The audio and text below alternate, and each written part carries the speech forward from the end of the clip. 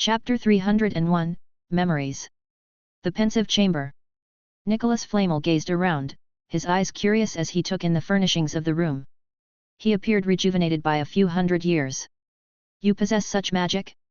It truly astonishes me," he said with a smile. "My preparations seem unnecessary."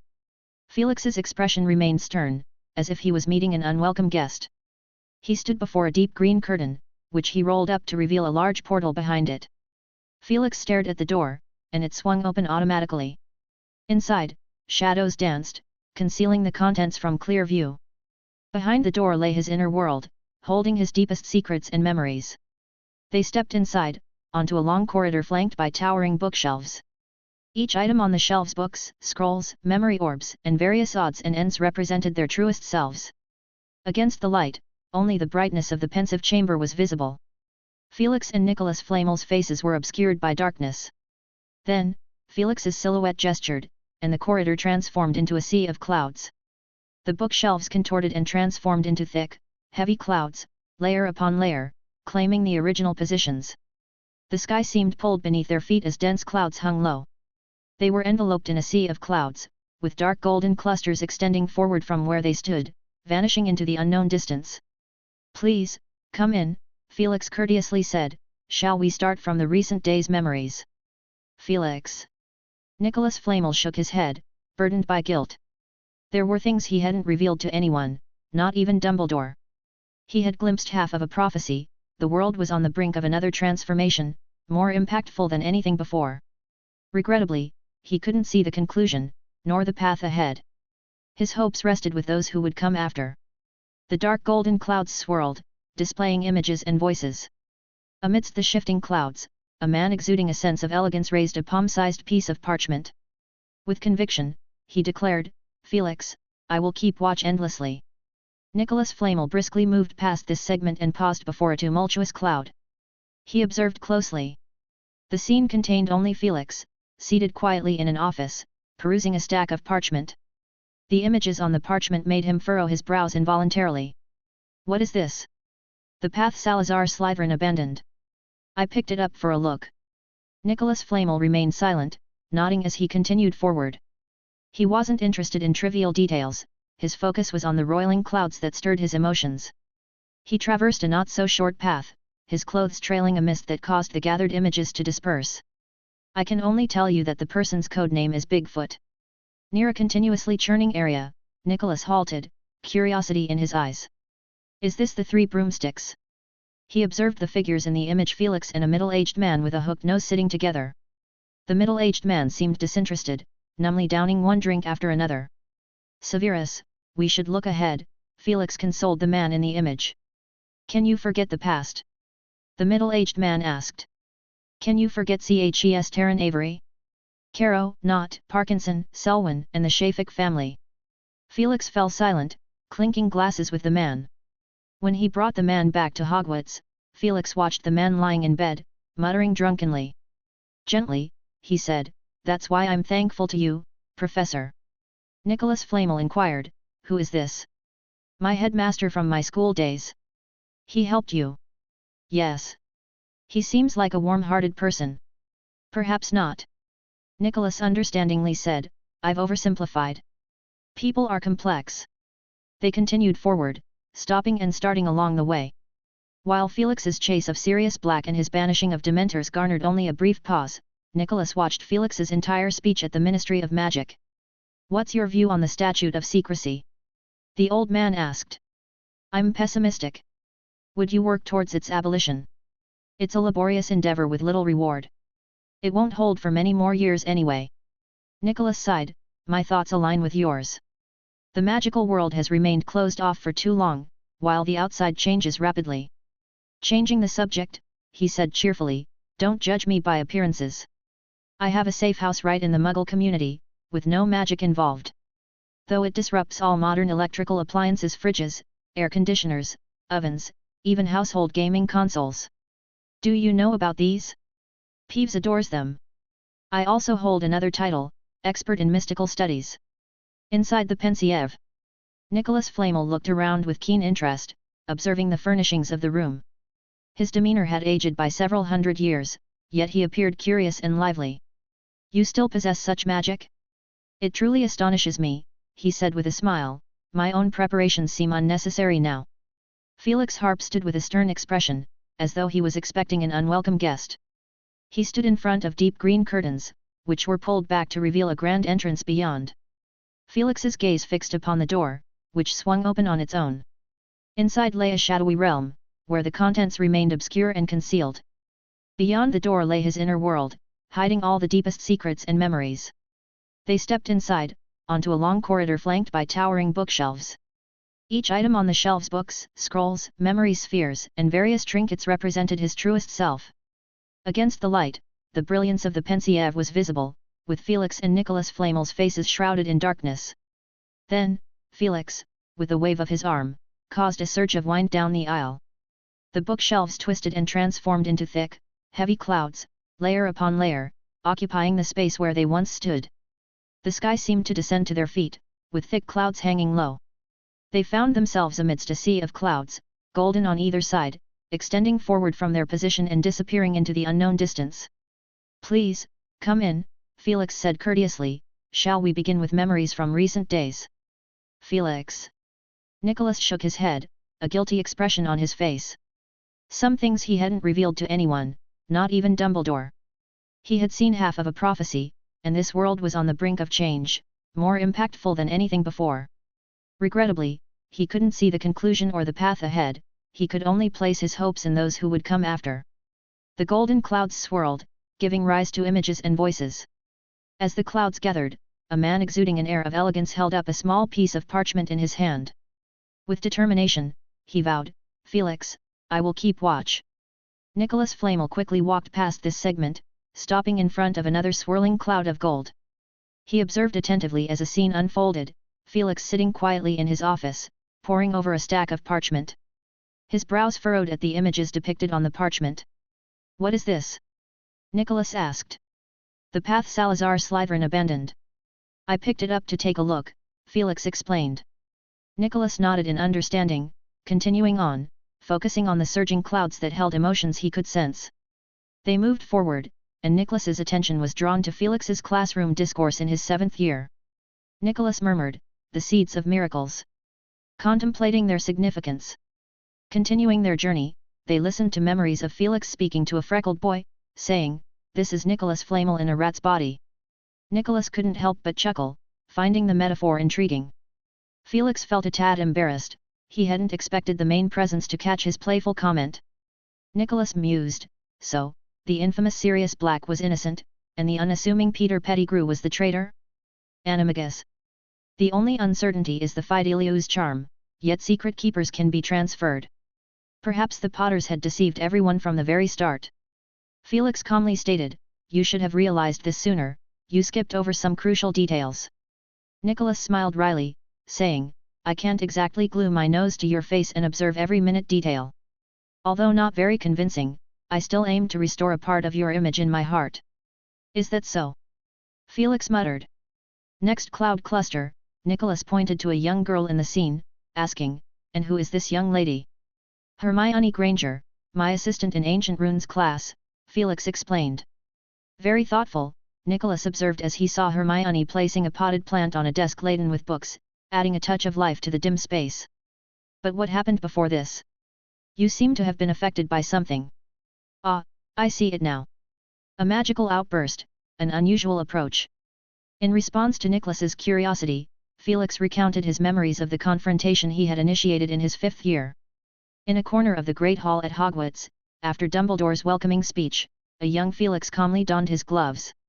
There were empty seats on either side of him, making it easy for him to stand up and walk with composure toward a blonde-haired student.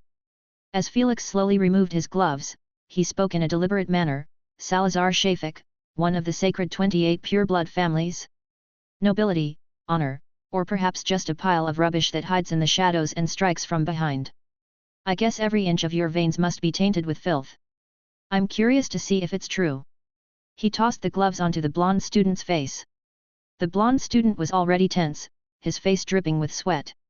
The white gloves adhered to his neck and fell to the ground due to his trembling. He struggled to speak, Felix. Very well, I've said it all, Don't disappoint me.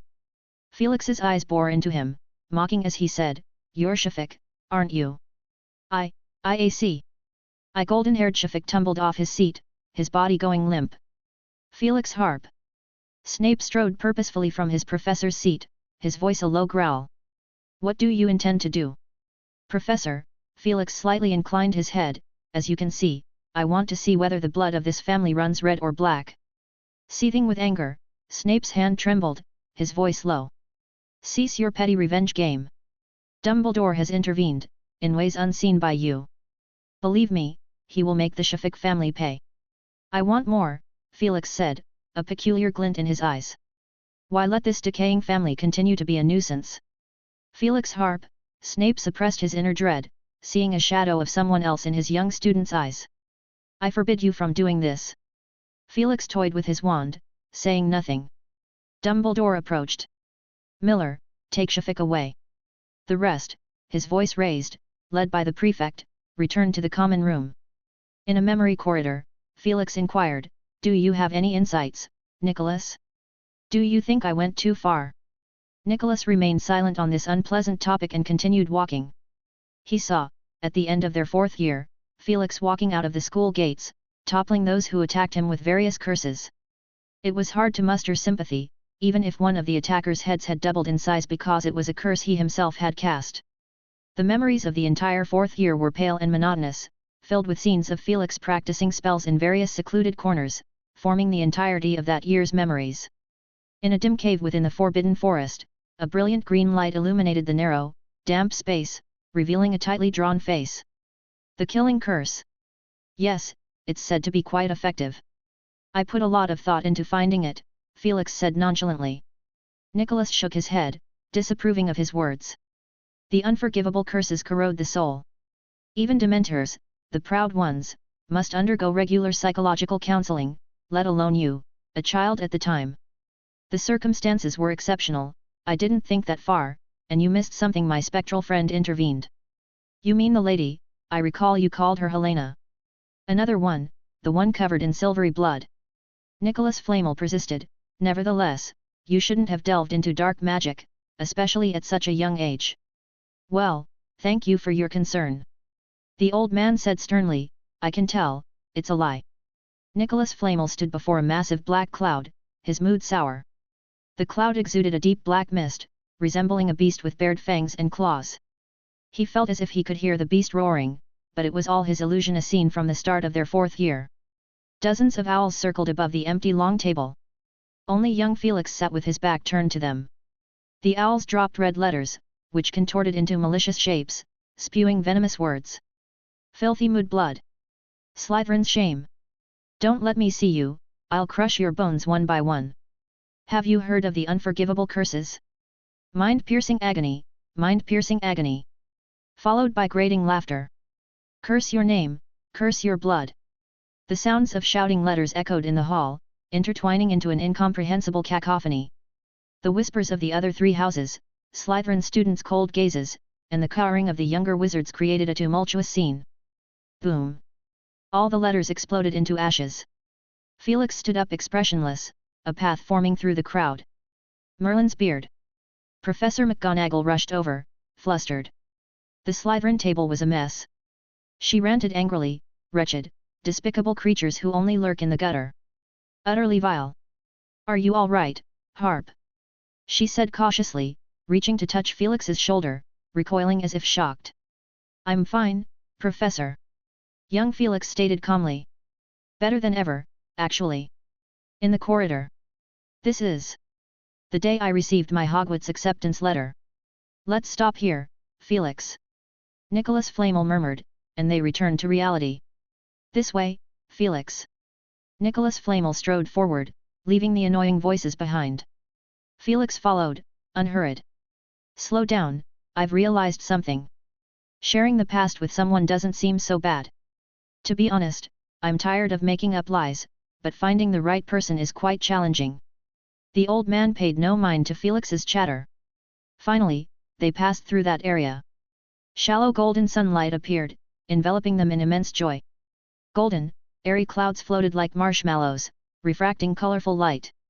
Nicholas Flamel stared fixedly at the scene above. A black-haired young boy sat in the yard, quietly reading a book. Over a dozen boys and girls played and laughed, working up a sweat around a makeshift basketball hoop. "Hey, little Felix, come play with us." The boy with short black hair raised his book. "After I finish these 2 pages," he suddenly looked up, eyes bright as if meeting Nicholas Flamel's gaze. Felix caught up leisurely. "You're not slow at all." "Oh? Is this?" He looked at the boy on the scene. The boy blinked his light blue eyes, his smile radiant. He extended his hand toward Felix. Felix blinked back and extended his hand too, as if their hands were really touching. Pow! An owl landed on the boy's hand, holding a letter in its beak. It was a brown letter crafted from parchment, green ink spelling out an address on one side. On the other, a wax seal and a coat of arms: a lion, an eagle, a badger, and a snake encircling a capital H. In the corridor. "What's this?" "The day I received my acceptance letter to Hogwarts." "Let's stop here, Felix," Nicholas Flamel whispered, and they returned to reality. This chapter enriches Felix's past experiences. It won't be mentioned again and there won't be any more extras like this, so if you're not interested, please ignore. It's quite crucial though, marking a key turning point. Subsequent plot should be quite exciting. Chapter 302, Demonstration. Felix opened his eyes as if awakening from another world. He looked at the elderly man on the bed and took out a sneakoscope from his pocket, placing it beside him. The sneakoscope started to spin, emitting a pleasant and clear musical sound. "Is this a sneakoscope?" Nicholas asked in a soft voice. "For what purpose?" They had discussed this question before. Felix knew that he had found the methods to make 7 sneakoscopes from ancient texts, and he had even turned them into magical creations, seeking Nicholas's advice. "Just a prank, really. It can sense a person's body temperature and makes a sound when released." The old man chuckled. "If you hadn't said, I might have puzzled over it for a while." He listened quietly for a while before reaching out to grasp the sneakoscope, causing the sound to stop. "Albus, fetch Albus for me." Felix waved his wand, a silvery light disappeared, and soon, Dumbledore appeared at the door. He quickly came to the bedside, bending down slightly to observe Nicholas Flamel, who appeared unharmed. Dumbledore visibly breathed a sigh of relief.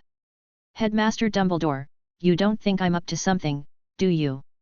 Felix's expression was peculiar, and he was right there, having witnessed that there was no communication between the two. It was purely Dumbledore's concern for Nicholas Flamel's safety. "You're overthinking, Felix." Dumbledore straightened up with a smile. Nicholas Flamel gripped the sneakoscope tightly with one hand, his voice trembling. Albus, please bear witness, everything I have belongs to Felix Harp." Dumbledore said in a deep voice, "I will respect your wishes, Nicholas." Felix. The old man's gaze turned to Felix, trying to widen his eyes, looking at the blurry figure through a layer of haze. "I'm here, Nicholas," Felix said. A golden key floated toward him, and he opened his palm, letting the key fall into his hand, still warm from the old man's touch. "I hope you won't blame me. The setbacks of youth might not necessarily be a bad thing. I believe that you..." Cough, cough. Nicholas Flamel started to cough violently, his eyes bulging, and he continued with gasps, "I believe you will become a legend of a new era." Dumbledore looked at Felix in astonishment. What had happened in the past half hour? How did his old friend suddenly accept him? A legend. Dumbledore could distinctly sense the intense anticipation hidden within that evaluation. Felix didn't avoid Dumbledore's probing gaze, he looked somewhat dazedly at Nicholas Flamel. After the old man finished speaking, he continued to gasp for breath, muttering his wife's name, Pernell. After a while, the sneakoscope in his hand suddenly made a sound, and a melodious tune resonated through the small room. The key in Felix's hand began to shine brightly. At this moment, he became the master of this safe house. Simultaneously, a series of hidden addresses flowed through his mind. Half an hour later, Felix and Dumbledore stood in front of a gravestone. At Nicholas Flamel's request, he and his wife, Pernell, were buried together in a place full of birdsong and floral fragrance. Not far away was Nicholas's and his wife's first residence after graduating from Beauxbatons Academy. They stood in silence for a while before Dumbledore cast a protective spell to conceal the area. Felix extended his finger and lightly touched it, the air in front of him rippled like water. The two walked along a path. Do you want to talk about it, Felix? Dumbledore asked gently. I'm not that fragile, Felix muttered discontentedly. You should spend your time looking for Voldemort's Horcruxes. Dumbledore smiled. Ah, I have indeed been held up by trivial matters lately. Tom's life has been quite eventful, having encountered many people. But he winked mischievously, I've managed to find a useful lead. About the third Horcrux? I suspect so, and perhaps it also holds the secret of the fourth Horcrux. I've made an appointment with a poor house elf, but her condition is not good, so I must act quickly. Felix nodded, pondering for a moment before he couldn't help asking, how powerful is Voldemort really? Can't you face him because of the property of Horcruxes that make him unkillable? That is one reason, but apart from the Horcruxes, he himself is a dark magic master. Not to mention, he conducted various experiments on himself during the years he was missing. Dumbledore calmly said, in his own words, he pushed magic to unprecedented heights. Sounds rather arrogant. Indeed, but I must admit that his words hold some truth, Dumbledore said. That phrase can be amended to say, he pushed certain forms of magic to unprecedented levels. And others? Quite shallow. Exactly, forgive me for being blunt, ignorance is quite pitiable. Felix pondered for a moment and tentatively said, Lady Rowena Ravenclaw once said that she and the other three founders could be considered magical creatures. Is that so? Dumbledore replied, his tone not showing surprise. Felix, I can't offer you much insight. When I was young, I did, for a considerable time, believe myself invincible. Magical creatures? That notion is too modest, and I was too arrogant then. So, you're saying Felix held his breath, you did enter a remarkable state. Dumbledore smiled faintly, I can demonstrate a bit, of course, just a demonstration. What should I do? Cast a spell at me, well, not too powerful. I must remind you that you are facing an old man of 100 years. Felix grew somewhat excited. This was his first chance to experience the magical prowess of the most powerful wizard, Dumbledore. He took a few steps back, stood straight, contemplated for a moment, and carefully cast a level 3 stunning spell. He looked at Dumbledore expectantly, wondering how Dumbledore would demonstrate the next level of magic. Ding! A red light shot like a meteor towards the other side.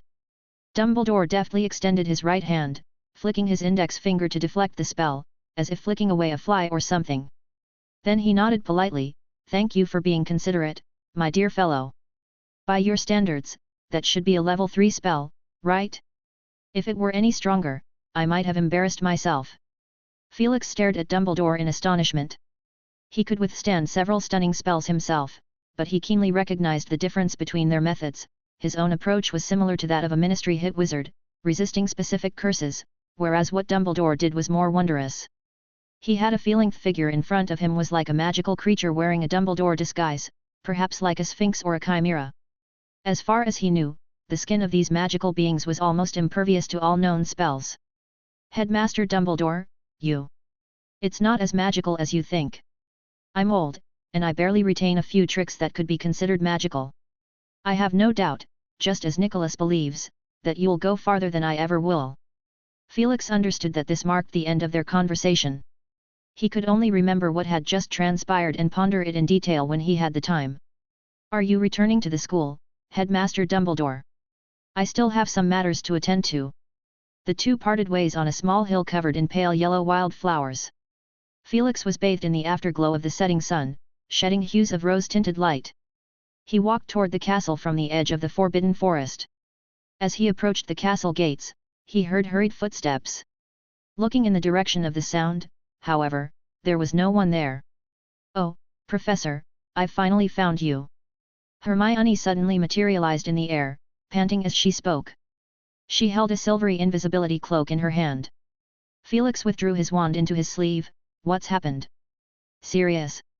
You need to save Sirius, and also Harry, Professor Lupin, and Snape. Hermione's expression was one of fear as she spoke urgently. There are countless Dementors, they're blotting out the sky. Chapter 303, Conversation inside Hagrid's hut. Trapped on the causeway. Pettigrew's coming to get Harry, and another Death Eater. Sirius is injured. Hermione explained in a fluster until Felix's hand rested on her shoulder. Calm down, Granger. I have only one question, his eyes bore into her, earnestly asking, do we still have time? Hermione blinked. Oh, she stammered, of course, that's why I came back. We have, about an hour, I suppose. Right, you used a time turner, Felix said calmly. Let's walk and talk. Where do you think we should go now? Hagrid's hut. Hermione answered without hesitation. Felix nodded, tapping Hermione's shoulder with his wand. She felt herself blend into the surroundings, just like the professor. She realized it was the effect of the disillusionment charm. If we're to do something, we must first conceal ourselves, Felix said. They hurried toward Hagrid's hut. Felix asked the question he cared about most. Did you see the outcome? I mean, did you witness the dire consequences firsthand, like deaths? No, I only saw them trapped on the causeway, surrounded by Dementors attacking them. The Ministry also sent a group of Aurors, and some students. Ministry's Aurors? How did they arrive? The woman in the pink robes, Umbridge. She summoned the Dementors and alerted the Ministry. Hermione exclaimed sharply. In the pumpkin patch behind Hagrid's hut, a thestral with an eagle's head and wings snorted, lifting its head alertly, sniffing the air. Buckbeak, easy now, we've met before, a gentle voice said. Oh, it's me, Hermione, I've fed you, a slightly trembling female voice said. Buckbeak stared into the air, recognizing the owner of the voice but unable to see them, which made him impatiently stomp the ground. The window of Hagrid's hut swung open suddenly, and a voice asked, "Who's out there?" Soon, a furry head poked out. It was Hagrid. He glanced outside warily, and Felix and Hermione were hiding behind a large pumpkin. Combined with the disillusionment charm, Hagrid could only see Buckbeak's restless behavior. He shouted in the direction of the thestral, "Don't let strangers come close, Buckbeak." Hagrid pulled his head back in, and his roaring voice came from inside the hut, "Explain yourself, Pettigrew. Why did you hide at Ron's for so many years and then attack Harry?" A trembling voice replied, "No, it's not what you think. I'm worried about Harry, he's in danger. I had to get him out of the school." Lupin's calm voice added, "It's strange. If I'm not mistaken, your fugitive friend is wearing a Death Eater's hood." The frightened voice stumbled, It's a disguise." Outside Hagrid's hut, behind a large pumpkin, Felix asked Hermione, "Now, can you tell me what happened?" Hermione collected her thoughts and began, "This afternoon, Harry returned from the Quidditch pitch. Around 5 o'clock it was Professor McGonagall's request. He couldn't practice too late." "I know about that, but you were there too?" Felix inquired, knowing Hermione wasn't particularly interested in Quidditch training. We had plans, a serious mistake. We intended to visit Hagrid. To avoid being seen, I used Harry's invisibility cloak. In reality, Harry and Ron were bound too tightly, and they wanted to chat with a friend. So, they made preparations in advance, concealing themselves with the invisibility cloak.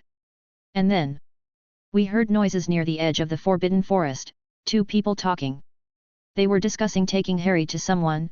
Hermione paused, but later we found out they intended to bring Harry to the mysterious person. And one of them was Pettigrew, the rat. "Yes," Hermione said sadly, "they mentioned Harry's parents and Neville's parents, they said a lot. The other person mocked Pettigrew for being a coward, betraying the Potters and pretending to be good." "Who's the other person?" "Not sure, they had a hood on." Hermione shook her head, "Likely another Death Eater." Felix contemplated, "No wonder we couldn't track down Pettigrew for so long. I thought he was laying low, but it seems he used this time to find his old master. And now he has a new companion." Hermione continued, "Harry saw this as an opportunity. He wanted to ambush these 2 individuals, to force out the truth from the past. We were close to succeeding. 3 stunning spells hit Pettigrew, and he fell unconscious without a fight. However," she widened her eyes, "the other one retaliated swiftly. Their spells were fast and powerful. We were utterly outmatched. Ron's leg got injured, and we could only retreat among the trees in the Forbidden Forest. In the urgent situation, a tree trunk in front of us suddenly came to life, like a whomping willow. Its branches bound us. The Death Eater became less vigilant. He gloated, saying he would bring Harry to the Dark Lord, and that the Dark Lord would resurrect through him, and he would be the hero. It was at that moment Sirius suddenly appeared. Oh, I almost didn't recognize him," he doesn't look much like his wanted poster. But, he engaged the Death Eater quickly. They fought for a while, but the Death Eater woke up Pettigrew. 2 against 1, Sirius was quickly overpowered, he bled a lot. Later, Professor Lupin and Snape arrived together. Amidst the chaos, they stunned Pettigrew again. The Death Eater took advantage of the confusion and escaped. After that, we came to Hagrid's hut, tended to Sirius's wounds, and wanted to question Pettigrew while we had the chance. Felix began to grasp the events that had unfolded. Notably, the information revealed by the Death Eater indicated that Voldemort's order was to bring Harry to him alive, with the intention of using Harry's resurrection. Felix pondered deeply, considering what kind of magic this could be. Hagrid's gruff voice said, "So, you secretly transformed the Secret Keeper, allowing this wretched man, this traitor, to find an opportunity to betray. And you, Sirius, thinking the traitor was dead, chose not to defend yourself due to guilt." He let out a loud, snorting sniff, grumbling under his breath. At this point, a timid voice spoke from the room, "Oh, Mr. Black, how did you manage to arrive in time today?" It was Hermione, nervously inquiring. Sirius seemed somewhat surprised. You're Granger, right?" Because of this, accompanied by rustling sounds, like something being retrieved from a pocket. "A tattered piece of paper?" Hagrid asked. "It's not just some tattered paper, it's a crude version of the Marauder's map created by Felix Harp. It's a bit rudimentary compared to the actual map, but I can see key individuals. And that's enough. When I had free time, I kept my eyes on it. Today, I unexpectedly saw Pettigrew's name. I thought I must have been mistaken, you can imagine how shocked I was. Then I saw Harry's name getting closer to his. I immediately tried to contact Felix Harp, but there was no response. That guy, he promised he'd be there. Professor Harp?" Harry's puzzled voice asked. "Yeah, he caught me. Remember that time I tried to give you the polyjuice potion and got caught?" Sirius awkwardly explained his less than pleasant escape. "In the pumpkin patch," Felix thought for a moment and said, "he asked for my help when I should have been in a safe house, cut off from the outside world. Was it the same kind Harry's parents used? The one requiring the Fidelius charm?" Hermione asked softly. "That's right." Inside Hagrid's hut, Sirius continued, "That's how it went. I was imprisoned in the Black family house, couldn't go anywhere. This afternoon, when I couldn't get in touch with anyone, I realized something was amiss. I used apparition to get near the Forbidden Forest and, using that lousy map, looked for a few minutes until I finally found you guys." Pettigrew had collapsed on the ground. "I really wanted to give him an Avada Kedavra on the spot, to end his wretched life." The room echoed with Pettigrew's attempts at justification. With a sobbing voice, he said, "I wanted to be brave like you all, but he caught me, kept pressuring me." Sirius roared angrily, "So you chose betrayal?" The room erupted into chaos. Accompanied by a bang, Pettigrew let out a painful groan, as if he'd been hit hard. He sobbed softly. Lupin's soothing voice advised, "Calm down, Padfoot. We need to let Harry uncover the truth." "Listen to him," Sirius gasped, "I'll continue. I intended to kill Pettigrew, but the danger was greater with Harry involved, so I joined the fight." "You know what happened next?" Lupin explained why he had come. "I didn't have a replica of that map, but Professor Harp gave me a galleon link to the Marauder's map. If Pettigrew appeared, it would respond. Luckily, I was with Severus at the time."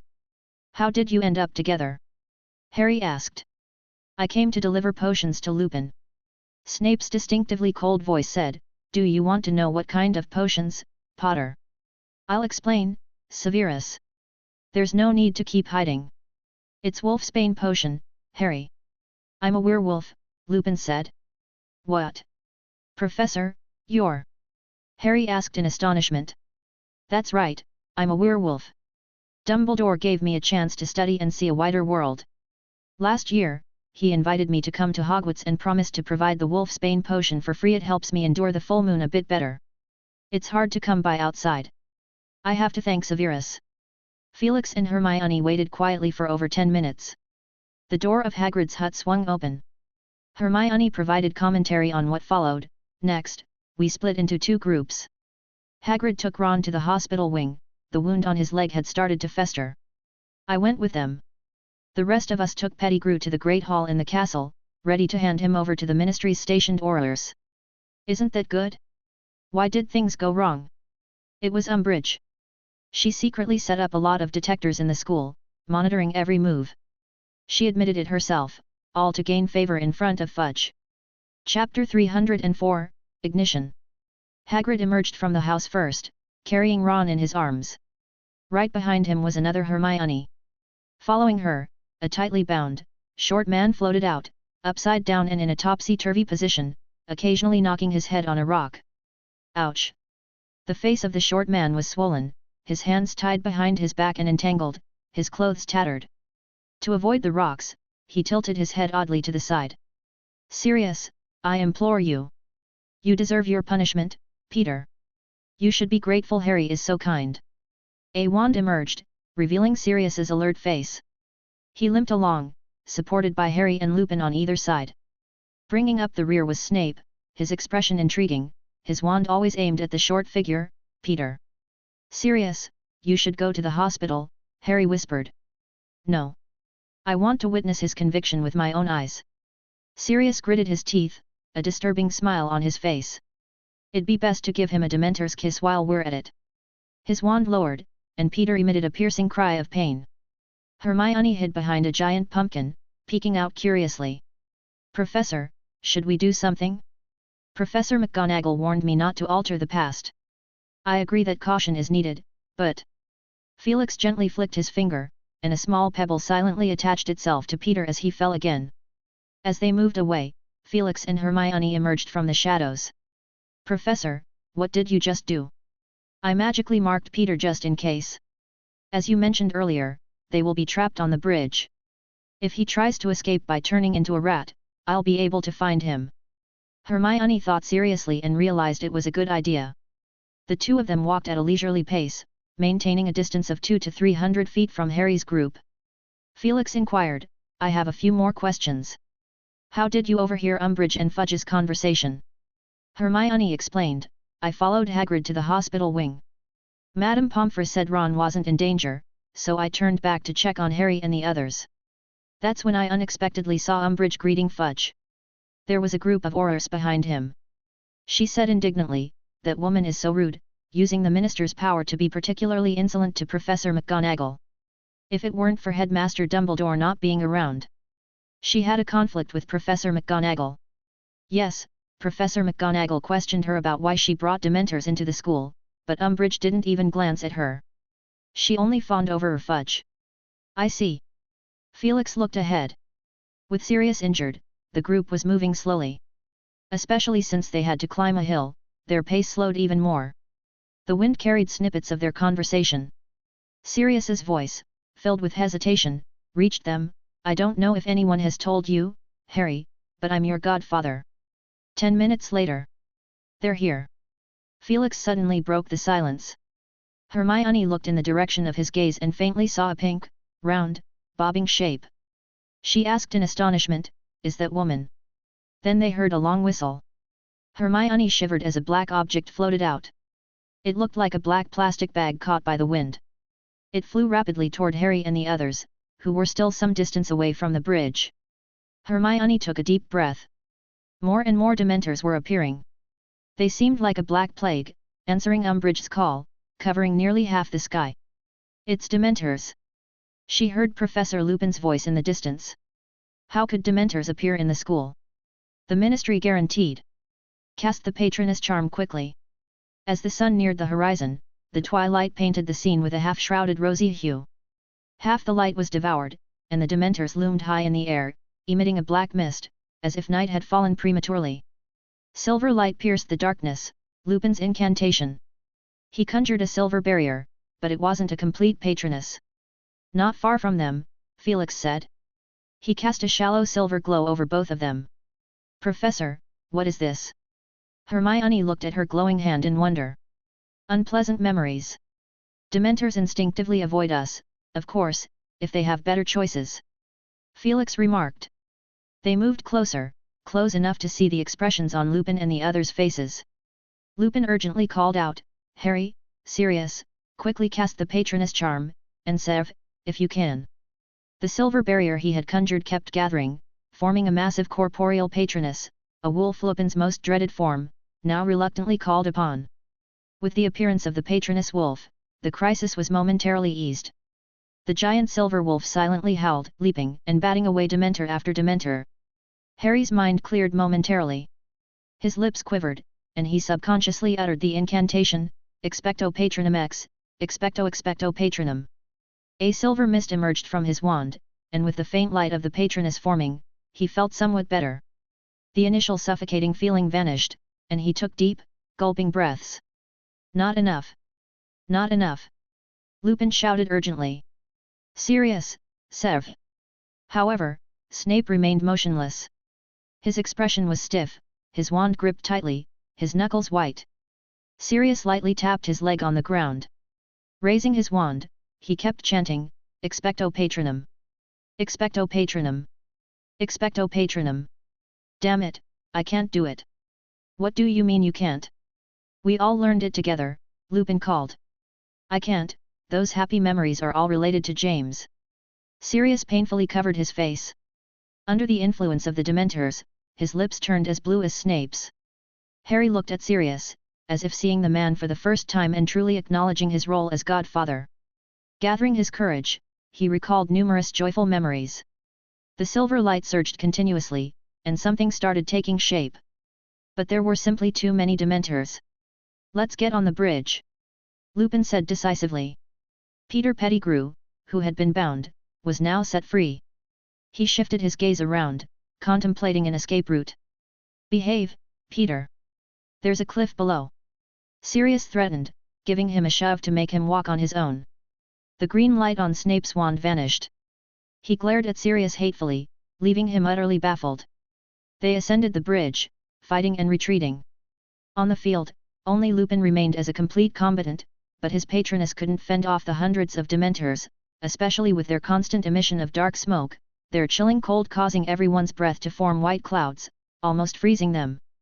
Snape sent several red sparks into the sky, his face grim. Others will come, they will. Seizing the opportunity when all Dementors were distracted, Felix whispered to Hermione, when time returns to normal, you should appear on the other side of the bridge, right? Yes, I followed the Ministry's people here. I watched from a distance and hid using the time turner. Hermione explained, anxiously looking towards the bridge. It should be soon, the Ministry people are arriving. You should be worried about yourself. When the Ministry people arrive, how will you cross the bridge and get to the other side? Felix calmly said, if I recall correctly, when you use a time turner, you should return to your initial position. Hermione looked at him in surprise. You're right, Professor. I have to create a closed loop in time and space. She suddenly realized the problem, screaming, what do I do? Oh my god! If I can't make it back in time, She remembered the consequences of misuse of the time turner that she had read about, shivering in fear. How long was it from the moment you last saw Harry and them until you used the time turner? About 7-8 minutes. Many students had rushed over then, so I had to avoid them and hide in a restroom to use the time turner. Enough time. I'll create an opportunity for you, when the time comes, you'll be wearing an invisibility cloak and with the added effect of the disillusionment charm, you should be able to sneak by. Felix looked at her seriously. You must seize the opportunity. Hermione nodded vigorously. She didn't know what the professor was planning, but she trusted him completely. Stay here for now, and you better put on the invisibility cloak now, stay ready. Hermione quickly put on the invisibility cloak. Felix cast various spells to shield her scent and sound. She looked as if she ceased to exist. Then, with the disillusionment charm cast on him, Felix stepped onto the bridge. Footsteps echoed from the other side of the bridge. Umbridge's pink attire was highly conspicuous. Smirking, she led a group of Aurors, shrilly announcing, Minister, it's just ahead. The stout, short figure at the front was none other than the Minister of Magic, Cornelius Fudge. Beside him was Professor McGonagall. She glanced at the scene on the bridge and her eyes widened. Minister Fudge, you must stop these Dementors. They're attacking Hogwarts professors, 2 of them. Umbridge giggled, that's because they're in cahoots with Azkaban's most notorious escapee. See? They're even attacking Ministry personnel. Millicent, I thought you wouldn't shield them. Sirius and Severus wouldn't shield a fugitive. McGonagall said with restrained anger. Fudge patted his belly, rest assured, Millicent. We can control the Dementors. They won't harm these two professors. Otherwise, I'd have trouble explaining to Dumbledore. He signaled Umbridge with his eyes. She pulled out a black whistle from her pocket and blew into it, puffing her cheeks like a puffed-up toad ready to strike. The whistle sounded, and the Dementors received the command. Their attack intensified, shuttling and swirling through the gaps on the bridge, chilling frost crystallizing in the air. A thread of black mist wafted over towards the Ministry personnel due to the wind. Fudge shivered, muttering, "Detestable creatures." He tightened his collar, staring at the scene on the bridge. Professor Snape shot an unseen curse from his wand, astonishingly managing to slightly hinder the Dementors' advance. But Fudge extended his thick fingers. "Who's that bound person?" Professor McGonagall scrutinized for a moment and exclaimed, "It's Peter Pettigrew." "How's that possible? Isn't he dead?" Fudge asked, skeptical. He felt something was off, that something had gone awry. Someone who had been dead for over a decade suddenly reappeared. It just didn't make sense. Umbridge's eyes flickered. "Minister, maybe this hero didn't die back then, perhaps he lost his memory. Recently, he learned about Sirius Black's escape, had his memory restored due to the shock, and decided to confront the enemy he faced over a decade ago." Fudge's eyes lit up. "You're making sense." "No." Professor McGonagall interrupted suddenly. "Peter Pettigrew is the illegal animagus. He disguised himself as a rat, lived with one of my students for over a decade. Dumbledore suspected there was another traitor alongside betraying the Potters. Minister Fudge, you should cease the attack and uncover the truth." Fudge furrowed his brow. Anxiously, he said, "What are you saying? Peter Pettigrew is a Ministry-recognized hero, a first-class Order of Merlin recipient. How could he possibly?" But he knew Professor McGonagall's character. She never spoke falsehoods. Fudge hesitated, gazing uncertainly at the ongoing battle on the bridge. At this critical moment, Snape had been using discreet dark magic. Its effect against the Dementors wasn't overly apparent, only barely holding them off. The Dementors grew increasingly agitated. The flames Sirius was conjuring were growing weaker.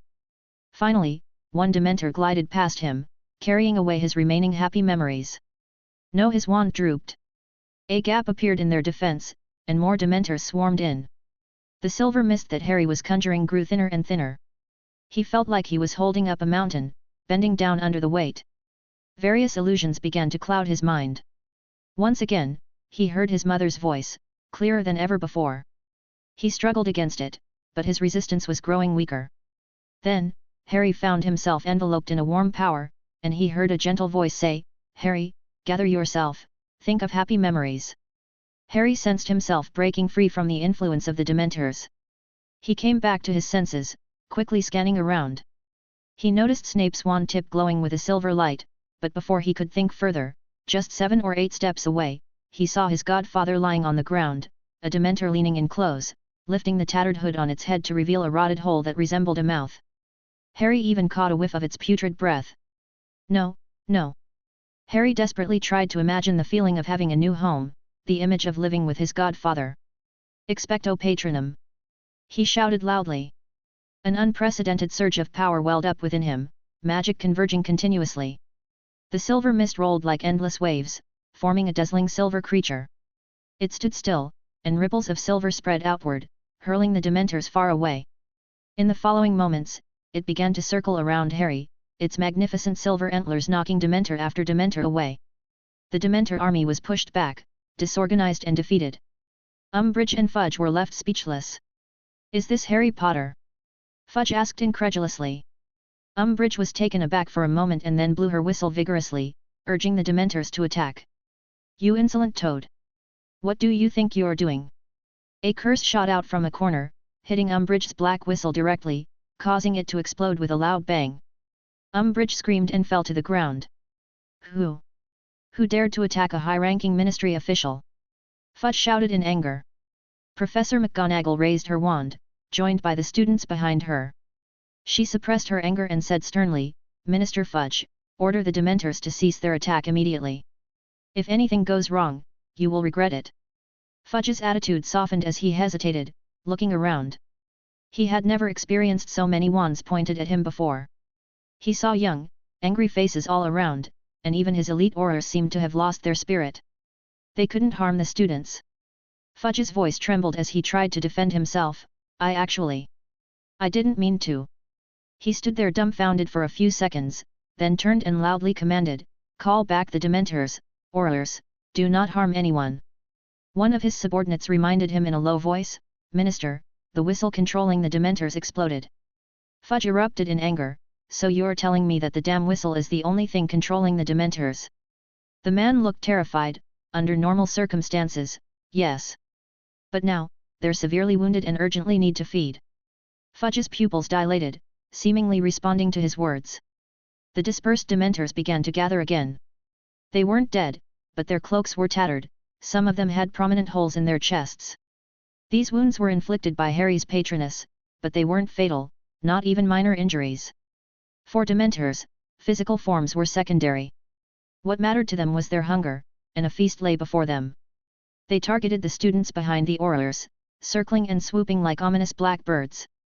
However, facing their former captors, they seemed hesitant. They hovered around, drinking in the air, causing the temperature to plummet visibly. White clouds of breath formed as many students paled in fear. On the other side, Harry leaned against the railing, gasping for air. He was utterly exhausted, barely keeping himself from collapsing. His patroness trotted back to him. It wasn't a horse or a unicorn but a stag. Its entire body glowed, and when Harry reached out to touch the antlers on its head, the patroness dissipated. He had succeeded. He had saved Sirius, Professor Lupin, and Snape. Harry's gaze swept around, finding his godfather lying on the ground, breathing heavily, the expression of a survivor on his face. Lupin was sitting on the ground, worn out. He turned to look at Snape and saw Snape, wand wavering, sending a chilling green curse shooting from his wand. Harry's eyes widened, reality seemed to overlap with a dream. He heard his mother's scream once again, followed by a blinding flash of green light filling his vision. It was the Avada Kedavra curse. Why would Snape use that curse? No, who was he using it on? Only now did Harry realize that Wormtail was gone. All that remained were his clothes on the ground. His gaze followed Snape's spell, and he saw a rat frantically fleeing. Snape wanted to kill Wormtail. But just then, a hand emerged from thin air, grabbing Snape's wand. "Severus, he's not worth it," Felix said, his voice calm. Felix cast a spell, and suddenly the rat began to glow, its body elongating, transforming. It shed its animagus form and fell to the ground, now kneeling and trembling. Wormtail's luck had run out. He had just managed to reach the other end of the bridge. Several steps away stood a group of aurors and students, who had been watching the restless Dementors. They were now captivated by this sudden turn of events. 7 or 8 Dementors glided in, and one of them grabbed Wormtail by the neck, lifting the tattered hood on its head. "No! Spare me!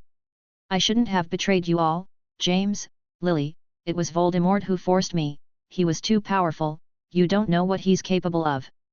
Wormtail cried out in despair.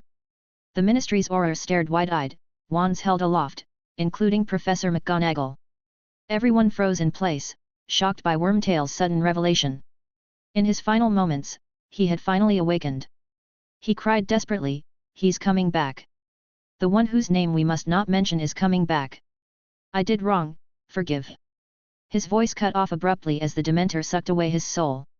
Snape stepped back a few paces, his body slumping to the ground in a daze.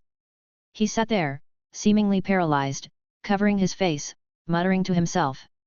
After a while, Fudge shouted loudly, "Absurd! What nonsense is he spewing?" Professor McGonagall retorted sharply, "Only you would think that. He was perfectly clear. And your Dementors have gone berserk." The Dementors had indeed gone out of control.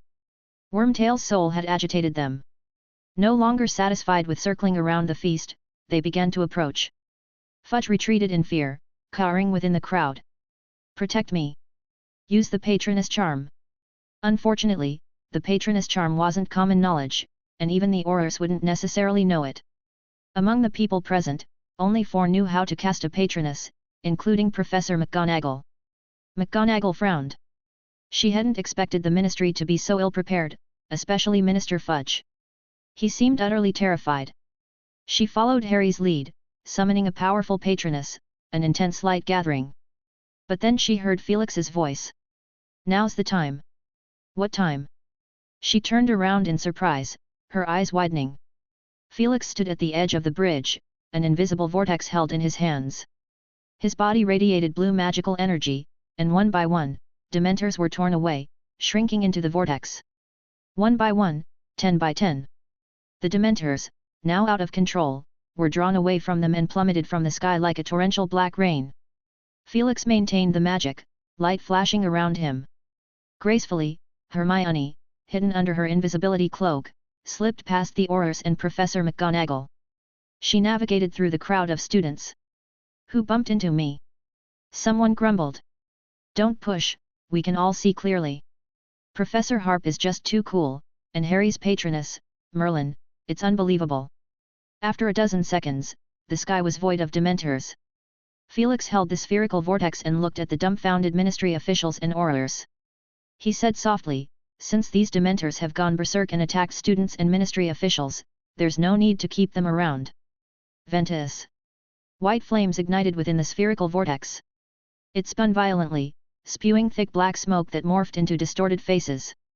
But the flames quickly consumed them, and one after another, the black spots within the vortex disappeared as if they had never existed. Umbridge, bloody and unconscious, opened her eyes and witnessed Felix incinerating the Dementors. Memories from the past flooded her mind, and she screamed before fainting. Mr. Harp. Fudge trembled. Felix smiled, his teeth gleaming white. No need to thank me. It's what I should do. Chapter 305, Sirius and Creaker. A few days ago.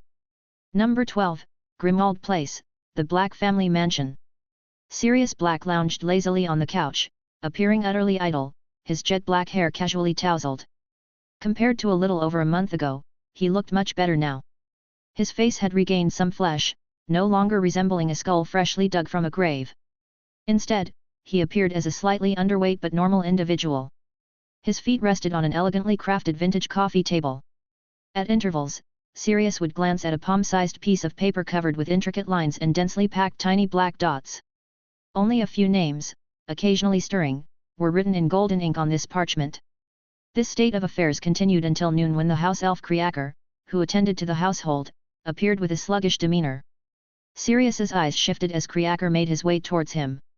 Creaker held a dirty rag in his hands, making it hard to determine whether the rag or the tattered cloth he wore was dirtier. Perhaps the rag was once his worn-out garment? Thoughts meandered curiously in Sirius's mind. Just then, Creaker slowly, step by step, approached, while Sirius observed him from the corner of his eye. Creaker hopped onto the coffee table, brandishing the rag and muttering, "The wasteful young master, not knowing where he learned such bad habits. Placing his feet on the table like that. The mistress used to enjoy her tea here, hosting many noble guests. Creaker, your feet are dirtier than my shoes." Sirius snapped in irritation. Bearing so many precious memories. If the mistress knew, how heartbroken she would be. Sirius's brows twitched erratically, his usual elegance giving way. He suddenly jumped up, grabbing the strip of cloth around Creaker's neck's makeshift collar, "If you will, ready to throw him out." Creaker didn't resist. He continued rambling, cannot be compared to his brother, truly shouldering responsibilities. "Are you talking about Regulus?" Sirius halted mid-step, saying, "He's a fool. I always thought he was clever enough to look out for himself, but no, he went and joined the Death Eaters. Master Regulus is not a fool." Creaker struggled vehemently, his body jolting back and forth like a wound-up toy. "He's 1,000 times better than you. He joined the Death Eaters in your place." "What did you say?" Sirius widened his eyes, lifting Creaker to meet his gaze. "Explain yourself." But Creaker kept squirming, a tangled mess of snot and tears, prompting Sirius to disdainfully toss him back onto the couch. "Let me tell you, Creaker. He's been a Voldemort worshipper all along. Do you know why everyone at home preferred him? Because he became the noble, dignified Black they wanted. I even wrote him letters, asking him to stay away from Voldemort, to hide. But what happened? The moment he graduated, he joined the Death Eaters. My parents must have been thrilled, finally cleansing the stain I am. They can now tell the world that a brave little hero has emerged from the family, right? Creaker lay on the floor, softly sobbing, muttering a string of profanities, no shame, fraternizing with Muggle friends, filthy, cowardly, reeking. Furious, Sirius interjected, reeking? Then I'll let you experience Muggle methods. Honestly, I've wanted to do that for ages. Sirius gripped Creaker and ascended to the second-floor washroom, tossing him into the bathtub. He twisted the tap adorned with a small snake pattern, muttering, "You're disgustingly dirty. Even after 12 years in Azkaban, I never encountered something as absurd as this." With Sirius pinning him down, Creaker was thoroughly cleansed from head to toe. Sirius even conjured a brush with his wand, diligently scrubbing. He cleaned every crevice, even the dirt lodged in the wrinkles of Creaker's hairless scalp. Proud of his work, Sirius said, "Now, are you satisfied? Your master serving you." 1 minute later, he began to regret it. The water in the bathtub turned as if gallons of ink had been poured into it. A foul stench emanated, prompting him to gag, his stomach churning. Astonishingly, he raised Creaker's hand, asking, "Did you cook using this stuff?" Sirius removed the bathtub plug, allowing water to drain. Half an hour passed. Clean as a whistle, Creaker sat on the sofa. His skin was rosy and even the hair in his bat-like ears was as white and fluffy as cotton. He looked uncomfortable, scrutinizing his toes incessantly. Exiting the bathroom, Sirius, having taken a bath himself, didn't carry any odd odors. He glanced at Creaker, contentedly lying on the sofa, reading comics Felix Harp had given him. It was meant to kill time, accompanied by a heap of Easter chocolate eggs. Sirius had picked the ugliest one and handed it to Creaker. The afternoon was pleasantly spent, the air had a newfound freshness. Sirius stayed until the afternoon, timing his departure from Grimmauld Place. He reached an activity room in the Grimmauld Square community. "Well, young man, back again today?" a skinny old man remarked. "Yes," Sirius nonchalantly replied as he arranged a few chess pieces. "May I begin?" "You should be playing with the white pieces," the old man suggested. "What difference does it make?" Holding a black knight, Sirius muttered, "If only these pieces could move." The old man chuckled heartily. "You're quite the character, but no." They played 2 games, both ending with Sirius as the loser. During the third game, he scratched his chin thoughtfully, struggling, "I remember this not being so hard. Remus and I used to play, and we could last for 60 or 70 moves." An old woman carrying a cloth bag entered the room. She glanced around and came over, grabbing the old man's ear. "Our son and daughter-in-law are back, and you're here playing chess. Let me finish this game, just this one," the old man pleaded. So the old woman sat beside them, observing their game. The old man furrowed his brow, entering a crucial phase. Both sides were locked in a tight contest. Suddenly, the old woman said, "Old man, move your queen." "Right." To Sirius's astonishment, the old man moved his white queen to capture Sirius's black knight. "This isn't fair," Sirius protested. "It's 2 against 1. The old woman smirked. "You can ignore him. After all, I taught him." Nevertheless, she fell silent. The game was irredeemable. Sirius watched helplessly as he was checkmated. The old man scattered the chess pieces. "This round doesn't count. We'll play again some other time." He left with the old woman. "Did our son have a fight with the neighbors?" "No, and he even brought them a gift. There's a saying for this, right? Turning over a new leaf in these 6 months, they haven't played loud music at night. You won't believe it, but I followed a young person's advice and slipped a card under their door. Just like the young man from earlier, both of them had black hair." Meanwhile, in a gloomy, dilapidated inn, a piercing voice softly spoke. It was as cold as an icy breeze, cutting through the air. "Go, Barty. Inform Peter bring Harry Potter to me. I must survive." "As you command, my master. I'm willing to give my life for you," the wild-eyed Barty Crouch Jr. fervently declared. "No, my dear Barty," a voice behind the chair responded. "Remember, this is a dangerous endeavor in Dumbledore's watchful eyes. First, ensure your own safety." Chapter 306, Aftermath and the Pendant Box. Fudge's face had fallen. His expression was quite the spectacle. It was the look of someone who had been basking in joy, relishing his accomplishments, and suddenly being struck by a club. Fudge wiped away the sweat that kept forming on his forehead and stuttered, it was truly remarkable. Felix spoke earnestly, now that the matter is concluded, the Auror team stationed at Hogwarts by the Ministry. Ah, you're talking about that. Of course, they'll be withdrawn. The Ministry is seriously short-staffed these days, Fudge quickly agreed. As you know, we've been hosting 2 major events in succession. Felix contentedly stored his magic away and concealed the Dementors he had intercepted from the Aurors beneath a compartment in his ring. He had used this ring last year to store blackthorn roots, one of the treasures he and Belby had acquired during their adventure in the Forbidden Forest.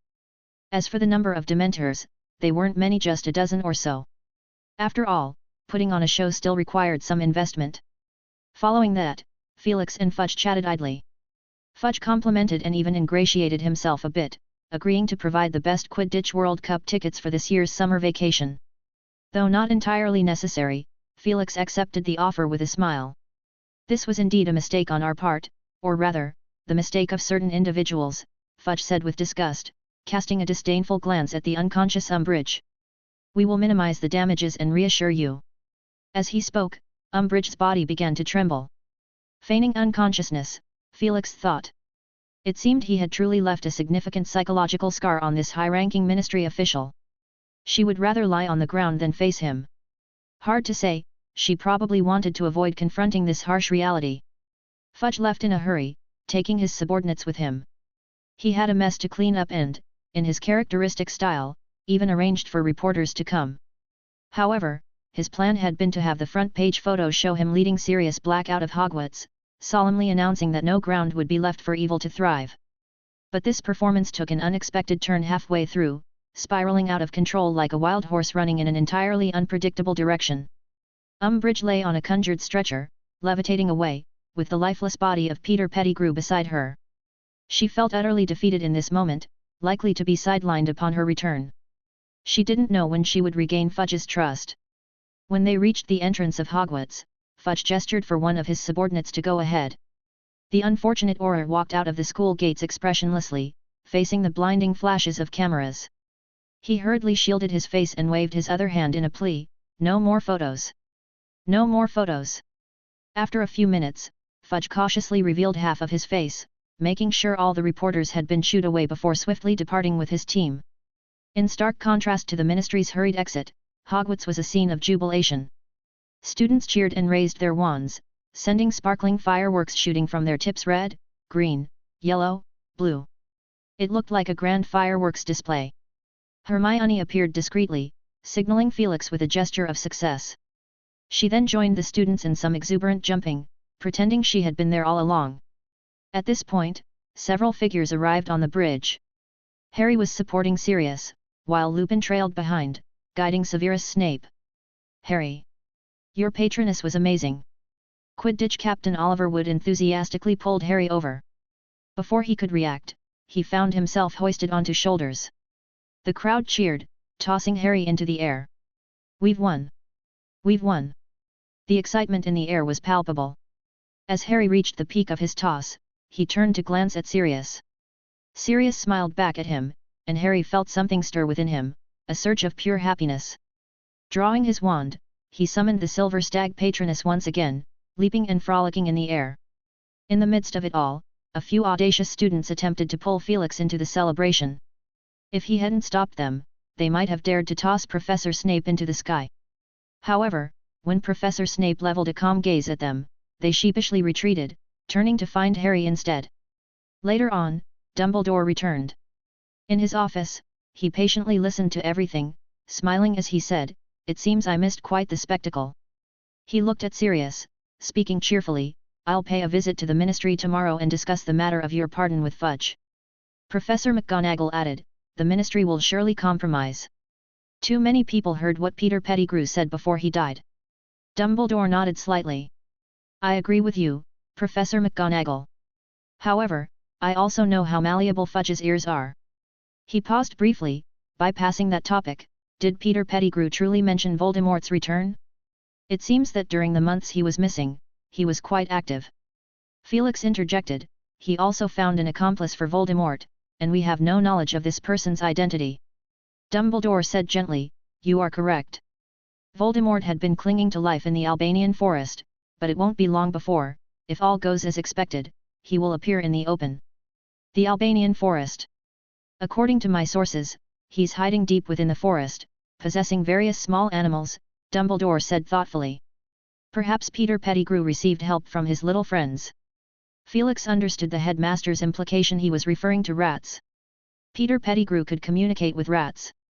But Aberforth, Professor McGonagall exclaimed in astonishment, if he's been there all along, then why? Because we have no means to deal with him. He's less substantial than a ghost, like a fleeting shadow. Trust me, Professor McGonagall, that feeling must be agonizing, Dumbledore explained. Exiting the headmaster's office, Sirius found Felix. His expression was quite complex. I know you're well versed in old artifacts.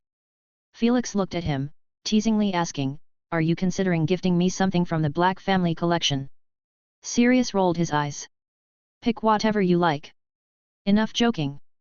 Kreaker told me something related to Voldemort and also to my brother. My brother? Regulus Arcturus Black. He had different ideas from mine. In any case, he stole something from Voldemort and ended up sacrificing himself in the process. I believe it's crucial to Voldemort. Felix's expression grew serious. What is it? A golden locket, rather dirty, with a small snake on it. If not for Kreaker's confession, I wouldn't have paid it much mind. There are far too many similar trinkets in the house. Sirius described its appearance meticulously. He continued, but upon closer inspection, I realized it's truly extraordinary. Kreaker couldn't destroy it, and neither could I. Even with the most powerful magic, I could only manage to make a small cut, and it quickly healed itself. Felix stopped in his tracks. Unbreakable, self-repairing these were the characteristics of a Horcrux. He remembered from his reading of Secrets of Advanced Dark Magic at the Black Household that Horcruxes were described in great detail, their creation methods and characteristics. Aside from being nearly indestructible and resistant to most spells, they possessed an exceptional ability to magically repair themselves. Even tearing them apart, smashing them, or grinding them into dust was futile unless one knew the proper method. The known methods of destroying a Horcrux were the Killing Curse or an immense surge of magic methods only wizards of the caliber of the four heads of the magical schools possessed. We need to go there now. Felix decisively stated. They turned down a corridor and saw Harry at the corner, his head lowered in thought. Harry! Sirius called out. Why are you alone here? Aren't you celebrating with your friends? Harry stuttered, not really celebrating. I went to check on Ron. He's doing well, except Scabbers' business made him a bit queasy. When I came back, I heard you were in the headmaster's office, so I came to see. How's your injury? Nothing major, see? Just some minor wounds. Sirius exaggeratedly kicked his leg. Harry smiled and asked eagerly, do you have time now? Are you staying at Hogwarts tonight? I could give up my bed. Sirius hesitated, looking at Harry. Felix kindly interjected, Harry can join us. We'll bring him back before lights out. Harry looked at them perplexed. Leave the school this late? Where were they going? When he saw the fireplace in the office ignite, realization dawned upon him. Flow powder? I've seen it at Ron's home and used it. He remembered his not-so-pleasant experiences of traveling using flow powder. He despised the sensation of spinning around the fireplace, disoriented. However, he had to admit that compared to apparition, flow powder was a rather comfortable way to travel. Don't worry, Harry, Sirius said. Hold your breath and remember, number 12 Grimmauld Place. Harry grabbed a handful of flow powder, sprinkling it into the fireplace. Flames surged up instantly, turning emerald green. Holding his breath, he mentally uttered, number 12 Grimmauld Place. His figure disappeared. In the office, Sirius remained motionless. Do you have something to say? Felix inquired. I actually need your help. Sirius took a deep breath, clenching his fist tightly. I want to bring Regulus back. Regulus? You said earlier. Felix realized, he didn't take the locket from Voldemort but hid it somewhere. Sirius nodded. I went there, but I couldn't even get through the door.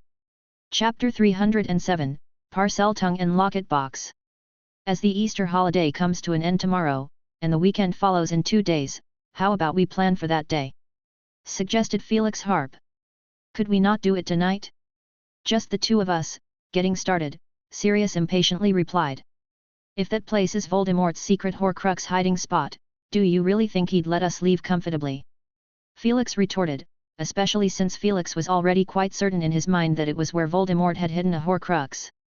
Caution was key. Sirius, I need to make some preparations, and so should you. You seem a bit too eager right now. You're right, Felix, Sirius conceded at last. Felix offered a faint smile. Let's go, Harry is waiting for us. Walking one after the other, they stepped into the fireplace. Inside the Black family house, Harry curiously examined this aged and quite frightening house elf. He couldn't help but draw comparisons to Dobby, even though they looked entirely different, and dressed in dissimilar clothing. Yet, there was a strangely similar demeanor between the two, as if they were both butlers he had seen in Muggle TV shows. Dobby's butler-like demeanor was even more pronounced, with the addition of a small suit jacket compared to the house elf before him. Hello, what's your name? Harry greeted amiably. Creaker pouted, muttering something under his breath, but Harry didn't catch it. Creaker adjusted the clean white cloth that covered him and respectfully bowed, saying, You may call me Creaker, esteemed guest. Welcome to the Black ancestral home. Harry felt a bit bashful, not quite accustomed to house elves' welcoming speeches. Actually, wait a moment. The Black ancestral home? This is Sirius's house. Indeed, Creaker confirmed, young master was born and raised here. Though he left home foolishly in his youth, Creaker's eyes gleamed with mischief. When danger arose, he immediately thought of this place. Harry, intrigued, asked for more details. He wanted to know more about his godfather. When Creaker learned that Harry was Sirius's godson, his attitude turned even more respectful, and he was willing to reveal more hidden information. Young master has been quite tearful these days, Creaker has heard it, but he stubbornly denies it. Creaker. Enough. The fireplace flickered again, and Sirius emerged from it. He had overheard Creaker bad-mouthing him and was visibly annoyed. He strode over, lifting Creaker up from the ground, and said loudly, You're not to mention. Creaker respectfully interjected, but Mr. Potter is the young master's godson. As your heir, he has the right to know. I said no. Sirius's lips trembled. Go make tea. At your command. Creaker's figure blinked out of sight. Felix, standing nearby, observed for a while before a slight smile crept across his face. So, I suppose your relationship has improved. In which eye did you see that? He's still as annoying as ever, Sirius grumbled. Harry blinked, considering that he should tell Ron about what he had observed. Ron always thought of house elves as obedient servants to the noble families, but the two house elves he had encountered, Dobby and Creaker, had distinct personalities of their own. They entered the living room, Harry's first visit. He was curious about everything and inexplicably had a favorable impression. Although the house seemed a bit dim, maybe it was just because the lights weren't on? After all, it was evening, and Sirius lived alone, no need to be wasteful. The air was somewhat damp, carrying a hint of mustiness, which wasn't much of an issue. A little cleaning would fix that. Harry felt he could help with that. Entering the living room, it was a bit brighter here. Candles along the walls burned quietly, and an exquisite golden chandelier hung from the ceiling. Harry suspected it might be made entirely of gold. Feel free to sit, the room's a bit messy. Sirius gathered up scattered comic books and piled them aside. He stood there for a moment, somewhat lost. Oh, right, I need to fetch something. Sirius left, the creaking of floorboards echoed in the distance. Soon, he returned, carrying a heavy golden locket box. Creaker timely delivered hot tea, standing at the doorway. This is it. Regulus entrusted Creaker with it, to destroy it. But there's so much magic on the box, poor Creaker tried everything, and there was no way to leave even a trace. Creaker suspects it needs to be opened from within, but I can't do it. Harry looked at Creaker, who was tearfully recounting, worried he might suddenly punish himself any second. But then, a thought crossed his mind. Opened from within? He vaguely grasped something. Felix Harp leaned in, scrutinizing the locket box carefully. It looked clean, likely cleaned by Sirius. On its surface, a splendid, S-shaped serpent was embedded, crafted from multiple small green gemstones, emitting a subtle glow. The letter S, a snake. Felix and Harry spoke simultaneously, and as they looked at each other, Felix smiled. We're both right. He tapped the locket box with his index finger, and his perspective shifted. Colors seemed to wash away like rain, turning into a murky grey, replaced by dazzling magical radiance, layered upon layers, dense and intricate. Within these layers of protective magic, a tremendously evil darkness loomed, writhing like a monstrous entity. It was a Horcrux, no doubt. Moreover, Felix noticed that this Horcrux was more active than any he had seen before. It was as if it might jump out the next second. Felix pondered. It seemed Voldemort arranged each Horcrux differently. The diary Horcrux was quite lively, but it was the memories of the young Voldemort hidden within it that were active, not the fragment of his soul inside. As for the diadem, it was even more secretive. Felix couldn't find any flaws. Combined with the characteristics of Ravenclaw's diadem, perhaps this was part of the deception, catching the person who obtained the diadem completely off guard. Sirius stared at Felix and Harry, both suddenly silent. What have you figured out? If I'm not mistaken, this should be Salazar Slytherin's locket. Voldemort used it to. Felix stopped himself, the locket box trembled slightly, indicating restlessness. I've never seen it do this. Sirius stood up, uncertain, and pulled Harry aside, watching the locket box closely. The gold chain attached to it twisted frantically, as if trying to strangle someone among them. Sirius, Professor. Harry struggled to swallow. I want to try something. What are you saying, Harry? Sirius asked, concerned that the locket box might be affecting Harry, and he looked at his godson with worry. Do you feel unwell? No, not that. Harry found his own idea rather incredible. It's Parseltongue. I want to try speaking Parseltongue. Sirius looked at Harry in confusion. He had no idea Harry had this ability. Go ahead, let's see what happens. Felix said calmly. So, Harry stared at the locket box, imagining the pattern on it as a little snake. That was quite easy, especially since the locket box was still vibrating and making a buzzing sound. He opened his mouth and emitted a series of hissing sounds. Felix was familiar with the sound. He had heard it several times in the Chamber of Secrets last year. Its meaning should be open. Harry spoke in Parseltongue. Chapter 308, Horcruxes and the Tale of Harkis. The golden pendant box suddenly ceased its trembling, and the wildly twisting golden chain lost all its strength, crashing onto the table. Immediately following, with a clear clink sound, its small golden lid popped open. They saw the internal structure of the pendant box. Behind each of the two small glass windows, there was a living eye blinking. They were black, shiny, and full of vitality. Harry felt that if the eye's owner weren't sealed within the small box, they should belong to a living person. A black mist permeated the air. From inside came a hoarse, chilling voice, I see into your heart. The pendant box addressed Felix, who was closest to it. Oh? Is that so? Felix initiated a clemency, his mind closing off.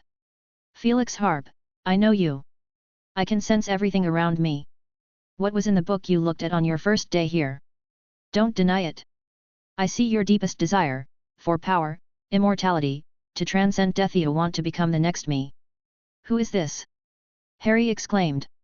Sirius, holding him, stepped back a few paces, saying with complexity, it's Voldemort. I never thought he'd hide himself in a box the size of an egg. Harry's mouth dropped open. This was the one he encountered in his first year? Compared to sticking on Cho's back, his days had become much more unfortunate. The owner of the eyes inside the pendant box continued in a whisper, you have this potential. Why don't we cooperate? Rule over wizards and muggles together, and I, the greatest wizard of all time, am willing to share with you the secret of my immortality Horcruxes. Something like a soap bubble twisted and distorted, and a humanoid figure appeared, rising from above the pendant box. It was a rather handsome young man, with a lean face, jet black and shiny hair, and a tall stature. He smiled warmly, spreading his arms as if wanting to embrace Felix. Yet his feet were still in the pendant box, unable to step out. He smiled even more kindly, speaking in a gentle tone, how about starting now, from this moment, on the path to immortality? Just a gentle wave of the wand, and there will be 2 insignificant sacrifices. However, Felix replied calmly, I thought you'd offer more ingenious insights, Tom. Close it, Harry. What? A flicker of red light flashed and vanished in Voldemort's eyes. If one wasn't staring directly, they might think it was an illusion. He raised his tone, still attempting to persuade him steadily, you don't know what you've missed.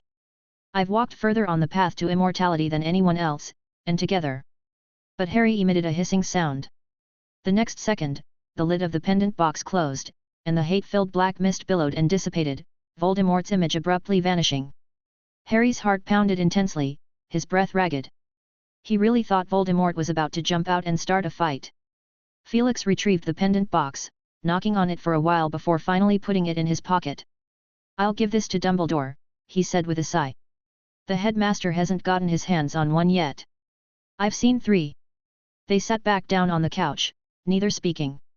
Creaker clung to the door, trembling, and said, Mr. Harp, will you destroy it? This is Master Regulus' final command for old Creaker. I promise you, Creaker. The pendant box will be destroyed, Felix said. Thank you, thank you.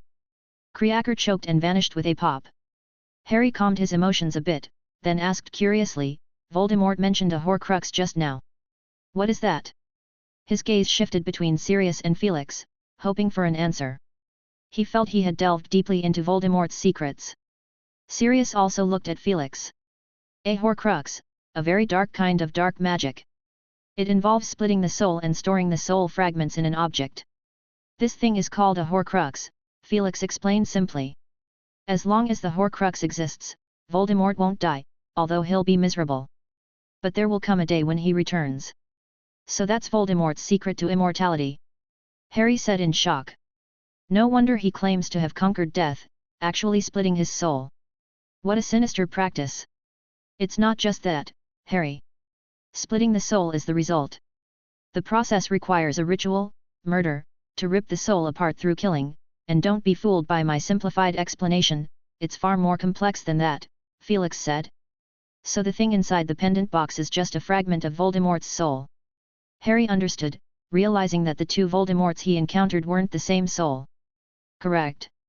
So if we destroy the pendant box now, will Voldemort silently die in some dark corner?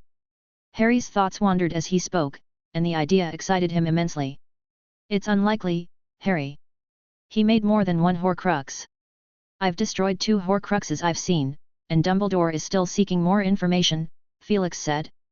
Harry listened, baffled. Have you all been doing this? Fighting Voldemort? He had no knowledge of this. It's been Dumbledore who's been doing this all along. He's been actively uncovering Voldemort's hidden past, Felix said, and I've just coincidentally been involved. Harry, even when you're asleep, the world keeps turning. You just haven't seen it, Sirius added. Harry nodded. He understood the professor's meaning, there was no need to shoulder all the blame himself. He had been a bit impulsive, not foolish. After all, the professor had explained the purpose of the Horcruxes to him. He wouldn't lose his perspective. He wouldn't try to confront Voldemort until all the Horcruxes were destroyed. He felt invigorated, as if he had taken on an additional task in his life. If, by the time he graduated, Voldemort's Horcruxes still existed, he was prepared to spend his entire life seeking them. Thinking about that future wasn't so bad, especially since this path wasn't a solitary one. There was Dumbledore, there was Professor Harp, and perhaps even more people. Images of individuals flashed through Harry's mind. He posed a critical question, if there's not just 1 Horcrux, well, I can see at least 3 now, or maybe 4. Could there be more, like 17 or 18? Felix chuckled, amused. Are you treating souls like cookies? Break them apart at will, and they crumble. He thought carefully for a moment and then said, honestly, I can't be sure. Secrets of Advanced Dark Magic doesn't specify a limit on the number of Horcruxes. Maybe the person who wrote the book didn't anticipate that future generations would go this mad. Does ripping apart a soul hurt? Harry asked. An odd question, Felix tilted his head. But the book says it's excruciatingly painful. I haven't tried it myself. Perhaps Voldemort doesn't mind much. All right, he stood up, let's call it a day for now, Harry. We should head back. He looked at Sirius again, our appointment remains unchanged. The 2 returned to Hogwarts. After bidding farewell to the inquisitive Harry, Felix made his way to Dumbledore's office. Dumbledore was still poring over documents. Upon hearing Felix's account, he scrutinized the pendant box carefully. After a long while, he took off his glasses wearily and wiped them with a small piece of velvet. This conveniently confirms the speculation I acquired from Harkis. Harkis. I've told you about him, the poor house elf. You returned late today because you went to Azkaban, yes. Dumbledore recounted the story he had heard from Harkis. The story itself was quite simple. Around 50 years ago, Voldemort, who was working as a clerk at Borgin and Burke's at the time, visited a very wealthy witch named Hepzibah Smith, who happened to be Harkis's mistress. 2 days later, she died suddenly. In this matter, 2 points are worth noting. First, following Hepzibah's death, her 2 most prized possessions vanished. Coincidentally, they were heirlooms of Hogwarts' 4 founders' Slytherin's locket and Hufflepuff's cup. Voldemort's doing, Felix said with certainty. Unfortunately, it took Hepzibah's family a long time to discover the treasures were missing because she had many secret hiding places and kept her collection meticulously guarded. By that time, Voldemort had already left Borgin and Burke's. You mentioned Harkis is in Azkaban. Yes, she's an obvious scapegoat. However, Harkis herself admitted to slipping something into her mistress's cocoa substance that wasn't sugar, but a rare and deadly poison. The verdict was not premeditated murder, but rather failing eyesight due to old age. Her memories were tampered with. Delighted we're on the same page, Dumbledore said. Harkis is currently not in a good state. I'm considering reopening an investigation into this long-standing case. However, after all these years, Harkis's memories have become a mess, making it hard to ascertain whether she was involved. I can only point out inconsistencies in the case itself. Felix found it quite difficult too. There was no evidence now, everything was based on logical deduction. Nevertheless, just now, Fudge had been startled enough. Felix wondered if he had the courage to refuse Dumbledore again. They moved on to discuss other matters. Headmaster Dumbledore, how many Horcruxes do you think Voldemort actually made? This is quite the headache. Based on what I know of him, Voldemort would choose a significant number. 3, 7, 9, 13, any of these could be possible. I need to determine his thought process and find some evidence. Aside from that, we're also unsure whether he actually fulfilled his planned goal on the night he went to the Potters. In other words, the number is uncertain, and whether that number was achieved is uncertain. A number popped into Felix's mind, 7, but he didn't voice it. Speaking it out would be futile, Dumbledore had to explore and verify on his own. However, a thought came to him. The diadem of Ravenclaw, Slytherin's locket, Hufflepuff's cup. Dumbledore, could Gryffindor's sword also be a Horcrux? Dumbledore shook his head. I happen to know where the sword is, and Voldemort didn't acquire it. Leaving the office, a light rain had begun to fall. Felix walked on the damp earth, his mind still dwelling on the appearance of Hufflepuff's cup that Dumbledore had conjured. Dumbledore said with a cheerful tone, it's strange, but I feel you and Voldemort share a certain connection. Perhaps in the future, you might come across more Horcruxes. It would be best for you to know what the cup looks like. Felix couldn't help but think cynically. You're the one with the connection to him, Dumbledore. Are you trying to hand over the task of dealing with Voldemort to me? Chapter 310, Voldemort's Mistake. The terrain by the seaside abruptly rose, revealing a black cliffside sculpted by the relentless pounding of the waves, forming a straight, plunging precipice. The waves crashed against the rocky shore, producing white foamy crests and emitting a resounding roar. Bang!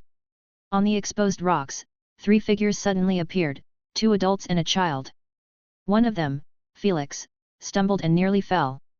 Dragging your animagus form is like dragging a mountain, Felix, panted Sirius. Forgive me, perhaps I've overloaded myself with magical items, Felix replied uneasily. Within his ring, he concealed several Dementors, these prisoners squeezed together in a cramped space without any magical barriers.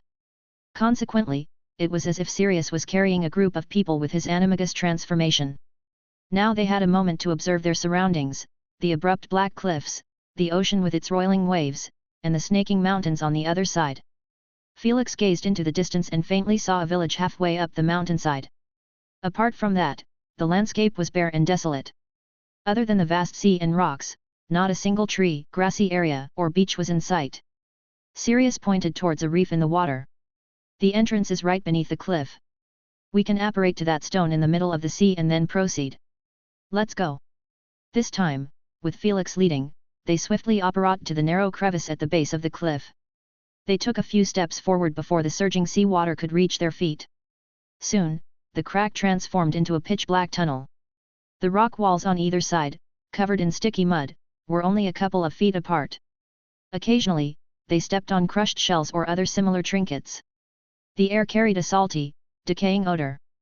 This was brought in by the tide, Sirius explained as he raised his illuminated wand, kicking a fish out of their path, along with a small stone that hit a blocking rock wall. I cleared this before, but within a few days, it reappears. Felix carefully examined the rock wall. In his black and white vision, powerful magic was layered onto the dark surface. He detected the scent of potent curses. It was evident that Voldemort was proficient in curses and dark magic. I was blocked here. When I asked Creaker, even he didn't know. When he and Regulus came here, they didn't encounter this wall. Sirius explained. Creaker, I recall you've been here twice. Felix asked softly as he ran his hands over the magical inscriptions on the wall. Yes, Mr. Harp, Creaker said with a fearful expression. The first time, young Master Regulus found Creaker. He said the Dark Lord needed a house elf. It was an honor. Young Master Regulus instructed Creaker to fulfill the Dark Lord's task, and then, return home. Creaker followed the Dark Lord here, without encountering this wall, and went straight to a black lake. There was a boat. On the island, there was a basin filled with potions. The Dark Lord forced Creaker to drink from it. Creaker remembered many terrifying things, memories of punishment, illusions of being cast out. Agonizing pain in every fiber of his being. Creaker pleaded with the Dark Lord, but he only laughed and made me drink all the potion. Sirius fell silent. He had heard this story before, yet the taste it left behind was still bitter. Felix whispered, it was a test. He was testing his protective measures. Creaker felt like he was dying. The Dark Lord abandoned Creaker, leaving on the boat alone. But Creaker remembered young Master's orders, to return home. Young Master Regulus found Creaker, deeply worried, and hid Creaker away. He took care of me alone. The house elf's voice quivered. After a while, young Master Regulus came to find Creaker. His behavior was strange at night. I knew he was troubled during that time, as if he worried about something. Young Master asked Creaker to take him to the cave. There was no wall then. We boarded a boat and reached the island in the lake, then. Sirius clenched his fist, he knew what happened next. Regulus drank the potion himself, made Creaker return home, forbidding him to come back and commanding him not to reveal this secret to the mistress of the house. Apart from instructing Creaker to destroy the locket, the Horcrux, Regulus himself was dragged into the dark lake. Felix was also deeply moved by this past story. It's hard to imagine a pureblood sacrificing his life for a house elf, but he was conflicted. He had once fervently followed Voldemort, sincerely believing that Voldemort could bring a better life to wizards. My brother, Regulus, he was young at the time, believed Voldemort's lies, he was only 18. Sirius's voice rasped, truly, a fool. Drips of water fell from the cave entrance, masking Sirius's inhalations. Felix pretended to be engrossed in the magic inscriptions on the wall, staring intently, not speaking for a while. After a long time, Voldemort was quite confident. When he later added outermost protective measures, he didn't check. No, Mr. Harp, young Master Regulus crafted a fake locket, a replica. When he arrived, when he drank the potion, he threw the locket into the lake, then let the potion pass over it again. Felix murmured softly, that makes sense. He missed a chance to correct his mistake. Sirius asked, how do we get through this wall? I've tried various spells, all in vain, and the closer I get, the more interference my spells face. Look. He pointed his wand at the wall, a delicate incantation flew from the tip, and the outline of an arch appeared on the wall, emitting a dazzling white light, as if a strong light was shining behind the crack. But soon, that outline disappeared, and the rock remained as solid and impenetrable as before, devoid of any change. My theory is that the wall conceals malicious intentions. It's a rare curse, making visitors pay a price, weakening themselves. Voldemort wants us to mark the wall with blood infused with magic. However, Felix's expression turned scornful, all his efforts have been in vain. We have a better approach. Felix took off his ring and placed it on a seashell nearby. He said gently, Creaker, would you be willing to help us cross? Kriaker looked at him in surprise. See, can I? I'm just a humble, obedient servant. No, Kriaker. In certain aspects, you're more clever than Voldemort. Kriaker stared, his bat-like ears twitching uneasily. He didn't even have decent clothes, but someone was telling him he was cleverer than the feared Dark Lord. Are you willing, Kriaker? To do your part for Regulus? Of course. Kriaker is willing. Trembling, Kriaker extended his hand, Felix took hold of it, and then the aged, wrinkled house elf looked up at Sirius with expectant eyes. Sirius extended his hand too. The next moment, the three of them disappeared in front of the wall. Chapter 311, Return. Felix gazed upon a hazy emerald light. He squinted his eyes as the verdant glow emanated from a basin-like stone basin resembling a pensieve, connected to a pedestal underneath. Clusters of crystal-like stones lay beneath his feet, scattered across the ground, casting a faint shimmer. Felix scanned his surroundings. A dense, impenetrable darkness enveloped them, heavy with an air of desolation. Sirius helped Klitsch to his feet, raising his wand high.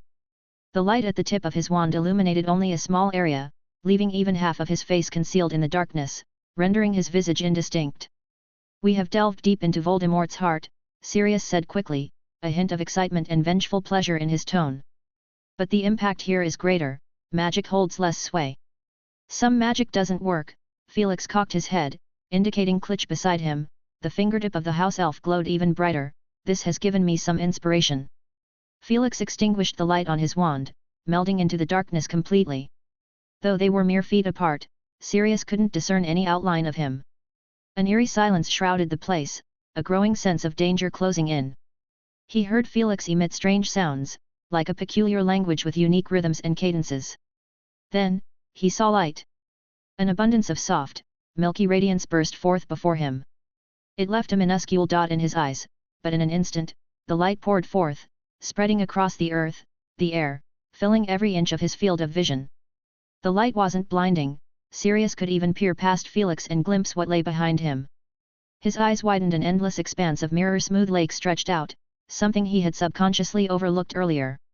The lake, concealed in darkness, was tranquil, unruffled, devoid of ripples or sound, as though it were an even plain. But the most astonishing aspect was what rested within the lake's waters: corpses.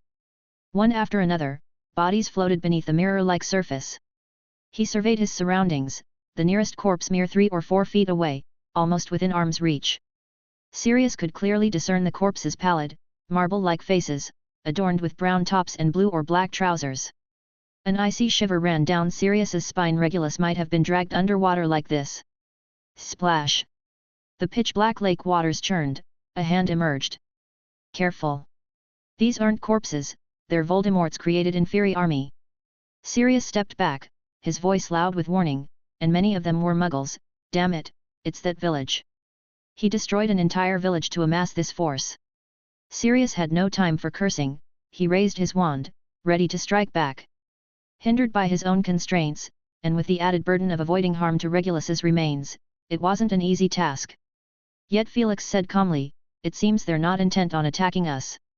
Indeed, these inferi hadn't climbed onto the isle, instead, they moved farther away. To be precise, they were retreating from the light emanating from Felix's wand. Averse to light, fearful of fire, these are inferi's traits. Voldemort must have restricted these two types of magic. Also, he couldn't employ disillusionment charm, a masterful move. Felix noted, but just as he didn't consider house elves magic, he hasn't factored in ancient spells reliant on runes. Of course, perhaps he considered but couldn't control them. Felix raised his hands, conjuring a round white light orb. The cave was tall, its roof obscured, thus, the light ascended to its zenith like the sun, casting a warm radiance. Voldemort's dark trap design faltered. Light and darkness intertwined and eventually expelled the dark, the cave aglow as if it were day. At this moment, they saw their surroundings clearly, standing on a small island in the heart of a lake. The isle was enveloped by a vast expanse of black waters, though now they were translucent and shining. Hundreds, even thousands, of inferi hid beneath the lake's surface, relying on instinct to shield themselves. Felix turned to Sirius and Klitsch, saying, "Now you can search for Regulus. I'd like to study this stone platform." After a few seconds, he looked at the man and the house elf with surprise. Do I need to cast an aqua bubble for you? The aqua bubble charm created a bubble-shaped pocket of air around the caster's head, allowing wizards to explore underwater or avoid unpleasant odors. As far as Felix knew, the Weasley twins were quite adept with this spell. You're not expecting me to join the search, right? I don't even know Regulus. Sirius waved his hand, having exerted considerable effort to cast aqua bubble on himself and Klitsch. He spoke in a muffled tone, are you sure these Inferi won't suddenly attack? As long as they remain Inferi, Felix surveyed the area with black and white vision, I don't see any hidden magic. You needn't worry. Klitsch immediately jumped into the lake, swimming nimbly. Sirius grumbled but followed suit, enduring the bone-chilling water. Their vision remained unaffected, and they began to locate Inferi. The task quickly became monotonous. Sirius had been submerged in the black lake for 20 minutes, his body stiff, his clothes soaked through, dragging him downward. Klitsch fared no better, Sirius had to pull him out to recover. The icy water cascaded down Sirius's robe, step by step he ascended the steps, trembling all over.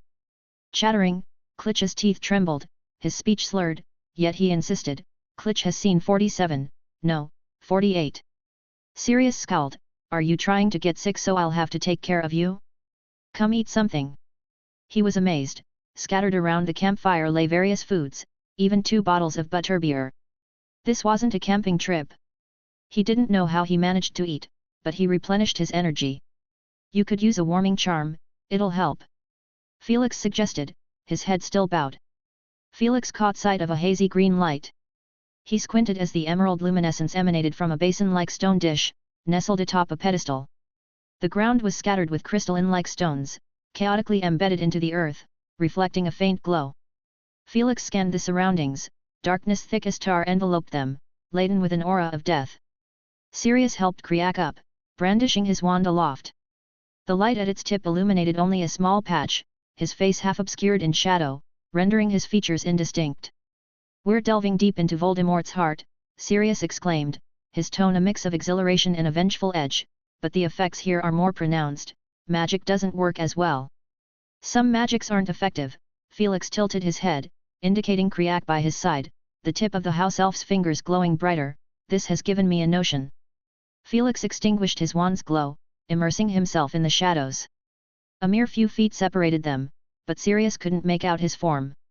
The eerie silence was nerve-wracking, danger inching closer.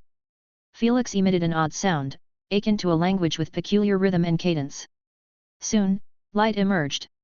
Copious, soft milky white radiance bloomed before him, leaving an insignificant dot in his eyes, but swiftly, the brilliance cascaded, filling the ground, the air, every inch within his vision.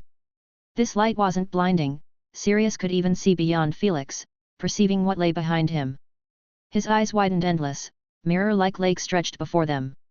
He had unconsciously ignored this earlier, the water concealed in darkness, tranquil without ripples or sound, like a level expanse of land. Yet, the most astonishing sight was within the lake corpses. One after another floated beneath the mirror-like surface.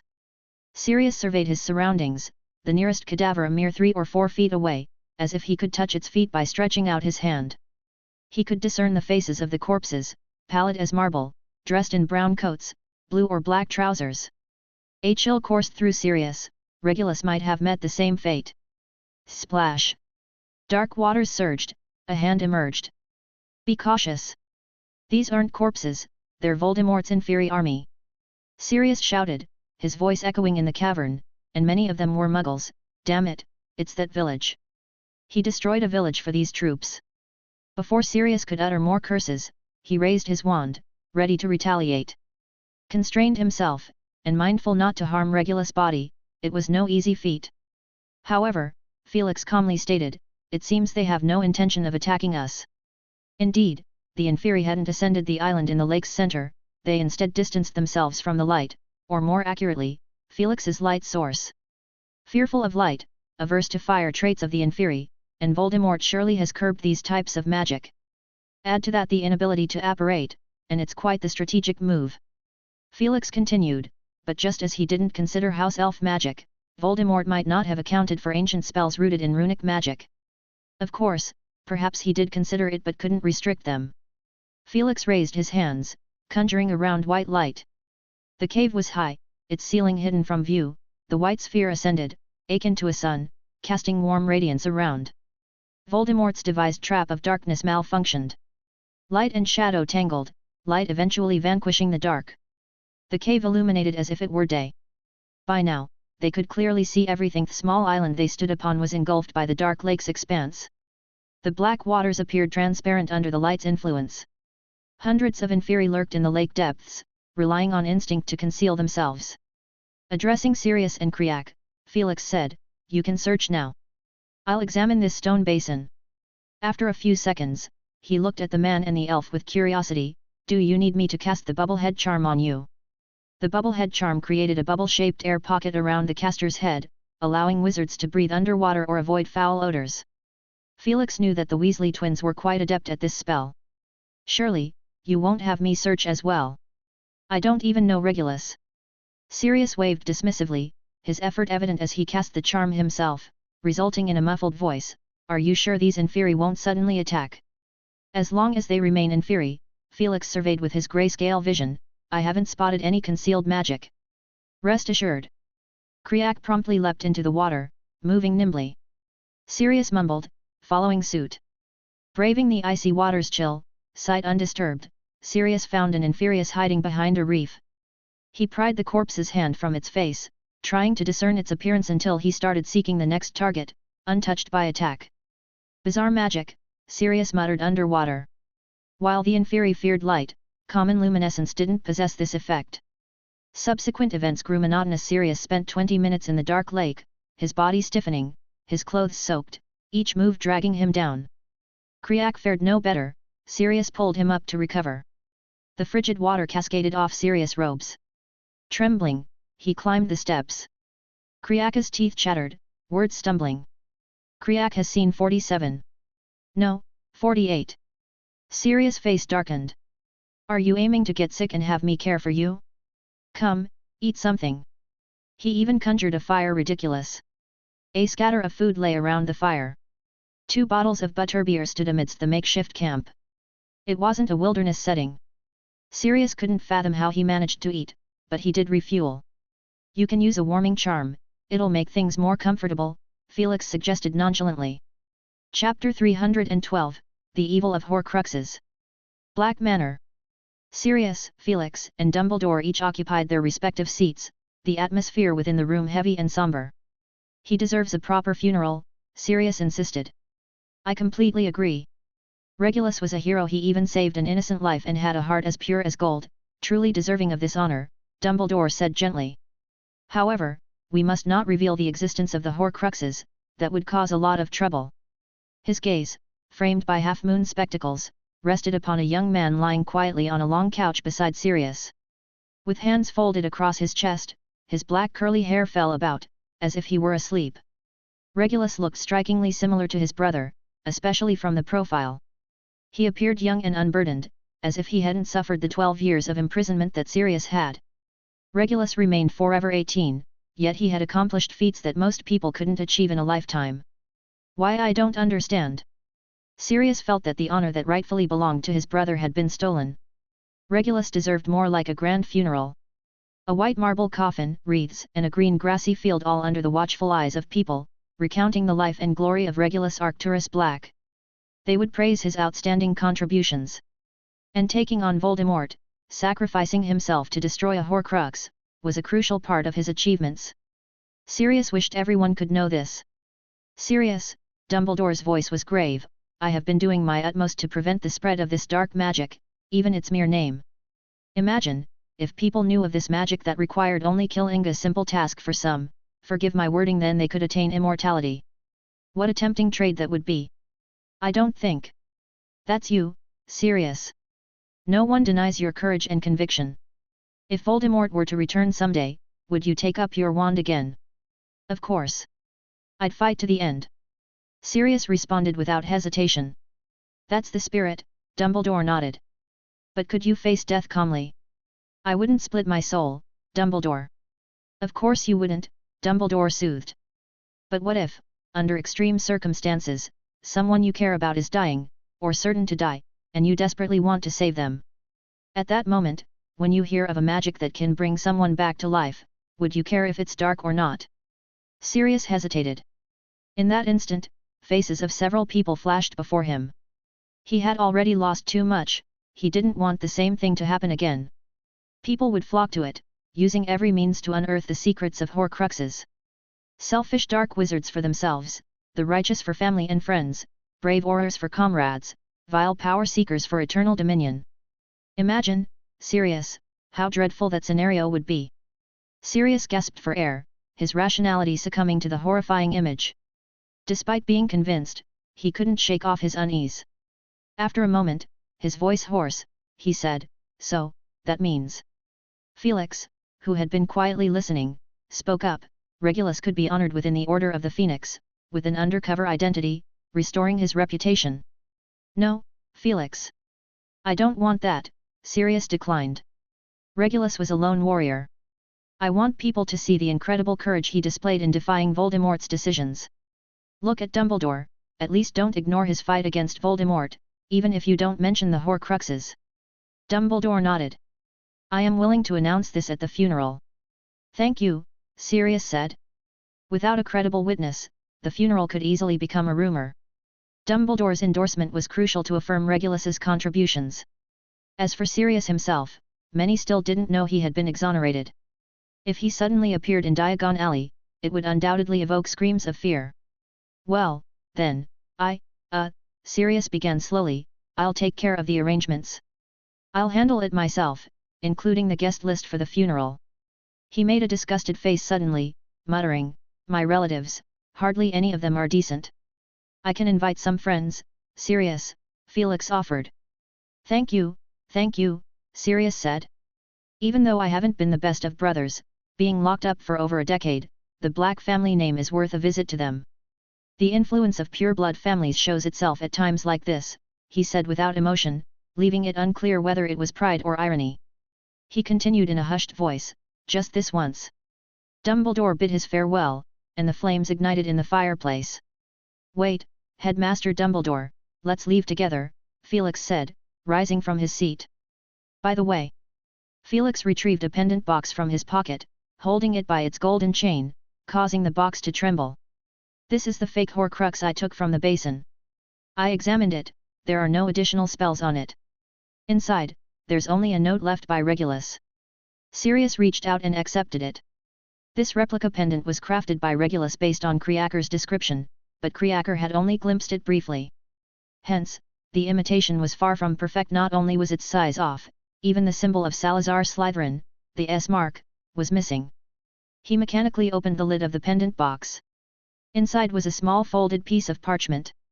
As he opened and read it, his eyes instantly welled up. His voice quivered as he read the words written on it. "To the Dark Lord. As you read this letter, I am already dead. But I want you to know, I discovered your secret. I have taken the real Horcrux and intend to destroy it as soon as possible. I am willing to die just so that you face a mortal, flesh and blood opponent when you encounter your destined foe. R.A.B." Kreaker let out a mournful cry and collapsed to the floor. Dumbledore sighed and turned to the fireplace, and Felix followed suit. In Professor Ancient Rune's office, the two engaged in a brief conversation. "Do you ever find my methods less humane, Felix?" Dumbledore wore a weary expression. "You just need to consider a lot of things, weigh the pros and cons, and plan for the bigger picture, Albus." Dumbledore glanced at him in surprise and then smiled faintly. "Let's talk about something more cheerful." "Well, I owe you my gratitude. In fact, apart from the Hufflepuff Cup line, I've also been investigating the Wolves' orphanage where Voldemort spent his childhood. It's just that the place has been demolished due to its age. But I never gave up.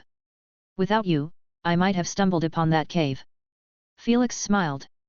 "With your magic, you will undoubtedly unravel its secrets. One thing is worth noting, though. I've noticed Voldemort is extremely skilled in curses and often ties curses to human desires." Dumbledore nodded slightly. "Indeed, that's worth considering. He might exploit people's weaknesses and set traps." Finally, Dumbledore advised Felix not to reveal the existence of the Horcruxes unless absolutely necessary, using the same reasoning and persuasion as with Sirius. Felix didn't consider it mere alarmism. "About Harry. I've already talked to him." Dumbledore's expression turned troubled. He and his friends want to learn more about the secrets of Horcruxes. They even plan to ask Irma for information. Thankfully, I discovered this ahead of time. Felix also heaved a sigh of relief. He had no interest in Horcruxes himself and hadn't thought about the possible consequences pointed out by Dumbledore. Combined with Harry's inevitable confrontation with Voldemort, Felix didn't feel a burden when he revealed this information. Harry probably hadn't considered it either, as he intended to consult Madame Pants, the librarian. Time flew by swiftly. Before they knew it, June arrived. At the beginning of the month, Felix proctored the final exams for the 3rd, 4th, and 6th years and observed the new batch of wizarding levels O.W.Ls and N.E.W.Ts. The examiners from the Wizarding Examinations Authority were the same as last year. When the exams concluded, 5th and 7th year students reveled and celebrated the end of what had felt like a year in purgatory. In the week before the end of the school year, Felix held the final meeting of the Ancient Runes Club for the semester. All the members of the club were excited because an open secret had been circulating among them for a while. Professor Harp was planning to teach them an ancient magic. Chapter 313, Dangerous Ancient Magic. Inside the Magical Texts Club, young wizards and witches sat comfortably on various sized sofas, chatting animatedly about their plans for the holidays. I'm definitely going to the World Cup. I'll also be visiting relatives with my family. My uncle has a strange beast with a high humped back and a pair of long horns. In a corner of the sofa, Hermione whispered, I think he's talking about an erumpent. They're usually found in mountainous regions, all purple and quite aggressive. Oh, Hermione, we're done with exams, Ron interjected. This isn't exam material. I know, you're just so excited about getting a response from Newt Scamander that you're practically bursting, and you've memorized all his notes, Ron teased. Harry couldn't help but chuckle, while Hermione shot them an embarrassed glance. Harry fiddled with a 7-sided Muggle coin. Professor Harp had told him that he could use the animagus transfiguration outside the room of requirement only when the entire coin turned into a bright gold color. But there was still one missing corner, and Harry hoped to fill it before the holidays. Ron cast an envious glance at the coin. He had tried a few times while practicing with Harry, but without success. He harbored a wish to master the spell before the twins did and then tease them about it. Harry, when is Professor Lupin's farewell gathering? Is it confirmed? Ron inquired. Day after tomorrow, Harry replied, it's a small gathering, some professors and us. It's strange, Ron mused, I thought Snape would. Ouch. Harry hurriedly stomped on Ron's foot, reminding him, considering Snape's attitude towards Professor Lupin, he wouldn't mind revealing his secret, would he? Hermione added, Professor Snape knew about it long ago, right from the start. He had no reason to expose it. What I meant was... Harry, deep in thought, said, perhaps he's a bit embarrassed. After all, Professor Lupin did help him out, didn't he? He doesn't need a patroness charm. Though he said this, he still couldn't be sure if the silver light he had glimpsed on Snape's wand that day was real or just his imagination. Or perhaps it was entirely unrelated to the patroness charm. At that moment, Professor Harp walked over, holding a shallow basin in his hands, and the young wizards and witches gathered around curiously. What's this, a pensieve? A 6th-year student exclaimed excitedly. Professor, is this a pensieve?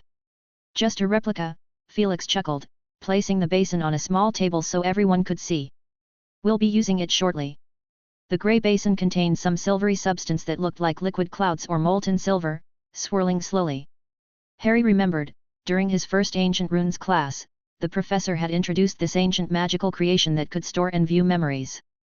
He thought of his unnamed book and couldn't help but speculate if it served a similar purpose. Felix sat down, smiling at everyone. Many of you are aware that I'll be teaching you an ancient magic during the final part of this year. I'm pleased to see that you've all mastered the necessary runic components. Illuminum Lumen, my own name for it. Originally, I thought it could only be used for illumination, but I recently discovered it has some restraining effects on dark creatures as well. It can dispel magical dark mists. In summary, it's a useful spell that falls under the category of defensive magic. With that, Felix pronounced some peculiar incantations, gesturing forward. He deliberately slowed down the process, making it traceable. The young wizards craned their necks, afraid of missing any details. One ancient rune after another materialized out of thin air, as if they had always been there but hidden from view. They were smaller than the tip of a little finger, intricately interwoven into a complex pattern. The next moment, milky white light blossomed from the professor's fingertips. I've only demonstrated the casting process, not its true power. In fact, the upper limit of this spell is hard to gauge. Felix grinned. But I don't think anyone will get so bored as to deplete their magic. He suddenly paused, as more than one young wizard looked eager to try it out. He rubbed his forehead in exasperation. Well, that was boring for him, but for the young witches and wizards, it was quite an amusing entertainment. So he warned them once again, even though this spell is safe enough, the worst danger is feeling drained of magic afterward. It's quite uncomfortable, I must say. I can only tell you that if you faint, you'll be glad you did. The professor's solemn tone made the students somewhat more restrained. Felix continued, it's immensely powerful, hard to control. That's the hallmark of ancient magic. But why is it like that? Has anyone thought about it? The club members started a lively discussion. Over the past half-year, they had progressed far beyond novices in the field of ancient runes. When it came to practical runic magic, they were among the best in the wizarding world. Although Felix still considered them rather weak. Perhaps it requires a great deal of magical power. It's clearly not that. I guess when the magical runes converge into a pattern, any mistakes could trigger an explosion. Draco Malfoy suddenly spoke up, my father says ancient magic is quite malevolent.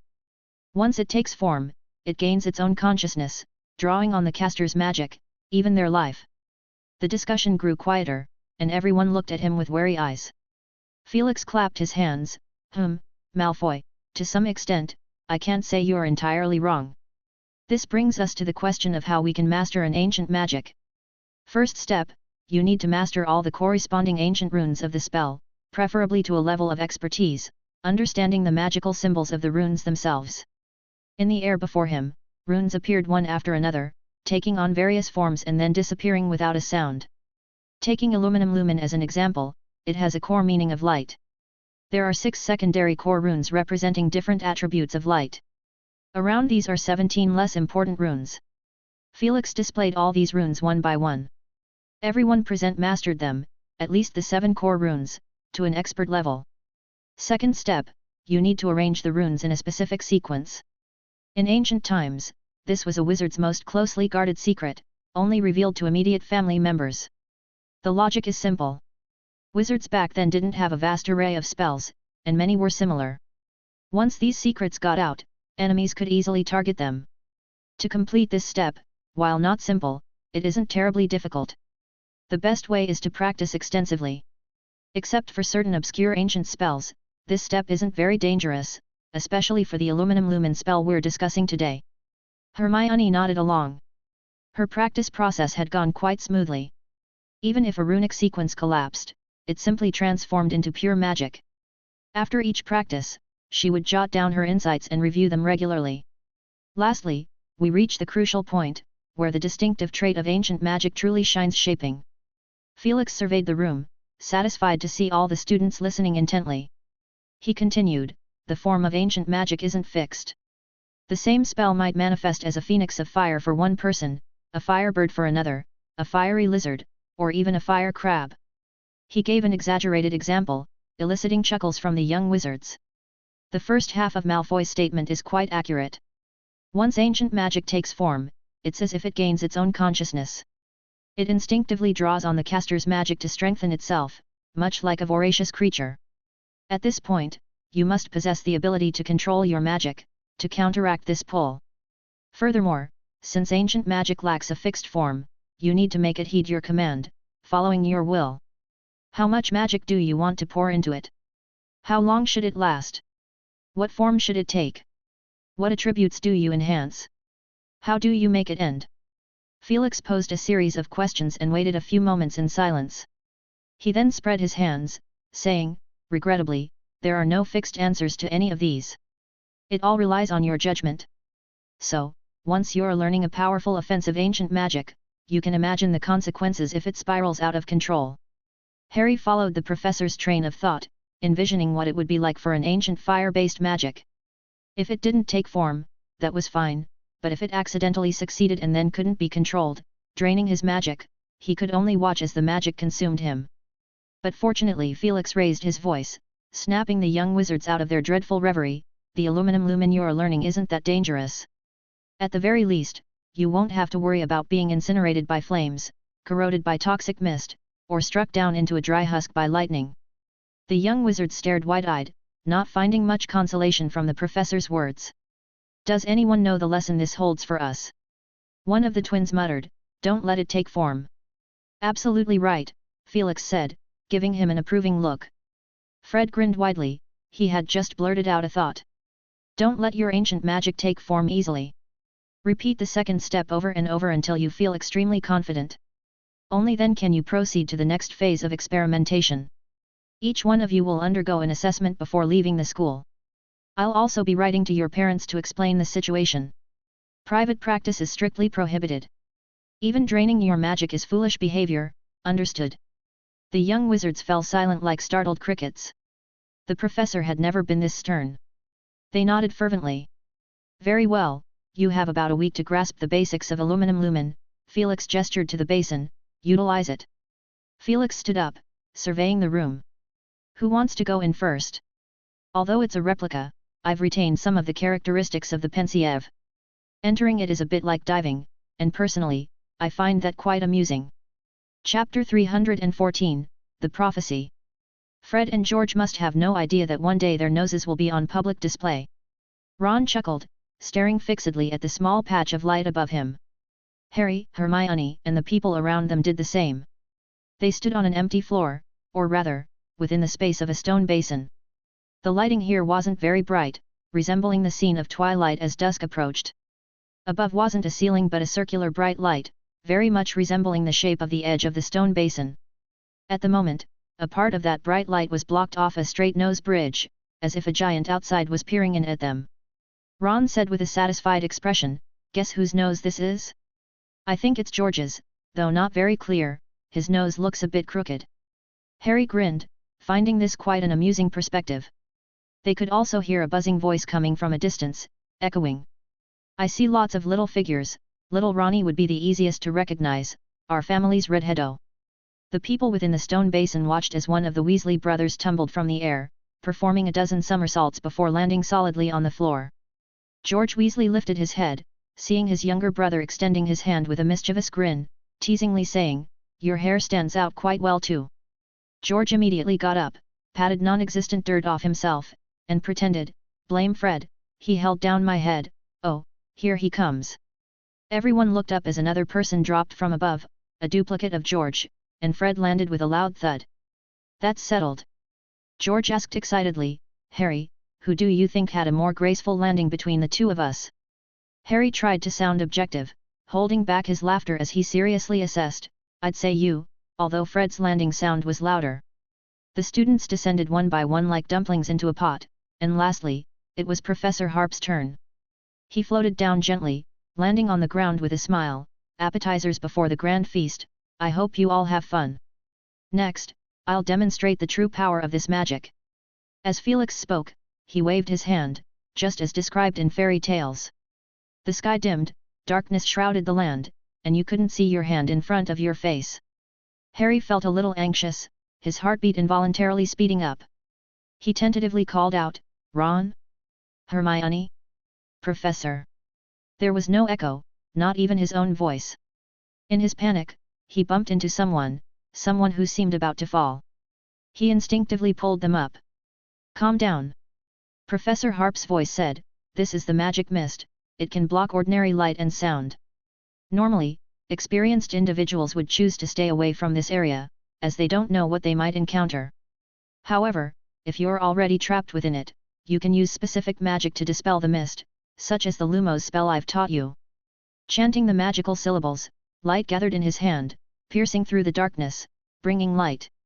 However, the straight and bright beams of light intertwined with the darkness, each at a loss against the other. Harry thought of a scene, a flashlight beam piercing through the darkness at night. Just that in the professor's hand, there might be countless smaller flashlights. At the same time, Harry recognized who was beside him. The only second-year student, oh, Ginny, are you all right? Ginny's face was as red as her hair, I am fine. Felix said, this is the initial manifestation of this magic, and it's the minimum requirement I have for you. You can stably control it, prevent it from sapping your magic, and maintain a basic form. It looks like a large light bulb. Once you become proficient, assuming your control is strong enough, you can change the form of this magic as you wish, such as a light sphere. He extended his hand, holding a milky white light sphere. In the magic mist, it exuded a warm, gentle yellow, reassuring sensation. The light grew brighter, and Harry could see vague shapes of others. Or an animal form. A glowing owl flapped its wings, casting their faces in sporadic shadows. Harry suddenly thought of his Hedwig, but the next second, it turned into an eagle, and various unknown birds of prey. Or perhaps, just a simple light beam.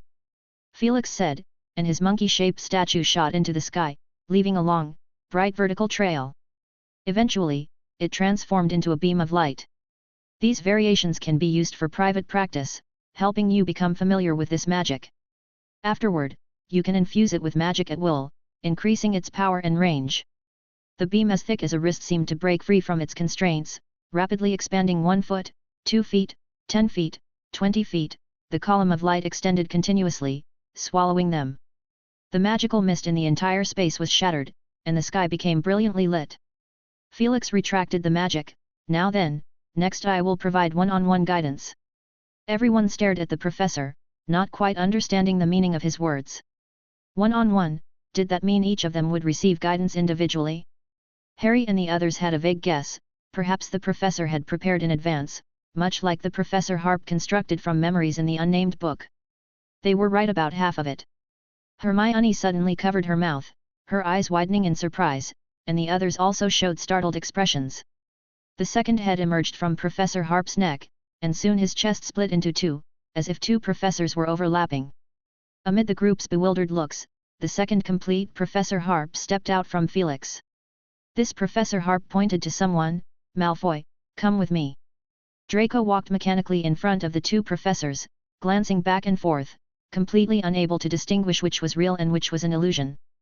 But soon, something even more surprising happened. The third Professor Harp appeared, casually twirling his wand. You there, Diggory.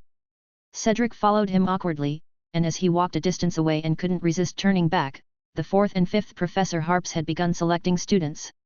He finally understood what one-on-one guidance truly meant. It really was one-on-one. Geoffrey.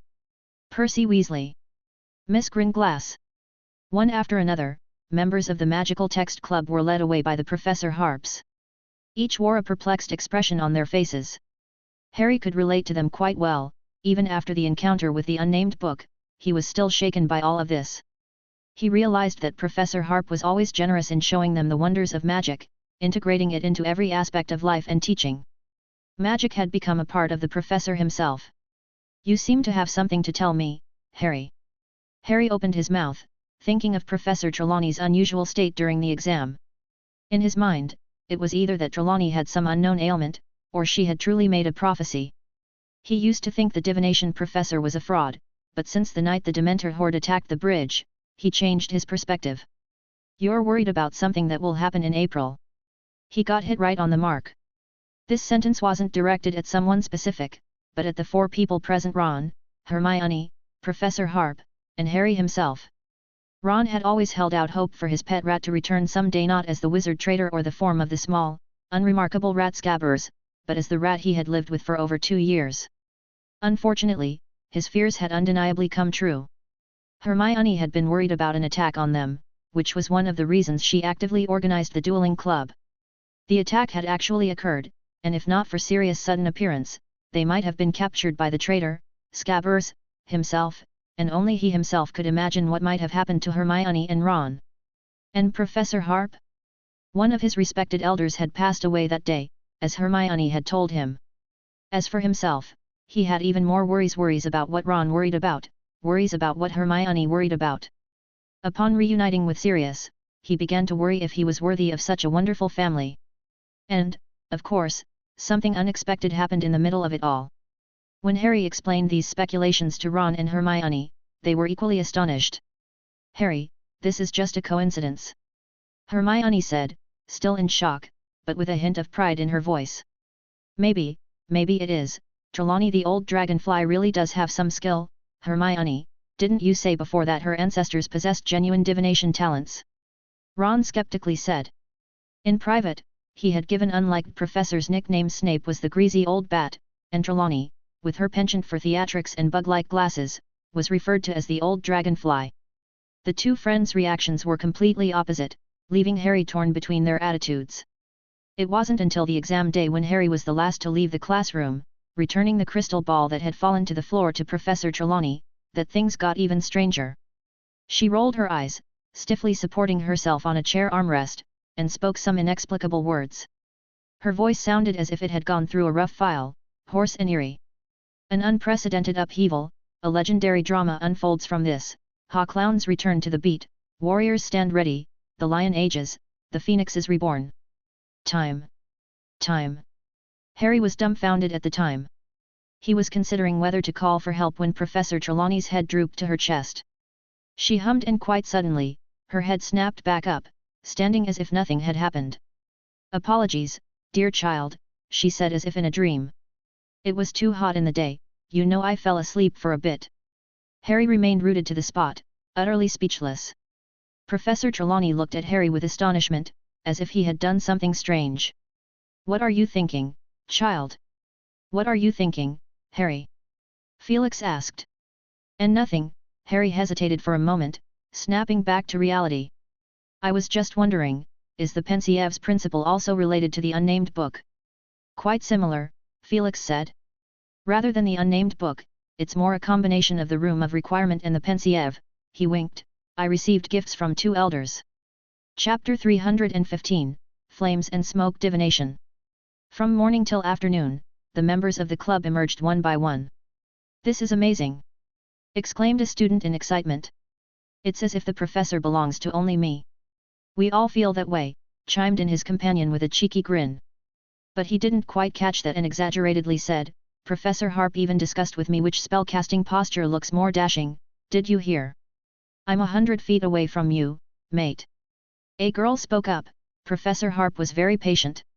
While explaining the magical runic sequence structure for the Lumos spell, he said it looked like a lily of the valley. Hey? Professor told me it was a tulip, another girl interjected. Clearly, it's a rose.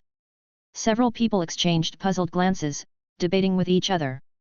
Ron couldn't help but say, maybe Professor Harp just wanted to convey a curved structure. These flowers all look somewhat alike, don't they? The spirited girls debating the matter stared at Ron, huffed, and left. Ron scratched his head and puzzledly said, Did I say something wrong? No, you just ruined their mood for the day, Hermione remarked casually. They arrived at a courtyard, where plants grew lushly along winding paths. Harry absent-mindedly plucked the orange-red spherical fruits from the bushes, next to which were mistletoes adorned with white pearls. How serious, Harry? Hermione asked. He's fine. He's been busy preparing for his brother's funeral, and he doesn't want anyone else involved, Harry replied softly. I remember, his name is Regulus Black. Ron exclaimed with excitement. He's really cool, a lone hero. He lowered his voice, being a Death Eater but playing a trick on one of them, he deserves that treatment. Yeah, but we definitely can't mention the Horcrux at the funeral. Headmaster Dumbledore specifically talked to me about it, as you both know. Ron chuckled, he must have been quite troubled then. Maybe he even considered using the Obliviate spell on us.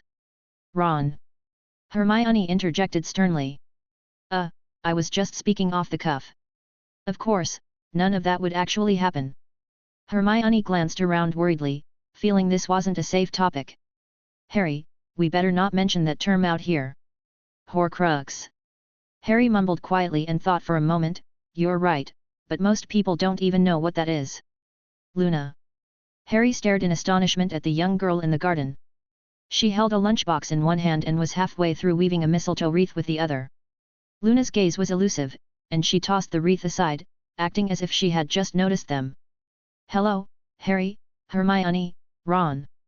It's so nice to see you, she said in her sing-song voice. What are you doing here? Harry asked, suddenly regretting discussing the topic in the garden. How much had Luna overheard? I'm waiting for Ginny, you know. Her tummy will get hungry, and a picnic is absolutely essential, Luna said, swaying her waist-length, golden hair. Is that so? Ron looked skeptical. Did you overhear? Luna. Ginny ran up from a distance, panting and breathless. Sorry I'm late. Fred and George insisted I try their new products. It was a struggle to get away. Can't let them find out. Going to visit Firenze Ron.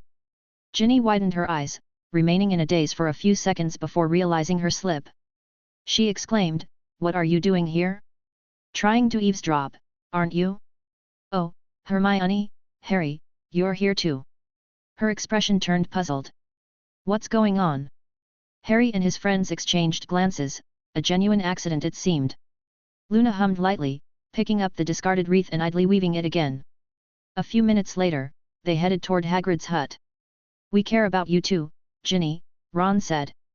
There was an attack near the Forbidden Forest 2 months ago. Yet, you got hit by some dark magic, and your leg swelled up twice its size, Ginny said nonchalantly. And it was oozing pus. Ginny, don't you care about your own brother at all? Ron protested. Worried?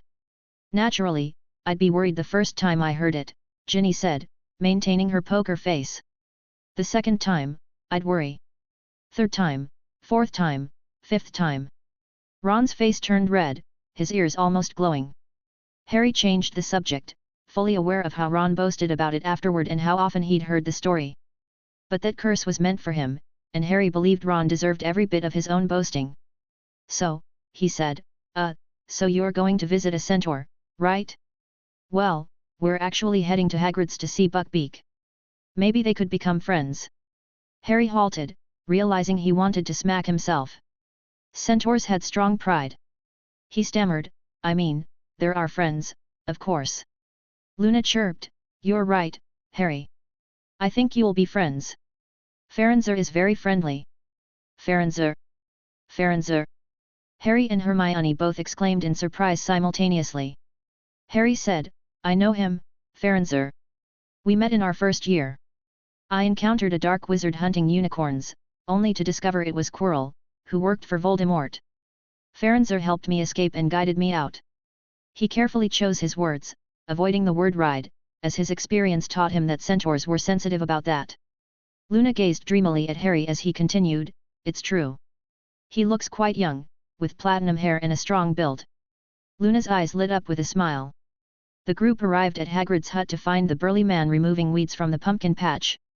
As they approached, Hagrid held a red umbrella, gesturing around in the ground. Hagrid. Hagrid turned around, Harry, Ron, Hermione. Oh, and 2 young girls, one of them is a Weasley, what's your name? Ginny, Ginny Weasley. And you? Hagrid looked at Luna, his umbrella hitting a nearby pumpkin, causing it to explode with a bang, splattering them with yellow juice. Oh, sorry. Hagrid fumbled, holding Harry and Ron, who were closest, to the side. I'll go get a cloth, can't use magic on you all, you know, he whispered, not so good with household spells, missed the timing. Wait, Hagrid Scourgify. Scour Jiffy. Scour Jiffy. With Hermione's help, they managed to clean up in no time and got down to business. Buckbeak? He's back with his herd. His kin missed him greatly, Hagrid said, waving his arms around. While Harry and his friends were a bit disappointed, they were still glad for Buckbeak. When they mentioned their plan to visit the centaur, Hagrid's eyes widened as he roared, Are you all out of your minds? Just 2 months ago there was an attack. And the Battle of the Bridge, if I hadn't been in the hospital wing, I would have missed.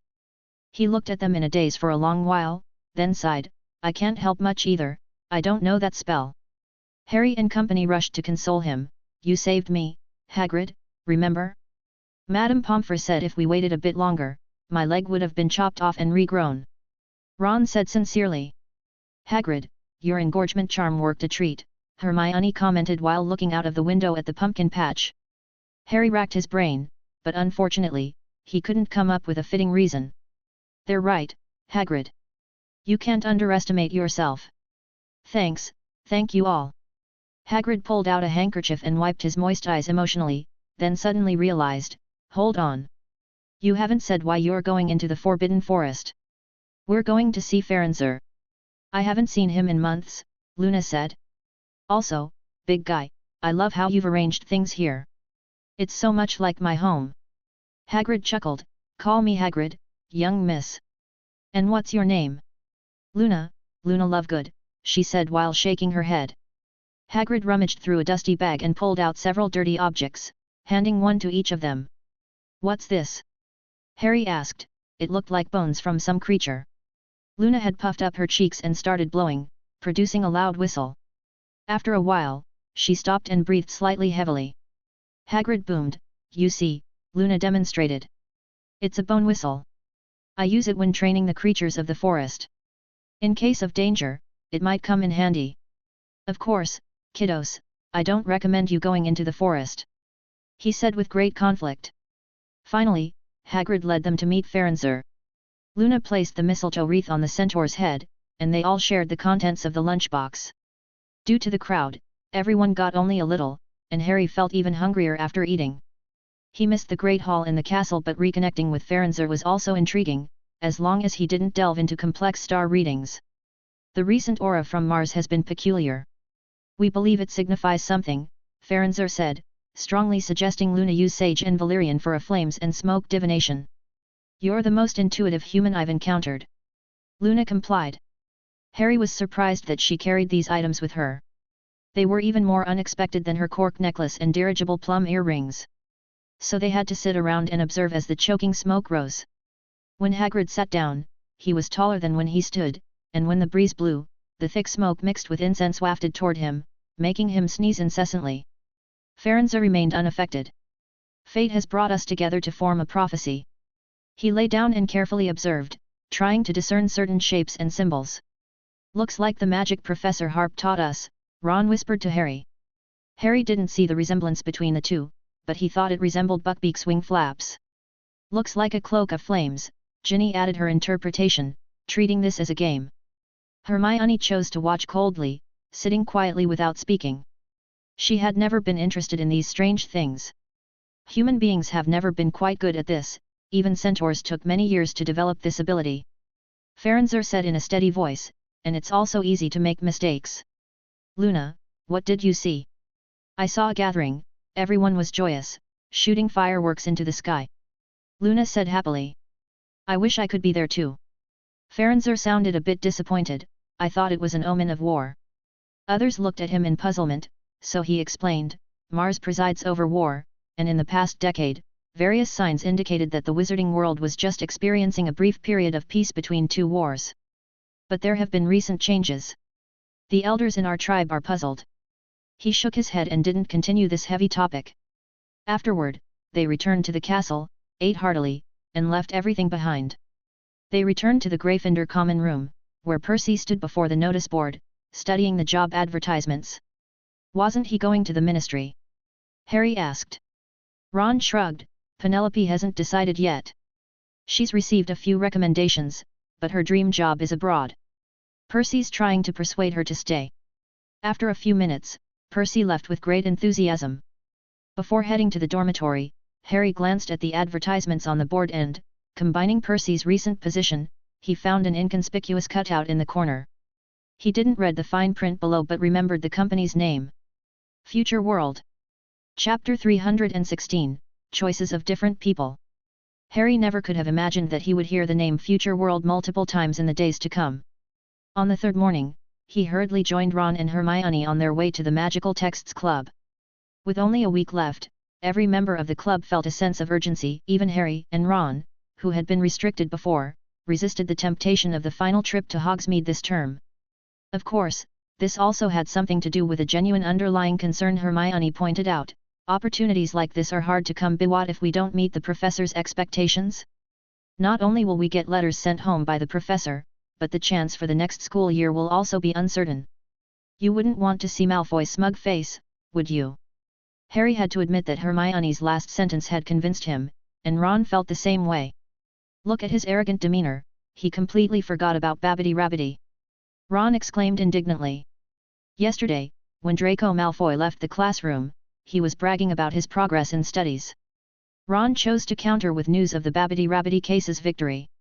However, Malfoy didn't remember the name at all and mocked, "Did you make up that doll yourself, little Ronnie?" Several Slytherin students burst into laughter because of George's mistake. The whole club now knew Ron's nickname. They arrived at the headquarters of the Magical Texts Club. Hermione traced a magical symbol in the air with her finger and stuck it on the door. The door opened silently. As they entered the room, the door behind them closed automatically. Professor Harp was sitting on the couch, chatting with Na. Sharp-eyed Hermione noticed Na handing a golden and red patterned invitation to the professor. "I've received it, Na," the professor said. Na smiled shyly at Harry and his friends, then extended his finger towards the nearby stone basin. He got absorbed into it, leaving Harry imagining a scenario where he landed and suddenly Professor Harp appeared. Harry and Ron followed, entering the space within the stone basin. Hermione stayed behind, looking at Felix with a clear intention to speak. "Please, have a seat, Granger." Hermione sat beside him. "May I have a word with you, Professor?" "Of course, you've already walked their path ahead of them. I designed this teaching process based on your progress," Felix said with a smile. He leaned over, allowing his palm to glide over the stone basin, sprinkling it with tiny points of light. "Very well, no one will overhear our conversation." Hermione pulled out the time turner concealed in her clothes and hesitated. "Professor, do you think I should return this?" "Why do you say so?" "I broke the agreement with Professor McGonagall and used it for things other than studying. She trusted me so much, and if she finds out," Hermione said sorrowfully. "Miss Granger," Felix's tone grew more serious, "do you believe that only you and I know about this? Perhaps we should also consider your two good friends." Hermione's eyes widened. "Professor, are you saying that others know, too?" "No." Her hands and feet grew cold. On the day of the Battle of the Bridge, she had violated numerous laws set by the Ministry of Magic. "Let's do a simple replay of that day's events. We did manipulate time, or more precisely, we just completed a missing part of history." Calmly, Felix continued, "In order to achieve the scene you described, I never appeared, even in times of crisis. I was observing from the sidelines. Even recently, I was less than a foot away from Harry, until your experience became everyone's experience. Then I guided Harry, and he successfully cast a powerful Patronus. Afterward, other events followed." Hermione nodded. The professor had already told her all of this, and she agreed wholeheartedly. Felix continued, "However, there is a loophole in all of this. I suddenly appeared in front of everyone. For those who know you possess a time turner, it's easy to deduce a lot from this tiny detail, like Albus Dumbledore, Professor McGonagall. What about the Ministry of Magic?" Hermione held her breath. "The Aurors probably aren't privy to such confidential matters. They might not be able to connect the dots to you, at least not easily. But as for Fudge, I'm not sure if his power-driven mind could come up with it, but he can't verify it." Felix spread his hands. Hermione sighed in relief. "I'm not trying to frighten you, just pointing out something you overlooked. So, if Professor McGonagall pretends not to know, you don't have to reveal everything. It would make everyone uncomfortable. However, I do suggest you drop some elective courses, you've had a busy year." Hermione bit her lip, her expression conflicted. After some calculations, she had already dropped divination, and if she gave up another course, she could have a regular timetable. She already had an answer in her mind. She had initially chosen Muggle studies, thinking it would be fascinating to look at ordinary people from a magical perspective. But after a year, beyond the novelty, she realized the professor of that course wasn't any more knowledgeable than she was in certain common-sense aspects. The viewpoints in the textbooks were outdated and stuffy, and they didn't compare to what Professor Harp's books had offered her. "Professor, I've made up my mind. I will return the time turner to Professor McGonagall." Later in the day, she would have an appropriate opportunity at Professor Lupin's farewell party. When the day's lessons were over, Harry overheard Percy and Penelope quietly discussing as they left the classroom. "Penelope, how are you thinking about it?" Penelope hesitated. "I want to do something meaningful. That company you mentioned, Future World, it's a newly established company. It might just be a small shop. Their advertisement is quite enticing, isn't it? Maybe they're just making empty promises." "No, look at the pay they're offering, 50 galleons per month. That's a lot more than what ministry employees get. I can't even earn that much. I didn't choose a job for the money." Penelope exclaimed angrily. I know, but it also indicates that the company is sincere and really in need of people," Percy persisted, trying to persuade his girlfriend. Don't rush into a decision, Penelope. During the break, let's go take a look together, in Diagon Alley. In the evening, Harry visited Professor Lupin's office. The office of the Dark Arts Defense Professor had been moved to the third floor. Harry had always suspected that Lupin and Snape's duel had destroyed the previous office. On the day of the dueling club, he had glimpsed a brief scene of their confrontation in Professor Harp's eyes. However, neither Professor Lupin nor Professor Harp confirmed it, and Harry didn't have the courage to ask Snape. Either the result would be predictable, he'd lose 50 points and get a week of detention. Lupin's office door was open. He had already packed most of his belongings. The empty crate of Grindylow stood next to his worn-out suitcase, which was nearly full. "I saw you coming," Lupin said with a smile, pointing to a piece of parchment on his desk. Harry leaned over and realized it was a marauder's map. The map moved around and eventually returned to its creator. Lupin said, "Professor Harp gave it to me a few days ago. He has deciphered its secrets. Sirius and I both believe it belongs to you." "For me?" Harry exclaimed in surprise. "You're just as restless as your father.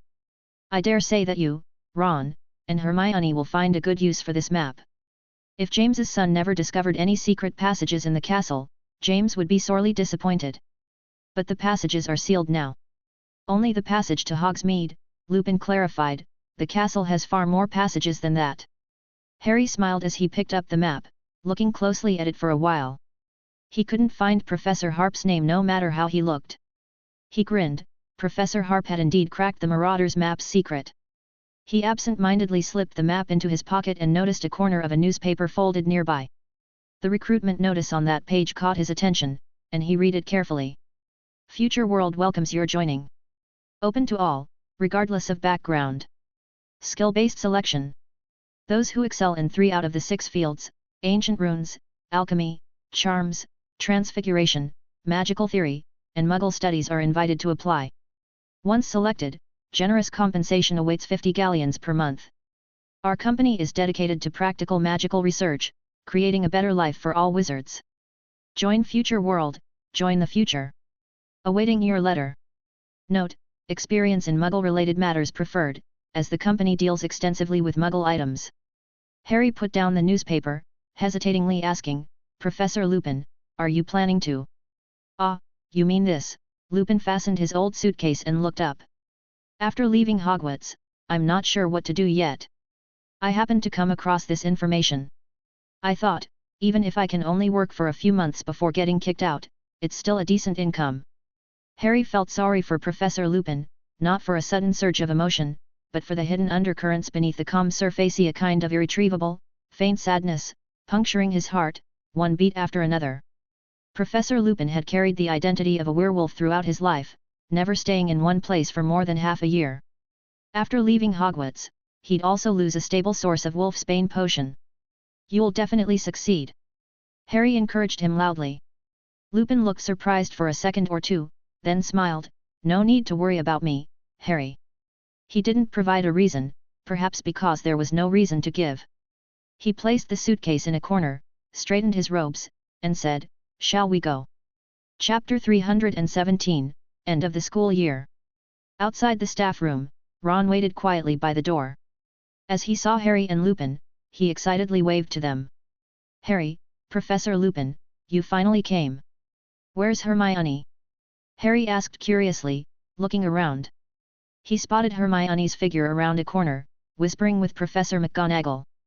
Soon, they approached with smiles, walking together into the staff room. The room had been rearranged. A long table now stood where the old black wooden chairs used to be piled near the fireplace. Fawkes had cast a spell on the ceiling, causing colorful ribbons to hang down. Felix conjured a small white ball that floated up to the ceiling, emitting a gentle light that warmed and brightened the room. Hagrid carried a large bucket of mead. Dumbledore and Professor McGonagall turned the decorations on the table into miniature animals with laughter. Harry momentarily forgot the sadness of parting and dug into the food. Upon Hagrid's recommendation, he even tried a small glass of homemade elf-made grape wine. Just as Professor McGonagall shot a reproachful look, Hagrid took his glass away, saying, "You're still young, Harry." Apart from various piping hot dishes and sweet puddings, there were also several novel dishes on the table. Ron speared a meatball dripping with sauce and asked curiously, "What's this? Haven't seen it before." He put the fork in his mouth and his eyes lit up. Harry, Hermione, you have to try this. Harry picked up a yellow square that tasted sweet and tangy. It's pineapple, he said with certainty. What's this dish called? A house elf, wearing a chef's hat, respectfully answered, this is pineapple sweet and sour meat, a recently developed dish. Mr. Hagrid received a cookbook from Professor Snape as a Christmas gift, and it contains many magical recipes. Hesitatingly, Hermione said, Are you a house elf from the kitchen? Why not join us? The house elf named Yuanbo stepped back a few paces. We'll dine in the kitchen, he bowed, the dishes are ready, please enjoy. With a loud pop, he disappeared. You scared him, Hermione, Ron chuckled. At this point, Professor McGonagall began to inquire about Lupin's plans after leaving the school. Lupin shared his intention to apply for a job he saw in the newspaper. I'm qualified in most areas except for ancient runes. I'm preparing to submit a resume.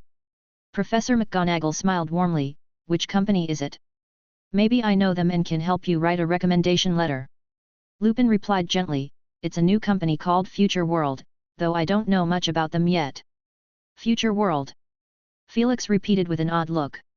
He examined Lupin with a curious gaze, leaving Lupin somewhat puzzled. After a while, Felix raised his glass. You'll surely succeed, Lupin. Thank you. Cheers. Their goblets clinked. The next morning, Harry got up early and hurriedly dressed. Ron was sound asleep, murmuring something about delicious food. This is tasty, Harry. Harry put on a robe and stepped out of the bedroom, disturbing Fat Lady's pleasant dream due to his early exit. Child, it's finals time now, she said with a weary tone as she rotated to open the passage. I'm not confused, just have something important to do, Harry explained. He descended the spiral staircase, and as he had come out so early, he disturbed the Fat Friar's good dream too. Morning, Harry, he greeted, yawning. Harry gasped for breath and caught up with Lupin, who was carrying a suitcase. Professor, I'm here to see you off. They strolled across the lawn, facing the golden dawn until they reached the front doors of Hogwarts. They chatted like true friends, sharing stories openly. When the time came to part, Harry felt even more reluctant. Lupin smiled and said, I'm slipping away quietly to avoid making the farewell more emotional. Besides, we won't be apart for long. You mean, for Sirius's funeral? Lupin nodded. A worthy man. With a wave, he departed gracefully. Harry watched as he disappeared into the distance along the path before returning to the castle. The time that followed passed quickly. He invested all his energy into the study of ancient magic, to the point that he couldn't spare time for the disillusionment charm. Except for Hermione, some members of the club had learned the spell Percy Weasley, followed closely by Geoffrey and Penelope. They're all 7th-year students, the advantage is too obvious, Ron commented. Cedric's also got the hang of it, Harry said sensitively, I always fall just a bit short. Mate, he's 2 years ahead of you. Why compare yourself to him? Ron asked puzzledly. Harry didn't respond. He also found his thoughts a bit silly, yet he couldn't help but feel competitive. In the blink of an eye, it was the last day before the holidays. On this day, the school announced the exam results. Harry, Ron, and Hermione passed all their subjects. Harry received and exceeds expectations in defense against the dark arts. He also received acceptable grades in ancient runes, charms, and care of magical creatures. Ron glanced at his report card, I'm just a bit short in defense against the dark arts, everything else is the same. He looked at Hermione's grades, still struggling with the one acceptable in defense against the dark arts amidst all the exceeds expectations. Defense against the dark arts, it reminds me of that boggart you encountered during the exam. During the practical exam, Hermione had encountered a tricky boggart that transformed into a professor telling her she'd failed all her exams and would need to repeat a year. Calming herself down took a considerable amount of time, leading to a 10-minute interruption of the exam. Hermione glanced at Ron and reminded him, I've mastered the disillusionment charm. Ron frowned, muttering under his breath, I've succeeded twice as well. Once losing half an eyebrow, and the other time, my robes got shredded eyes, if you consider those as successful. I should go find Fred and George, their bottoms are going to be bruised by Mum. Ron said. When they entered the Great Hall, they saw Professor Lupin already surrounded by excited students. Percy announced loudly, all exceeds expectations. Geoffrey reminded him, "You forgot Marcus." "All right, there's one acceptable. I'll try my best to overlook that." Felix was stuck in the center of the crowd, taking a while to extricate himself, but it was a happy annoyance. The 7th-year graduates continued to celebrate fervently. Even Snape didn't take any points from them, which was unimaginable in the past. "Severus, I need a stable supply of wolfsbane potion." "For that werewolf," Snape said disgustedly. Since the night of the battle on the causeway, he had not mentioned Lupin's name in conversations with Felix, referring to him as that werewolf. "You don't strike me as one to meddle in others' business," he remarked. Felix sighed, he would be an excellent employee. "Your company?" Snape asked, not immediately refusing, but rather considering seriously, "Are you still accepting investments? If it were anyone else, I would decline, but you're different, Severus. Give me a title, it better be higher than that werewolf's, and I will personally interview him." Snape pinched his fingers, revealing a sinister smile. "Your expression looks terrifying," the little wizard almost dropped his fork. Snape glanced and said disdainfully, "A foolish lad eating pie in my class. I had him dissect 2 large buckets of Boondimon's guts." "Is that so? No wonder he looked familiar." The 3rd-year campus drama comes to an end. Today, there will be 2 updates. Chapter 318, The Dragon Sanctuary. The next day, the Hogwarts Express left the station, disappearing from Felix's sight. Standing with Dumbledore, he gazed into the distance, his eyes shimmering with a watery light. Truly moving, empty minds filled with abundant knowledge, enjoying a splendid holiday. "Yes, and a backpack full of assignments," Felix said. "Albus, why did you send me to Romania?" "Because you're not any of the 4 heads of house, we need to avoid suspicion. This year's Triwizard Tournament is bigger than ever, with 5 schools participating," Dumbledore said gently. "It should have been my responsibility, but I've been far too busy." "5 schools? Besides Durmstrang, which one?" "Vague as a doodle, direct from the moonlit mountains of Uagadou thanks to Ugadu's influence," Dumbledore said. "These past 2 months have been difficult for him. The Dementor incident damaged his reputation, and parents have been sending letters of condemnation. The newspapers have been relentless in their coverage." "Didn't you say Ugadou was quite skilled?" "Intriguing." Dumbledore smiled. "Have you seen the news about Sirius and Wormtail in the papers?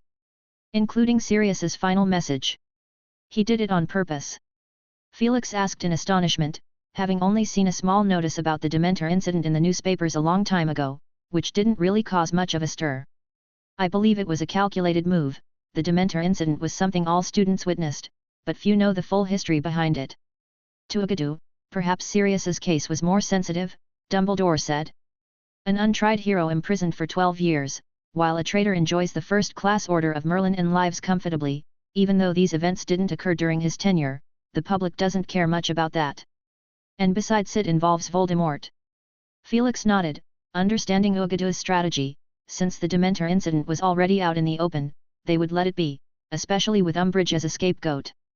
But when it came to wrongful convictions, falsehoods, and Voldemort, they had to keep the public in the dark. "I suppose he's pinning all his hopes on those 2 events, the Quidditch World Cup and the Triwizard Tournament." Dumbledore agreed, saying, "Distract from the pallor with splendor, that's Ugadou's specialty. So, he wants to involve more schools, expand his influence. In fact, he extended invitations to 10 magical schools, but received few responses." Felix found himself in the midst of a mountain range. This was the Carpathian Mountains, also known as the backbone of Romania, and nestled within was the Romanian Dragon Sanctuary. Although dragon reserves existed around the world, the Romanian Dragon Sanctuary was the most unique. Here, the dragons were in a semi-wild state, with over 100 professionals from around the world working, including dragon tamers, breeders, and dragon research experts. Here, one could find almost all known species of dragons in the world. Felix watched as 7 or 8 wizards surrounded a Romanian longhorn dragon. Half of its wing was torn open, bloodied. The dragon tamers were trying to calm it down. He descended the slope, observing the dragon up close. It had deep green scales and sparkling golden horns, its eyes alert and irritable, stamping its feet anxiously. "Relax, we mean no harm, you need healing," a wizard yelled. His companions stood watch, wands trained on the dragon, especially after their previous failed attempt. The dragon was probably in no mood for more trouble. The longhorned dragon flapped its half-wounded wing, emitting a few sparks from its nostrils. "Watch out, it's about to breathe fire. Charlie, use the stunning spell." Another wizard shouted. Charlie, the dragon tamer, yelled, "Wait for the right moment, when its belly is exposed, we'll gnaw." Stupefy. They all yelled in unison, stunning spells rocketing onto the dragon's thick skin. Its hind legs buckled, wisps of smoke rising from its nostrils. It lowered its head in bewilderment, then slowly collapsed. "Well done." A middle-aged wizard patted Charlie's shoulder, pleased. "I can trust you to lead a team on your own." His companions gathered around. Their skin, rough and weathered from years of outdoor life, had turned a deep shade of brown, bearing the marks of wind and frost. "He's the one," Felix thought. Charlie Weasley, 2 years his junior, remarkably talented in Quidditch, once the captain of the Gryffindor team and a Triwizard Cup winner. But back when Felix was in school, he hadn't cared about Quidditch, so he hadn't recognized him. He couldn't even remember who the Slytherin captain was at the time. Moreover, Charlie Weasley was quite different from Felix's memory. Although he still had that gentlemanly broad face and the Weasley family's characteristic freckles, his skin hadn't been this dark when they were in school, and his arms hadn't borne the shiny, burn-scarred scars from fire. Felix stood quietly to the side, startling the others. They had been focused on the dragon, not noticing the sudden appearance of another person. "Who are you? Don't you know this place is dangerous? And you're standing so close?" The middle-aged wizard frowned, sizing up the young man in front of him. Felix's face was perplexing, making him think he was a reckless fellow driven by excessive curiosity. Such individuals appeared every year, often fresh out of school, traveling around various places. The Dragon Sanctuary was an enticing choice for them. "Felix Harp, the ancient runes professor at Hogwarts," Felix said casually, representing Headmaster Albus Dumbledore to review the alternative tasks for the Triwizard Tournament. The middle-aged wizard looked at him skeptically. "Were professors this young nowadays?" "Captain." Charlie Weasley stepped forward. "I know him. Let me take care of him. He's really a professor." After receiving confirmation, the captain waved his hand. "Very well, if you're friends, then I'll leave him in your hands. Everyone else, let's cast the levitation charm and move the dragon." Charlie looked earnestly at Felix. "The captain means no harm. He's a good person." Felix chuckled softly. "Charlie Weasley, I'm curious about what image you have of me." Charlie didn't reply. "What image?" Of course, it was the shadow of a generation. As a true Gryffindor, he had found it quite satisfying to watch Felix put Slytherin students in their place during their school days. This led to Felix having a favorable reputation among the other 3 houses back then, but his aggressive nature was also acknowledged, causing people to keep their distance out of respect. "Our camp is over there. I'll take you there," Charlie pointed down the mountain. "By a stream, where the tents are." Along the way, Charlie introduced him to the surroundings. The Carpathian Mountains are vast, covering 40% of this country's land. Besides forests, there are rocky beaches, swamps, and caves. "Wouldn't the dragons start forest fires?" Felix asked with interest. "That's quite rare. They don't rely on breathing fire to hunt. For instance, that Romanian longhorn dragon from earlier prefers using its horns to kill prey and then brings it back to the nest on the mountain to roast it with fire," Charlie said. "They only use fire-breathing attacks or intimidation when they encounter agile opponents or during inter-dragon conflicts. And usually, the victor will extinguish the flames afterward." He said emotionally, "This is their home." Both of them looked up as a silver-blue dragon flew across the sky. Charlie led Felix to a tent area. It was clear that he had a good rapport with others, as many people greeted him when he arrived, and he responded to each one.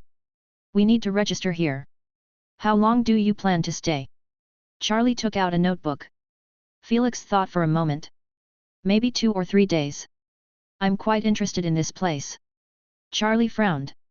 "I thought it'd be half a day. I need to request permission from the captain." "Please wait."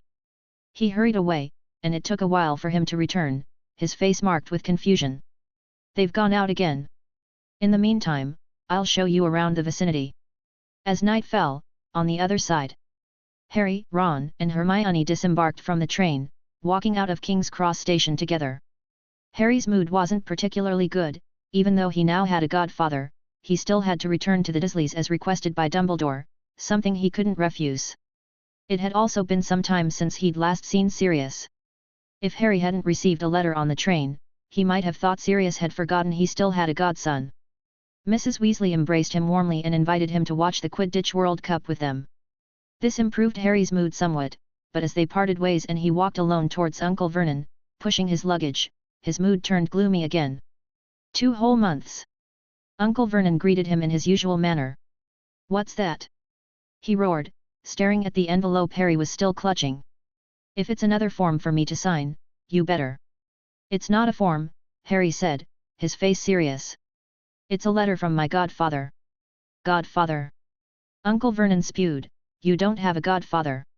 "No, I do," Harry said, his mood magically improving. "He was my mum and dad's best friend, a convicted murderer, but he escaped from Azkaban. This is from him. I can show you the name on the letter." Uncle Vernon's face twitched, and his small eyes filled with fear. Harry continued to enthusiastically weave his tale about Sirius, trying to negotiate some benefits for his long summer break. "Sirius Black, he's been on TV before. He's still on the run, not caught yet. But he's willing to keep in touch with me to make sure I'm having a fast. Harry's eyes widened. Looking past Uncle Vernon, who was as white as a wall, in a corner of the station, not far from them, was a man dressed in hippie attire, leaning against the wall. The man wore a pointed hat that covered half of his face, with a smile that was more of a smirk. The man tipped his hat, revealing Sirius Black's radiant smile. "Harry, you're breaking my heart with that," he said. "Sirius!" Harry shouted with delight. Chapter 319, Protection. Uncle Vernon was driving in the front seat, his face turning a shade of purple. His small eyes stole glances at Harry and Sirius in the back seat using the rearview mirror. Harry could hardly believe his luck. Despite being caught lying by his godfather, he was overwhelmed with happiness. The minutes leading up to leaving the train had been filled with anxiety about spending a miserable 6 weeks with the Dursleys. He could already envision the days ahead enduring glares for a couple of days, then sneaking downstairs to work on his summer assignments in the dead of night, opening the cupboard under the stairs to retrieve his belongings. Then there would be the endless countdown of days, hoping the Weasleys would rescue him from this misery. Perhaps there'd be letters from Ron, Hermione, Dobby, and Sirius. He was most certain about those, at least a birthday card, if nothing else. He even started to consider the logistics. The Dursleys were in Surrey, the Burrow in Devon, Hermione was in London, and if the Grangers weren't off on vacation, maybe they could all meet during the summer. Sirius's words cut through Harry's reverie. "I've got a birthday present for you, something you'll love." "What is it?" "I can't tell you, I've held on to this secret for a long time. But I can tell you it's something truly remarkable, something James would have loved." Uncle Vernon turned a corner, his grip on the steering wheel tense. His mind was racing with various thoughts. A wizarding hippie who looked pretty much the same as he did 15 years ago, perhaps even worse. Could he be planning to stay at his house? Vernon wasn't one for helping impoverished relatives, especially not a convicted murderer. Even if he wasn't, he had a stint in prison, didn't he? Bang! The car suddenly had a flat tire, causing a loud bang. The occupants inside were thrown to the side due to the force. "Careful, Harry!" "Ouch! Damn it!" Uncle Vernon slammed on the brakes, and the 3 intact tires screeched to a halt, sparking against the road. The car came to a stop. Uncle Vernon's patience reached its limit as he vented his frustration with a string of profanities, spittle flying. Harry stared at him, dumbfounded. His mind seemed to be smoking by this point. Perhaps the next couple of days would see him quiet down from overuse? It wasn't until Sirius, his face darkened, said, "If you don't shut up, I'll stick your mouth shut," that Uncle Vernon finally fell silent. However, after a pause of 2 or 3 seconds, he muttered under his breath, "You're not a murderer, you said it yourself. You don't need to remind me. Would you like a taste of what I learned in Azkaban?" Sirius roared, but his threat didn't have the desired effect on Uncle Vernon, who had no idea where that was. Harry whispered to remind him it was a wizarding prison, causing Uncle Vernon's carrot-like fingers to tremble. He finally fell quiet. Uncle Vernon struggled to open the car door and got out. Unable to squat down due to his size, he had to lie on the ground and grumbled, "Front tire blown, halfway from home, calling for a tow truck will cost a fortune. Everything's going wrong." Sirius stepped out of the car, his hippie attire attracting curious looks. Uncle Vernon muttered under his breath to him, "Can't you just sit quietly? I'll call for a tow truck. In case someone asks you." Sirius drew his wand from his jeans and used Uncle Vernon's hefty frame as cover. "Excuse me, could you block for me?" A faint light flashed, and the car tire was immediately restored. Uncle Vernon stared at everything in astonishment, wiping his eyes in disbelief. He shouted, "Magic!" The first two syllables were so loud, like a lit firecracker, but he quickly noticed the anomaly. His small eyes scanned around rapidly, and the sound got swallowed. "Do you think I'll be grateful to you? Freak, maggot from the gutter. Just like a little monster." Sirius directed his wand toward Uncle Vernon's triple chin and coldly said, "I can already imagine how you've treated Harry." The rest of the journey was silent. It continued that way until they were about to enter Privet Drive. Suddenly, a thought occurred to Uncle Vernon: how could he discreetly bring this trouble into his home? Harry thought they were hardly moving at all, he could walk faster than this. The car was crawling along. Sirius also realized his unwelcome status, perhaps he'd known from the start, but he wanted to see how Harry was doing. Suppressing his temper, he held back, though he was on the brink of eruption. "Stop the car," Sirius said. The car immediately came to a halt. He handed Harry a mirror. "This is a two-way mirror, there are two in total. I have one with me. If you ever want to reach me, just call my name into it, and you'll appear in my mirror, and I can appear in yours to talk to you. Back when James and I weren't together, we used this to stay in touch." He glanced at Uncle Vernon. "You're not planning to interfere, are you?" "Of course, not." Harry took the mirror, examining it from side to side. It bore some resemblance to the twins' pairing mirror that George and Fred sold, which he considered buying to give to some friends. But the twins refused to take his money, making him a bit uncomfortable about taking more. Harry whispered, "Are you leaving?" "Yes, I know this place. Number 4, Privet Drive." Sirius said. Uncle Vernon shivered at the mention. Sirius continued, "Dumbledore told me that your uncle's house is enchanted, to protect you from prying eyes." He turned to Uncle Vernon, his tone icy. "This is for your protection too, you should be aware of that." "Enchanted? What have you done to my house?" Sirius said. Dumbledore didn't go into specifics, but I guess it's some kind of strong protective spell. Maybe similar to the Fidelius charm? I'm not sure. He hurriedly changed the subject. Sirius lied. He had engaged in a heated argument with Dumbledore about Harry's guardianship, and to calm him down, Dumbledore had revealed more insider information. There were 2 layers of protection on Harry, one of them from his mother.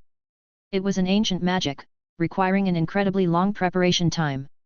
It belonged to the same category of magic that powerful curses did, tapping into the power of love, only it was even more difficult. It involved turning one's overflowing love into a protective force, something Lily Evans had done for her unborn child. But this was only the first step of this magic.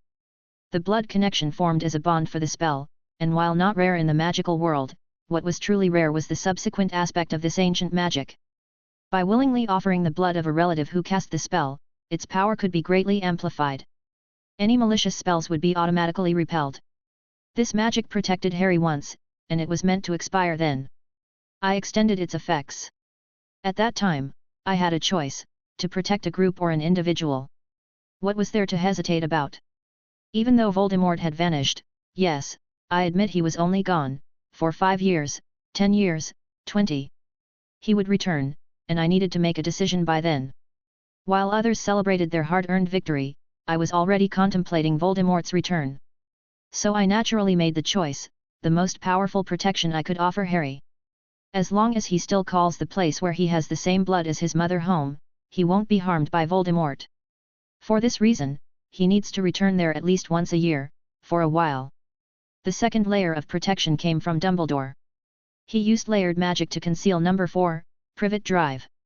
But it couldn't be completely sealed off. He set a condition: anyone from the magical world with malicious intentions wouldn't find it. Even if the address got leaked, they could only pinpoint a nearby area. Like headless flies, they would blunder about, but long before that, Dumbledore would be alerted. This was to prevent any lingering Death Eaters from seeking revenge. It was both protection for Harry and the Dursley family. I left this information in Harry's crib, explaining everything. Once I was sure they had accepted Harry, I left with a heart full of hope for the future. I knew the Dursleys weren't the friendliest, but that's what I needed then.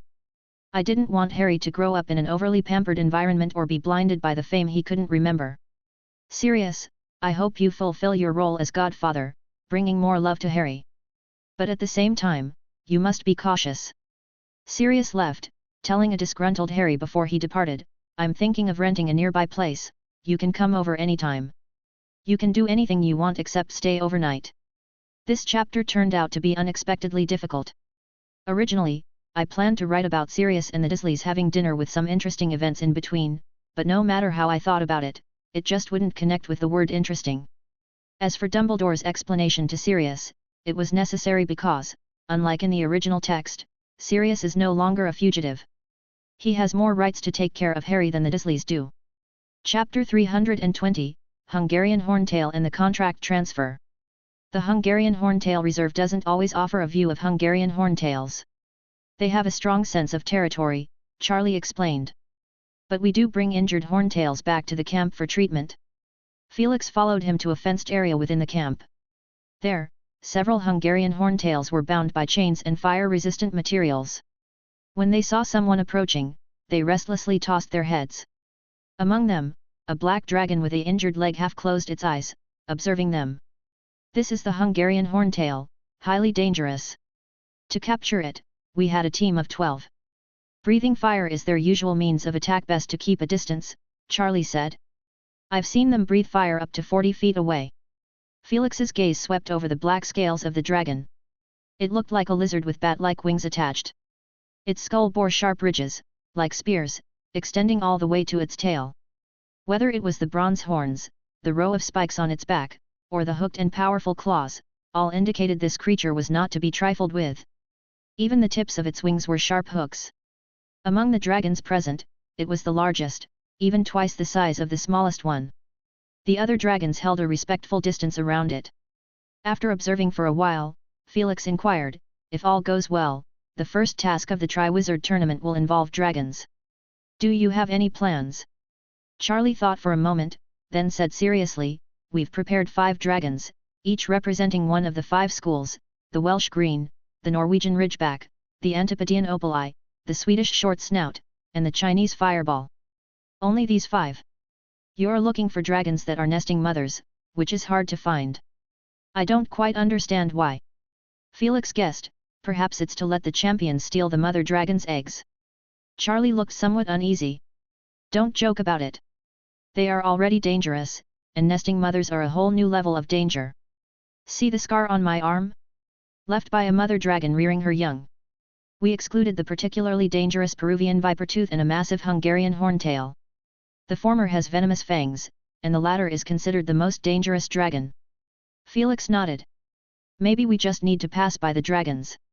As evening neared, Felix and Charlie discussed the details of dragon placement inside a tent. Hogwarts can clear an area in the Forbidden Forest, and the kitchen can provide food. However, we don't know much about dragon behavior, so we'll need your experts to care for them. No problem, that was our plan anyway, Charlie readily agreed. During transport, we'll assign extra personnel to ensure safe arrival. You'll lead the team. I'll do my best. It's a rare event. Charlie, a wizard, entered the tent, a middle-aged captain whom Felix had seen once before. I heard the young professor wants to stay a few more days. There's an agreement for him to sign. Seeing Felix, the captain paused. You're here too, good. This is for you. Felix took the parchment, somewhat surprised. A secrecy contract. Exactly. For fairness' sake, the wizard shrugged. While cheating has always been a tradition in the Triwizard Tournament, at least some surface work needs to be done. Our minister is begging them.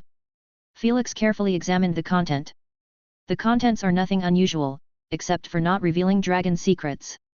Felix brushed his fingers over the parchment, feeling the magic imprinted on it. This contract seems to have monitoring properties. The middle-aged wizard explained, provided by the Ministry of Magic, we're just following orders. According to them, when the signer of the contract mentions dragons or similar words, they'll be notified. Felix didn't say much and quickly signed his name. Though he didn't intend to follow the rules set by the Ministry of Magic, there was no need to make things difficult for these people. Charlie appeared relieved. He hadn't been this nervous even facing dragons. Thankfully, Felix agreed. In the evening, torches were lit in the camp. The black shadows of hills and trees stretched long. Felix spent the night in his tent without any incidents. Come morning, he walked through the dew-kissed woods to the enclosed area behind the camp. The Hungarian horntail with the injured leg was the first to notice him. It restlessly snorted, emitting a low growl. Not far away, a Welsh green dragon raised its head for a moment, then lowered it back to sleep. Quiet! Felix said, his eyes turning silvery white. The Hungarian horntail angrily lifted its body, glaring at him with fierce yellow eyes. Then, its gaze seemed to flicker for a moment. It shook its head. Other than the wizard getting closer, it didn't sense anything unusual. Unbeknownst to it, Felix had already pulled it into the realm of his thoughts. Unlike other applications, he had crafted an environment identical to the outside world and seamlessly connected the two. The dragon was clueless about this, its nostrils started emitting sparks, dangerous sign, indicating an impending attack. But the wizard had arrived beside it, tilting his head to examine its metallic-like claws. Boom! The Hungarian horntail spewed thick flames, engulfing Felix. He seemed to melt without any resistance. The dragon snorted triumphantly and lowered its head. The next second, it noticed Felix standing right where he was, as if he hadn't moved at all. Its intelligence was limited, and it couldn't comprehend this behavior at all. It only grew angrier, exhaling another burst of flames. This time, the fire was fiercer and lasted longer. The Hungarian horntail was convinced that the arrogant wizard had been reduced to ashes. It even saw a scattering of black dust. Yet, in the blink of an eye, Felix stood unharmed before it, even reaching out to touch its claw. Swoosh! A claw, glinting with an icy sheen, sliced through Felix's body, cutting him into pieces. That's rather gruesome, Felix remarked. As though unbothered, he pushed away the dragon's claw. For a brief moment, Felix was certain he saw bewilderment in the Hungarian horntail's eyes. Despite being the aggressor, it was evidently confronted with something beyond its understanding. Stay still, I'm figuring out how to transfer the contract to you. Felix leaned down, tapping the dragon's black scales. It's quite an interesting experiment, isn't it? Unlike the unbreakable vow and the ministry's contract, he had no way with the former, but he could maneuver around the latter. That's why he willingly signed it. The ministry's contract operated on specific keywords. The problem was, he wasn't sure if there were hidden clauses, which introduced significant uncertainty. During the summer break, he'd spent most of his time wandering Nicholas Flamel's hidden library. He didn't want to expose those places. Furthermore, some of his planned trips were sensitive, the black market, Beauxbatons Academy, for instance. An interesting fact was that, based on his connections, he was closer to Beauxbatons, given that he was a trustee of the school. For safety's sake, he decided to transfer the contract. He had considered using just any deer or rabbit as a substitute, but that would pose an issue. What if the rabbit got eaten? His status in the ministry would then be marked as deceased. Fortunately, the Dragon Reserve had no shortage of dragons. This particularly fierce Hungarian horntail was his chosen target. The dragon was futilely attacking, breathing fire, swiping its claws, thrashing its tail, biting. But Felix kept recovering in the next second, methodically checking. In just a few minutes, Felix had endured hundreds of fatal attacks. Eventually, the vicious Hungarian horntail panted, looking at him without options. It was utterly helpless. Dejectedly, it lowered its head, slumping onto the ground, hot puffs of air emanating from its nostrils. "Excuse me, just turn around," Felix told it. The Hungarian horntail stared at him with its vertical yellow pupils for a good while, then slowly exposed its belly. As it turned, its eyes seemed to blur, as if its sight experienced a subtle shift. But the awful and persistent wizard was still there, prodding it with his wand, urging it to hurry. Then, Felix followed the path of opened black scales on the dragon's body, walking up to its back and standing there. The scales beneath its neck are quite good, and the magical radiance is strong enough. Charlie emerged from his tent, unable to find Felix. Subconsciously, he went to the back of the camp and was taken aback by the scene before him. The fierce Hungarian horntail lazily opened its mouth, emitting a thin trail of flames. "Don't be hasty, needs another layer of oil." Felix patted its reaching mouth, flipping the meat on the grill, "I have a secret sauce. Want some?" The Hungarian horntail nodded eagerly. Chapter 321, A Sniffing Encounter. When Felix extended an invitation to Charlie, Charlie's adventurous nature kicked in. Without much hesitation, he gladly accepted the proposal. "You're as heartless as Norbert, you know that." Charlie stretched out his rugged hand and patted the spines atop the Hungarian horntail. The dragon rolled its eyes, unperturbed by his accusation. Charlie took over Felix's work, applying layers of sauce. "In my experience, brushing in one direction will make it more flavorful?" Felix inquired. "No, it'll make it more visually appealing," Charlie chuckled. "Like melted amber." "All right." The two sliced a tenth of the roasted meat, and the rest vanished into the belly of the Hungarian horntail. Charlie's tent brewed wine to the rescue. Charlie shouted, as 2 jugs of wine flew in like projectiles. He said to Felix, "Our homemade wine, made from local fruits you can't find anywhere else." Felix shared some school anecdotes, especially about Hagrid and Ron. As he mentioned them, Charlie became even more relaxed, occasionally bursting into hearty laughter. He enthusiastically said, "Hagrid and I got along well during my school days. We both had an interest in dragons." He kept talking about wanting to own a dragon, and he managed to do it in the first year after I left. "You mentioned Norbert earlier." "Yeah, a Norwegian ridgeback dragon not even 3 years old. We released it back into the wild." Charlie grinned. These dragons grow fastest in the first few months after birth, and their ability to breathe fire as hatchlings develops early. Hagrid quickly realized it was a troublesome burden to keep it, so he asked me to take Norbert away. We got quite friendly with Norbert. It often came for food and then left after eating. Charlie said, "We wonder if it'll come back with its own offspring someday. It also has a habit of sneaking drinks of fire whiskey from the camp. That's the captain's favorite. He pretends to be annoyed, but secretly he doesn't mind. We have an alert system in place." "Fire whiskey? You mean Hagrid?"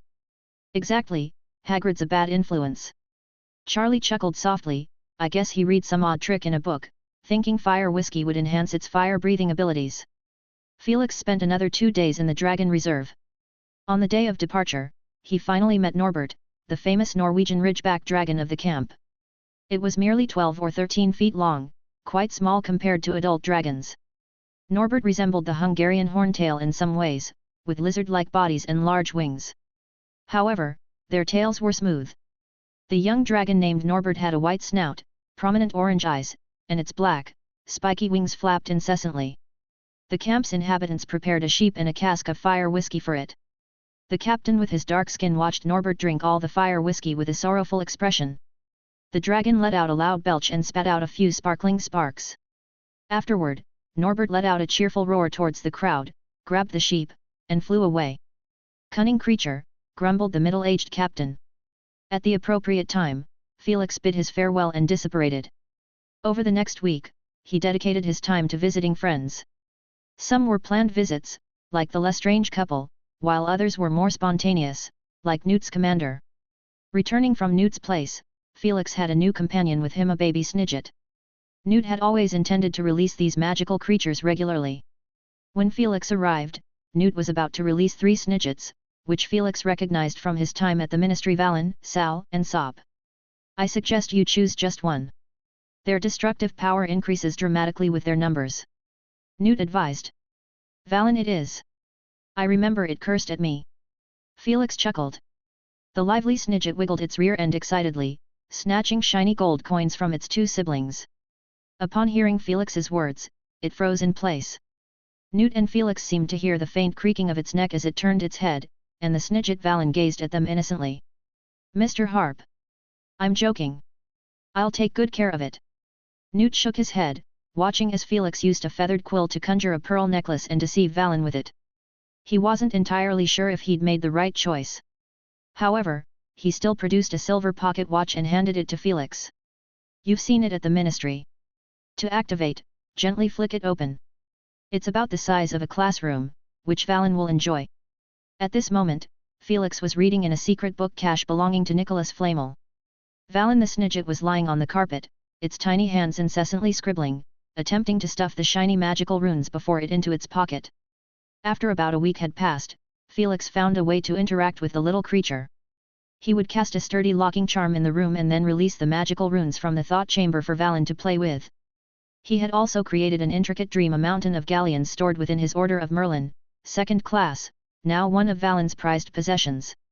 Another treasure was a defunct time turner. It had been previously concealed in an old box, unearthed by Valen. Inside, there was a note left by Nicholas Flamel detailing its origin, narrating its story. This thoroughly damaged time turner had been acquired by Nicholas Flamel at great cost 3 centuries ago. It was said to have been confiscated by the British Ministry of Magic as contraband. Its former owner had misused it, getting trapped in a temporal rift and starving to death, her plight undetected by anyone. She had written down the account in her own blood. Eventually, the ministry found the time turner, which was also confiscated. Somehow, it circulated and was purchased by Nicholas Flamel. He had conducted extensive research on the time turner, trying to repair it, but ultimately failed. He did, however, leave behind extensive records about temporal magic. Felix, skeptical, had repeatedly attempted to use it but found it truly broken. It was now merely an hourglass-shaped decorative piece. In the end, it became one of Valen's collectibles. July 16, Saturday. The sky was overcast. Felix was dressed in black formal attire. He removed the emerald ring from his left hand and the serpent ring from his right, tucking them into his pocket.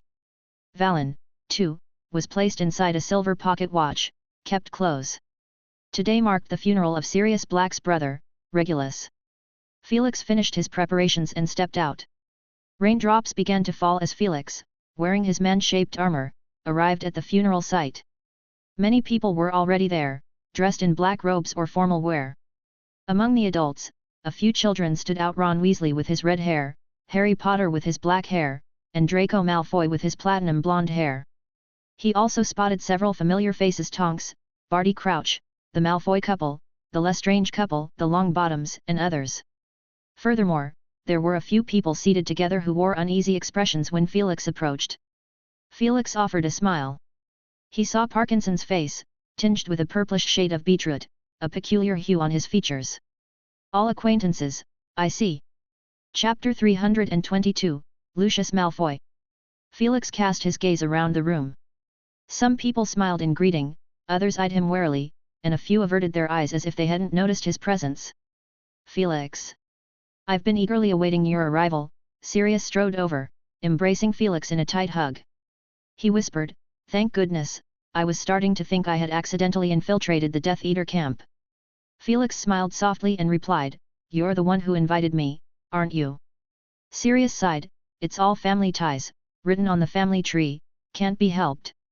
Frank and Alice are quite uncomfortable too. He released Felix and Harry, Ron, and Draco approached. Professor. Professor Harp. Hello, Professor Harp, they each greeted. Felix nodded at them, and Draco gave a fleeting glance at the other two before softly saying, Professor, my father would like to speak with you privately. Harry and Ron's eyes widened immediately, reacting as if they had caught a glimpse of a cat near a mouse hole. Now. Felix looked surprised in the direction of the Malfoy couple. Lucius Malfoy had Narcissa in his arms, his other hand gripping a serpent-headed wand, engaged in an animated conversation with Mr. Crouch. Crouch had an unyielding expression, meticulous and sparing in words, mostly listening with occasional responses of indeed, I agree, perhaps there's a better way. In the midst of conversation, Lucius turned his gaze toward them, a composed smile on his lips. Please pardon the interruption, Mr. Crouch. He walked over, shifting his wand to his left hand, and extended his right hand. Greetings, Mr. Harp. I've been looking forward to officially meeting you. Mr. Malfoy. Call me Lucius, and I'll call you Felix. My relationship with Severus is quite close. Lucius Malfoy said as their hands shook. I was his prefect when he started at Hogwarts. His grey eyes fixed on Felix. Very well, Lucius.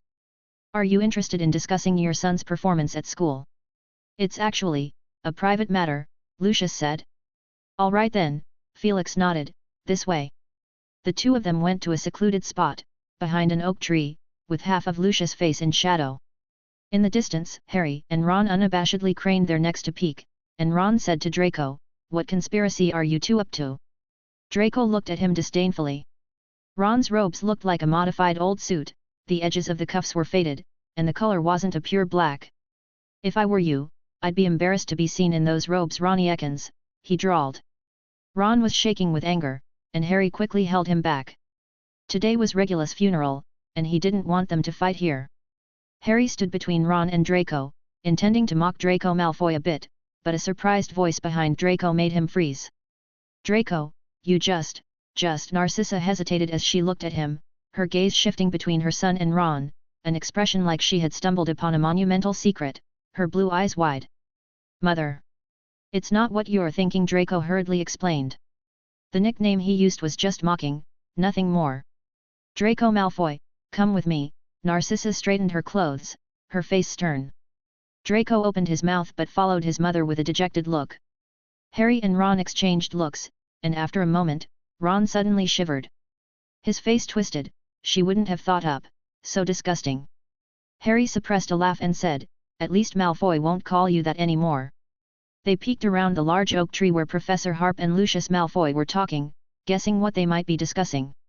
But the truth was, they were circling around the topic on the outskirts. "I've written to Dumbledore, expressing my concerns. Muggles and wizards are two parallel worlds. Unfortunately, stories like the Fountain of Good Fortune that encourage unions between wizards and Muggles are still circulating." Lucius struck a sanctimonious pose. He whispered, "I don't want my son to be influenced by such stories and tarnish his pure bloodline. As a father, I've been trembling with fear, trying to shield him from the distractions of the complicated world outside. But suddenly, I found that someone's influence on Draco surpassed mine, as a father. It was his first time contradicting me. Using the content from a comic book." Felix smiled and said, "People grow, and they don't always follow in their parents' footsteps. As a professor, winning the affection of students is quite an accomplishment. But don't you think you're being too lenient?" Lucius Malfoy said coldly. "What do you mean, Christmas gifts, or something else?" "Forgive my candor, Felix, but you're Severus's prized pupil, and naturally, we're on the same side," Lucius said, his grey eyes narrowing slightly.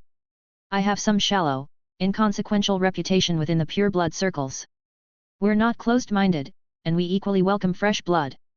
"Lucius, you must have heard about the things I've done," Felix said, feeling that their conversation was finally getting to the point. "Threatening some foolish, short-sighted idiots," Lucius said. "They don't hinder us from forming a friendship. You and the Malfoy family have never clashed. I have Muggle-born relatives. As long as it doesn't affect Draco. Some purebloods would strongly oppose. I will mediate. I'm half Muggle. To be precise, you're an orphan from a Muggle orphanage," Lucius said cunningly. "Based on the talent you've shown, we have reason to believe your bloodline is quite pure. If you're willing, I can arrange for a satisfactory investigation and grant you justice." Felix chuckled. He understood Lucius's intentions. Lucius might represent a faction that, as Felix's presence and influence grew, felt unsettled and were attempting to send friendly signals. If they could pull him to their side, it would be an excellent choice. He believed that with a word from him, the families that had offended him would silently decline, and the company he hadn't even started yet would experience rapid growth with the support of hidden forces. Perhaps, a few years or even decades later, after his time at Hogwarts, he could freely choose between the positions of Hogwarts headmaster and Minister of Magic. Seeing Felix seeming to hesitate, Lucius warned in a feigned tone, "The past shouldn't be an obstruction. We should look ahead, don't you think? There's just one question." "What?" "There's just one question, Lucius," Felix looked into his grey eyes, saying, "You reminded me to look forward, but I see more, farther than you anticipate." Lucius furrowed his brow. "Can you perform the occlumency?" Felix suddenly changed the topic. Lucius wore a puzzled expression, and Felix concluded with advice, "Learning a bit more wouldn't hurt, you might find it useful. Perhaps we have a chance to cooperate." Chapter 323, Proclamation. The number of attendees continued to increase. It wasn't just the relatives of the Black family present, but also some officials from the Ministry of Magic. Felix's friends were there as well. He even spotted the figure of Rita Skeeter discreetly standing to the side. Ever since her animagus revelation, she had become one of the most unwelcome journalists. Sirius wasn't very familiar with this woman, and he probably didn't know these details. But Harry was quietly reminding him. The funeral ceremony began formally. Lush green grass surrounded the coffin of Regulus. It was adorned with flowers, and he lay peacefully inside, his sharply defined face serene, as if in deep slumber. He wore a dark green robe embroidered with the crest of the Black family. One corner of the coffin bore the motto of the Black family written in French, Toujours pour always pure. Sirius looked at the solemn faces below the dais, knowing that today was going to be a tough battle, even though he might not be the main player. He took a deep breath and began to recite the eulogy calmly. I thank all of you for being here today. Among you are old friends and relations of the Black family, my friends, mentors, and wizards of renown from various fields. I've heard that a person's life is not only about the days they live, but also about the time they remain in people's memories after their passing.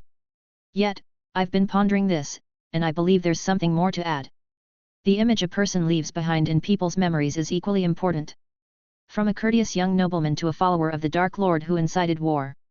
It would be grossly unfair to freeze-frame him at just those moments. I am honored, today, at the funeral of my brother Regulus Arcturus Black to speak of his achievements. He dedicated his life to the noble cause of fighting against the Dark Lord. On the long and lonely path he walked, he displayed a courage and determination far beyond ordinary mortals. Ignoring the murmurs in the audience, Sirius continued his eulogy with a steady voice. His deeds were witnessed by Albus Dumbledore and Felix Harp. They will speak after me. At school, Regulus excelled as a seeker, bringing honor to his house. He was sincere, upright, passionate, and courteous in his interactions. Sirius finished reciting the eulogy and stepped down from the podium. Harry offered him a comforting word, but he shook his head, his gaze fixed on Dumbledore. Whispers spread among the guests, startled by Sirius's words. Someone sneered, is he trying to whitewash his brother's name? Yet, more eyes were on Dumbledore. If Sirius's speech was considered selfing, then Dumbledore's upcoming words carried considerable weight. Dumbledore nodded slightly, stepped forward, and shared his perspective. Regulus Arcturus Black showed us the journey of a young person's growth. In his childhood, he was deeply influenced by his family and parents, carrying those impressions with him as he entered school and made friends. He encountered new ideas, learned to think for himself. Perhaps he wasn't fully mature, perhaps he was still naive. But let us not disregard his growth during this process and the potential he displayed. As he stepped out into the world and saw its reality through his own eyes, he faced the clash between reality and ideals. It was then that we witnessed how a noble soul contemplates, doing what is right, regardless of personal cost. He had to battle against deeply ingrained beliefs, stand alone, and ultimately triumph. He saw Voldemort for who he truly was, striking back with courage. His death might have been unnoticed, but we shall not forget this young, passionate soul who died at the age of 18. War has never been far from us. Perhaps one day, it will erupt unexpectedly in ways we cannot fathom. As long as a breath remains in us, we shall never cease to fight. Those pioneers who sacrificed themselves for love and the greater good, as we hold our wands, they shall bestow upon us an endless legacy of strength. Dumbledore's words stirred even greater waves of emotion. Rita Skeeter hid herself in a corner, retrieving a quill and parchment from her pocket. Excitement caused a thin layer of sweat to form on her nose as her quill danced across the parchment. Felix strolled over. Rita, heroes shouldn't be vilified. Rita's body tensed briefly, but then she smiled. Of course, Mr. Harp. Do you intend to reveal more secrets? Storytelling is your forte. As long as you don't tarnish Regulus's memory, I have no objections. Rita placed one end of the quill in her mouth, continuously nibbling on it. Within seconds, an idea formed, and her eyes gleamed. I'm planning to write from Regulus's perspective, depicting Voldemort through the eyes of a Death Eater from admiration to disillusionment. What do you think? Felix looked at her in surprise. Aren't you afraid of repercussions? Sir, Voldemort's truly fanatic followers are in Azkaban. Those outside are just a bunch of cowards, Rita Skeeter said disdainfully. A group of fence-sitters, there's no better way to describe them. I'll be looking forward to reading your masterpiece, Felix said. Meanwhile, skepticism towards Dumbledore was beginning to surface among some attendees. Is what you're saying, Dumbledore, true? Bartmew's Crouch frowned. Regulus joining the Death Eaters had been widely believed because his parents didn't hide it. However, after the war, the Ministry hadn't tried Regulus. He had disappeared even before that, and not even the captured Death Eaters knew what had happened to him. He might have died committing some dark deed, or Voldemort might have killed him for displeasing him. On my honor, it is, Dumbledore said with a smile. Do you have any evidence? Bartolomew's Crouch said. Without evidence, the Ministry won't acknowledge. Sirius's voice was cold. My brother didn't fight against Voldemort to gain your recognition. Bartolomew's Crouch's face twitched sharply. He had issued the untried and life imprisonment order for Sirius all those years ago. Now, after 13 years, it had been proven that Sirius was innocent. Tonks leaned over, whispering to Lupin, there have been a lot of rumors lately, old stories resurfacing. They say Mr. Crouch achieved his current position through a cruel heart. Apart from the illegal trial of Sirius, he also imprisoned his own son in Azkaban without evidence. All of this, supposedly, for the minister's position. Weasley seems to be reconsidering his membership. Lupin shifted uncomfortably to the side. He wasn't used to such intimate conversations. Soon, Felix stood before the gathering. Scanning the room, he waited until the murmurs had subsided before speaking. I endorse the earlier statements made by Sirius and Headmaster Dumbledore, without needing to reiterate them. Today, I happened to hear a phrase, which I wish to share with all of you. Someone told me that one must learn to look forward and not dwell on the past, as the world inevitably moves forward. He spoke softly, very wise words. We often act based on our own judgment of the future, thinking that only we see it clearly, see it far. But the question is, with all of us looking ahead, whose vision of the future will ultimately become reality? His gaze swept over Lucius Malfoy, who stood with his wife and son, expressionless, pondering the words Felix had just given him. I haven't lived through a war, but I've been deeply affected by its aftermath. To me, every war is a collision of different wills, genuine, passionate, selfless, as well as cruel, vile, and greedy. Felix spoke gently, and in contrast, his eyes bore into a select few like knives. From past experiences, when faced with choices, some calculate meticulously, driven purely by profit, some flatter and ingratiate to climb the ranks, some cunningly play safe, some hide. But fortunate are those who, in the face of adversity, step forward, regardless of personal cost, to protect all that they hold dear. All eyes were locked onto his, seeking to uncover the deepest corners of his thoughts. Felix, however, continued in a steady tone, what I'm curious about, friends, is this, when the choice comes again, are you prepared? Which side would you choose? Felix Harp. What are you inciting? A rotund wizard roared, his voice distorting out of fear. You want to give orders, command us. And that mad old coot, spewing lies. I shouldn't have joined this cursed. His words abruptly ceased. His flesh quivered, and a hee-hee sound escaped his throat as he twitched and collapsed. In a matter of seconds, Felix had pulled him into a pensieve 7 times, scorching the surface layers of his consciousness with searing flames. Although it was only a projection of true consciousness, the painful sensations were undeniably real. He'd be lying there for at least 2 weeks.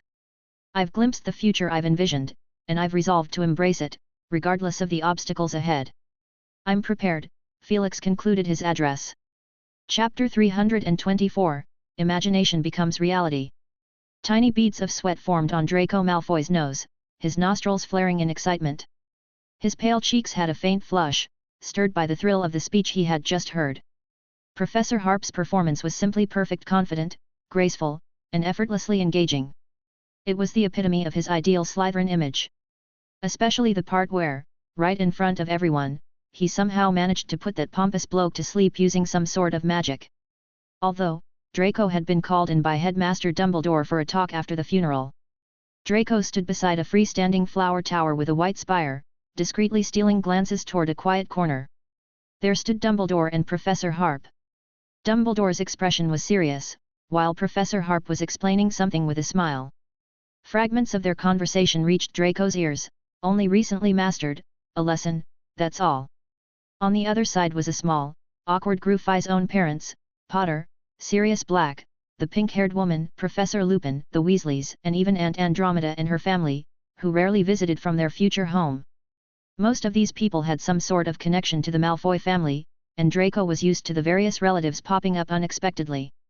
Except when his father specifically introduced someone, he paid little attention. The only exception was Aunt Andromeda.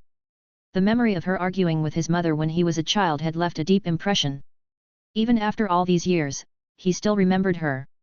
Especially in astronomy class when the professor talked about the constellation Andromeda, he would think of his relative with the same name. She resembled another unfamiliar aunt, even though his mother never mentioned her two sisters. But he had seen their young photos while flipping through albums. These three were easy to tell apart. The outgoing, slightly sharp-tongued eldest sister had black curly hair. Second sister Andromeda had soft, blended light brown hair and gentler features. The youngest was his own mother, with flowing golden locks. Draco scrutinized the wizard next to Aunt Andromeda, his gaze evaluating him. This was the Muggle-born wizard she had chosen? He didn't seem all that impressive, blonde, a bit chubby. Other than having a comforting voice that was gentle and patient, there was nothing particularly remarkable about him. Draco, let's go. Narcissa called to him, her voice annoyed. Reuniting after a long time wasn't always pleasant, and the two sisters were parting ways again on less than amicable terms. Draco hurried to catch up with them as they left. Soon, Felix and Dumbledore concluded their conversation too. Felix walked over with a relaxed expression, finding the Weasley couple who were planning to leave with Ron. He engaged them in a conversation about the Weasley twins. I don't know if they've told you, but I made a promise to them to show them some exciting things during the summer. Mrs. Weasley looked a bit conflicted. She had always been against the twins' mischievous creations, but on this point, she didn't have much say. And within the family, aside from Percy, she couldn't find many supporters unless she got angry, then the whole family backed her up unconditionally. Arthur, she looked at her husband. Mr. Weasley wore a serious expression. Oh, of course, of course. Fred and George mentioned it, when Molly was trying to tan their hides, ahem. You know, the O.W.L.S. results, he ran his fingers through his slightly thinning hair, everyone got 4 N.E.W.T.S., not as many as their older brother though. Can I ask what it's about? It can be seen as a special kind of social practice, Felix said. I want to show them Muggle factories, machinery, concepts, and coincidentally, my new company has a need for this. Can I join? Mr. Weasley quickly asked, earning an elbow jab from Mrs. Weasley. He glanced nervously at his wife. I mean, it sounds very meaningful, Molly. I have to admit that. It could benefit Fred and George. Mrs. Weasley puffed up like a bullfrog. Arthur, they still have 2 years before graduation. If they started taking things seriously from now. Molly, you and I both know their hearts aren't set on that path. We can't make decisions for them, Mr. Weasley insisted. He left an address. Professor Harp, you're welcome to visit anytime. He departed with his family. In the evening, LCA Tower. In a temporarily partitioned office on the 3rd floor, Felix saw Severus Snape. Severus sat in a swivel chair, lightly turning his body. So, the interview is tomorrow, and you haven't prepared for your company yet. His words carried a clear tone of reproach. The space is purchased, and I have building materials. I'm planning to construct it from scratch. Felix sighed, I've been busy reading. It feels like entering a treasure trove and finding treasures everywhere you look. Have you sent out the interview invitations? Of course, I had them send their applications to Andis at LCA Tower. But, it was actually Dobby who received them. I've gone through them when I had the time. Some I recognize and can decide easily, others will need your expertise, Severus. Snape displayed a surprised expression. You really want me to assist with the interviews? Oh, it's me and you together. Felix extracted a silver pocket watch from his chest pocket. He pressed the clasp, causing the lid to pop open slightly, and a Snidget poked its head out, its pink beak twitching incessantly. This is a Snidget. You can call her Valen. The Snidget crawled up Felix's arm, agilely surveying the surroundings. It then retrieved a Merlin's medal from its pocket, hugging it closely and attaching itself to Felix. It entered a blissful dream. Vespertilio would regret awarding you, seeing this. Snape remarked. True honor can't be taken away. Felix smiled. The next morning, the two stood in a spacious area at Diagon Alley's far end. The previous structures had been leveled, replaced by heaps upon heaps of brick and stone materials. Just a conical sand dune was as tall as the adjacent 2-story building. How do you plan to proceed? Snape inquired. I'll conjure a house with magic. Felix said, extending his palm. Fine golden lines appeared on his hand, weaving and forming an ethereal 3-dimensional castle structure. It was transparent, and if viewed through a magnifying glass, even the internally divided layers and intricately carved patterns on the towering support pillars could be seen. Spiral staircases connected various points, the central hall extending straight upward, allowing someone standing there to see the massive crystal-like chandelier hanging from above. Felix tossed the miniature structure from his hand. It transformed into a stream of light, landing in the center of the area. It rapidly expanded and grew, overtaking the formerly drab, gray-brown ground, emitting a bright magical radiance. People on the street paused, pointing and talking. A young couple turned their astonished gazes toward the spectacle. Felix waved his ebony wand. The building materials piled on the ground melted like water, white marble, brown sand, gray pebbles. A vortex appeared on the ground, sucking everything in. Then the ground heaved, producing large, murky bubbles. It reminds me of the scene of brewing potions. Snape disguised his genuine sentiment. Under their watchful eyes, a structure began to grow upward. The illusionary three-dimensional image materialized into reality, various materials emerging from the whirlpool like little snakes, being incorporated into the building that existed solely in imagination. They stacked layer upon layer, starting from the very foundation and ascending upward, until a 100-foot-tall vertical castle emerged, an exact replica of the miniature model Felix had previously held. Each straight line, each pattern from bottom to top converged upward and inward, harmoniously intertwined, creating a collective force. Finally, all united at the apex of the structure, pointing straight towards the sky. When viewed from afar, it resembled a drawn sword, awe-inspiring. A black stone tablet emerged from the ground, bearing a string of gilded letters, World of Tomorrow. By the way, there are seeds recommended by Professor Sprout. Felix said, carefully retrieving 2 dark brown seeds from his pocket and tossing them at the building's entrance. Under the effects of magic, they swiftly sprouted, growing branches that twisted and transformed into ancient, sturdy azure steps, extending all the way to their feet. Severus, allow me to formally introduce you, Felix smiled, politely extending his hand. You're the first guest. Chapter 325, Penelope. Percy, did you see it? I saw it. In a corner of Diagon Alley, Percy and Penelope stared at each other dumbfoundedly. Percy asked her, "Do you think Professor Snape is here as a guest?" "Don't be silly," Penelope exclaimed excitedly, clenching her fist. "We should have realized it earlier. The job posting revealed a lot of information." "You mean the ancient magical texts and the admiration for Muggle items?" Percy caught on. "We're lucky we came back one last time. The previous times we came, it was just an empty space here." Percy and Penelope had come here more than once, and they had even followed the recruitment advertisement to find the LCA building. The staff of this newly thriving comic company led them to a domestic elf.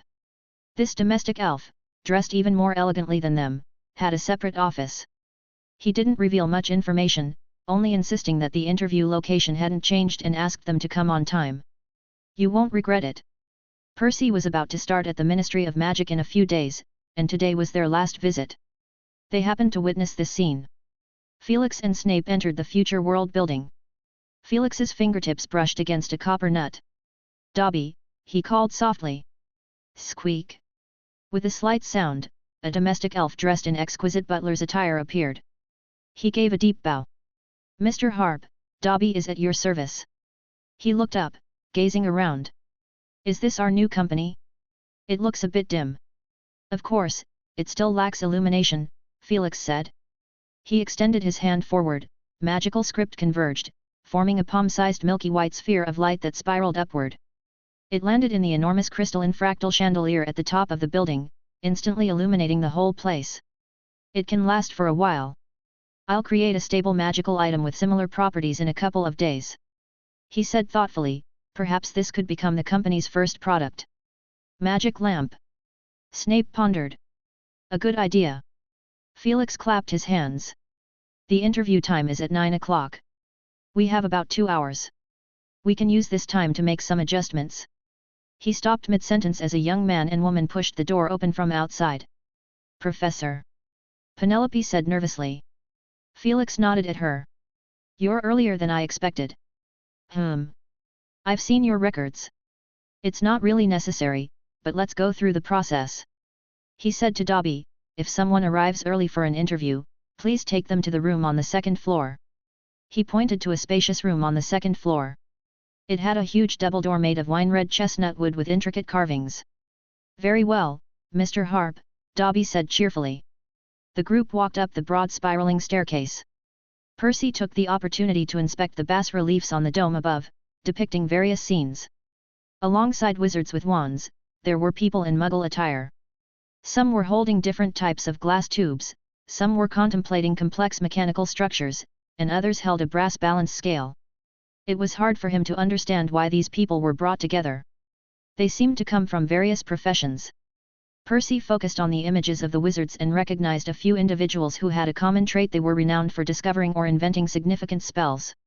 For instance, he saw Samoby, the inventor of the cheering charm, Fluellen Belby, who discovered a method to repel hinky-punks, and Grover Hipworth, the inventor of the pepper-up potion.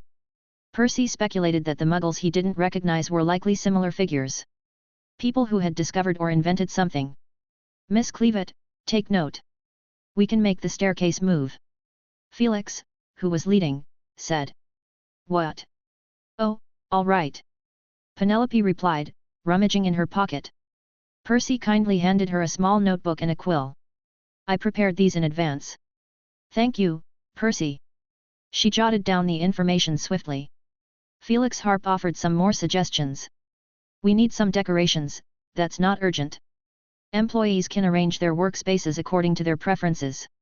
However, we do need to prepare some tables, chairs, stationery, ink, and perhaps some greenery. Prepare a list, and you can discuss it with Dobby." He glanced at Penelope and added, "I'm sorry, we're short-staffed at the moment, so we'll need you to handle some miscellaneous tasks for now."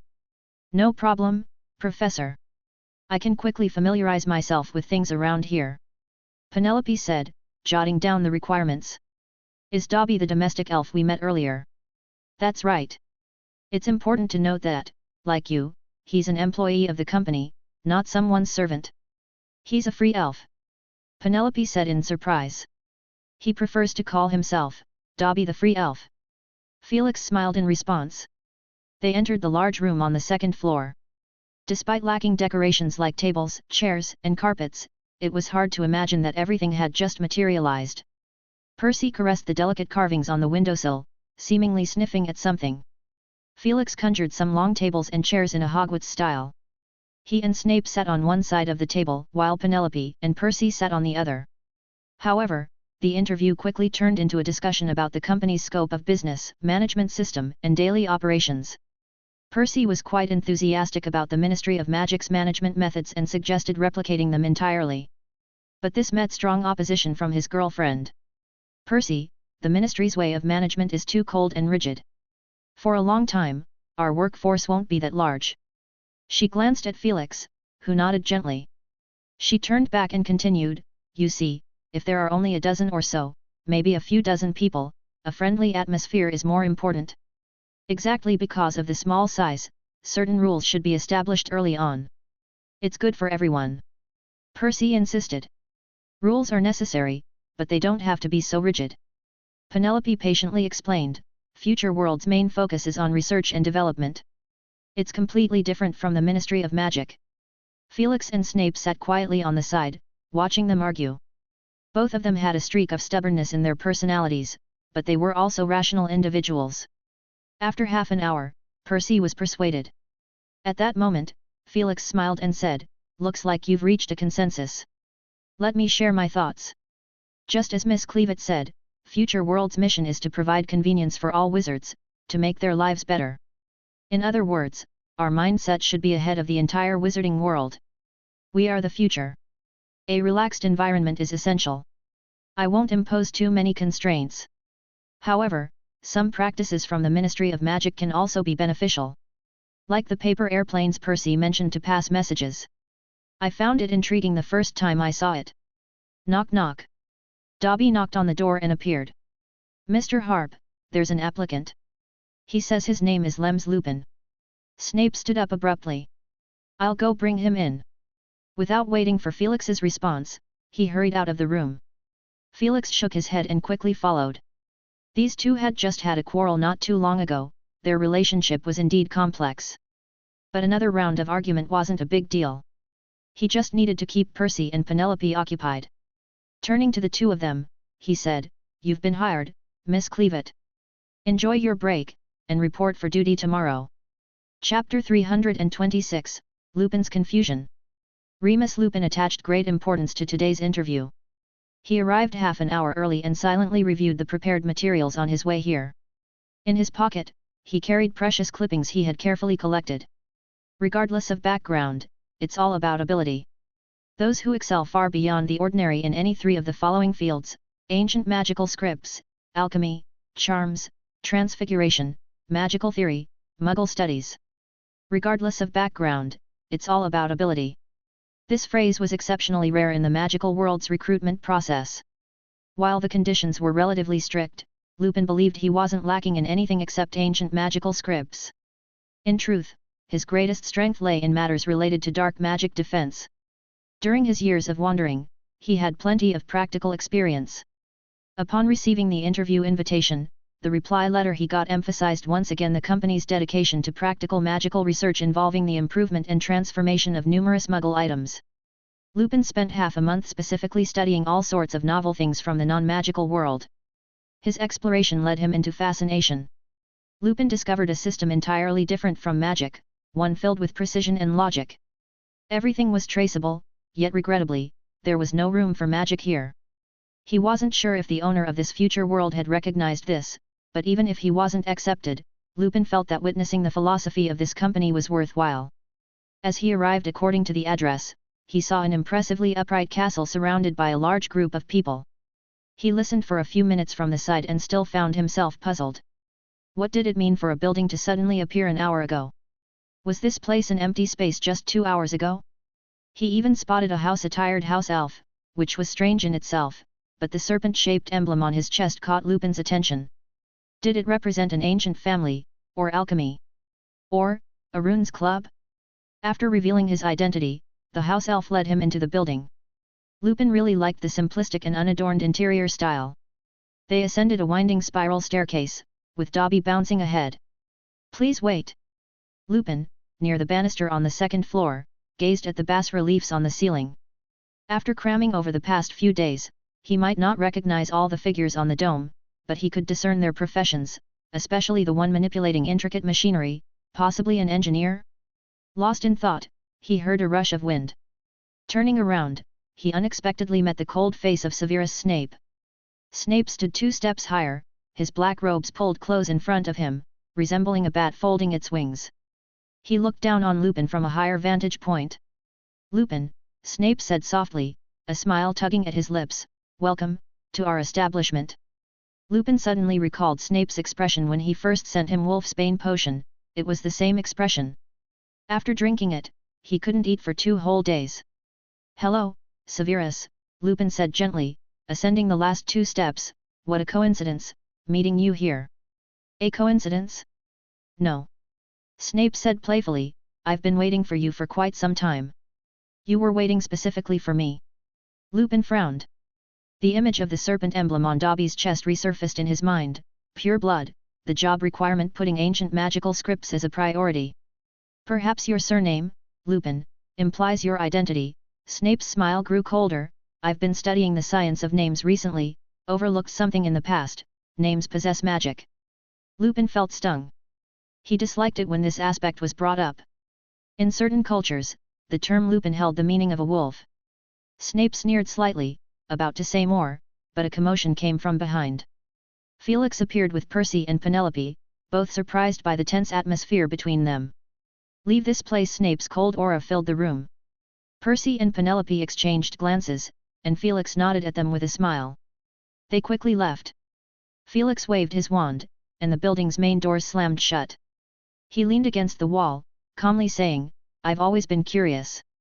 Both of you professors were exceptional in your era, one a dueling master and the other a master of dark arts defense. So, who truly excels between you? I had a chance to witness this scene, but I interrupted it. Now I finally have the opportunity to confirm it." Lupin frowned and looked at Felix. "I'm here for an interview, not a fight." Felix lowered his head, staring intently at his own nails. "You misunderstand, Professor Lupin. I admitted to you at your farewell party, yes, this is my company. I've gained enough understanding of your abilities throughout this year of collaboration. So, consider this a welcome activity for new colleagues. Show your skills, foster mutual understanding. Perhaps you could even curse me." A red flash flew towards him. "Enough with the chatter, Felix," Snape said with a deadly tone. He looked at Lupin. "I rarely seem to interact with you, you always hide behind Potter and Black."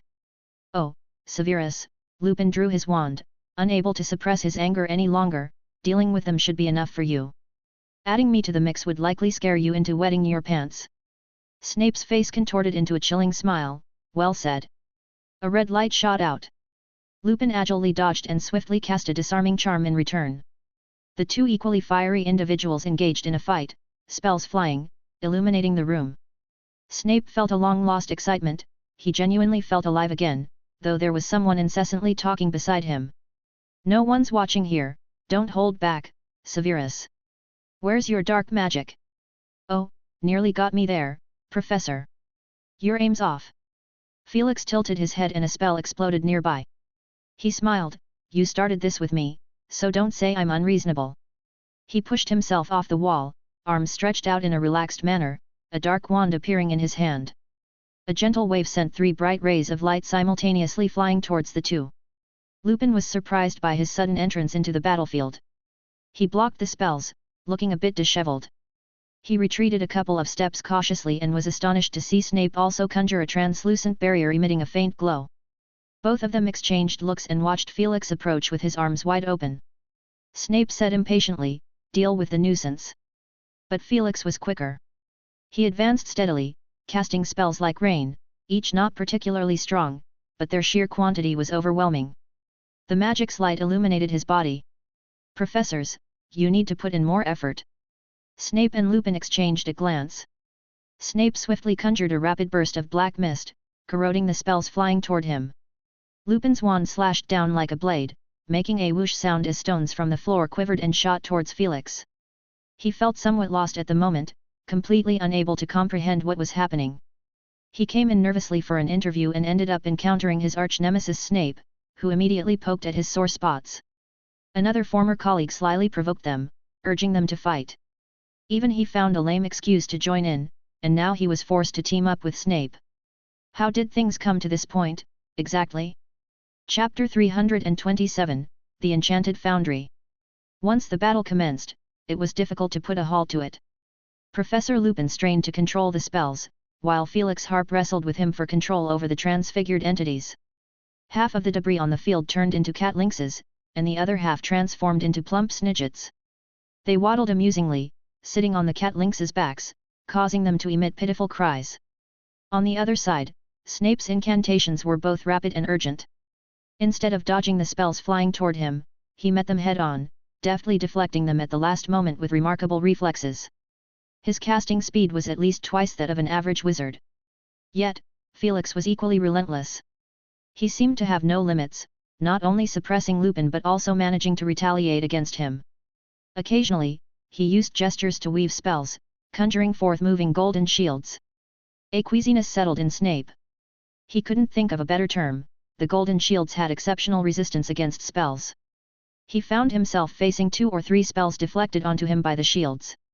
In desperation, he employed more powerful spells to immobilize the shields, but in the next second, the shields transformed into agile serpents, slithering across the ground. What surprised him even more was that, for some simple spells, when he managed to hit Felix, the spells simply slid off his chest. The human armor charm. "Professor, I must admit, I underestimated it. It isn't my most potent defensive magic. If you had used that cutting curse just now, I might have shed some blood." As the battle reached its climax, Snape and Lupin combined their efforts to release a small black whirlwind. The building vibrated with a humming sound as the debris on the ground was swept up and drawn into the vortex, intensifying its menacing appearance. It stood some 50 or 60 feet tall, occupying a third of the castle's space. It emitted a whooshing howl as several people were forced to retreat. "Now it's getting interesting," Felix Harp remarked with a smirk. Dodging would be quite simple, but overcoming it head-on required a bit more effort. Besides, winning was never his true intention. At that moment, the castle's interior began to shimmer incessantly.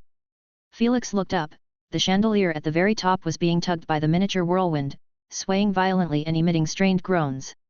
A milky white sphere was pulled down, drawn into the whirlwind. Under the external force, it started to twist and expand. Bright beams of light pierced through the black whirlwind, as if countless beams of light swords had pierced through a tear in a bag. The light illuminated the dim space, falling upon their uncertain faces. Finally, the beams of light and the whirlwind vanished together. Snape stood dazed for a moment. "Unimpressive," he muttered, sheathing his wand and preparing to leave. "Don't be in such a hurry, Professor," Felix Harp held him back, grinning. "After the welcoming ceremony, it's time we discuss the future of the company." "That's your future company," Snape retorted coldly. "It's our future," Felix Harp replied, looking directly at him. 10 minutes later, Felix Harp nodded toward Dobby, expressing apology. "Thank you for your help, Dobby." "Leave it to me, Mr. Harp. Dobby finally has something to do," the house elf said, tapping his chest. The tips of his long, slender fingers glowed, restoring the rubble to its original places. Snape, Lupin and Felix Harp made their way to the grand room on the second floor, taking their respective seats. Felix Harp spoke earnestly, addressing Lupin. "Professor Lupin, most of the time, Severus and I are occupied with teaching at Hogwarts, leaving us with limited energy for this endeavor. I can only formulate strategies at a higher level, the day-to-day management will fall to you." Perhaps due to exhaustion, Snape did not voice his objections. Lupin pondered seriously for a moment. "What do you need me to do?" "Learn." "Learn?" Lupin asked, puzzled. Felix spoke. "Even back when Dumbledore interviewed me, he mentioned that he wished to introduce the wisdom from the non-magical world. The magical world has been closed off for far too long. Things commonplace in the outside world, even if slightly modified, can profoundly transform the entire magical realm. Therefore, learning is essential." Snape gave Felix a meaningful look. In the temporary office at L.C.A headquarters, he had seen some materials. Even if only a tenth of them were realized, it could bring about a revolutionary change in the wizarding world. Starting from the lives of wizards as a whole, it was, as always, cunning. Felix unfurled a stack of parchment, letting them drift over to Lupin.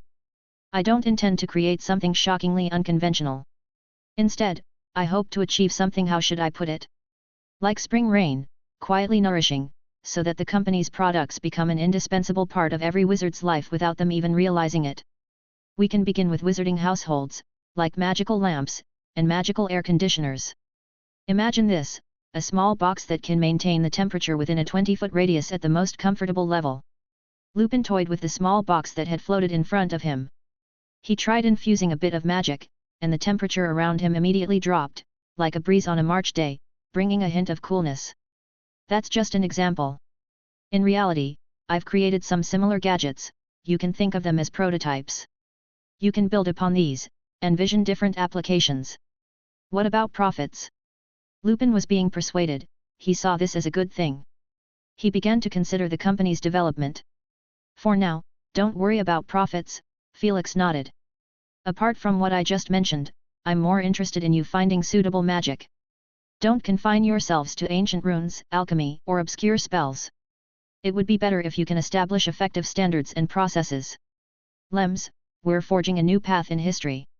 Lupin admitted he was convinced. His heart gradually regained its fervor, and he rediscovered his purpose. "How many people are currently in the company?" Lupin asked. "You, me, Severus, Dobby, and Miss Kritoff who just left," Felix counted on his fingers. "I've scheduled more interviews for the upcoming week. There should be, around 300 people." Lupin's vision darkened. "Are you implying that I? Well, since you'll be in charge of the R&D team, it's best for you to personally review them. But I can provide a list of individuals I believe are promising. It might be of some use," Felix said. "I'll help too, during this summer break," he added. Lupin found the term help a bit grating. This wasn't his company at all. "What about the full moon nights?" "Severus will be responsible for providing Wolfsbane potion and coordinating the preparation of certain alchemical materials," Felix said. He had inherited a wealth of alchemical knowledge from Nicholas Flamel, and among that, what best exemplified the depth of a great alchemist's expertise was a collection of formulas for various enchanted materials. Some alchemical symbols only worked with specific enchanted materials. Originally, this was a disadvantage, but with continuous development, various formulas became more refined and they had truly become mainstream. Besides that, during this summer break, we also need to do one more thing, Felix said, create a magical factory. A magical factory? Lupin asked. He understood both of these words individually, but together, they were a bit baffling. Yes, Felix waved his wand, casting a golden mist. An image of an automated assembly line appeared. For now, consider it a concept I've envisioned. The real world doesn't yet have such unmanned production lines, at least not now. This concept comes from the non-magical world. We don't need to fully embrace it, but rather pick what's suitable, ideally something that complements magic. Like high-precision engraving, or batch repetitive tasks. I've contacted an equipment manufacturer. Once you're done with the hiring process, we can go take a look together, Felix said with a smile. Chapter 328, The Humble Abode. 1 week later. On the outskirts of Ottery St. Catchpole in Devon County, there lay rolling hills and fertile Medesty very backdrop for the Weasley family's abode. A touch of crimson appeared on the horizon as a tall, slender young man emerged from the lush green fields. Felix, with light and nimble steps, followed a winding path, passing ramshackle sheds, and stood before a small yard. Before him stood a crooked, multi-story house that leaned precariously, with a sign that read the Burrow jutting out askew. Beside the entrance lay a pair of tall boots and a rusty cauldron. Several plump brown chickens pecked around the yard. Felix surveyed the scene. The layout of the house alone hinted at many tales. The ground floor, the most delicate from the outside, likely resembled the original burrow, topped with a charming red roof. However, the young Weasley couple, as their family grew, found the space insufficient. They added a second floor, then a third. As a result, the house evolved in a whimsical direction. The door suddenly swung open. Arthur Weasley welcomed Felix inside. They entered the cramped kitchen, where a spotlessly clean long wooden table occupied most of the space. Cabinets and cupboards surrounded them. Mrs. Weasley, wearing an apron, bustled by the sink, cooking away. An old radio emitted a quirky tune. Professor Harp, hello. Amid her busyness, Mrs. Weasley turned with warmth. She pointed her wand at the cauldron, producing a burst of heat, and its lid jumped up. Mrs. Weasley added chopped sausages and vegetables, saying, "Let's have breakfast together. I made a hearty soup, some hard cheese, and buttered bread." Felix smiled and thanked her. She then turned to Mr. Weasley and said, "Dear, wake the children." Before a response came, a loud pop and explosion echoed from upstairs. Mrs. Weasley's hands trembled, causing a plate to collide with the sink, chipping a corner. "Don't be upset, Molly. I'll go deal with them." Mr. Weasley rushed upstairs. Again. They mess around with their prank products all day, only to come back with 4 certificates, she huffed. Using her wand, she repaired the plate. They won't even come down to help when they wake up. Directing the cleaned dishes to fly onto the table, she explained, "Charlie and Bill won't be back for a few more days. Right now, we only have 5 children at home." Felix remarked, "I saw Charlie some time ago." Mrs. Weasley's attention was piqued.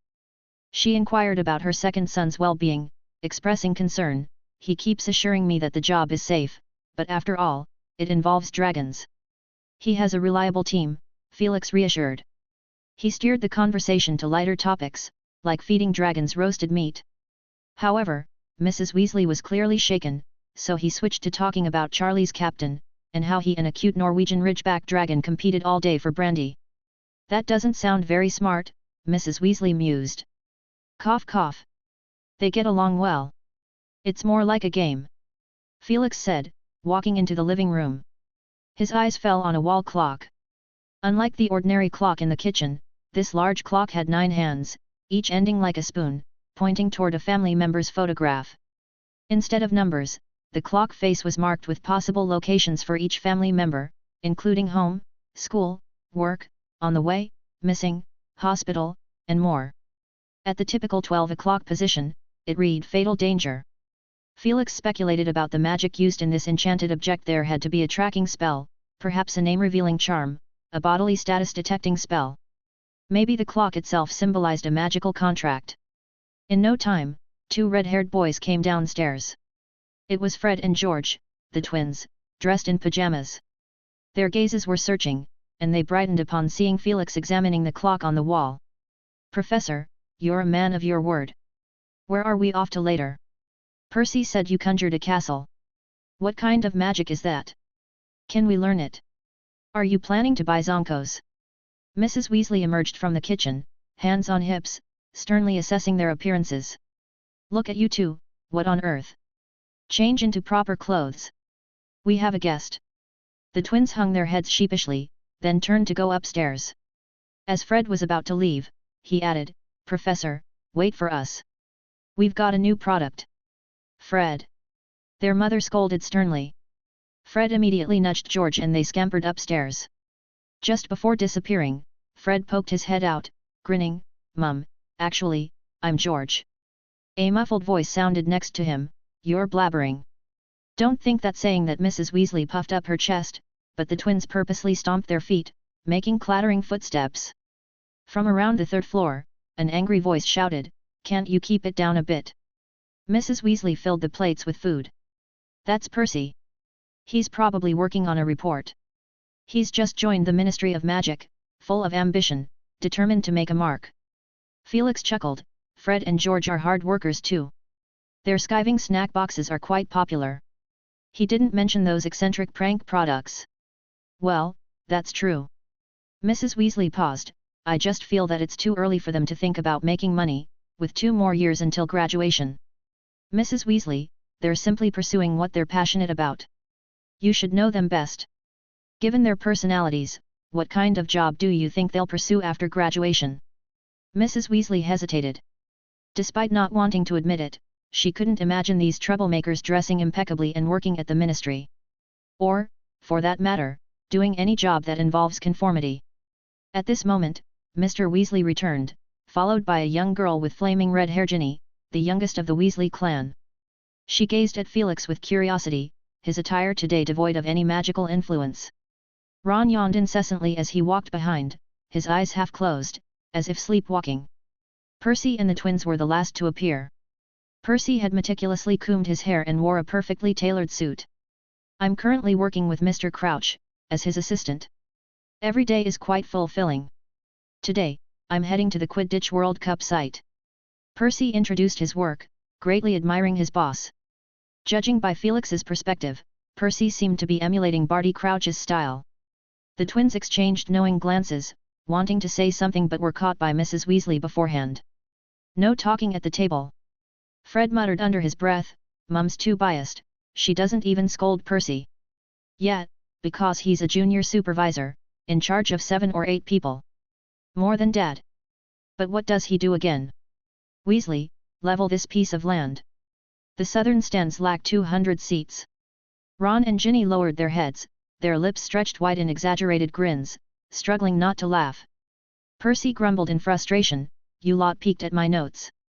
Mr. Weasley coughed twice, "Children." He nodded toward Mrs. Weasley, who held a spoon filled with soup, fire blazing in her eyes like an angry lioness. The twins immediately fell silent. The twins swiftly cleared their plates while Felix also laid down his fork and knife. Addressing the Weasley couple, he said, "Thank you for the hospitality. Oh, Mrs. Weasley, no need to serve more. I've had 3 bowls of soup already." Outside the burrow, the twins each carried a large package containing their latest research accomplishments. There are 7 types of fireworks that can stay suspended in midair for a long time. "All right, we've got time to discuss this later. Now, hold onto my arm tightly," Felix said. The twins grasped his arms, one on each side. "Side-along apparition, right? We're almost there." With a twist, the 3 of them vanished. They reappeared in a narrow London alley. The twins looked around with curiosity, their gazes fixated on a colossal rubbish bin. "Professor, isn't this Diagon Alley?" "Spot on," Felix said, "you'll need to change into different clothes first to avoid startling people. Our itinerary today is quite packed." Chapter 329, The Secret of Secrets.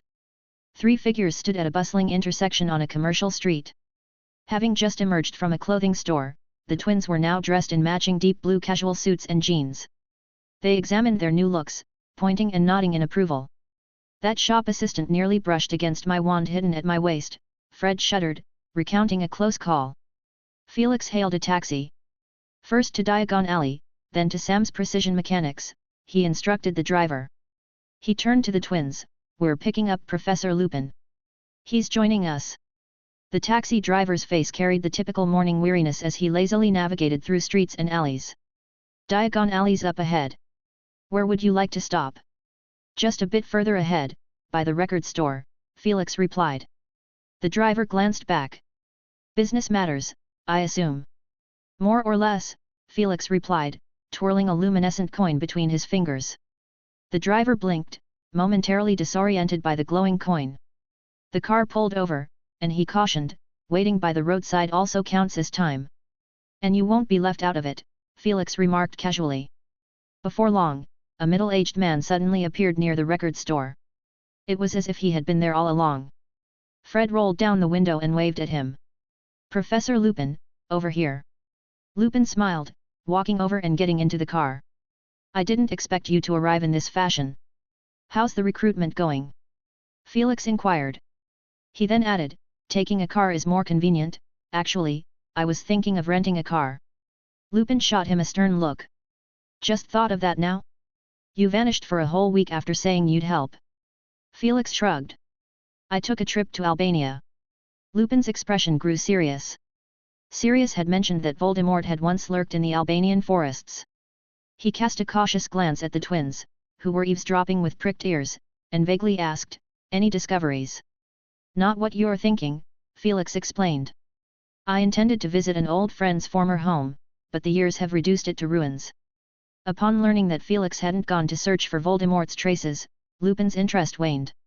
He moved on to discussing the company's situation. "All the candidates have been interviewed. According to your requirements, I hired 37. Do I know any of them? The 6 you recommended are quite capable. Also, aside from Crywet, 3 are recent graduates this year." After nearly half an hour, the car pulled up in front of a factory. Felix paid the fare and led them to the entrance. After registering their names at the security office, a middle-aged man hurriedly approached a few minutes later. "Mr. Harp, I presume?" The man greeted warmly. "I'm Hobart Nate, the manager of Sam's Precision Mechanics. We spoke on the phone before." The twins exchanged glances and mouthed the name Nate. Felix showed no reaction to the name that held special significance in the wizarding world. He introduced naturally, "This is Remus Lupin, the managing director of Future World Corporation. And these two." He glanced at the twins who were standing tall. "They're here for a visit, as part of their holiday social practice." "No problem, welcome, welcome," Hobart hurriedly replied. As they made their way into the factory, Lupin asked in a hushed tone, "How does he know about Future World? Did you tell him?" "I registered a shell company with the same name in the British government," Felix explained with a smile.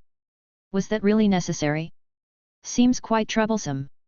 Lupin queried in confusion. "Not too much trouble, and it led to an interesting discovery," he whispered a few words in Lupin's ear. "What did you say?" Lupin's eyes widened in disbelief. The twins and Hobart, the manager, glanced over. Lupin gave an apologetic smile, then lowered his voice. "You're saying it's true? Someone in the magical world is selling precious metals and silverware." "Not exactly a novelty," Felix remarked. "There are always clever individuals who acquire antique silverware from old families and then sell it to Muggle collectors. Imagine, silverware crafted by fairies that repels dust and carries a unique weight of history. Aren't they afraid of being discovered by the Ministry of Magic?" Felix chuckled, "The laws in this area are ambiguous, and who do you think is involved in this? Just a few petty thieves? While they've been discreet, there are still traces to follow." Lupin's mind was in turmoil, feeling like his understanding of the wizarding world had been turned upside down. "Pure-blood families?" he pondered. "No, many families I know of have fallen from grace. Perhaps it's a faction within, one that's been maintaining this secret." Several family names quickly flashed through his mind, some families with relatively short histories that had become remarkably wealthy within just a few decades. Lupin hesitated, but Gringotts sets limits on the exchange rate between pounds and galleons. Felix commented casually, "In the black market, bartering with goods is not an issue. Pure gold and silver have value in the wizarding world, fetching profits of at least several times their cost. Before Lupin could fully process this, Hobart led them into a workshop. Humbly, he said, "We've prepared various precision carving devices, hoping to meet the needs of your esteemed company. This is a mechanical engraving machine. It features an all-steel structure, diamond cutting heads, and employs high-precision ball screws and rails. It can be operated manually or through simple programming. We have samples ready. Wait a moment, I'll fetch them." After a short absence, he returned with a 3-foot-long brown wooden board, intricately carved with complex patterns. He introduced, "Many clients use these for high-end furniture patterns." The twins stared at the sharp conical blade, about to reach out to touch it when it suddenly buzzed to life, transforming into a blurred shadow. "Careful!" Hobart exclaimed. "It's spinning at 2,000 rotations, very dangerous." He shot a glance at Felix, as if saying, "Keep an eye on your rascals. Fred, George, you wouldn't want to leave a hand here, would you?" Felix advised in a hushed tone. The twins grinned, and Fred inquired, "Could we see a demonstration?" Seeing neither Felix nor Lupin oppose, Hobart felt his chances of making a sale rise significantly. "Absolutely!" he cheerfully agreed. He then called over a professional staff member. Taking the wooden board, the employee scrutinized it, flipped it over, clamping it onto the workbench. Pressing a nearby control button, the rotating conical carving blade began to move. As it touched the wood, wood chips flew, forming intricate patterns. The twins stared in awe as the blade deftly maneuvered over the wood. 5 minutes later, when the board was removed, they compared the designs on both sides repeatedly, finding them identical down to the last detail. "Consider whether it could be incorporated into your products," Felix suggested. Hobart gave them an odd look, wondering if they were to make toys or something. Yet, as long as they could be sold, he didn't care about their purpose. After all, the manual listed over 100 safety precautions. If accidents happened due to improper usage, he wouldn't have to pay a penny. Next is the laser engraving machine. It offers higher precision, faster carving speed, and smooth, natural transitions comparable to the work of some hand-carving artists. It can work on various flat surfaces, like metal sheets, glass, leather, fabric, canvas, and more. "What about parchment?" Fred asked with interest. "Parchment?" Hobart hesitated. "Perhaps you can try a printer for that." "All right, Fred, spare him," Felix said airily. "Mr. Nate, could you help me find a stone tablet?" "Of course, I remember having a similar sample in my office." Hobart hurriedly left.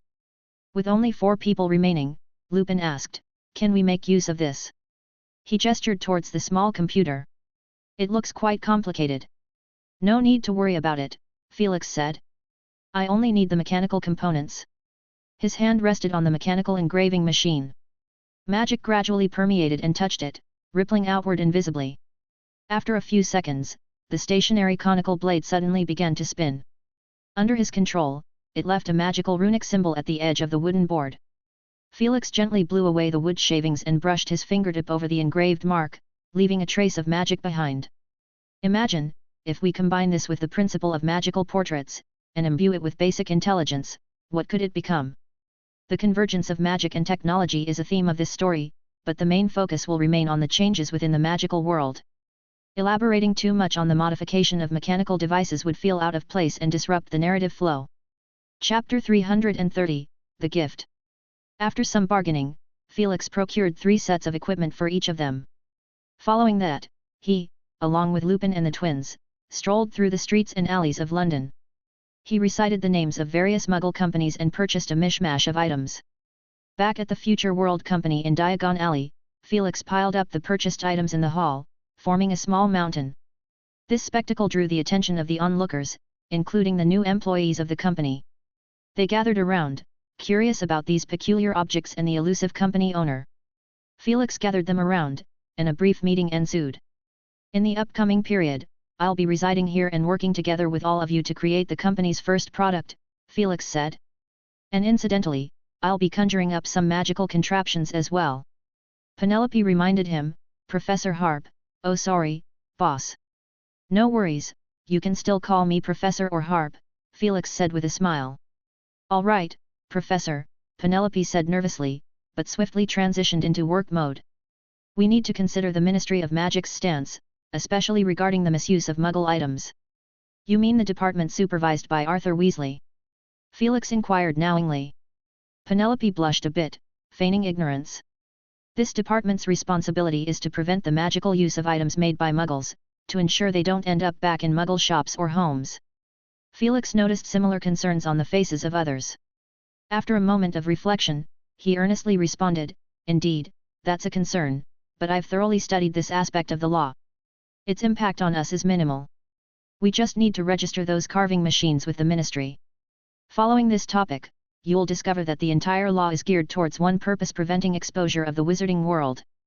To summarize, the prohibition of Muggle item misuse has three main implications. Felix swept his gaze around, looking at the puzzled expressions in the crowd, and began counting on his fingers. First, it prevents malicious spell casting to tease Muggles. Second, it prohibits the sale of enchanted products resembling Muggle items, especially their unique creations, like a toaster for instance. He chuckled. Of course, nothing is absolute. The Ministry has a list of exceptions, not everything is disallowed. Third, it forbids unauthorized modifications or additions of functionalities. These kinds of legal clauses are quite vague, perhaps because, if we were to investigate thoroughly, many households would possess banned items, and they might not even realize it. So, the only thing worth noting is, he elongated his tone, saying softly, to avoid using them in front of Muggles. The Weasley twins exchanged a glance, and Fred smirked. Dad's mind is an open book. He knew that his father had authored this law. Fred was curious about everything in the Muggle world, so he had kept many loopholes for himself. Before Arthur Weasley, the Ministry's laws regarding Muggle items were non-existent. However, as instances of Muggle item misuse increased, the Ministry finally recognized the need for legislation in this area. Mr. Weasley was the one who formulated the law and took charge of this department against this backdrop. Felix continued, "One of our guiding principles is the improvement and transformation of Muggle items." What does that mean? It's not mere duplication, but drawing inspiration from their displayed wisdom, not from any specific object. Take the magical lamp, for example. Its principle is entirely different from the electric lamps Muggles use. The only similarity is both emit light. The audience chuckled softly, their hidden worries dissipating. Most of them didn't have the courage to openly defy the Ministry. During this process, you'll find that we're adopting a conceptual approach, creating more convenient and practical forms of illumination. We don't need to struggle with learning how to use electricity or studying the materials and principles of electric lamps. Instead, we consider how to achieve the desired effect using magic. Felix looked at the crowd and said solemnly, "I don't want to see any prejudice against the non-magical world in the future world. Any individual, any group, as long as they possess distinct external characteristics, won't be liked by everyone. To put it bluntly, where some see advantages, others will see flaws. I don't want you all to get tangled up in these mundane matters." With an appreciative heart, you'll realize that the outside world has achieved remarkable accomplishments over the past few centuries. In this process, the wisdom, ideas, and achievements they've demonstrated are worth learning from. Over the next few days, Felix stayed in the future world's towering castle. Alongside Lupin, Penelope, and several 7th-year graduates skilled in the Lumos spell, they worked together to complete the design task for the magical lamps. The most challenging aspect was how to store the ancient magical runic sequences in physical objects. Felix combed through the materials left behind by Nicholas Flamel and finally discovered an enchanting material that flowed like mercury. With magic, he shaped these materials. This process involved a considerable amount of trial and error, leading Snape to protest specifically due to the rapid consumption of materials. As a result, Felix enlisted Snape's involvement in the research. Basic chandelier, candelabrum, and lantern-shaped magical lamps were successively completed. Then, a witch who graduated from Ravenclaw suggested using transfiguration to design a form resembling an eagle. Upon activation, uttering specific syllables would make the eagle flap its wings and release a bright ball of light. This idea won unanimous praise from the 17 employees who were Ravenclaw alumni. Subsequently, more forms for the magical lamps were proposed: majestic lions with awakening functions, hopping and following badgers, and snake-shaped lamps adorned with green gemstones. Felix added a few dragon-shaped designs and used transfiguration to shape the emitted light into the shape of breath. After some bargaining, Felix Harp purchased 3 sets of equipment. Later, with Lupin and the twins, he roamed the streets and alleys of London, listing the names of various Muggle companies and buying an assortment of miscellaneous items. Back at the Future World Company in Diagon Alley, Felix piled up these items in the hall, creating a small mountain that attracted a crowd. The new employees of the company gathered around, curious to see the strange things and the elusive company owner. Felix led them to sit together, conducting a brief meeting. For the next period of time, I'll be staying here and working hard with all of you to create the company's first product, Felix said, and also develop some magical machinery. Penelope reminded him, Professor Harp, oh sorry, boss. No worries, you can still call me Professor or Harp, Felix said with a smile. All right, Professor, Penelope said nervously, but she quickly got into work mode. We need to consider the Ministry's stance, especially regarding the misuse of Muggle items. You mean the department supervised by Arthur Weasley? Felix said with a hint of meaning. Penelope blushed slightly and acted like she hadn't heard. The department's responsibility is to prevent the magical use of Muggle-made objects, fearing that they might end up back in Muggle stores or homes. Felix saw similar concerns on the faces of others. After pondering for a moment, he answered earnestly, that is indeed an issue, but I've examined this portion of the law carefully. It won't have a significant impact on us. We just need to register those carving machines with the Ministry. Following this topic, you'll find that the entire law serves one purpose, to prevent the exposure of the wizarding world. To sum it up, the prohibition of the misuse of Muggle items has three main meanings. Felix scanned the room, looking at the perplexed expressions and began counting on his fingers. First, it forbids malicious spell casting to mock Muggles. Second, it prohibits the sale of enchanted products in the form of Muggle items, especially their unique ones, like a toaster. He chuckled, of course, nothing is absolute. The Ministry has a list of exceptions, not everything is disallowed. Third, it prohibits unauthorized modification, adding other functions. The clauses in these types of laws are somewhat vague, probably because, if strictly enforced, many households would have prohibited items, and they might not even know it themselves. So, there's only one thing to remember, he drew out the word, whispering softly, don't use it in front of ordinary people. The Weasley twins exchanged glances, and Fred smirked, Dad's mind has been read like an open book. He knew very well that this law was drafted by his father. He was curious about everything in the Muggle world, leaving many loopholes for himself.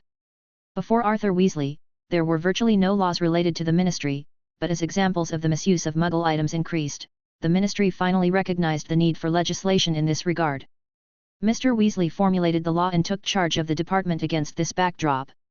Felix continued, one of our principles is the improvement and transformation of Muggle items. What does this mean? Not simple replication, but drawing inspiration from their displayed wisdom, not specific things. Take the example of the magic lamp. Its principle is completely different from the electric lamps used by Muggles. The only similarity is that they both emit light. People chuckled softly, their hidden worries dissipating. Most of them didn't dare openly defy the Ministry. In this process, you'll find that we're using a conceptual approach, more convenient, more practical lighting methods. We don't need to laboriously study how to use electricity or the materials and principles of electric lamps, but rather focus on how to achieve the desired effect using magic. Felix looked at the crowd, speaking seriously, I don't want to see any prejudice against the non-magical world and future world. Any specific individual or group, as long as they possess distinct external characteristics, won't be liked by everyone. To put it plainly, where some see advantages, others will see flaws. I don't want you all to be preoccupied with these mundane matters. With an appreciative heart, you'll find that over the past few centuries, the outside world has achieved remarkable accomplishments. In this process, the wisdom, ideas, and achievements they've demonstrated are worth learning from. In the following days, Felix stayed in the Future World's tower, working with Lupin, Penelope, and a few 7th-year graduates who mastered the Lumos spell, to complete the design task for the magic lamps. The most challenging part was how to store ancient magical runic sequences in physical objects. Felix went through the materials left by Nicholas Flamel, finally discovering an enchanted material akin to flowing mercury and used magic to shape it. This process required numerous attempts. Severus Snape even protested at the rapid material consumption, but he was eventually drawn into the research by Felix.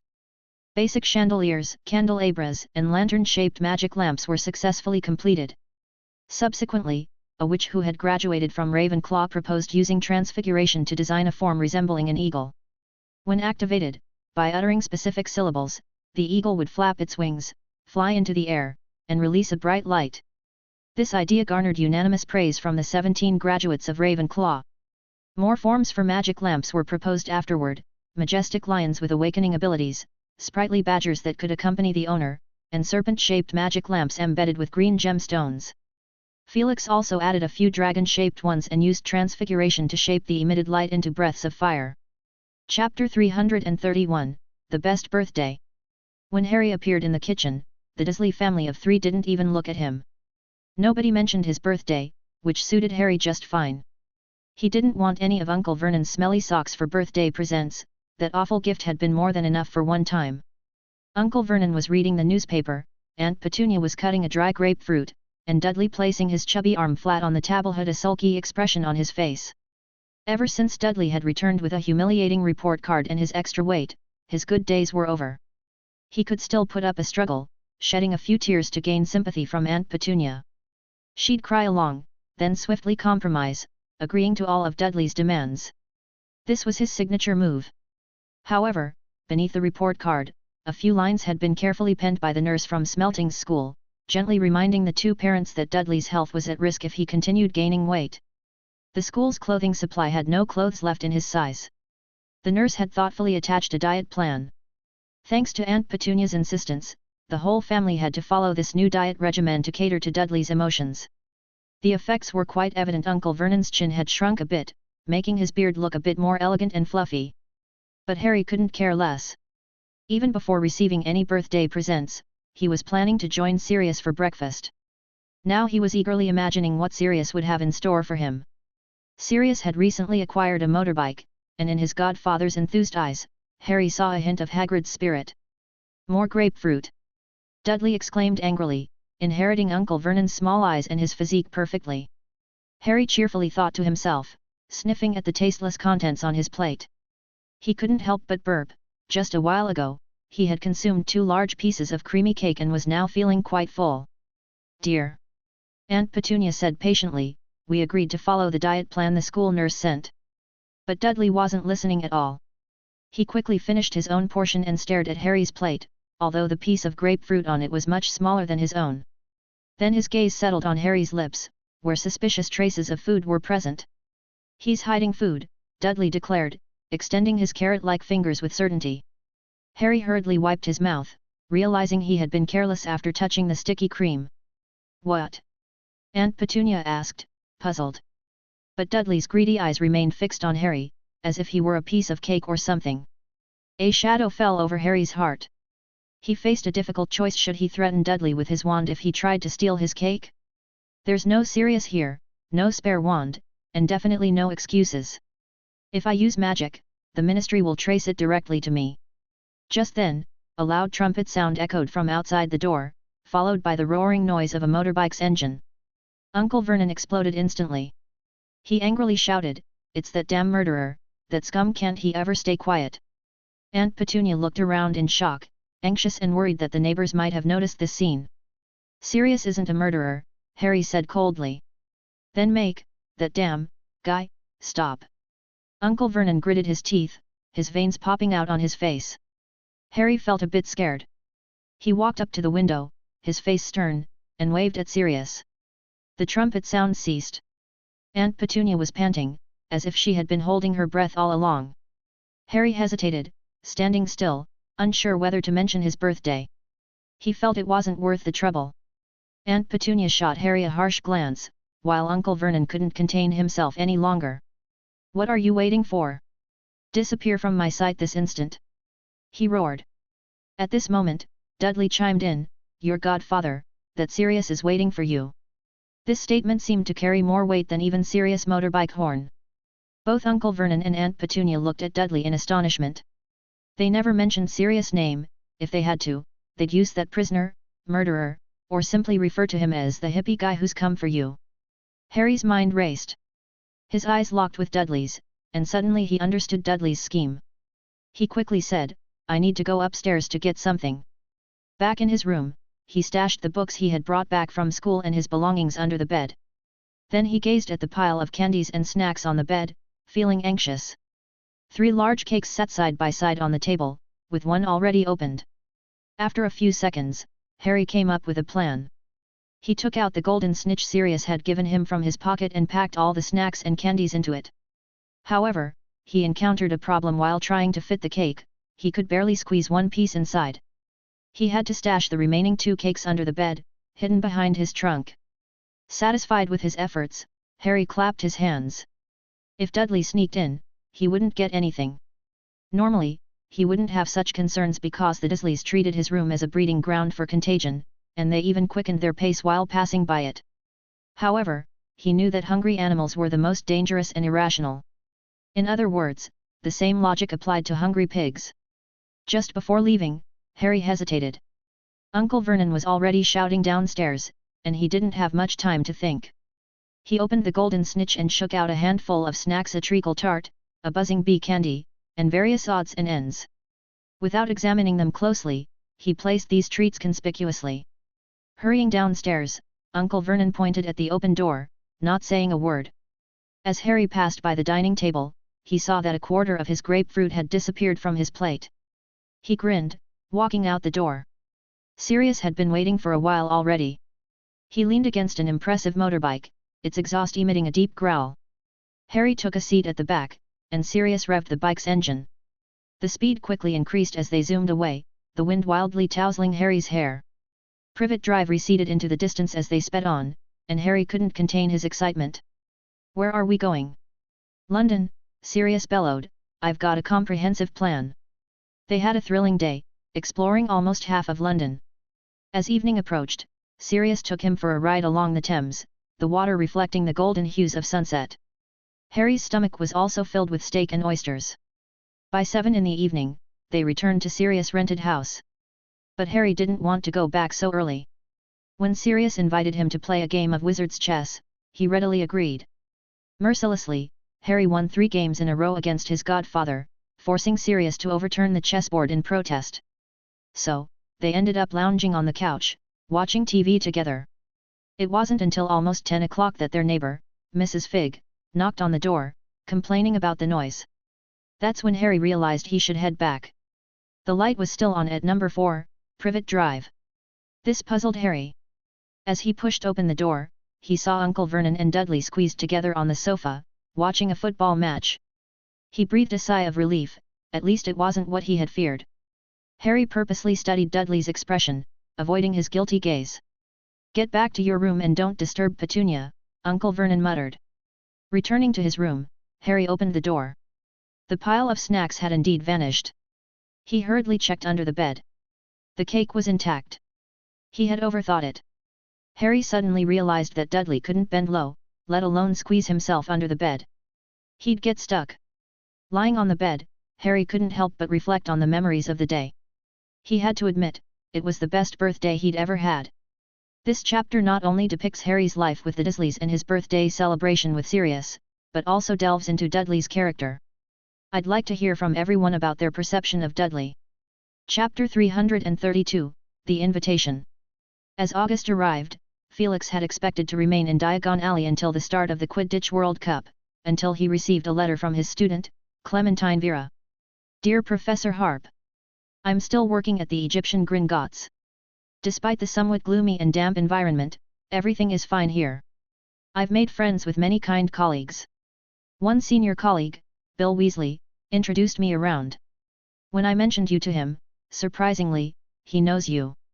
He entered Hogwarts in the same year as you. I couldn't resist asking him more about you, and his description took me by surprise. He called you the Wandering Sphinx. Apparently, in the brief interactions he had with you, you politely inquired about his profound knowledge of ancient magical texts and magical theories." He couldn't answer, which left him feeling embarrassed and his pride wounded. Bill himself is a very witty and humorous elder, and he said these things with a smile. He found it amusing because you never took ancient runes as a subject. I've also made friends with some locals from the mysterious school, Vagadu. It's a massive magical school with over 5,000 students. It's hard to imagine a scene where so many people attend classes together. They told me it's because Vagadu accepts students from all across Africa. I'm facing a dilemma now. After exploring the bottom level of an Egyptian pyramid's ancient tomb, we unexpectedly discovered a hidden chamber leading even deeper. It's a long, winding corridor shrouded in dense black mist, filled with various dangerous magical traps. We hadn't even fully explored the corridor when a colleague suffered from 7 or 8 curses, so we had to hastily retreat. The colleague was sent to the hospital, but he brought back a piece of stone slab from the corridor's wall. Astonishingly, the slab was inscribed with ancient runes I've never encountered before. Not even my grandfather could decipher or translate them. They seem to come from an even more distant era. I strongly suspect that they are all practical ancient runes. I've attached depictions of the patterns with this letter. I'm urgently seeking your guidance. It would be amazing if you could come. Your student, Clementine Vera. Tisk. The Wandering Sphinx. Felix set the letter aside, gazing at the Egyptian heron beside him. The bird was over half a meter tall, all white except for the black accents on its wings and tail feathers. It huddled to the side, treating itself like a delivery owl, pecking at the cookies on a plate. The bird had a shiny, bald, black head and neck. Its long, downward curving beak resembled a black sickle. With long, sturdy legs, the bird kicked a tightly wrapped package over when Felix glanced at it. After unwrapping it, he found a 3-foot square piece of parchment with depictions of the patterns Clementine had mentioned in her letter. He carefully examined the rubbings of the stone slab, and with his first glance, he confirmed the true nature of these patterns. They were indeed ancient runes, specifically, a fragment of some ancient magical script. As he tried to trace the contours of these fragmented patterns, arcs of black lightning danced in the air. Felix meticulously reviewed Clementine's letter again and sensed a contradiction. The chamber's owner openly displayed a stone slab inscribed with ancient magical secrets in the corridor, suggesting generosity. However, the black mist and curses seemed at odds with such generosity. He wasn't quick to label this as the work of a dark wizard. Throughout different eras, the definition of dark wizards had evolved. In ancient wizarding communities, those deserving of the title were exceedingly evil, unlike today's standards. A powerful ancient wizard sneaking into a pyramid, creating a hidden chamber with intricate curses. Could this be some rigorous form of legacy? Are the mist and curses meant to challenge intruders? Or perhaps, it's a test of human greed, punishing those who unexpectedly venture in. Felix penned a response, including all these insights and his speculations. He expressed gratitude for Clementine's invitation and then, with a thought, inquired if he could bring a student along. His assistant, over the course of 2 years, had acquired a significant knowledge of ancient runes and was due for some real-world exposure. After a few days of waiting, Clementine Vera's reply arrived. She warmly welcomed both him and the student, and along with the letter, was an official invitation from Gringotts, featuring 2 spots. One had already been filled with Felix harp, while the other was blank.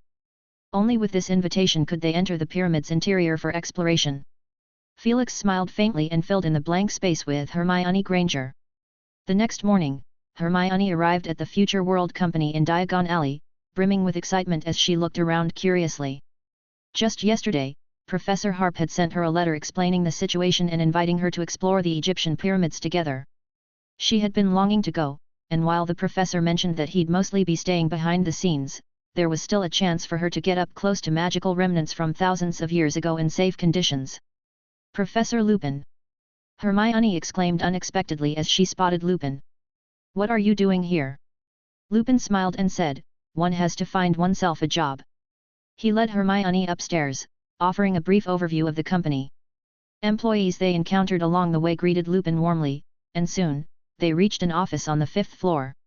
Upon entering, Felix was seated in a chair, his gaze fixed on his palm where a black lightning bolt rested. Seeing Lupin and Hermione enter, he dispelled the magic and smiled.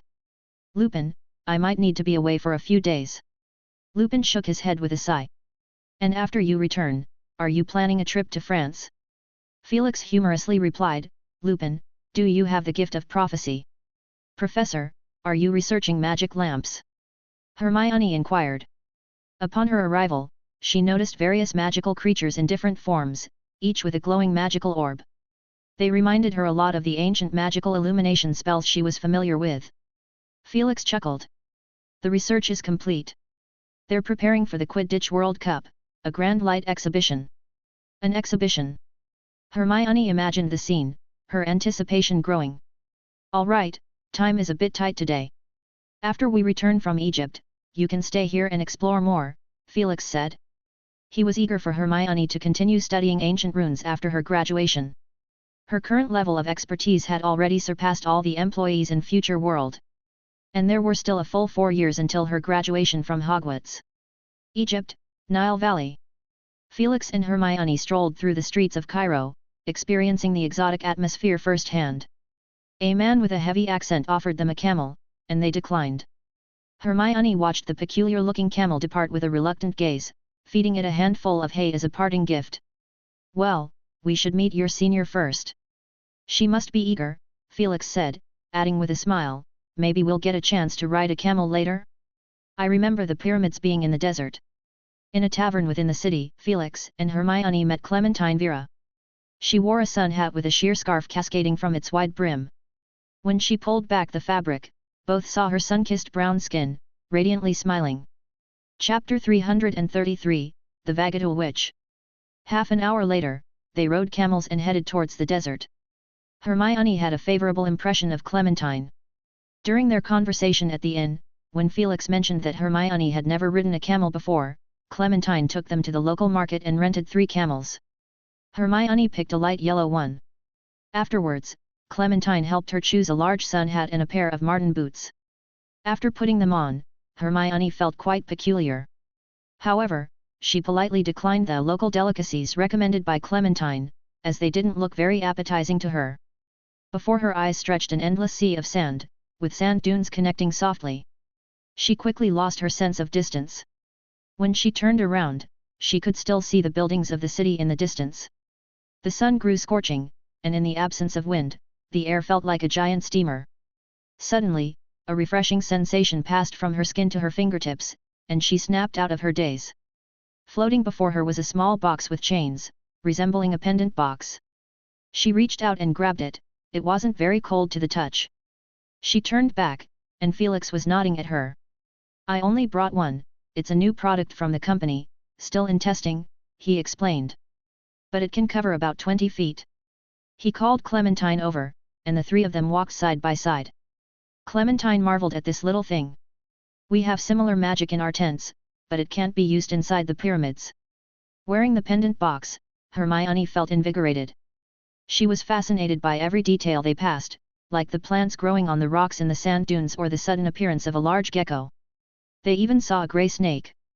After walking for about an hour, the 3 of them arrived near a tall pyramid. In the shade, they could see 7 or 8 tents, surrounded by scattered equipment. It looked like a small archaeological team.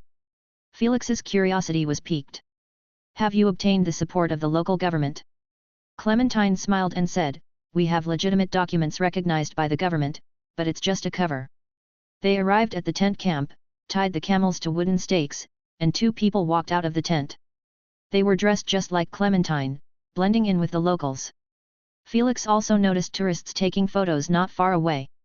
"This is Faisal Abdul is Kampachi Duima." Clementine looked at the person awkwardly. "What's after that?" The young man mumbled, "Just call me Faisal." Clementine whispered to them, "Faisal's name has 4 parts, each equivalent to our full name. I wanted to introduce properly, but I can't remember since I rarely use it." Another middle-aged wizard with a brown robe on his shoulder said, "Just call me Raman." He extended his hand, shaking hands with Felix. After some pleasantries, they agreed to enter the pyramid at 2 in the afternoon. "We're also waiting for someone from headquarters," the middle-aged wizard explained. Clementine led Felix and Hermione to the back of the tents. "Professor Harp, you can stay in Bill's tent." He took all his personal belongings with him. "Hermione and I will share a tent, which works out for chatting." "Bill Weasley isn't here?" Felix asked, suddenly remembering what Mrs. Weasley mentioned about her 2 sons, Bill and Charlie, returning in a few days. As expected, Clementine provided a unanimous explanation. "He's on vacation.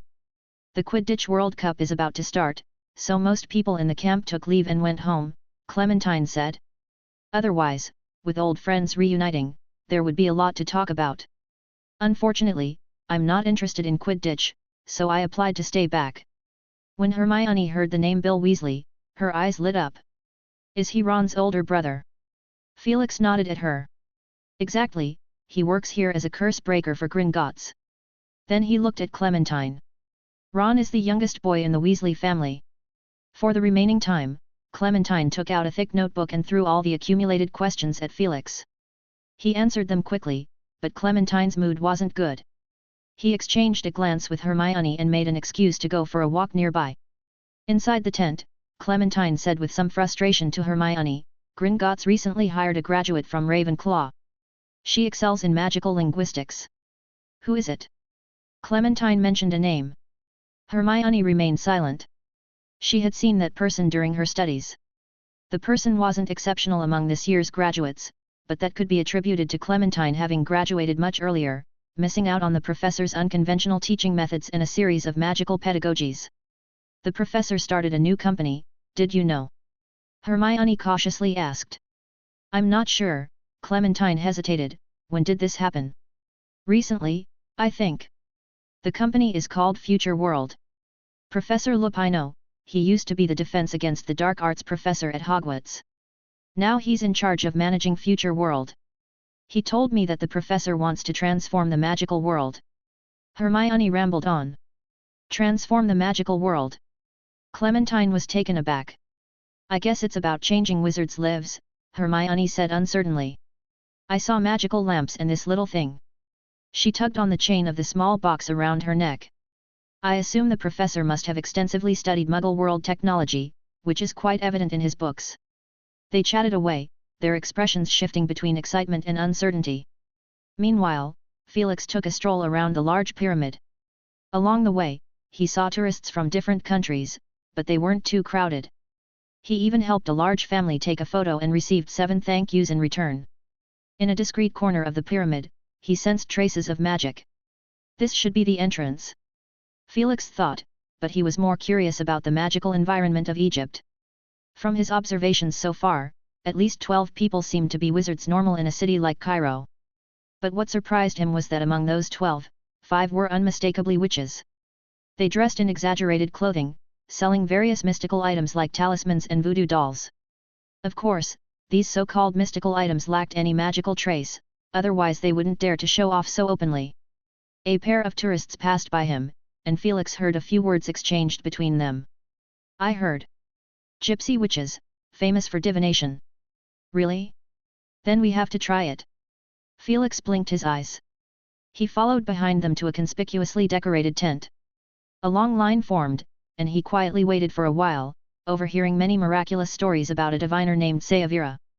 Supposedly, her crystal ball and tarot card readings were extremely accurate. Many people traveled far just to have a session with her. Although the line was long, it moved at a decent pace. Many people came out of the tent looking dejected not even half a minute after entering.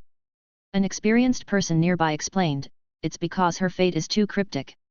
The witch doesn't want to exert the effort to help them. However, no one believed that a witch would leave due to a lack of skill, rather, it strengthened their belief. Felix was curious as well.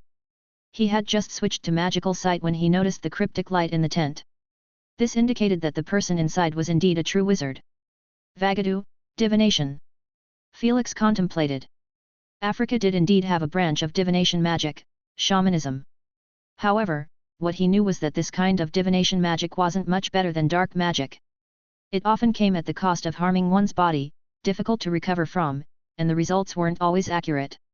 He found it incredible that a witch would offer divination services to ordinary people, and even do business openly. He glanced at the long line behind him and shook his head slightly.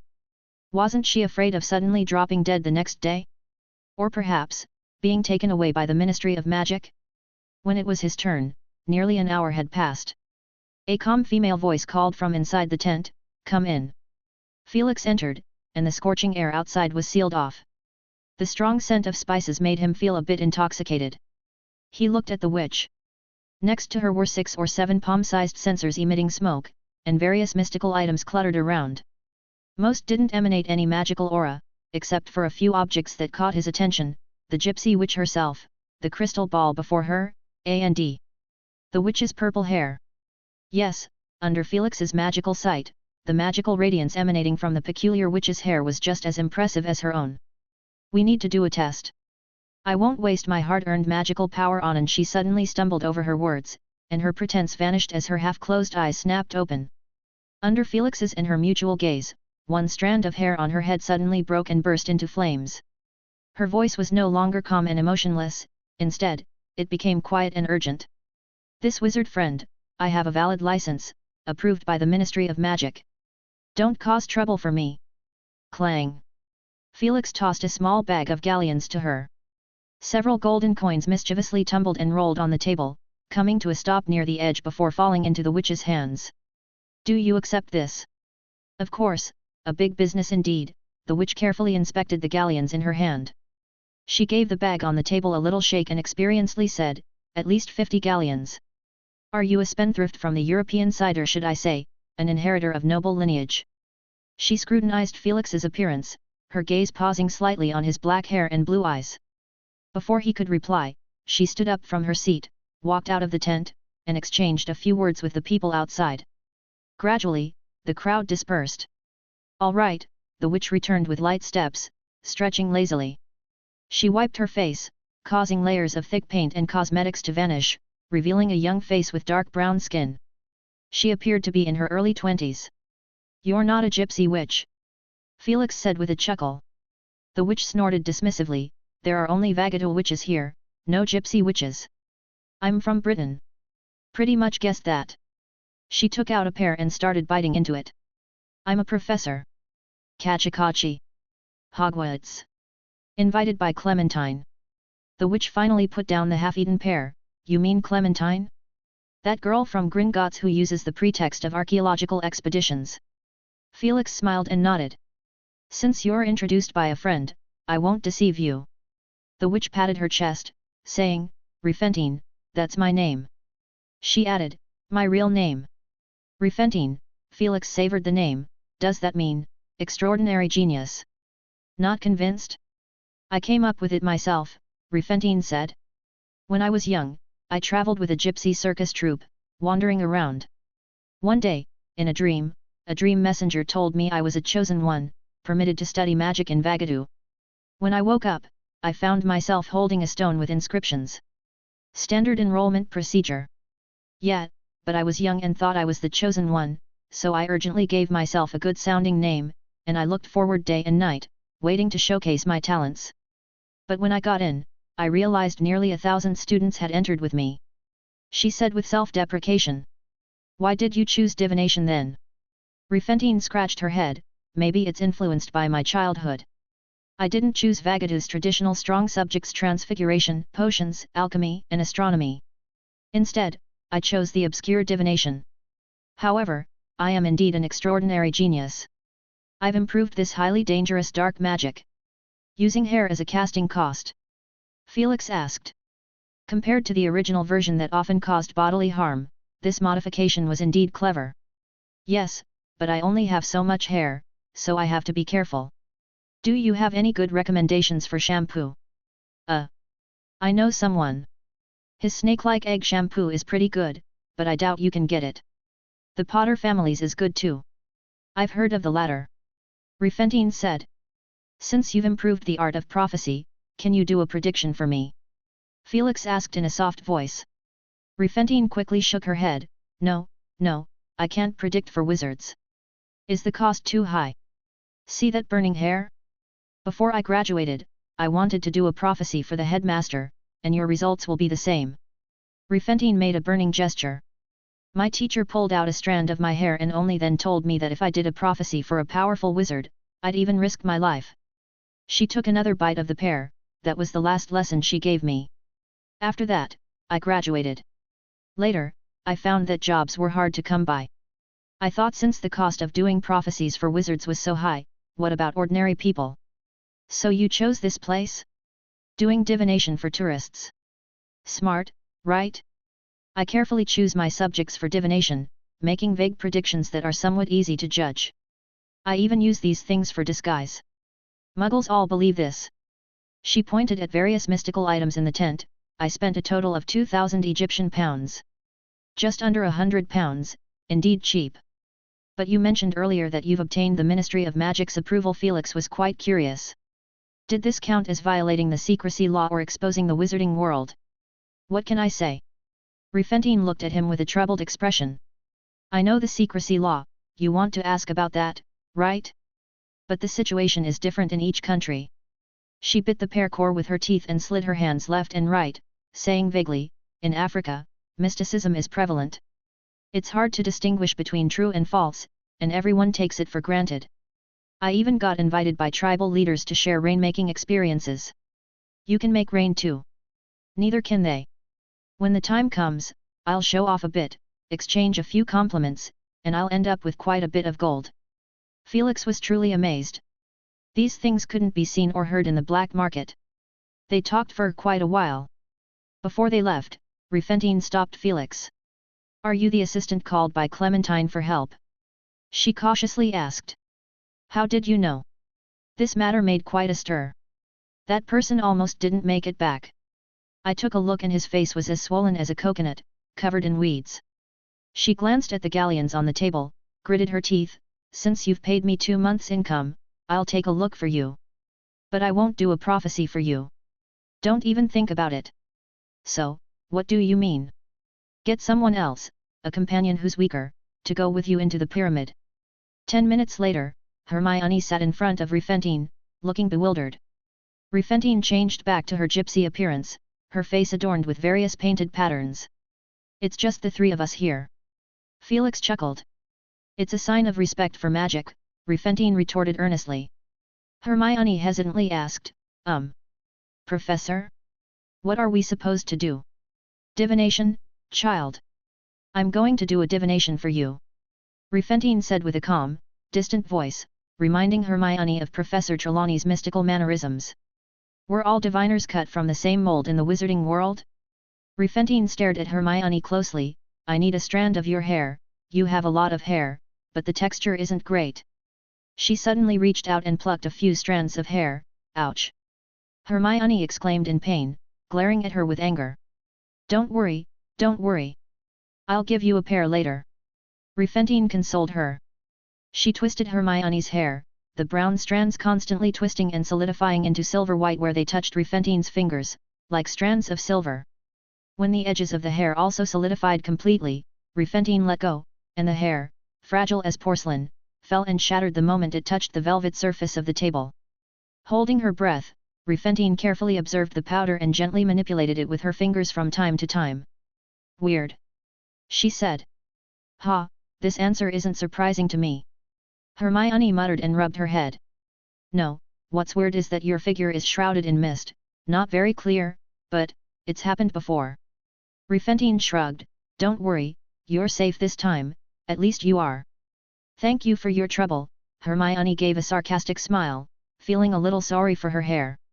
No need to be polite. Rifentine showcased a facial transformation technique before her, leaving Hermione staring blankly and even forgetting to refuse the pair Rifentine handed her. On the way back, Hermione asked about Rifentine's background.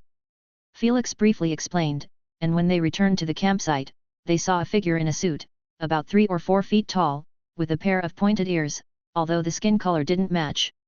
If not for the discrepancy, he would have mistaken it for a house elf named Dobby. But this was actually a fairy from Gringotts. Chapter 334, Delving Deeper. The fairy regarded Felix Harp with an unsettling gaze. Clementine spoke highly of you, Mr. Felix Harp. He inclined his head slightly. It is an honor to collaborate with you. I am Gornik. With that, he flicked his fingers forcefully, causing his slender nails to shimmer. Soon, the fairy's body blurred into obscurity as he turned and made his way towards the 3 individuals in the camp: Faisal, Raman, and Clementine. They were inspecting their equipment, deciding what to take with them, including curse detectors, dark magic detectors, and various protective items. Fairy magic, Felix thought.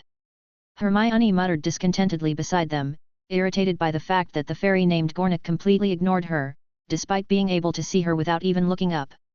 Felix whispered, Gringotts goblins are somewhat friendly, but if you encounter unfamiliar fairies in the wild, stay cautious. It's hard to determine if they are safe. Hermione's mind spun as she whispered, Fairy Subversion Group. Despite the overall peace between fairies and wizards since the treaty was signed, a small faction of fairies still harbored deep hatred for wizards, attempting to overthrow their dominance. Especially within their own territories, this attitude was overt. Many wizard jokes were concocted and spread within fairy taverns. The reverse was also true. Clementine jogged over. These are specially crafted dragonhide gloves with a certain curse-resistant effect. Professor, can I use magic? Hermione pondered a crucial question. Of course, the British Ministry of Magic doesn't have jurisdiction here, Felix said. You can try it out now. Hermione hesitated, then pulled out her wand and cast the shield charm incantation. An invisible barrier formed in front of her. Very good, just like that. Subsequently, they entered the pyramid, following a winding, narrow path between stone crevices. They held their wands and kept their bodies crouched, as even a slight straightening would lead to banging their heads against the granite ceiling. They trudged forward, with amplified breaths filling their ears. Guided by the glow from the tip of their wands, they walked for some time until the path split at a fork. To the right lies the Pharaoh's tomb, and to the left is the secret chamber we discovered, Clementine explained. They turned left, encountering 2 or 3 stone steps every dozen paces, gradually descending without noticing. Half an hour passed, and they found themselves deeper underground. Finally, the path opened up ahead, revealing a square space that extended on both sides. On one side lay the path they came from, and on the other right in front of them was a pitch-black opening. The light there was dimmer than the surroundings, as though someone had spilled jet-black ink above them, playing a malicious trick.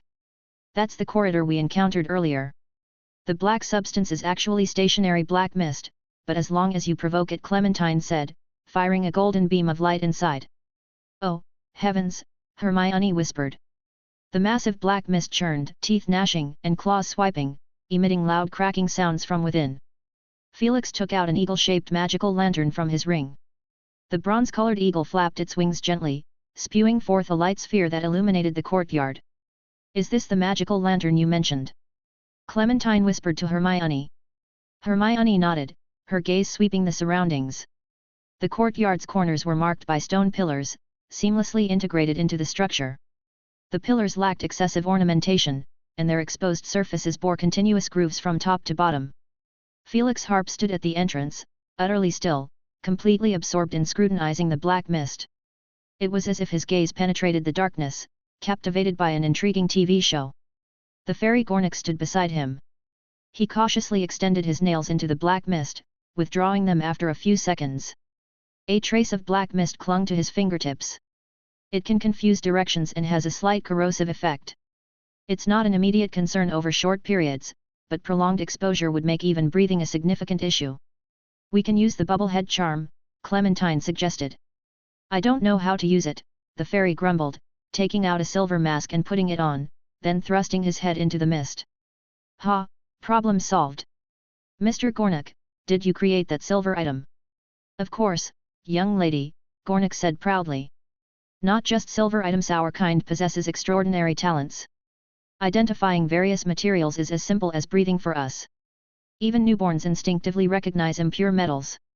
We prepare a ritual for newborns, offering gold and silver of different purities for them to choose from. The most gifted fairies are nurtured from an early age. Talents. Felix's eyes flickered.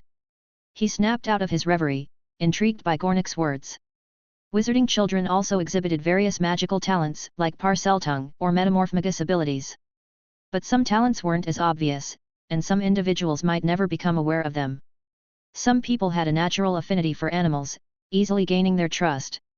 Felix believed that such individuals were well suited to learn Vagadu's self-transfiguration, a different branch of human transfiguration compared to animagus magic. It allowed wizards to transform into animals at will, extending beyond just elephants and leopards, possibly encompassing other creatures. Felix was convinced that he would witness this magic in the upcoming Tri-Wizard tournament. He also remembered that wizarding talents weren't confined to these examples. Some wizards excelled in specific types of magic. For instance, Harry had a remarkable talent for dueling magic, surpassing his peers by a considerable margin. Ancient wizards had exhibited similar traits. In ancient times, wizards tended to choose apprentices with similar talents. Those significantly different, even if talented, wouldn't be given much attention. Felix drew his wand, thrusting it forward. With a swish and a whoosh, the wand cleaved the air.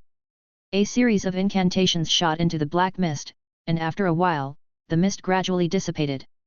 What did you do? Fairy Gornik asked in astonishment. Any magic leaves a trace. I merely found the key nodes that formed the mist, Felix replied curtly. As the mist cleared, the corridor became distinct. With the illumination from the courtyard's magical lanterns, they could see black stone slabs hung on both walls. Hermione carefully approached, standing at the entrance, and stared in surprise at the nearest stone slab. The patterns on it looked hauntingly familiar. Ancient magic? Rune sequence? Yes, Felix responded in a hushed voice. Don't go in.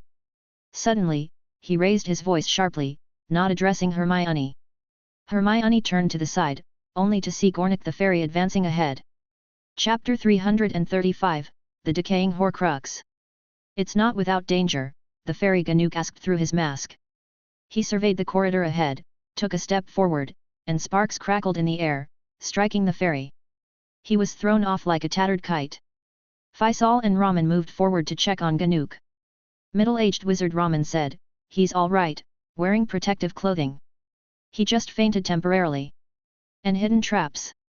Hermione asked Felix incredulously, "Aren't the curses originating from the dark mist?" She picked up the curse detector, scanning continuously. Suddenly, something in her hand resembling an antenna exploded, startling her. "This confirms it as well, curses do exist," she said with an unpleasant expression. "In fact, there are many more," Felix said. From his perspective, the empty corridor was dotted with numerous points of light, each representing a curse, floating like suspended creatures. He turned to Hermione, asking, "This pyramid, the part you all explored before, does it contain magical items storing magic?" Hermione shook her head. "We found quite a few things with residual magic, like the golden dagger and the scarab amulet, but they're very weak now. Unlike the cursed items from the outside world, innocent blood sustains the curse's effect." After a while, the fairy Ganuk woke up. He immediately opened his clothes, then howled in pain. Hermione noticed that he was wearing a silver, skin-tight armor. "Got a hole in it," he cried in agony. "Don't know if it can still be repaired." Felix walked ahead, with the others trailing him by a dozen steps. They watched as he poked and prodded the air, curses bursting open like fireworks. The dense quantity of curses sent chills down the spines of those following behind. Felix would occasionally stop and examine the slabs on both sides. He initially thought, considering the size of these slabs, there should be at least a dozen ancient spells. But the actual number was fewer. Currently, he only saw 3, including the complete black lightning magic. Many slabs had introductions by the wizard who created this chamber, including their travel experiences. He claimed to be a traveling wizard from Greece who had crossed the Aegean Sea, discovered a magical source in the upper tomb of the pyramid of four-sided Gammon, then decided to create this chamber for the benefit of future generations. The curses in the corridor progress layer by layer, getting stronger. Don't force it if you are not confident. Leave the chance for others, Hermione read aloud from the slab. So that's how it is. The others looked enlightened. Our ancient wizard's just too strong, and we're too weak. Clementine said dejectedly. It turned out they couldn't even withstand the weakest trial. Don't make hasty decisions. Perhaps these words are just lies, Felix said. He advanced steadily, his suspicion becoming clearer. One fact was, were ancient wizards really that powerful? From the perspective of ancient magic, they were indeed formidable. But when it came to the flexibility of their methods, they fell far short of the present. Most ancient wizards wouldn't have spells like the disillusionment charm. As for others, like protective charms, household charms, and supportive magic, their systems weren't as refined as those of today. Those historically famous ancient wizards, while magnifying their strengths, also exposed their weaknesses. This was also why Felix speculated that ancient wizards guarded their secrets so closely, based on various magical notes he had studied. The path ahead was rugged and perilous. Felix had already made them retreat far away.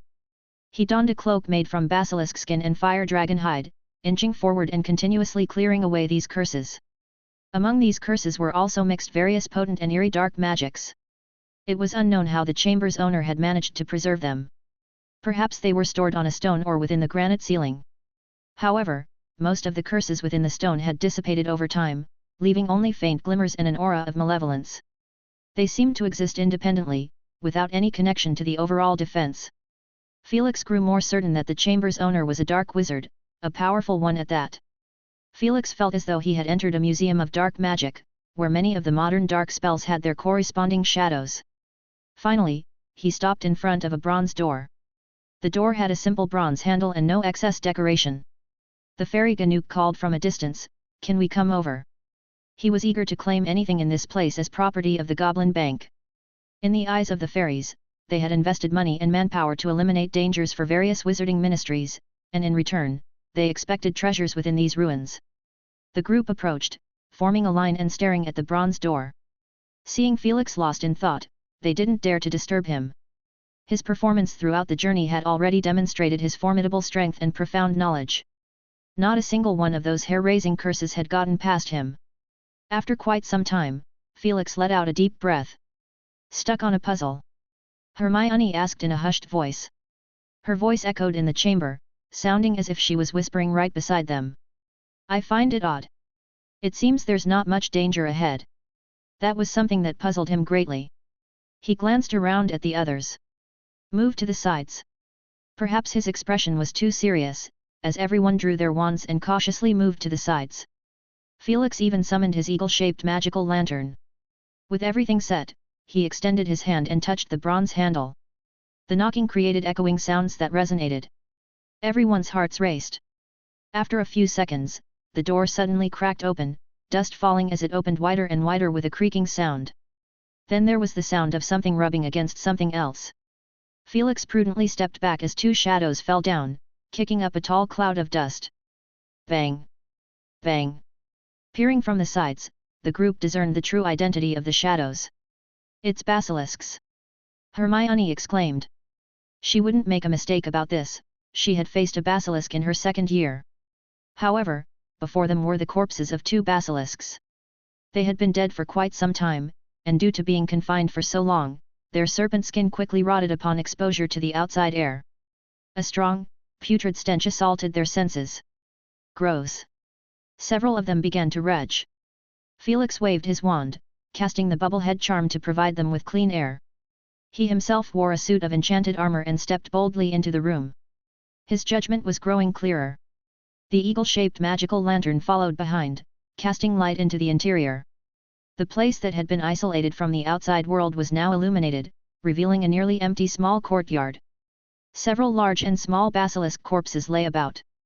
Every single one of them was dead. As Felix walked past them, their colors, along with those of the circular pillars around them, drained away. Felix headed directly toward the center, where there stood an altar. On the altar was a life-sized statue of a middle-aged wizard with silver-white hair and yellow eyes. He had a gentle smile and held in his hands a four-sided gemstone. Dim light radiated from the gemstone, the very source of magic Felix had been seeking.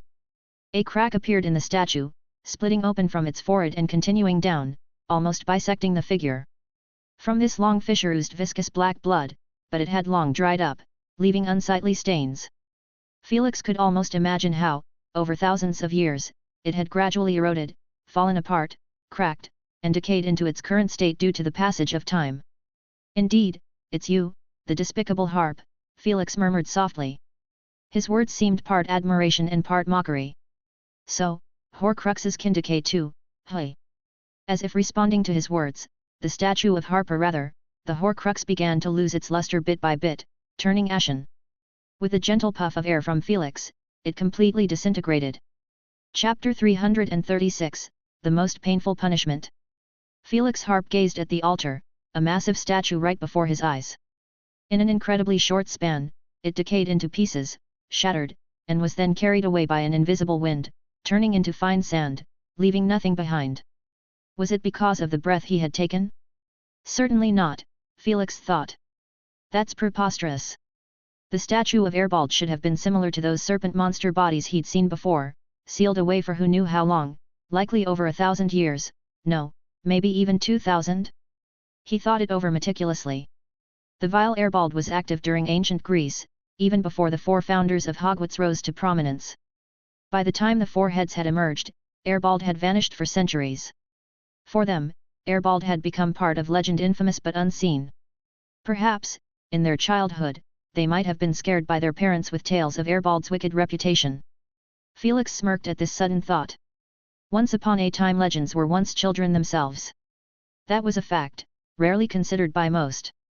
They often inclined to think that legends were legends from the very start. Setting aside this notion, Felix grew serious, pondering the issue of Horcruxes. Yes, Horcruxes. For him, the only allure of Horcruxes lay in their connection to the study of the soul. Sadly, even though he knew how to create Horcruxes, he was rather ignorant about the realm of souls. He hadn't even scratched the surface. He thought of that book, Secrets of Advanced Dark Magic. It contained more than just one type of magic, but undoubtedly, Horcruxes were the most sinister. The wickedness lay not just in the murder it required, but in the act of splitting the soul. To render an intact soul incomplete was an act against nature, and it would exact an excruciatingly heavy toll. The book stated this explicitly. As for what that toll might be, it didn't say, and Felix was left clueless. When Hermione entered, she was taken aback. There were not just the two snake creatures blocking the door, there was a whole nest of them. She had to use a bubblehead charm, carefully avoiding the snake carcasses strewn around, and approached the professor. Just in time to hear him mention Horcruxes. A shiver ran through her. Could the professor have discovered the fourth Horcrux of the mysterious figure? But upon closer reflection, that didn't make sense. He had mentioned a name earlier, Erbald. She quickly realized the significance of that name. Vile Erbald, the infamous dark wizard of ancient Greece, was one of the sources of many surviving dark magics. He had invented various cursed spells and dark magic, most famously, the Horcrux. And beyond that, he was also known for his connection to serpents and his discovery of the method to hatch snake creatures. Could they have stumbled upon Erbald's hidden Horcruxes? Just as she was about to inquire, the professor sighed and blew a breath. In front of him, the seemingly robust statue crumbled into dust. Even as she approached, there was no trace of ash left. It was as though everything had been a figment of her imagination. Professor! Hermione tilted her head, looking at Felix, who had been silent all along. Felix gazed at her and said calmly, "Nothing much, just a bit contemplative. You destroyed Erbald's Horcrux." It's not me. It was already destroyed long before. We merely discovered this fact." Hermione blinked and tried to analyze with her limited knowledge about Horcruxes. She glanced at the others in the room, Clementine and the three newcomers who were currently staring at the snake creature carcasses, and the house elf Ganuk, whom she couldn't see, perhaps blocked by the snake creatures. So she asked in a hushed tone, "Professor, if a Horcrux is destroyed, what happens to Erbald's main soul?" Felix's eyes shifted. It was an intriguing question. The purpose of a Horcrux was to split the soul, hiding a part in an external object. This meant that even if the body was attacked or destroyed, the person wouldn't die, as a part of their soul remained unharmed in the world. But what if both the unexpected death of the wizard and the destruction of the Horcrux occurred? Was it possible that Erbald, after inventing the method of creating Horcruxes and successfully making the first one, hadn't gotten around to studying how to restore his body and had died in an accident, or simply passed away? This speculation wasn't entirely impossible. Erbald's subsequent fame or infamy was due to his creative inventions of dark magic. Could it be that, prior to him, no one had researched ways to resurrect the dead? Felix continued down this line of thought. If Erbald's main soul endured due to the presence of a Horcrux, but he couldn't find a way to revive, how many years might have passed? The Horcrux, too, would decay over time. What awaited Erbald then? Would he dissipate into nothingness or continue to wander some obscure corner of the world, more wretched than the lowest ghost? "I don't know either," Felix answered Hermione's question. "Perhaps dying might have been a quicker end." Hermione was momentarily puzzled. She was about to press on with her questioning, but she realized the crux. With the Horcrux destroyed, leaving the main soul free, there were three possibilities: dispersing, surviving like Voldemort, or successful resurrection. The first two were uncertain. But the third possibility was exceedingly slim, for after Erbald's time, no traces of his activities had ever been found. This, in itself, was odd. If Erbald used Horcruxes to resurrect, there should have been no reason to remain hidden. The remaining two possibilities, going by the professor's response, perhaps dying might have been a quicker end, indicated the dispersal of the main soul. But if not, like Voldemort, would Erbald wander the world for thousands of years? A shiver ran down her spine. This must be the most excruciating punishment in the world. "Young lady, please step aside." Felix Harp stared at the altar, a grand statue right before his eyes. In an incredibly short time, it decayed, shattered into pieces, and was swept away by invisible winds, turning into fine sand until nothing remained. Was it because of his breath? Definitely not, Felix thought. That's preposterous. The statue of Herpo the Fowl should be similar to the serpent creature corpses he had seen before, sealed away for countless years, perhaps even 2 millennia. He pondered earnestly.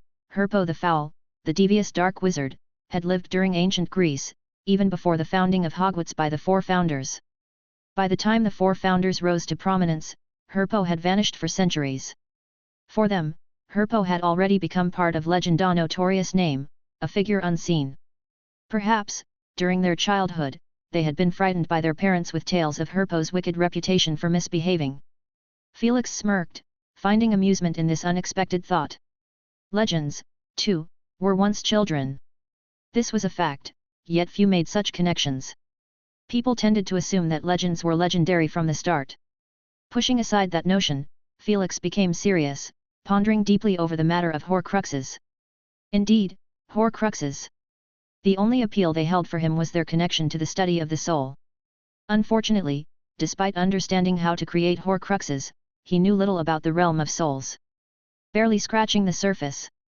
He thought of the book, Secrets of Advanced Dark Magic, where Horcruxes were just one of many forms of magic described. Yet, undoubtedly, they were the darkest. Not only did they require murder, but they also fractured the soul. To render a whole, untainted soul incomplete was a profoundly unnatural act, one that exacted an enormously heavy toll. The book stated this explicitly, though it omitted the specifics of the price, leaving Felix in the dark. When Hermione first entered, she was startled. Not only were the 2 snake creatures blocking the door, but there were many more inside. She had to ward off their petrification curse, carefully avoiding the serpent corpses as she approached the professor. It was at that moment that she heard the professor mention Horcruxes. Surprised, she felt a rush of thoughts. Could the professor have discovered the 4th Horcrux of the mysterious individual? But that didn't make sense, as a name had been mentioned earlier, Herpo the Fowl. She quickly realized the significance of that name. Herpo the Fowl, the notorious dark wizard of ancient Greece, was one of the origins of many surviving dark magics. He invented numerous cursed spells and dark magic, with the most infamous being the Horcrux. Besides that, he was a Parselmouth who discovered the method of breeding serpent creatures. Could they have stumbled upon the place where Herpo the Fowl concealed a Horcrux? She was about to inquire when the professor sighed, and before her eyes, the seemingly sturdy statue crumbled into dust. The professor's gaze turned to the rubble, and he'd been silent since. Felix looked at her and calmly said, "Nothing really, just a moment of reflection." "Did you destroy Herpo's Horcrux?" Not my doing. It had already been destroyed. We merely discovered that fact." Hermione tilted her head, gazing at Felix. He had been silent since earlier. Felix looked back at her and said calmly, "It's nothing. Just feeling a bit contemplative." "Professor?" Hermione inquired, puzzled. Felix gazed at her and replied, "It's nothing. Just sometimes, it might be easier to die." Hermione couldn't grasp the meaning immediately, wanting to press further. But she realized the key point: without a Horcrux, a vacant soul had only 3 possibilities: dissipation, like Voldemort's state before rebirth; lingering, like Voldemort did after his first fall; or successful resurrection. The first 2 outcomes were uncertain, but the third was immensely improbable. No trace of Herpo's continued existence had been found by later generations. This was highly unusual. If Herpo had used a Horcrux to return, he had no reason to remain hidden. The remaining 2 possibilities, as per the professor's response, might lead to dissipation of the primary soul, or, like Voldemort, enduring the passage of millennia within the world, wandering as a wretched spirit. "I don't know," Felix responded to Hermione's question. "Perhaps dying would be the swifter route." Hermione was momentarily puzzled, her thoughts continuing, but she soon grasped the essence. Without a Horcrux, there were only 3 potential outcomes for a disembodied soul: either to dissipate, persist like Voldemort, or successfully revive. While the first 2 remained uncertain, the professor's response, "perhaps dying would be the swifter route," hinted at the dissipation of the primary soul. Yet, if not, could Herpo be like Voldemort, wandering the world for millennia? A shiver ran down her spine. Could there be a fate worse than that, the most agonizing punishment in the world? "Miss, if you wouldn't mind moving aside a bit." Chapter 337, The Education of Sniffs. Fairies are one of the few humanoid races that have fully preserved their cultural heritage. Apart from their unique fairy magic and exquisite craftsmanship, they have their own language, customs, and habitats. Many aspects of their culture are similar to wizards, such as the way parents scare their children. In many fairy tales, Sniffs are portrayed as beings comparable to demons. Their reputation is far from unfounded, even in disputes among adult fairies. If you were to pick the top 10 impactful phrases, "Your family has attracted Sniffs," would certainly make the list, likely ranking quite high. "Fear not, Valen has many treasures," reassured Felix. Upon hearing this, Gornik became even more uneasy. In the fairy mindset, the more treasures you have, the more desires you accumulate. How else could one amass such a considerable fortune?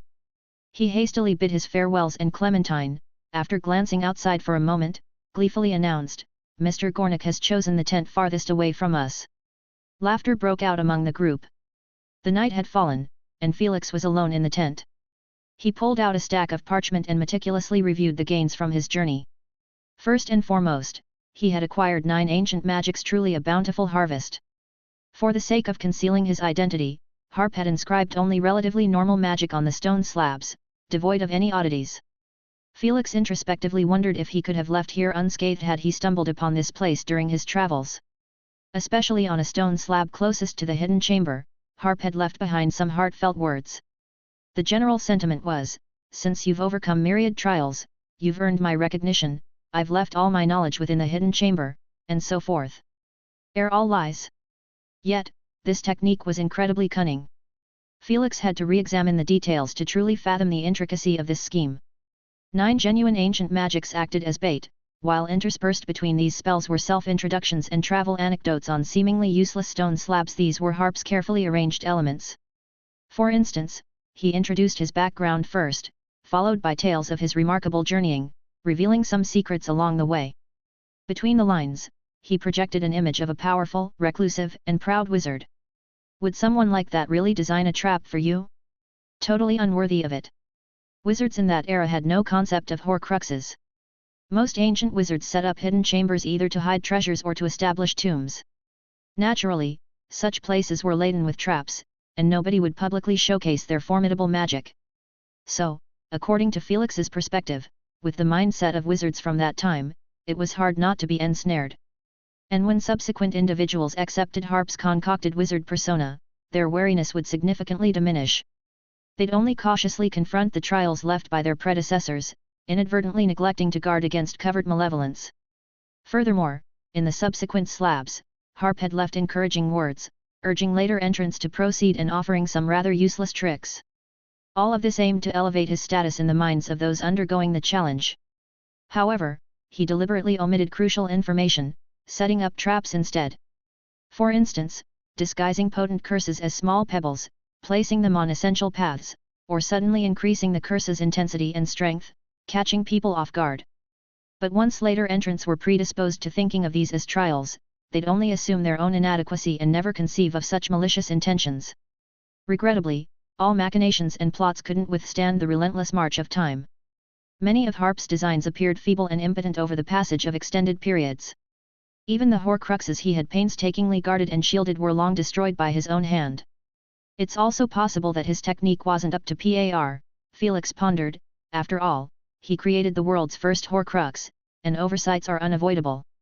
Of the 9 ancient magics that Felix noted down, 4 were offensive: golden flames, black lightning, corrosive black mist, and malicious transfiguration. There were 2 defensive spells, silver shield and compressed air. The last 3 were of an auxiliary nature, ones he hadn't yet had the chance to examine closely. Harp didn't leave the names of these magics behind. "I'll just have to make up names based on their characteristics." Felix scratched his head in a somewhat puzzled manner. "Well, names aren't really that important anyway." At this moment, Sniffs, lazily lounging on the tent's carpet, came over. Felix casually tapped its head, and with a squeaky hum, Sniffs scurried aside, taking 2 galleons, 12 sickles, and 6 nuts with it. Felix didn't pay much attention, as he was pondering ancient magic. Among these, the most remarkable was the compressed air defensive spell.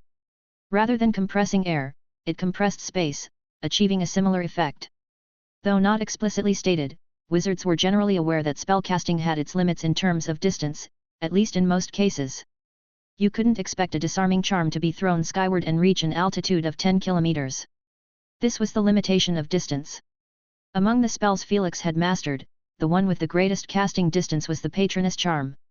In his various studies, one direction he explored was having his Patroness change form, potentially taking on Felix's appearance. This would make shopping or communication quite convenient.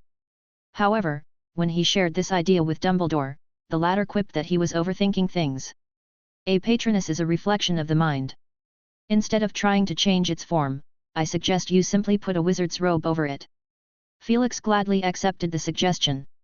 Using blank memories, he crafted a transparent, glowing robe. This way, his patroness could pass for a ghost at least. Perhaps, after the school term began, a new spectre would wander within Hogwarts Castle. Collecting his scattered thoughts, Felix focused on the compressed air magic. Its principle was rather simple. Before the spellcaster, a wall of air was constructed, but this air wall compressed a section of space. Consequently, any magic attacking him would exceed the spellcasting and control distances, naturally dispersing. In theory, this magic could deflect all attacks, including the killing curse. Felix had already decided to place it at the forefront of his study list, alongside the Black Lightning spell. The Black Lightning spell was also potent. It was characterized by extreme speed and formidable penetration power, rendering most defensive spells useless. His humanoid iron armor curse was already somewhat less defensive than a typical armor spell. Faced with the Black Lightning, it would be as vulnerable as a thin piece of parchment. Once again, Felix marveled at how well Harp understood the concept of investment. Truly a good person, unfortunately departed. Apart from these 9 ancient magics, he had experienced a unique curse lesson. Even though Harp hadn't taught him a single curse, Felix managed to glean something from his own first-hand experiences. Now, he needed to jot these things down. Valen, the Sniffs, entered the tent from outside. Seeing Felix fluidly writing on parchment, its shadow danced within the tent, causing the interior light to fluctuate. Startled, Sniffs grabbed a gem and tossed it at Felix's head. Felix gazed at the gem before turning to Sniffs. Large and small eyes met, and they fell into a speechless silence. A few minutes later, Felix lifted Sniffs and, reaching into its small pocket, extracted a pile of galleons, along with various bits and bobs, including its Dreaming Merlin badge and a damaged time turner. Of course, the small suspicious pile of gems in the corner was particularly eye-catching. Seems like I need to give you a proper lesson. Felix transfigured a small cup into a stool, allowing Sniffs to sit on it properly. Behave and sit tight. I've been neglecting your education. Before you return these things, we have, about 4 hours. Valen Sniffs clutched its pink beak to its chest, sensing that its carefree childhood was drifting away. I need to give you a basic education. Otherwise, by the time school starts, who knows what sort of trouble you might cause. Let me think. Among the economics books I've read, the section about property ownership is quite educational. Chapter 338, The Branch Store. The next morning, Felix Harp entered the leaky cauldron with a somewhat lethargic Snuffles by his side. He was about to re-examine the interior of the hidden chamber based on the residual magical traces. Also accompanying him was the house elf Jernuk. Felix noticed that Jernuk hadn't mentioned the theft of the gemstone, so he gave Snuffles a reassuring pat on the shoulder. Seems like the lessons had paid off. Snuffles hadn't pocketed a gemstone for himself. But there was no room for complacency in the days ahead. Whether it was the Quidditch World Cup, the Magical Lamp Exhibition, visiting Beauxbatons, or returning to Hogwarts, these were all places of risk. Clementine took Hermione to explore the city center of Cairo. I'm taking you to see the Pharaoh's Museum. It has a lot of things made by wizards, though the locals don't know. Hermione was highly intrigued. I've read about this museum in books. There should be the obelisk nearby, right? What's that? A pointed pillar, a monument the ancient Egyptians built to honor their sun god. I've seen them in France and London, but Egypt is where the obelisks originated, so they should be different. Clementine pondered for a moment. I'm not too sure, but I can ask around for you. They enjoyed themselves thoroughly for 2 days. During the day, they visited various attractions. Clementine was familiar with the magical stations within Cairo, and Hermione had absorbed a plethora of information from her books. They took turns choosing locations to explore and had a great time. As evening approached, Hermione joined Felix to learn the Golden Flame magic. Felix advised her, "You have enough self-control to attempt arranging runic sequences in private, but formal casting should wait until after the school starts. On the third day, they returned to Diagon Alley in London. Clementine also followed, using the excuse of not wanting to be alone with the greedy Jernook. She took a break from work to enjoy the World Cup. But as soon as they arrived at Diagon Alley, she disappeared into the headquarters of the Future World Company and didn't come out. The Future World Company was bustling lately because it had finally opened a branch in Diagon Alley, selling merchandise to the public. Lu Ping had paid a hefty rent and secured the rights to the shop for the next 2 years. The store was located not far from Ollivander's wand shop. This shop currently sold only one type of product, magical lamps, all sorts of them. When Sirius and Harry came to Diagon Alley to buy books, their attention was immediately captured by 2 imposing dragon-shaped magical lamps at the storefront. They approached, and the vertical poster outside the shop showcased various other styles of magical lamps, incredibly eye-catching. A young, blonde shop attendant maintained order at the entrance. Harry and Sirius entered the shop, finding rows of shelves displaying magical lamps of various designs within translucent boxes. Additionally, the magical lamps that had appeared on the posters were floating in mid-air, easily reachable. A young boy reached up to touch the dragon above his head but found himself unable to. His father lifted him, and the boy struggled frantically. Anxious and embarrassed, he exclaimed, "I'm starting school this year." Dennis the father was about to speak when the dragon-shaped magical lamp above them emitted a fan-shaped light, startling them. Harry also spotted Luna, who had her back turned to them. She was wearing a very conspicuous bright yellow robe and was examining an exquisite box. Inside the box were 12 palm-sized magical lamp dolls, even cuter in design, resembling something he had seen in an animated film. "Luna," he greeted. "Oh, Harry," Luna turned around, looking surprised, holding a small eagle with short wings in her hand. "Are you shopping for the World Cup too? I had a feeling I would run into some familiar faces today." Harry examined her, sensing something off. "Where's your dirigible plum earring?" "It's at home," Luna regretfully replied. She then turned and grabbed the arm of a wizard next to her, who was fixated on a purple patterned item on the shelf. "Dad!" The middle-aged wizard, Luna's father Xenophilius Lovegood, turned around. A silver pendant hanging around his neck swayed on his chest. "What is it, dear? Can we take it home?" She raised the palm-sized eagle in her hand. "Oh, not a good idea," Xenophilius frowned, his gaze shifting between the eagle and the box. His cotton candy-like white hair billowed on his shoulders. "I think it's not advisable, separating them might disrupt some mysterious connection between them." And so, Harry watched as Luna happily held the box containing 12 magical lamp dolls, ready to pay at the counter. "Goodbye until the World Cup, Harry." Luna waved at him, and Harry waved back. As father and daughter passed by Sirius, Xenophilius Lovegood stopped, his gaze fixed on Sirius's face. Sirius became a bit impatient, but he didn't say much. People giving him strange looks had become all too common on this journey. However, Xenophilius had been staring at him for quite a while. Luna moved the box to the other side, engaging in conversation with Harry. She asked earnestly, "Have you seen Hermione? I need to talk to her." "Not," Harry hurriedly replied, glancing at Sirius. The atmosphere was getting tense. Xenophilius leaned in, his shallow silver eyes locking onto Sirius's face. He showed his teeth, his voice dripping with mystery, "Are you Bodaiman?" "Bod what?" Sirius's eyes widened. The lead singer of the Naughty Nifflers, the chubby Bodaiman, who was quite famous a decade ago. Xenophilius whispered, "Sirius must be your alias, right?" Sirius stared back blankly, "No," he said with a strained voice. Xenophilius left with a disappointed expression, seemingly taken aback by something. Harry stood by, chuckling, tears almost welling up. "Short, chubby Bodaiman, was he talking about you?" Sirius playfully tapped the back of his head, saying thoughtfully, "A whole family of Ravenclaws? I always thought there were peculiar folks in that house." "They are an exception, just a bit quirky," Harry defended Luna. Sirius said grumpily, "You just asked that girl about her dirigible plum earring." Future World Company headquarters. "What's this?" Lupin held a golden stick with a straight shaft and a dog's head-shaped handle. "The Pharaoh's scepter," Felix flipped through various forms. "What's it for?" Lupin asked with curiosity. Was it some new product that suddenly leaped up to hit people on the head? He shook his head, pushing that thought aside. He'd been talking to the Weasley twins too much these days, and he felt a bit off. A souvenir from Egypt, you can have it if you like. Felix remarked casually.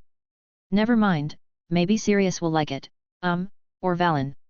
Lupin handed the scepter to Snuffles, who was eagerly watching from the desk, then shifted the topic to Clementine. What's the deal with that girl? Are you fond of her too, planning to mentor her like the Weasley twins? Felix pondered for a moment. They're different. Villers is likely to stay on. Currently, it's more like a pre-employment assessment. She needs to firm up her determination. Lupin nodded knowingly. I'll make things convenient for her. Felix added, Villers is quite fond of ancient runic languages. Given more time, her achievements could be quite remarkable. Lupin chuckled, so, you're planning to recruit a long-term apprentice. Chapter 339, The Campsite. As the evening drew near, Felix and Lupin emerged from the headquarters of the Future World Company. Due to the presence of branches for selling specific products, the vertical castle-like building was dubbed the company's headquarters, dedicated to research. Felix intended to expand the company's sales network globally, much like Gringotts Bank. Many British wizards were unaware that Gringotts had branches in different countries, they thought it was the only one. The two of them stood at a distance, looking at the storefront. As the sky grew darker, the entrance of Future World, Diagon Alley branch featured two floating fire dragons. Whenever someone passed by, they would exhale a burst of white flame-like light, causing astonishment among the onlookers. Hedwig has delivered the tickets. You weren't around at the time, so I accepted them on your behalf, Lupin said softly. Yes. Felix returned to his residence in London and visited some friends. Then, one early morning, he apparat into a misty forest, a designated area set aside by the British Ministry of Magic for apparition. Walk in that direction and remember to register at the entrance, a weary old wizard said lethargically. At that moment, there was a sound of crackling nearby, and a South American wizard dressed like a peacock appeared, spinning around and bumping into a tree. The old wizard from the ministry muttered something that sounded like silly bird, and Felix followed his indicated direction, leaving the forest behind. Emerging from the mist, he saw a sloping hillside covered in a cluster of odd-shaped tents, extending upwards. These were tents set up by wizards who arrived early. Around the Quidditch World Cup venue, the ministry had prepared several resting areas for the wizards coming to watch the matches. Of course, the lower the ticket price, the earlier the arrival time. Felix reached a stone house where a man stood at the entrance, wearing a vacant expression as if he didn't care about anything. Felix could tell he was the only Muggle in this entire area, and he had just been subjected to a memory charm. Hello, sir. Hello, I'm Roberts, the man said calmly. State your name and pay up. Felix made his way through the tents. Near the entrance of the campsite, ministry patrollers maintained order and acted as enforcers. You. One of them called out, what's with the chimney on your tent? The reprimanded wizard vehemently retorted, I haven't violated any secrecy laws, Muggles do the same. Are you sure? The enforcer was somewhat puzzled. His colleague whispered, I've seen it too, you might be mistaken. So, they left, leaving the victorious wizard to continue fiddling with his tent. Felix carefully navigated through this area, and as his sight broadened, he noticed that the ministry patrollers were mostly focused on tents near the edge of the venue. As he moved farther away, a variety of tents with magical traces began to vie for attention.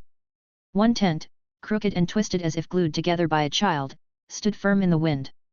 About 7 or 8 feet away from it was a normally sized tent. On its side was an animated poster of what seemed to be a sports star, around 30 years old, with a grim expression. Why are there extra things here? A familiar voice shouted. Next, Hermione's voice came, oh my, those are tent poles. Can we make do with them? Will they suddenly collapse? Sirius' voice followed. Felix followed the sound and saw several of the Weasley children gathered around. At the center of the field, adults Mr. Weasley and Sirius were inspecting the problem. Hello, do you need help? Felix couldn't help but chuckle. Sirius lifted his head from the ground, clearly frustrated. He immediately stood up, pulled out his wand, and pointed it at the loosely assembled tent. It immediately sprung up and reassembled itself. Well, you're right, though even though we've lost a lot of fun, Mr. Weasley got up from the ground too. Hello, Mr. Weasley. Hello, Professor Harp, Mr. Weasley said with a somewhat stiff expression. He looked concernedly at his children and continued, "Children, put down your luggage, set up your beds, we might be here for a few days." He took Felix aside, and Sirius followed, glancing around. "Professor Harp, I heard from Harry that you taught him apparition," Mr. Weasley said with a conflicted expression. "It's not that I doubt your teaching, but I can't help but feel well, don't you think it's a bit early?" "Too early? Mr. Weasley, I'm not quite understanding." "The Ministry regulations state that apparition should only be taught starting in the 6th year and after passing strict exams. A friend from the Inverse Occurrences Reversal team told me about severe splinching incidents. Actually, I wouldn't mind having it introduced a year or two early, but Harry was only in his 3rd year at the time."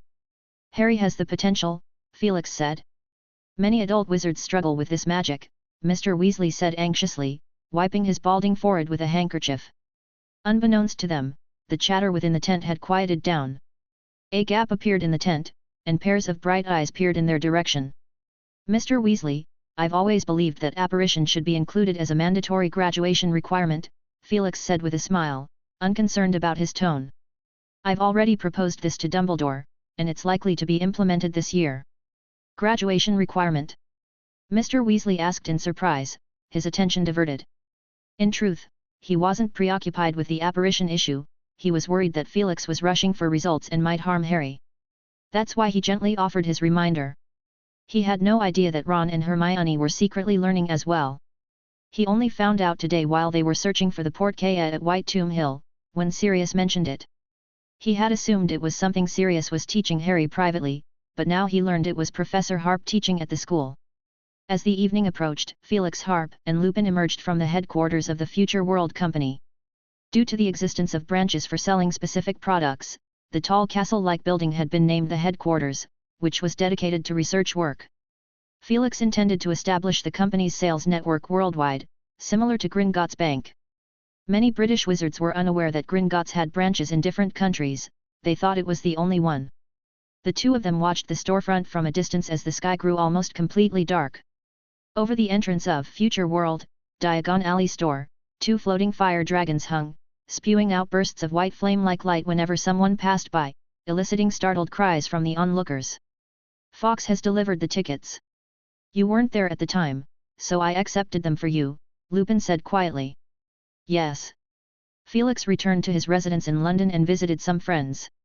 Then, on an early morning, he apparat to a misty forest, where the British Ministry of Magic had designated an area specifically for apparition practice. "Go in that direction and remember to register at the entrance," a tired old wizard said weakly. Just then, a cracking sound came from not far away, and a South American wizard who looked like a peacock in his attire spun into view, only to crash into a tree beside him. The old wizard from the ministry muttered something that sounded like silly bird, and Felix followed the direction he indicated, walking out of the forest. Through the mist, he saw a gentle slope extending upward, dotted with various oddly shaped tents set up by wizards who had arrived early. Around the Quidditch World Cup Stadium, the ministry had prepared several campgrounds for wizards to stay in batches to watch the matches. Naturally, the lower the ticket price, the earlier the visitors would arrive. Felix arrived in front of a stone hut, where a man stood at the entrance, wearing an absent-minded and indifferent expression. Felix could tell he was the only ordinary person in this area, and he had just been subjected to a memory charm. "Hello, sir." "Hello, I'm Roberts," the man said calmly. "Give me your name and pay the money." Felix moved through the tents. Near the entrance of the campsite, there were ministry enforcers responsible for maintaining order and enforcing the rules. "You!" one of the ministry enforcers called out. "What's with the smokestack on your tent?" The scolded wizard vehemently defended himself. "I haven't violated any secrecy regulations. Muggles do the same." "Are you sure?" The enforcer looked puzzled. "Your tent is different from the others." His colleague whispered beside him, "I've seen it too. You might be mistaken." So, they left, leaving the triumphant wizard to continue fiddling with his tent. Felix cautiously moved through the area, and as he walked, his field of vision widened. He noticed that the ministry enforcers were mainly focused on the tents near the edges of the campsite. As he moved further away, the tents with various magical traces started competing for attention. A crooked and misshapen tent, seemingly put together with glue by a child, stood unyielding in the wind. Several feet away, a normal-sized tent stood, but on its side was a moving poster displaying a certain Quidditch star, around 30 years old, with a somber expression. "Why the extra features?" a familiar voice called out. Next came Hermione's voice, "Oh, Merlin, those are the tent poles. Can we make do with them? Could they collapse suddenly?" Sirius chimed in. Following the voices, Felix turned his gaze. Several of the Weasley children were gathered, looking towards the center of the campsite. Mr. Weasley and Sirius were on the ground, inspecting the problem. "Hello, may we be of assistance?" Felix couldn't help but chuckle. Sirius lifted his head from the ground, in a thoroughly bad mood. He stood up immediately, drew his wand, and pointed it at the loosely constructed tent. It promptly jumped into place, assembling itself. "Well, you're right, although we've lost a lot of fun." Mr. Weasley also got up from the ground. "Hello, Mr. Weasley." "Hello, Professor Harp," Mr. Weasley said, his expression somewhat stiff. He cast a concerned look at his children. "Kids, put down your luggage, make your beds, we might be staying here for a few days." He pulled Felix aside, and Sirius looked around, then followed. "Professor Harp, I heard from Harry that you've been teaching him apparition." Mr. Weasley said hesitantly.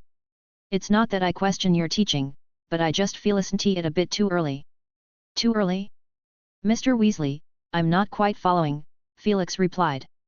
"The ministry regulations state that apparition should be taught from at least 6th year, after passing a rigorous examination. My friends from the Reversal of Inadvertent Transfiguration unit have mentioned serious cases of splinching. I actually wish we could start a year or two early, but Harry was only in his 3rd year then." "Harry has the potential for it," Felix said. "Many adult wizards aren't proficient in that magic," Mr. Weasley said anxiously, rubbing his somewhat balding forehead with his handkerchief. Unbeknownst to them, the tent had fallen silent as the chattering within stopped. A gap appeared in the tent, and pairs of bright eyes peered toward them. "Mr. Weasley, I've always believed that apparition should be part of the mandatory curriculum for graduation," Felix said with a smile, seemingly unconcerned about Mr. Weasley's stance. "I've already proposed this to Dumbledore, and there's a good chance it will be implemented this year."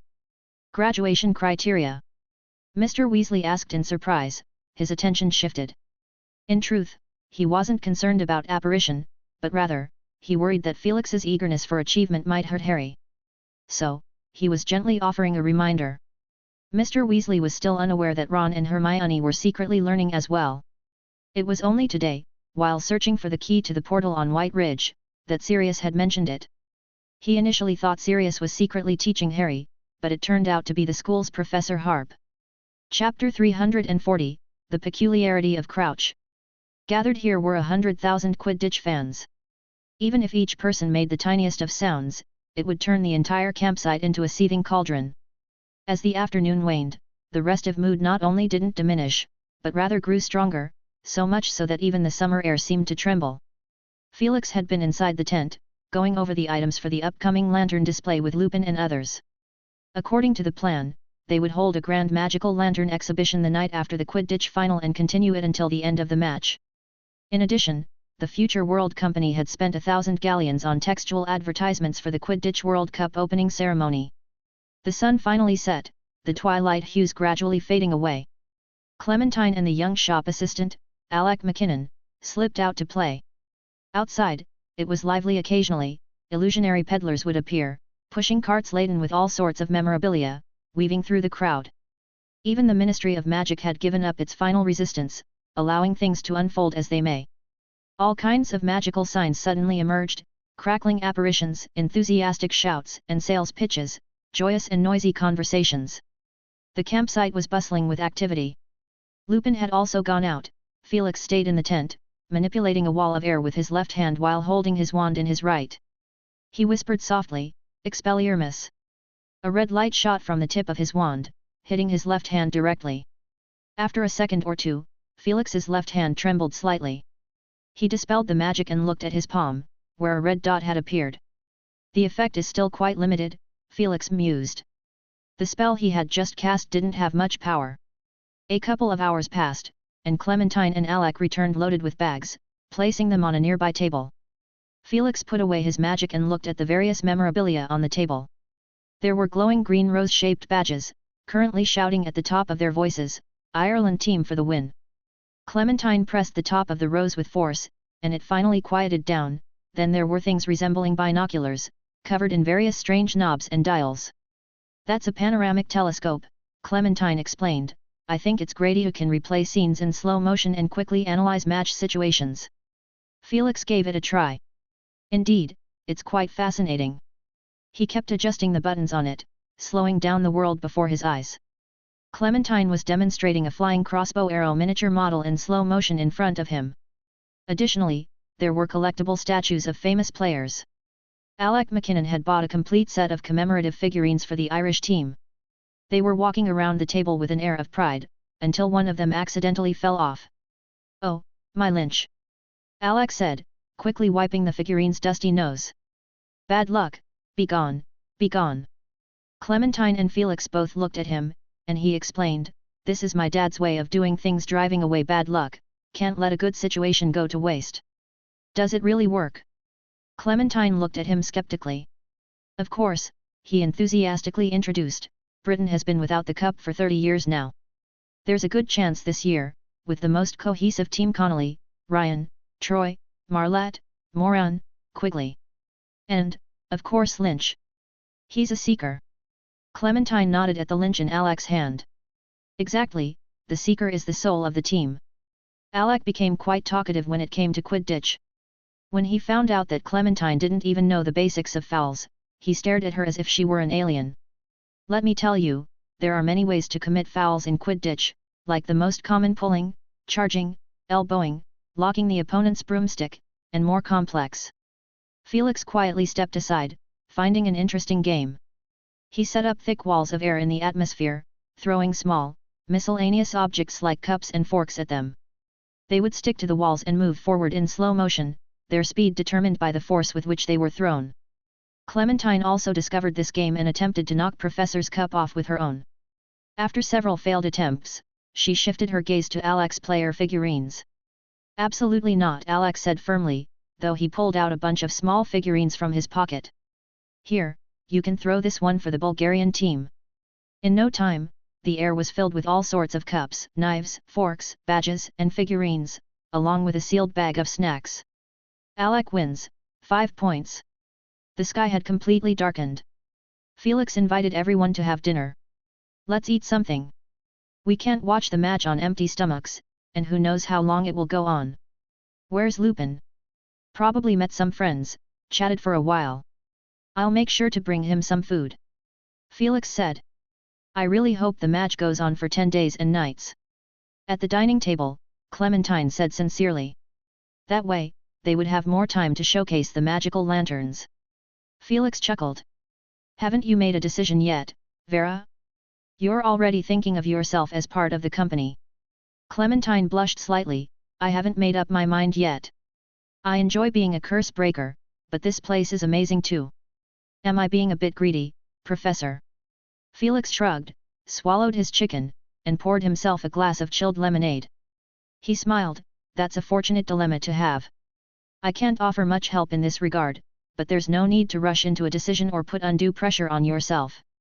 Raising his tall glass, he toasted from a distance, "This place will always welcome you, Vera." At that moment, Lupin walked into the tent with a worried expression. Felix poured him a glass of lemonade, and he thanked him before relaxing his furrowed brows. "I just came from Harry's place. Almost had a confrontation." "What happened?" Felix inquired, guiding plates and dishes to Lupin's side. "You might want to try this, fried halloumi cheese. Alec got it from a vendor. It's quite unique when paired with chicken." Alec McKinnon, sitting next to Clementine, gave a cautious smile. Lupin patted his shoulder and said gently, "Thanks." He sat down and explained, Sirius and the Weasleys were staying together, and they encountered Barty Crouch. "You know." Felix understood instantly. It seemed that Sirius might have had some issues with Barty Crouch, but Lupin's words were unexpected. Barty Crouch provoked Sirius with his words. Lupin's brow furrowed again, and he continued slowly, "Crouch is in charge of the camp's security. When he spoke about Death Eaters, he brought up old matters, claiming that many Death Eaters have escaped justice.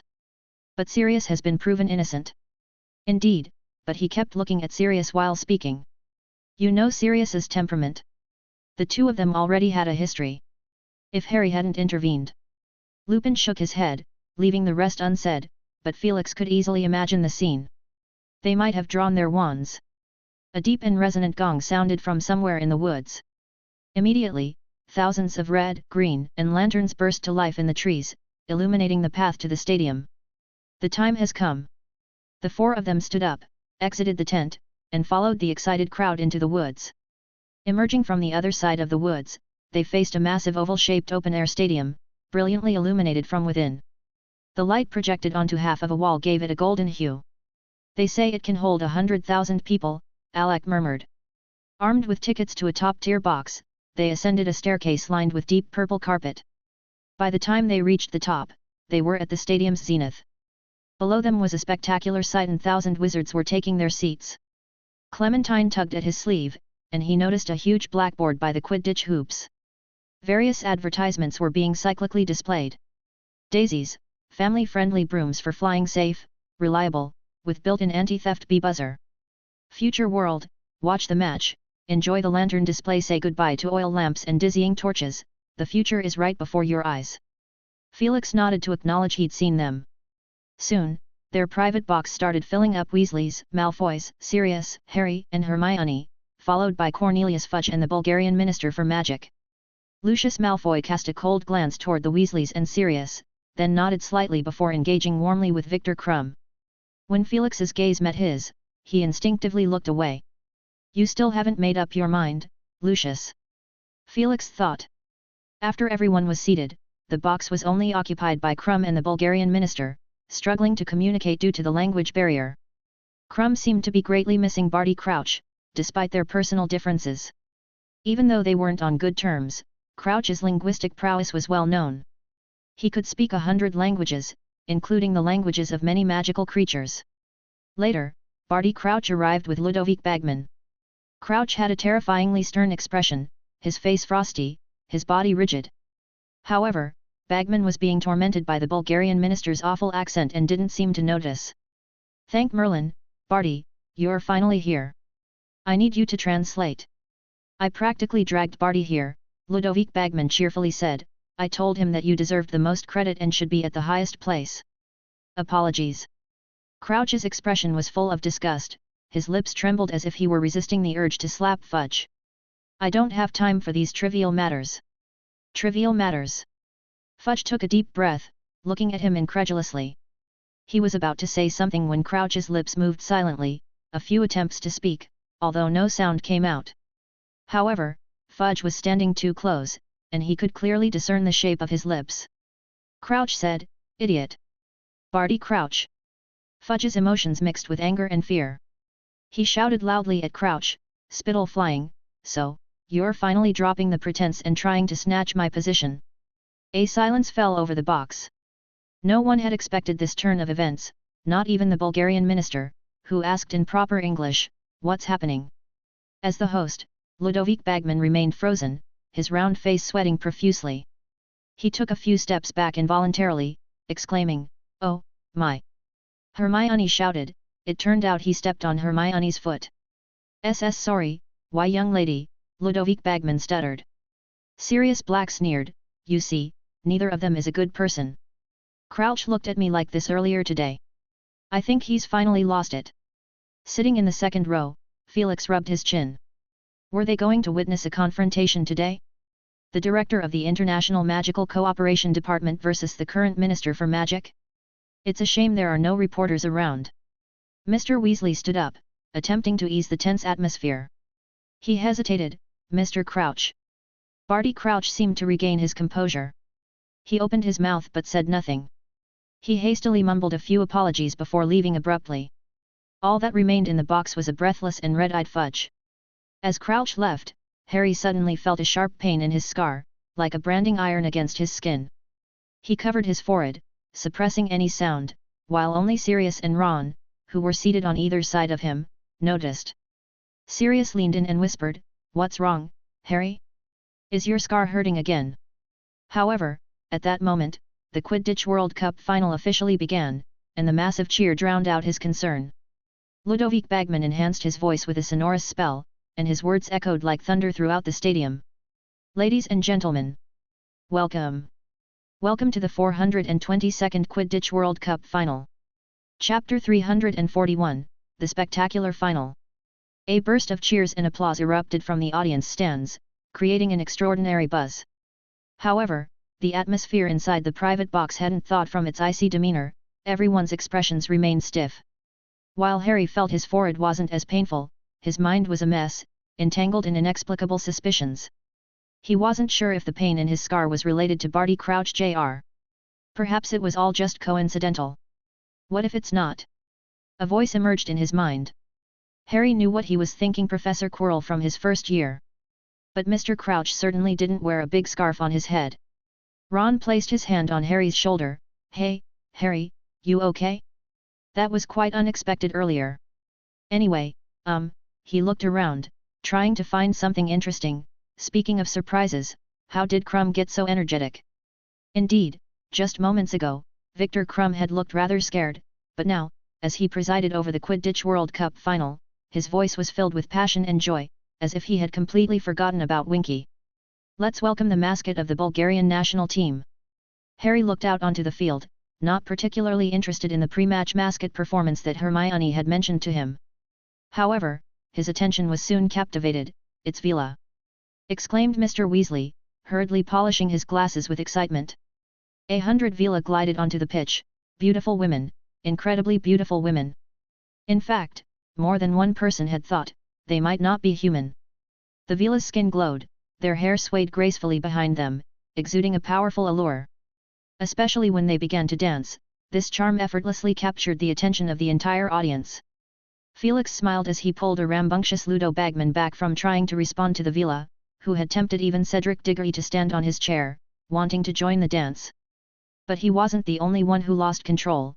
Those who were seeing Vila for the first time, those unprepared, were more susceptible to their charm. Felix's gaze swept over the crowd. The appearance of the Vila had warmed up the atmosphere in the box.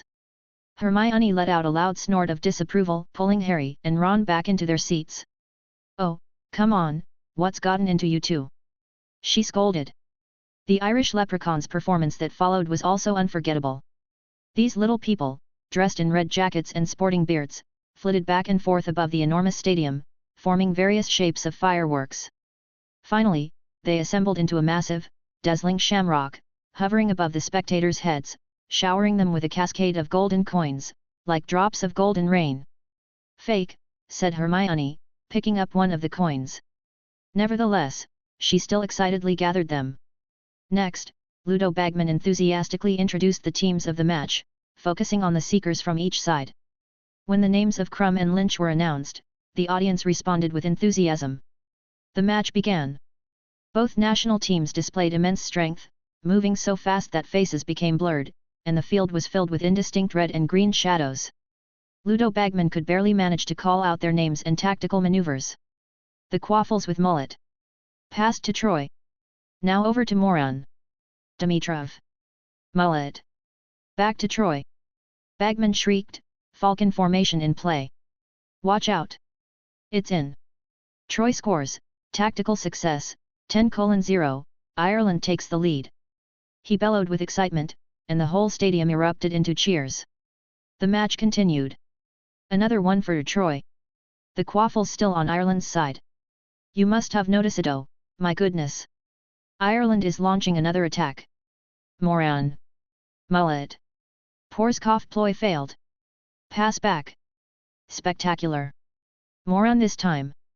Soon, Ireland was leading 30:0, and Bagman suddenly yelled, "Look at the seekers Krum and Lynch, they seem to have discovered something, they're tangled up, oh, dear." Healer on the field. Lynch is down. Faked it. Match paused. Clutching her binoculars, Cho asked curiously, "What's going on?" "The Golden Snitch, those two just did something." Alec Hopkins excitedly explained. Lanchi faint, pretended to spot the snitch, dived suddenly, lured the opposition, then he gestured toward Lynch, who was dazed and seemed to be floating on a cloud, his nose and face bloody. "That's the result of a loser, damn luck," he muttered under his breath. Felix kept his eyes on the field. Krum, who had triumphed in this clash of brute strength, was now hovering high in the stadium, taking advantage of the rare and undistracted moment to search for the golden snitch's glimmer. A few minutes later, Lynch recovered, and the game resumed. Too intense, Felix remarked. In just a short 10 minutes, Ireland had scored 10 consecutive goals. They were now leading 130-10. Yeah, it's intense. I've never seen such an exciting match, agreed Alec Hopkins. If it ends too quickly, the light show won't be as good. Felix finished his sentence, leaving Alec momentarily speechless, trying and failing several times to pick up the conversation. Cho Chang giggled. As the score widened, various small actions played out on the field. Bagman continued his duties as host and commentator, Bulgaria's chaser with an excessive elbow movement, classic foul. Yes, the referee's blown his whistle, he's awarded a penalty. Outside the stadium, tension was palpable, both teams' mascots and supporters were shouting angrily, shaking their fists. But the score expanded irreversibly to 140-10. This match is turning out to be a perfect choice, exclaimed Ron excitedly. He watched the intense game end, in the corners of his eyes, the scuffle between the Vila and the Leprechauns. The Vila throwing a tantrum doesn't seem too pretty, but who cares? Kick that big bearded guy's butt, exactly. Ron. At this moment, a cry rang out across the pitch as Ireland's seeker, Lynch, suddenly accelerated in a dive. Through the telescope, you could still see traces of blood on his nostrils, with Crumb closely trailing behind him. Bagman's booming commentary filled the air, both seekers accelerating unexpectedly. Could this be a feint? Is Lynch seeking revenge? Autheri getting faster and faster, no slowing down. No slowing down. I see the golden snitch. The 100,000 spectators held their breath, while the two teams' mascots continued to brawl in the corners.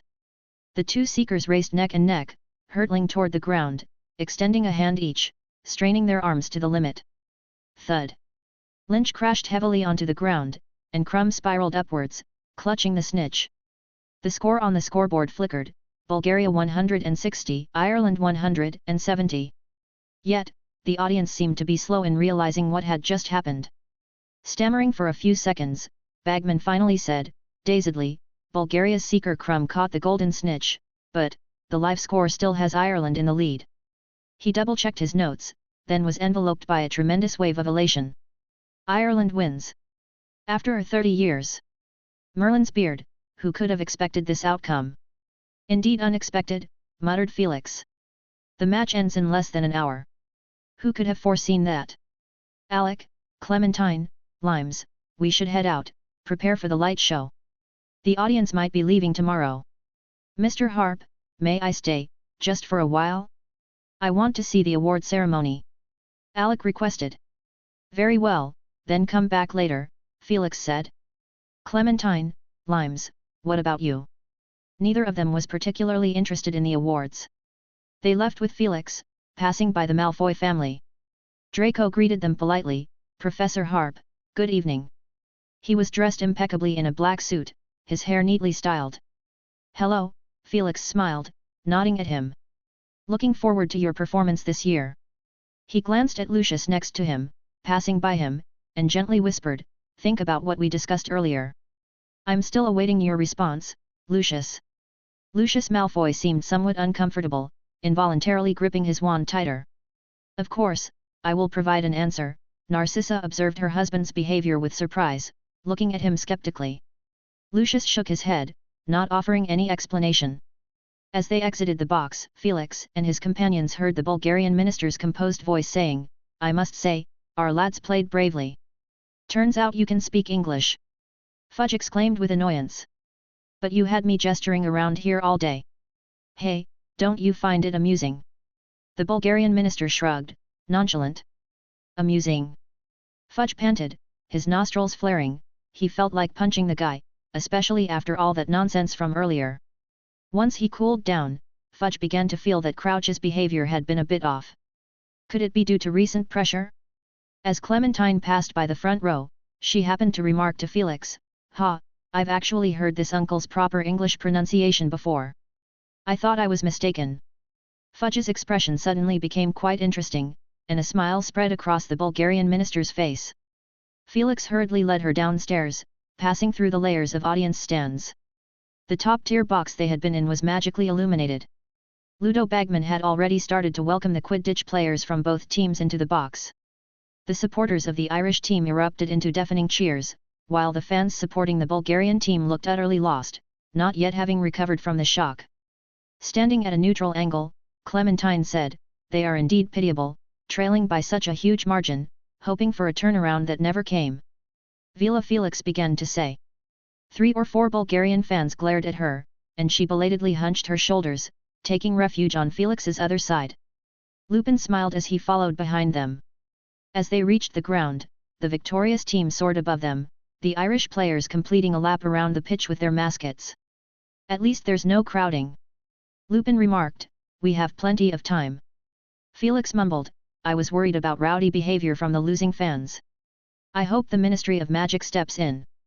Chapter 342, Lantern Exhibition and Surprises. They followed the lantern-lit pathway back to the campsite, where everyone took out various magical lanterns from the large tent and stacked them into a small hill. "Except for those 2 big guys, everyone else is here," said Hermione.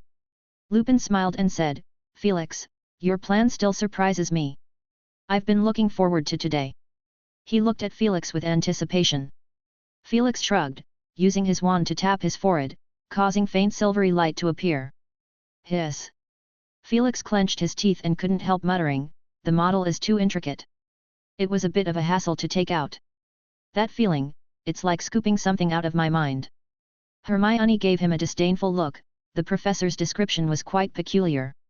Felix extracted a long strand of silvery memory from his mind, coiled it into a ball, and held it in his palm. Then he extended his hand, intertwining threads of gold and silver in the air. An open-air hexagonal snowflake-like corridor slowly took shape in his hand. At the center of this snowflake corridor was a swirling vortex about the size of a palm, into which Felix waved his wand. One by one, the magical lanterns poured into the vortex and disappeared in the blink of an eye. Under the gaze of the two, the snowflake-shaped structure, about 6 to 7 feet in size, gently floated up and flew into the air, gradually expanding until it occupied a significant portion of the campsite. Then, Felix pointed his wand downward, and the snowflake structure descended rapidly. Hermione let out a cry of surprise, and the next moment, she found herself standing in an exquisite corridor. Within the corridor, various differently shaped magical lanterns flickered in and out of view. Next, Felix cast a levitation charm on himself, lifting himself about 30 to 40 feet high. In the darkness of the night, he looked like a gigantic kite, swaying in the wind. Looking down from above, he pointed his wand, and a corner of the snowflake corridor extended outward, connecting to the pathway leading back from the stadium. Descending from mid-air, Felix said, "All right, that's about it. Let's take a bit more time to adjust." "Professor Harp, what kind of magic is this?" Hermione asked from behind a railing across the corridor. "Well, let's call it Room of Requests and Reflections, or perhaps Chamber of Desires and Dreams." Felix pondered the name, which sounded a bit odd, but as her hand passed through the railing of the corridor, she found some sense in it. The Weasley family, Harry, Sirius, and Hermione were carried forward by the surging crowd, gradually relaxing as they moved away from the stadium. They walked and discussed the results of the match. Little fairies flew overhead, holding golden or green lanterns, cackling happily in the air. The Irish chasers were fantastic. Actually, everyone was fantastic, their teamwork was flawless. Bulgaria only had one star player, Crumb, but their coordination had issues, quite significant ones, Charlie commented. Their sportsmanship isn't great either. Look at the number of fouls they committed, Ron added. Ron, Charlie said, well-timed fouls can disrupt the opponent's rhythm, especially when they're on a roll. Mr. Weasley disagreed, Charlie, I believe, matches should be clean. Elbowing, fouling, none of that should be allowed. Referees blow their whistles for a reason. Dad, you said it yourself. It's just a whistle, not a red card. To win matches, I remember people using curses, I've seen it plenty during my time at school. Mr. Weasley and Charlie debated fiercely. Finally, Charlie gave in, I want matches to be clean too, but these things are hard to eliminate. Hermione yawned widely, catching Mr. Weasley's attention. He gently said, back to the campsite, we can have some cocoa milk, it'll help with sleep, trust me, it's going to be noisy tonight. Ginny, eyes barely open from exhaustion, pulled on Hermione's sleeve and said, are they planning to have a bonfire party? Haha. Not entirely impossible, Mr. Weasley said. This match ended too early, and most people are prepared to endure 3 to 5 days, just wait, the night won't be quiet. The noise ahead suddenly disappeared, replaced by a chorus of astonishment. Look over there! Hermione exclaimed. On the path leading to the campsite, an open-air corridor had appeared from nowhere, adorned with various illuminated decorations, casting intricate patterns and designs. What is this? Ginny's drowsiness vanished as she tried to get a better look by standing on her tiptoes. No idea. Mr. Weasley looked puzzled. Could it be a program arranged by the Ministry? As they approached, they realized the corridor was actually an illusion. A mischievous child was darting back and forth between the railings, giggling non-stop. Another older boy hid within the ornate columns of the corridor, thinking his family wouldn't find him. His parents stared at him helplessly, playing along by searching around him. Where are you hiding, Leo? The boy covered his mouth, his eyes crescent-shaped with a grin. Clearly related to Professor Harp, the Weasley twins, pointing at the magical lanterns hanging in the corridor, said. These are products of the Future World Company, we've brought some to show you. As one of the twins reached out, his fingertip passed through a palm-sized lion-shaped magical lantern. Hey? Is this an illusion too? But soon, they realized it was a game. Gold letters appeared in the air, forming a riddle.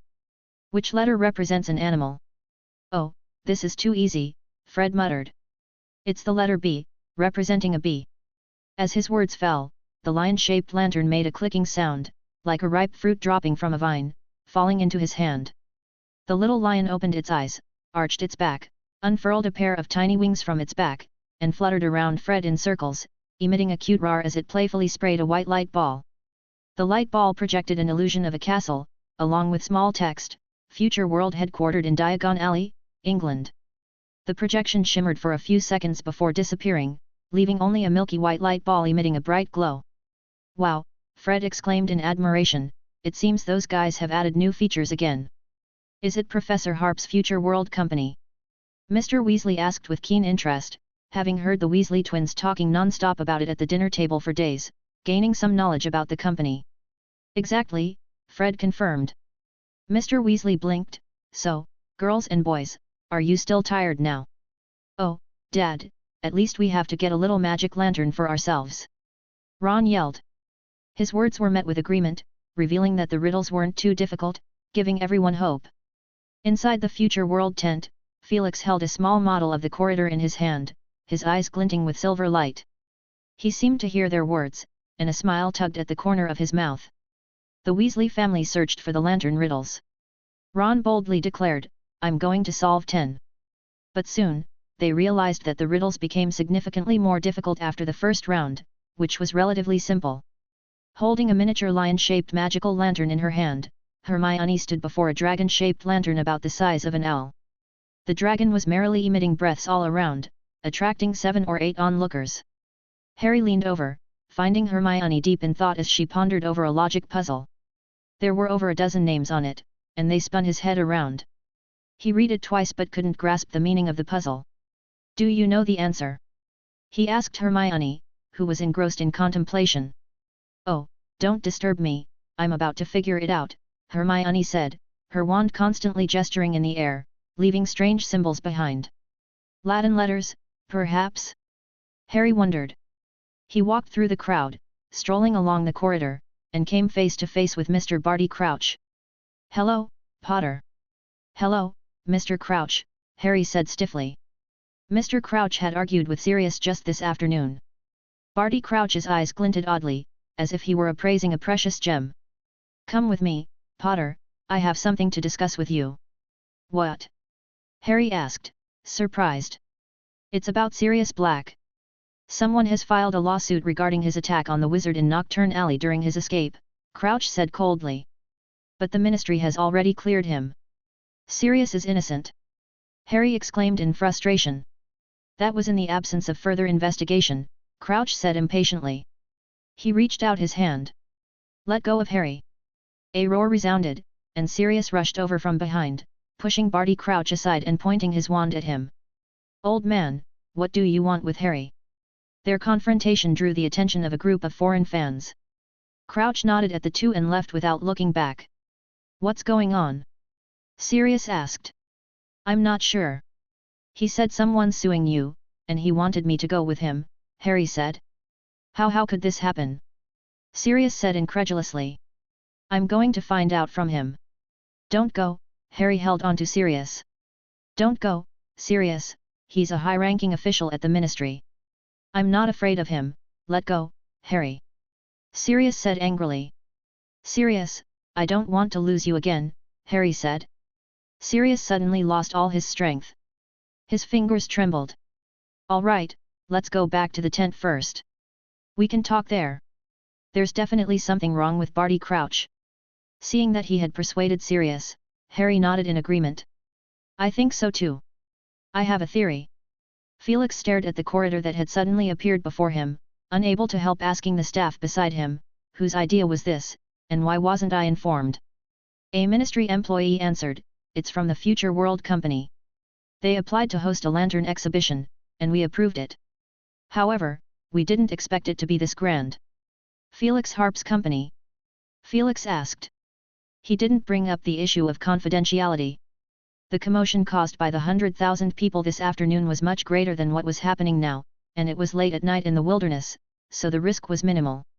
The Muggle family that lived nearby should be sleeping, and even if they weren't, the ministry staff would ensure that they did. Felix was more concerned about who owned the company. The employee nodded. When did they set up this? It wasn't here when we were watching the match. Felix pointed with his thick finger, encircling the massive structure in his line of sight.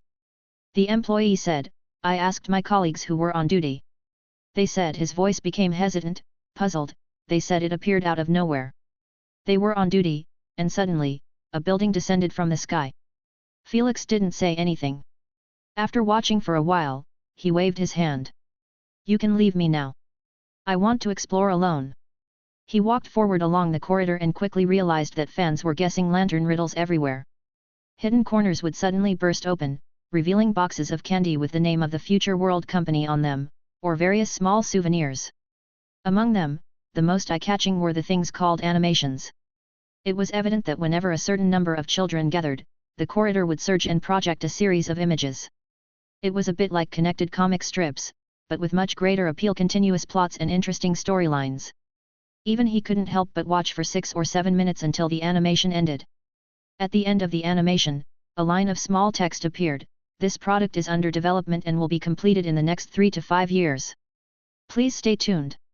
This was followed by the company name and address. With complex feelings, Felix continued walking forward and finally reached the end of the corridor. There was a hexagonal open space, and he realized that the place he had come from was just one of the angles. There were 5 similar corridors extending outwards. People from different corridors converged in the open space, chatting and laughing, holding various magical lanterns in their hands. Uriah, can we meet Mr. Harp? A lively voice said. She was a young witch with bright golden hair. The young wizard known as Uriah smiled and said, I'm not sure, but he'll definitely be at Hogwarts this year. Bernice, where's your brother? The young witch sighed, Bertie's on the riddle stage. He insists on getting a second magical lantern, but he doesn't realize that there are 100,000 people here. It's impossible for everyone to get one, so how could he easily get a second? Uriah smiled and said, I hope he succeeds. Then I can exchange one of his Thunderbird-shaped magical lanterns. Bernice pointed to the open space, and suddenly, a massive Hungarian horntail appeared. It was a black one, with menacing brass scales and a raised black spine. A young witch stood beneath the horntail, excitedly waving her wand to make the Hungarian horntail move. It was radiating light all over, which was the reason why people didn't immediately run away. They recognized that it was fake, most likely a massive magical lantern. The horntail flapped its wings and took off from the ground, soaring in the low sky. People from various locations in the campsite looked up. The horntail resembled a giant light bulb, emitting milky white light all over its body. Welcome to the Magical Lantern exhibition hosted by Future World, Clementine said excitedly. The Hungarian horntail spewed out a fan-shaped burst of light into the sky, resembling a dazzling firework. The crowd erupted into applause. This is an adult horntail? Harry asked outside the tent. He was stunned. He had seen dragons before. When he was in first year, he had encountered Norbert, Hagrid's dragon, and along with Ron and Hermione, they took it to the astronomy tower and had Charlie's friends take it away. Yes, Sirius said. If you encounter one, make sure to stay far away. How dangerous are they? I know Ron's brother Charlie is working with dragons in Romania, Harry asked. Dangerous?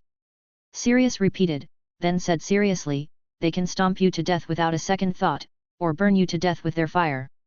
Remember, their flames are magical. Without enough knowledge and specialized training, don't attempt to challenge them. Are spells ineffective against them? Harry widened his eyes. Well, let's put it this way. If your spell hits their scales, it probably won't do much. Even if it's their skin, you need to hit the right spot, and casting spells continuously at one place might work. Of course, you can also use tricks, like deception, or attacking their weak points. The most convenient is the conjunctivitis curse, but it requires a bit of luck. After that, they watched the dragon performance. Soon, the second dragon entered the scene. It was slightly smaller, a Peruvian viper tooth with brass scales and a raised black spine. The two dragons fought, biting each other, coiling, and soaring into the air. Then, various magical creatures appeared one by one: phoenixes, kelpies, unicorns, flower fairies, erumpents, hippogriffs, and horned serpents. However, the audience didn't realize that these creatures were actually constructed illusions. Inside the tent of the Future World Company, Felix stayed inside, continuously controlling the unique performance. Lupin sat aside and asked curiously, "Why aren't you on site? Why did you leave it to Vera?" Felix rolled his eyes. "I signed a confidentiality agreement. I can't reveal anything about the championship event. I can't let people associate me with the dragons, and I need to manage the on-site situation." He flicked his fingers, and 5 or 6 mooncalves quietly appeared in the sand table. Lupin was momentarily stunned by his answer. "But the dragon-shaped magical lanterns have sold quite a few. Are you pretending that you are not related to them?" Felix explained seriously, "I only agreed to a magical lantern design that you guys came up with." The performance lasted for 2 hours, longer than the Quidditch World Cup final. Finally, Felix felt a bit tired. He informed Vera, and after she announced the end of the performance, the myriad of magical creatures in the snowflake-shaped corridor occupying half of the campsite gradually disappeared. Clementine and Alec ran back, unable to contain their excitement. "Professor, Alec's flyers are all handed out. We prepared 5,000 of them, but it's not enough. Many people could only remember the company's name." "Well, it looks like the company won't be short of orders for a year or two," Felix said. "Remember to include a small booklet with the company's product when you ship. You can also include some products that are still under development. It's a form of advertising." Clementine sighed, "I can imagine how busy we'll be then." "Have you decided to stay, Vera?" "Of course." Clementine smiled. "I'm actually looking forward to what the company will be like in 5 or 10 years." As the lantern exhibition concluded, the campsite quieted down. Sporadic celebrators sang songs boisterously, occasionally leading to minor conflicts, but for a campsite with 100,000 people, it wasn't a big deal. The ministry staff quickly handled it. Around 3 or 4 in the morning, a slight commotion arose. Chapter 343, Turmoil. Felix Harp abruptly sat up. The protective enchantments he had placed around his tent were triggered. After casting various defensive spells on himself, he pushed aside the curtain. In the darkness, he saw a mother stumbling towards him, clutching a child in her arms. Her hair was disheveled, and she wore a dirty nightgown. The child in her arms was around 3 or 4 years old. "What's happened?" Felix Harp asked in a deep voice. In the distance, cries and explosions echoed. "There's chaos, those fans, no, they're rioters. Setting fires everywhere," the woman said, her face pale, still bearing the expression of recent fear.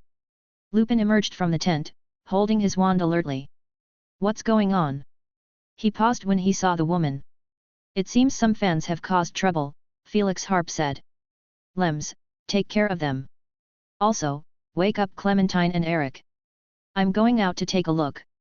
Lupin glanced at the woman and her child, nodding silently. He gazed into the distance where the camp was lit by red flames, cries and urgent shouts coming from afar. Felix Harp held his wand and hurried towards the source of the flames. On his way, he saw shadowy figures stumbling around, families in tow. They carried crying children, moving unsteadily, walking through the woods, seeking refuge. Most of these people were caught off guard, dressed only in night clothes. Some were separated from their families, calling out names as they moved. Not everyone was in a state of panic, some were composed, helping maintain order. A tall woman with a commanding voice shouted, her voice rising above the chaos, "Quiet! Those baton students, raise your wands to light the way for others." "Yes, Madame Maxime," a group of young witches and wizards replied in unison. They illuminated their wands, and the distressed crowd followed the light they emitted, gathering around them. "Follow me, take the path through the woods," the woman known as Madame Maxime led the way, her calm voice reassuring, "Stay calm, one by one, keep close." While she might stand shoulder to shoulder with Hagrid in height, she appeared even taller due to her slender and graceful figure. Unlike Hagrid's bulkiness, she had an elegance that hinted at giant ancestry combined with refined features. It was evident that she held high esteem among these young wizards, likely a professor. In the rush, Felix Harp didn't have time to ponder further. They passed each other, and Felix Harp went against the stream, heading towards the flames. Halfway there, he noticed ministry workers lying on the ground, unconscious.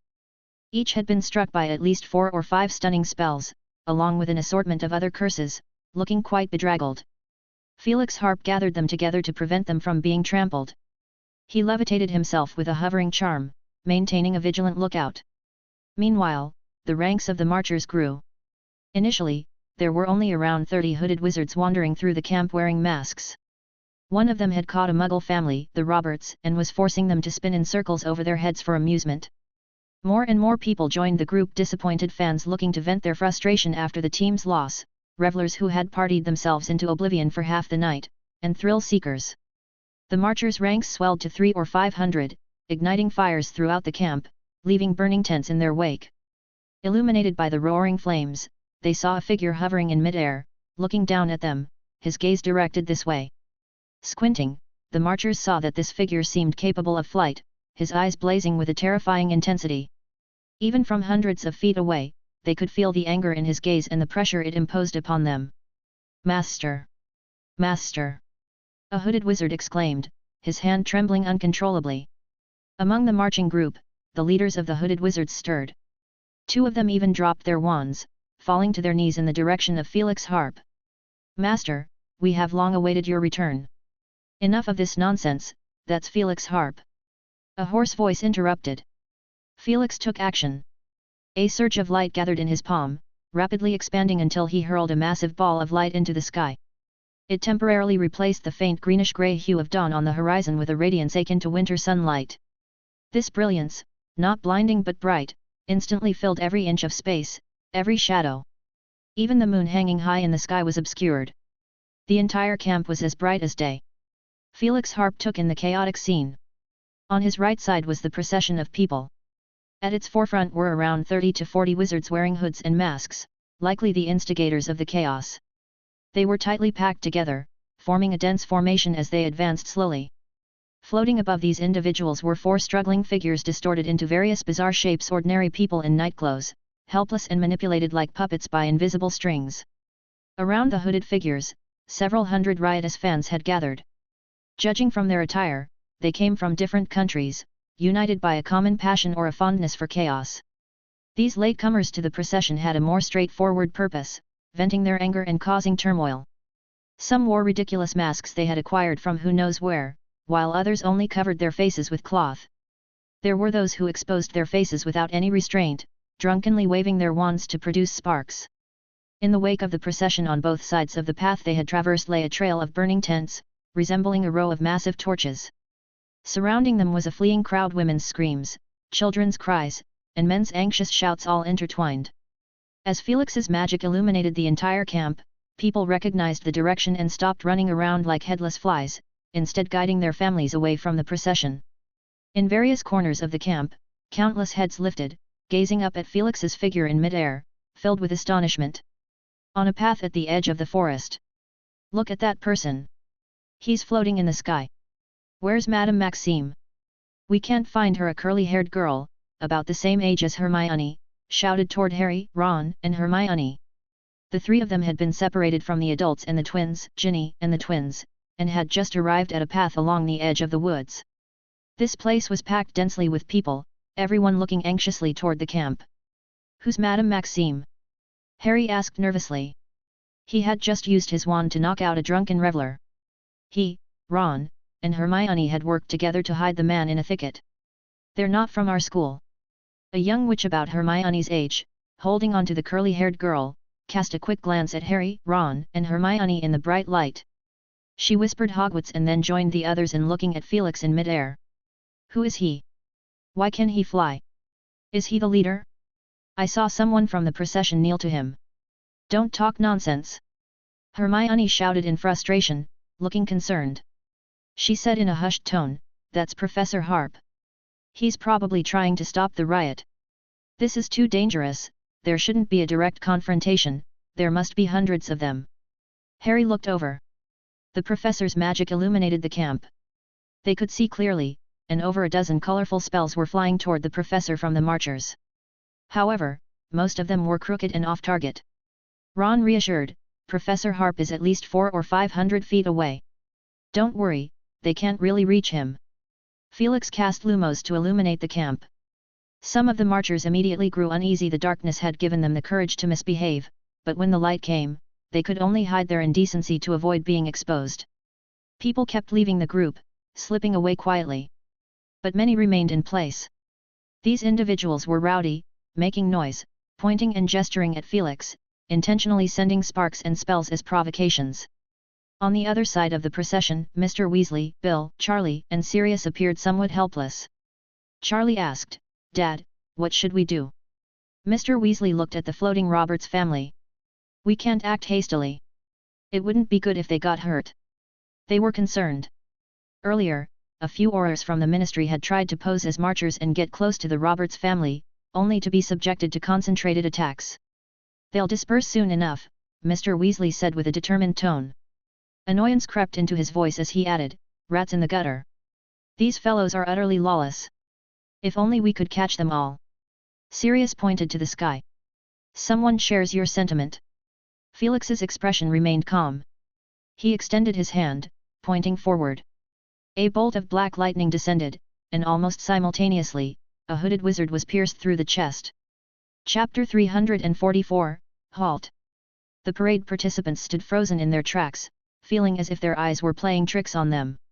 The wizard with a lightning-struck hat stared in disbelief at his bloodied chest. He took a few steps forward, turned around, looked at his companions, and then collapsed in slow motion. Among the leading hooded wizards, one bent down to inspect, severely injured, but not dead. He narrowly dodged the second black lightning bolt that came flying towards him and struck his comrade's abdomen behind him. Next, Felix's fingertips clutched the black lightning, bursting into crackling explosions. Arcs of electricity spread like a vast web, approaching them. While these smaller arcs lacked the sheer power of the initial two lightning bolts, they proved more troublesome. Parade participants were hit by the arcs, convulsing and falling to the ground like harvested wheat. The hooded wizards were quick to react. They pulled their wounded comrades back, erecting magical barriers and shields. They counterattacked through the openings, gradually retreating, positioning themselves at the heart of the parade. However, while they gained safety, they distanced themselves from Felix. Most spells faded and vanished in midair. "Counterattack! He's alone!" a confused, red-faced wizard shouted, swaying with a wand in one hand and a bottle of alcohol in the other, his disheveled beard matching his drunken clamor. "He's too far!" Another person yelled in frustration. The intoxicated red-faced wizard roared, "Follow me!" He and a dozen similarly minded companions charged at Felix, closing in on him. Most parade participants watched in cold detachment. As expected, a mass of black lightning struck their feet. These individuals hadn't even cast basic defensive spells. They fell like broken dolls, howling in pain. The next moment, Felix vanished from midair, appearing suddenly 50 feet ahead of those fallen. His expression was icy, and his eyes seemed to flicker with flames. "Foolish people," he muttered, his gaze not lingering on the charging wizards. They were mere pawns in this game, his attention fixed on the bulk of the parade. "Damn it! Does he want to take us all on alone?" Someone protested indignantly. Before they could react, a powerful spell burst from the tip of Felix's black wand, its red light coloring every face. Felix's target was clear, the group of hooded wizards nestled within the crowd. They were likely the organizers of this chaos. Clad in unified attire and displaying coordinated tactics, they knew each other well, perhaps having fought side by side before. Names of various known and unknown wizard groups flickered through his mind, but the most likely one was Death Eaters, Felix murmured softly. These parade participants were a disjointed mob, lacking coordination. They erected spells haphazardly, often hindering each other and causing failures. This allowed Felix's spells to flow unobstructed, disarming them with powerful spells, sending them flying one after another. But the counterattack was swift. Felix had to conjure a golden shield, seemingly impenetrable. Spells pinged and ponged against it. While individual spells had minimal impact, the sheer volume of attackers created a dense barrage. After a dozen seconds, the golden shield finally gave way, collapsing into golden dots. But before that happened, Felix had already shifted his position. Felix sporadically employed phantom apparitions, vanishing suddenly to evade focused spells. He'd reappear a dozen feet away, each reappearance accompanied by a series of spells that curved from hidden angles, knocking out several individuals. A cacophony of spells followed his every move, yet they couldn't touch the hem of his robe. When pressure mounted, Felix swiftly shifted to the other side of the parade. Each time he did, he claimed 6 or 7 casualties. Amid the chaos, nobody paid any attention to the Roberts family floating in the air. When the levitation charm's effect ceased, they screamed and plummeted. Felix appeared suddenly, extending his wand to immobilize them, then shifted them to the side, ready to hand them over to ministry officials nearby. Only 3 officials remained, having narrowly avoided the parade participants' wrath, trailing behind the procession. They wanted to rescue the Roberts family, but like Mr. Weasley, they hesitated to use magic, fearing collateral damage. "Good opportunity!" someone shouted from the midst of the parade crowd. They simultaneously raised their wands and fired various colored spells towards Felix's direction. A dense magical radiance turned the surroundings fiery red, but these spells halted about 3 feet away from Felix, forming a wall of magic. These spells didn't stop, instead, they moved forward in slow motion. Felix deftly sidestepped a few steps. After a couple of seconds, spells whooshed forward, leaving small burnt or decayed craters in the ground, scattering bits of grass. During these seconds, the Roberts family safely landed in the hands of ministry officials. "Thank you, Mr. Harp," a ministry worker exclaimed, using magic to catch them. His gratitude seemed to mock the parade participants. A malicious curse shot from the crowd towards the Roberts family. Suddenly, a few figures emerged, Mr. Weasley with Charlie and Bill on either side. Sirius took a step forward, deflecting the curse. "Well done, Arthur," the ministry worker said joyfully. Felix sharply turned, his black ebony wand thrust like a sword. A burst of golden flames detonated within the crowd. The attacking wizard was engulfed in flames, emitting a burnt smell. By this time, many had realized the peril and hastily employed phantom apparitions to escape, including the hooded wizards. Felix, in haste, couldn't afford to be meticulous. He scattered a network of black lightning arcs, trying to form a sealed electrical cage. Once established, it would be difficult for these individuals to perform another phantom apparition. Amidst the chaos, a hooded wizard croaked, "I promise you." Felix's magic stuttered for a moment. Seizing the opportunity, the hooded wizard vanished through a phantom apparition, taking his 2 comrades, whose chests had been pierced by black lightning. The next second, the extensive network of black arcs converged, forming an airtight cage. What's special about those 2? Felix pondered carefully. They were positioned quite near the front, though not leading.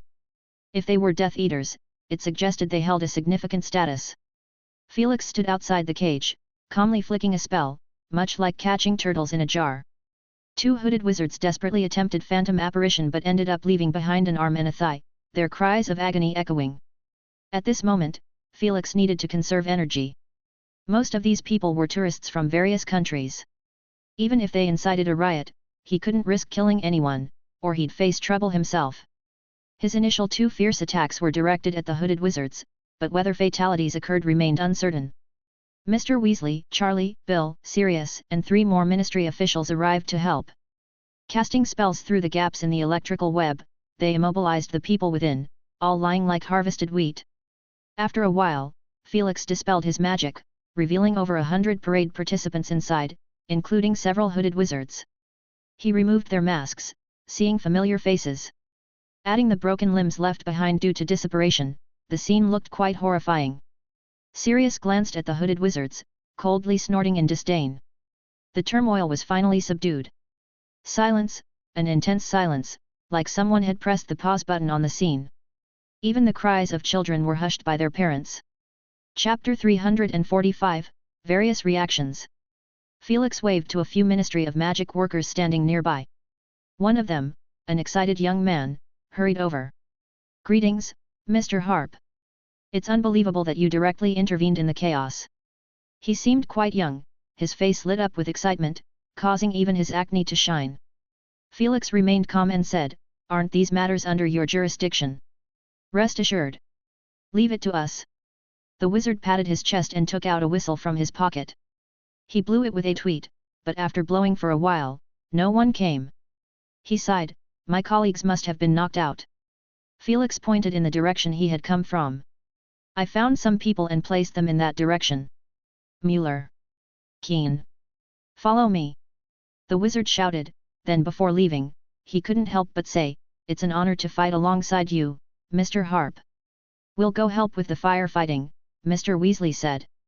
He called Bill and Charlie, and after a moment's thought, Sirius greeted Felix and said, "I'll go find Harry and the others."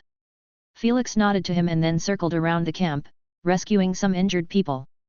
He also used Patronus messages to notify Lupin and Tonks.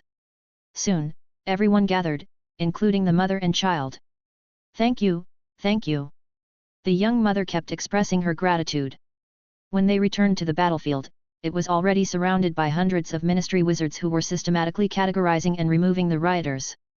Fudge wiped sweat from his forehead continuously, his face a mixture of fear and disgust. "Take them all away. Find out their nationalities and identities, report to their respective ministry. And these. He hesitated as he looked at the fallen Death Eaters. It was difficult for him to make a decision.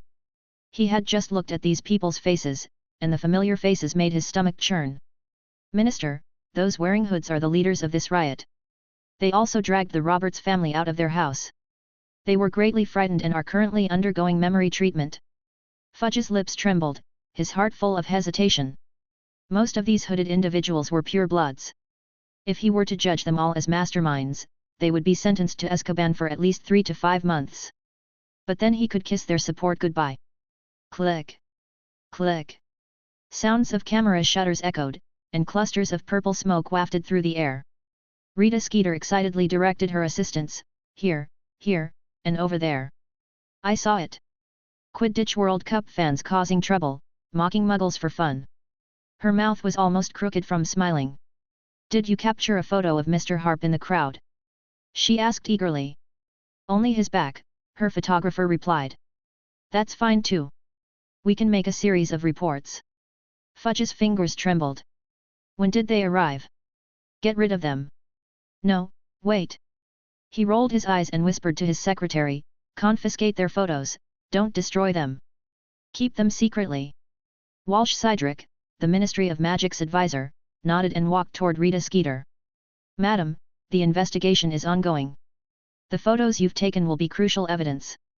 Rita Skeeter's argumentative voice rose, but Walsh Cydric said something to her. "Pure bloods. Do you really want to anger them?" Rita Skeeter blinked and thought for a moment. "All right then, you owe me a favor."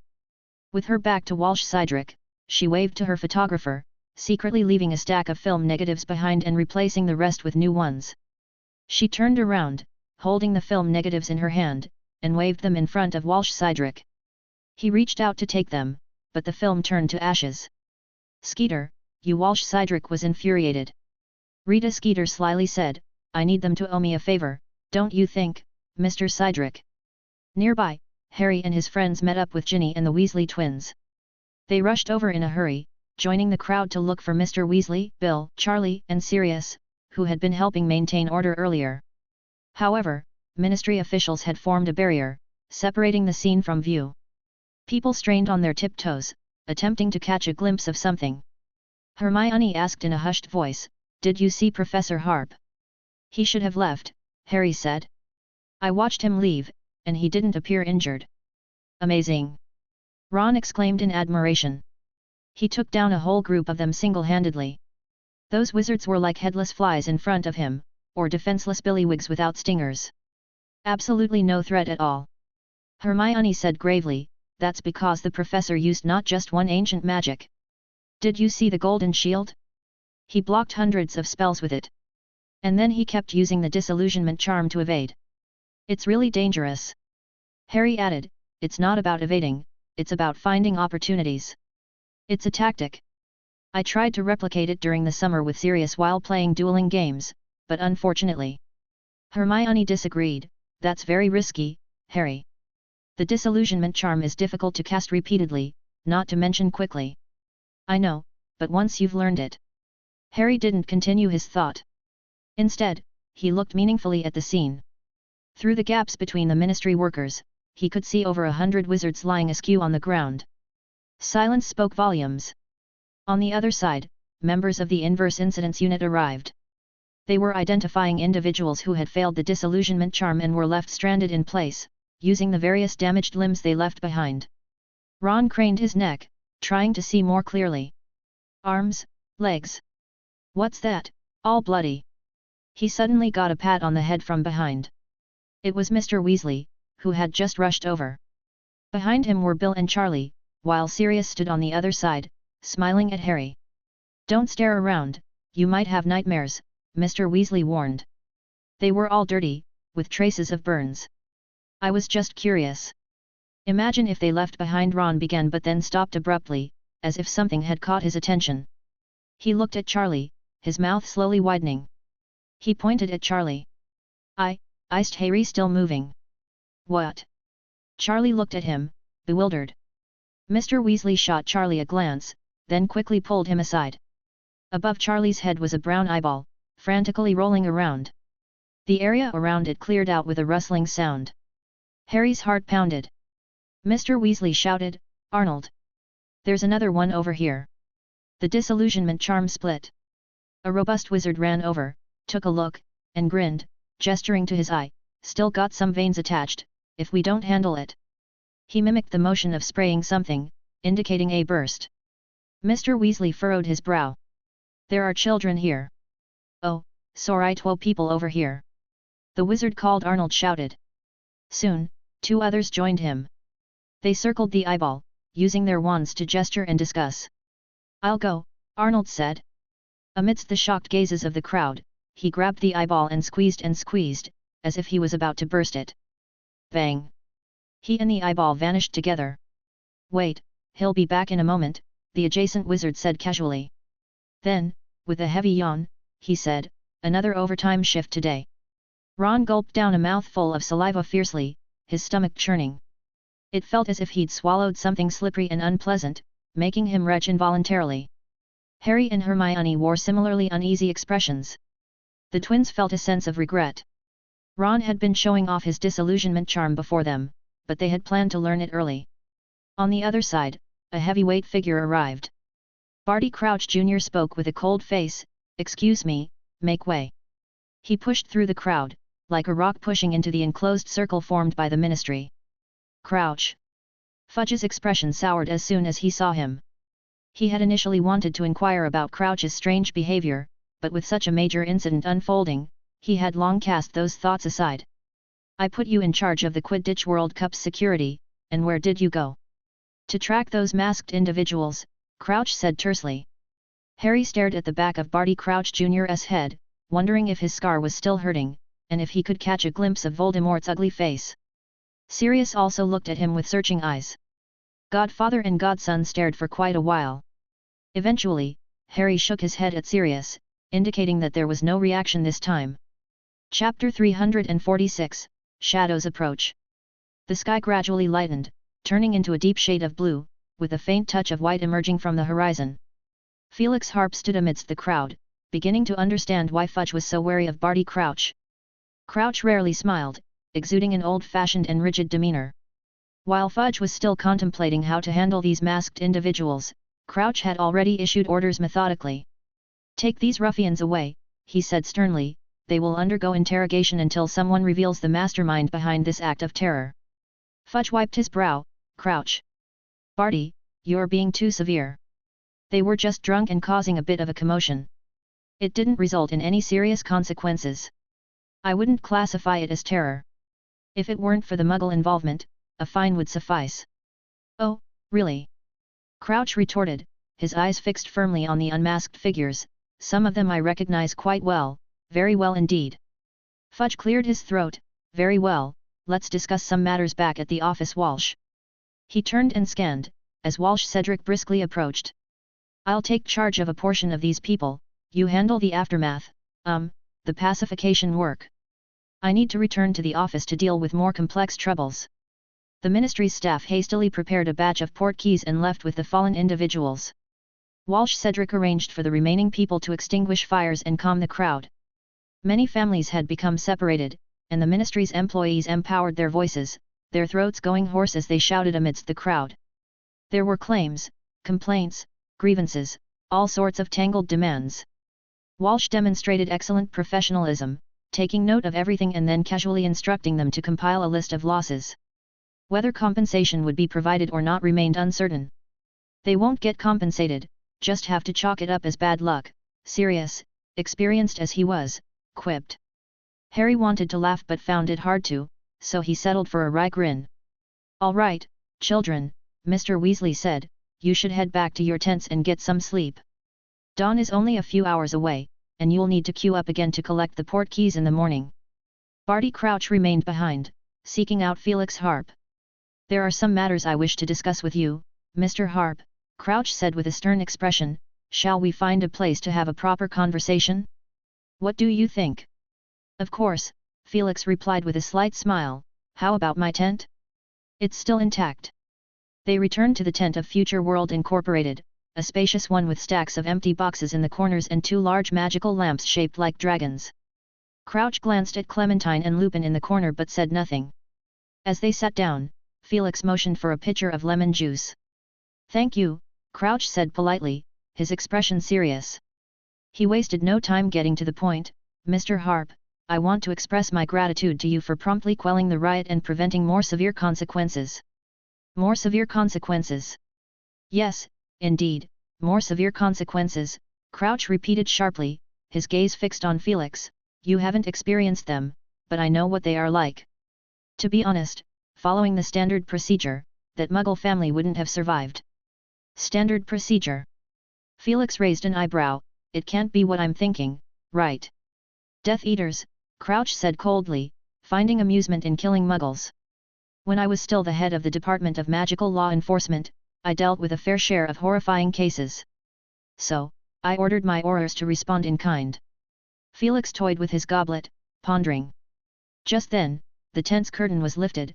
Barty, I heard you were here. Ah, as expected. Ludo Bagman panted, his face glistening with sweat. He pulled up a chair between the two and poured himself a glass of lemon juice, downing it in one gulp, sighing deeply. What an eventful day. Those fans. They were rioters, Ludo, Crouch interjected, correcting him. Right, rioters. Bagman hesitated. What are you two discussing? But that was just an introduction. He immediately launched into a monologue, looking at Felix with a smile. It's a shame I missed the spectacle. While you were making a grand display of your power, I was settling a bet with Roddy. He placed a hefty wager that Bulgaria would score the first goal, and well, you all saw what happened. I could tell Bulgaria wouldn't do well from the start, so I offered favourable odds. Then there's little Agatha, staking half of her shares in the eel farm. Quite mad, really, but it did help me pay off a debt to a pixie. No one wants to hear about your business exploits, Crouch impatiently interjected. We're discussing serious matters here. If you can remember that you're also one of the leaders in this camp. Ludo Bagman looked uneasy, but, hasn't it all ended? The troublemakers were taken back to the ministry, and we have Walsh here. He's handling things far better than I would. Felix smiled and said, Mr. Bagman, we were just discussing Death Eaters. Death, what? Death Eaters? Sweat began to form on Bagman's round face. I don't quite understand. Neither Felix nor Crouch paid him any mind. Felix wanted to know why Crouch sought him out, so he picked up the thread where they left off. Mr. Crouch, you mentioned that Death Eaters find amusement in killing Muggles. Do you believe they were responsible for today's incident? I can't think of anyone else, Crouch said deliberately, only they would need to hide their identities, masking their cowardice and despicableness while reminiscing about their former glory. Years after the fall of the Dark Lord, they use this method to remind us that they're thriving. His toothbrush-like mustache trembled, his eyes bulging, creating a ferocious appearance. Felix couldn't help but wonder if he could bite through a Death Eater's throat with those teeth if one were standing before him. Bagman pictured the scene of his own trial at the end of the war. Crouch's expression mirrored the one from back then, sending shivers down his spine. From this perspective, Fudge's arrangement had clearly failed. Bagman lacked the courage to oppose Crouch. The seed of fear had been planted during his own trial, tying him to Crouch in the years since. Barty, maybe, perhaps. He was quite rattled, struggling to form coherent words. Felix Harp had a similar suspicion and nodded, so, in reality, something is still missing to Daith Dark Mark. Crouch's expression contorted with disdain, they wouldn't dare. Before the conversation concluded, Barty Crouch seemed to reveal his true intent, the Wizengamot is considering admitting you as one of their members, soon. Perhaps you'll catch this upcoming trial. We need to be tough on these scum. Felix watched Crouch's departing figure, feeling uneasy. Was Crouch recruiting allies within the Wizengamot? As far as Felix knew, Barty Crouch hadn't been having an easy time lately. There were even rumors that Fudge was planning to expel him from the Wizengamot. However, in reality, Fudge lacked the authority to do so. The Wizengamot Wizarding Court was quite a loose organization, each member had their own tasks, and they only gathered when important matters arose. If one were to speak of a leader, it was Dumbledore, the chief warlock of the Wizengamot. Not long after Barty Crouch left, he cited physical discomfort and disappeared from the camp on leave. Yet, he didn't go far, remaining in the woods near the camp. A figure in a black hooded cloak stood amidst the mist, motionless. Barty Crouch's expression also froze, as if petrified. The cloaked figure lowered its hood, revealing a young face. Master. Barty Crouch's voice suddenly turned hoarse and chilling, I met Felix Harp. What? The cloaked figure, Mini Barty Crouch, spoke in a low voice, isn't that too risky, Master?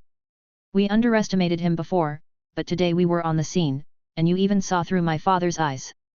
Barty Crouch's eyes turned blood red in an instant, his pupils slitted like a snake's, he whispered, before devising a plan, it's always prudent to ascertain who the enemies are.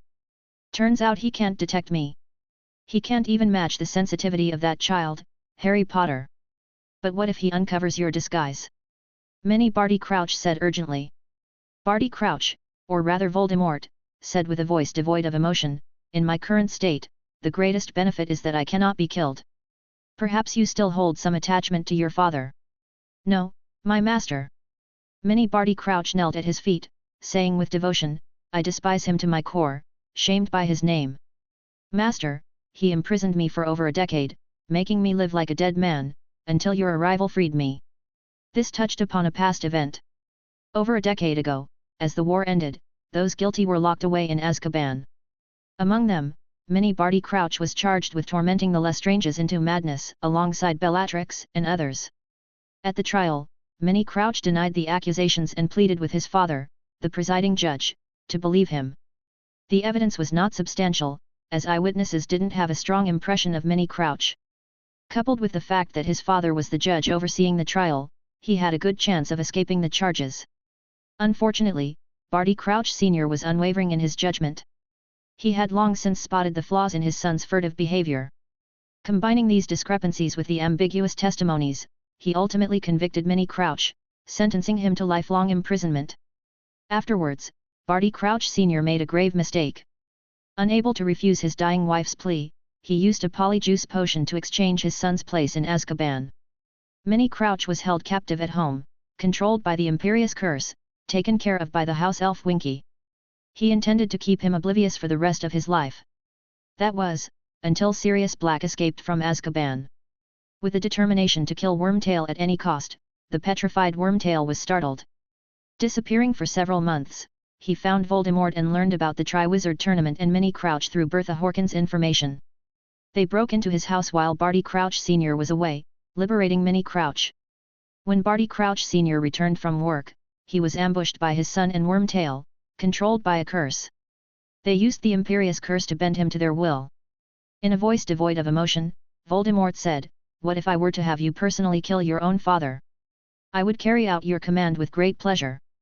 "No rush," Voldemort emitted a bone-chilling laugh, "Barty Crouch still has some use. However, he nearly broke free from my control in front of that fool Fudge. It almost ruined everything. It's possible that the agony he experienced from my presence in his mind inadvertently dampened the effect of the imperious curse." Mini Barty Crouch pondered, what if he sees through the flaw? Voldemort sneered, "There's no evidence, at most just some probing. But the Triwizard Tournament is inseparable from him, and events will unfold as we anticipated. The only regret is, I cannot sustain this state for too long. Being without Wormtail is truly inconvenient. Master, it's all my fault." "That's enough," Voldemort said, "proceed as planned. We'll return to your home first, I need some rest. Afterward, we'll seek out Mad-Eye Moody. He's not easy to deal with, we must set up a trap." "Master, it's been quite an ordeal for you to acquire a corporeal form. I can handle this myself. Or if not, I could have Winky." "Since when did a house elf become capable of serving the mighty Lord Voldemort?" Voldemort said darkly, "If Barty Crouch is exposed, it's fine. I've devised an appropriate way for his curtain call." Chapter 347, Descent. Before dawn, a chilly, pale light began to pierce through the mist in the forest, bringing an end to the secretive conversation that had taken place.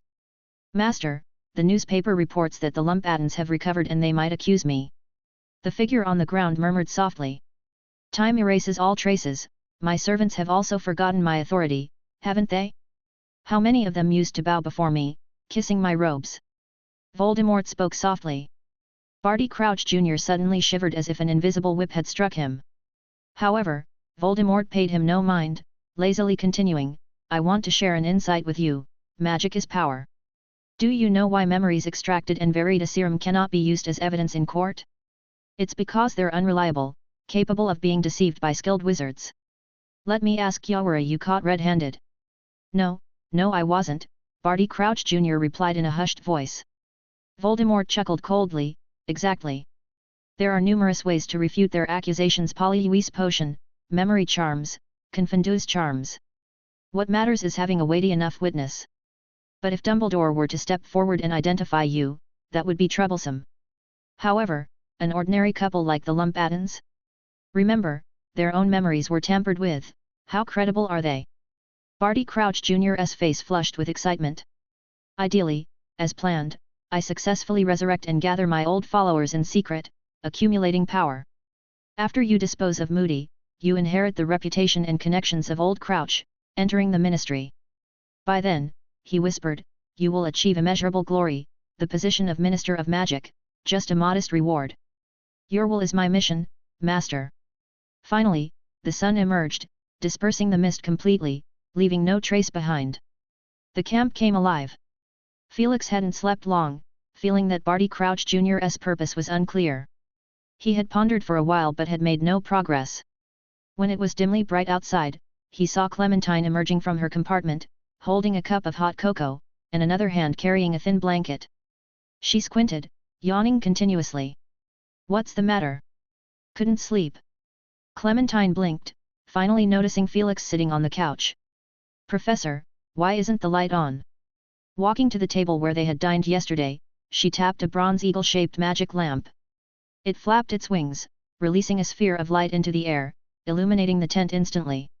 She sat opposite Felix, covered herself with the blanket, and couldn't help but yawn again. I really can't sleep. I'm planning to endure a bit longer and then head back to the office to sleep." "When are we leaving?" "We can leave whenever you want," Felix said gently. "We don't need a portkey yet. We can disapparate directly. Just wait for Limes and Alak."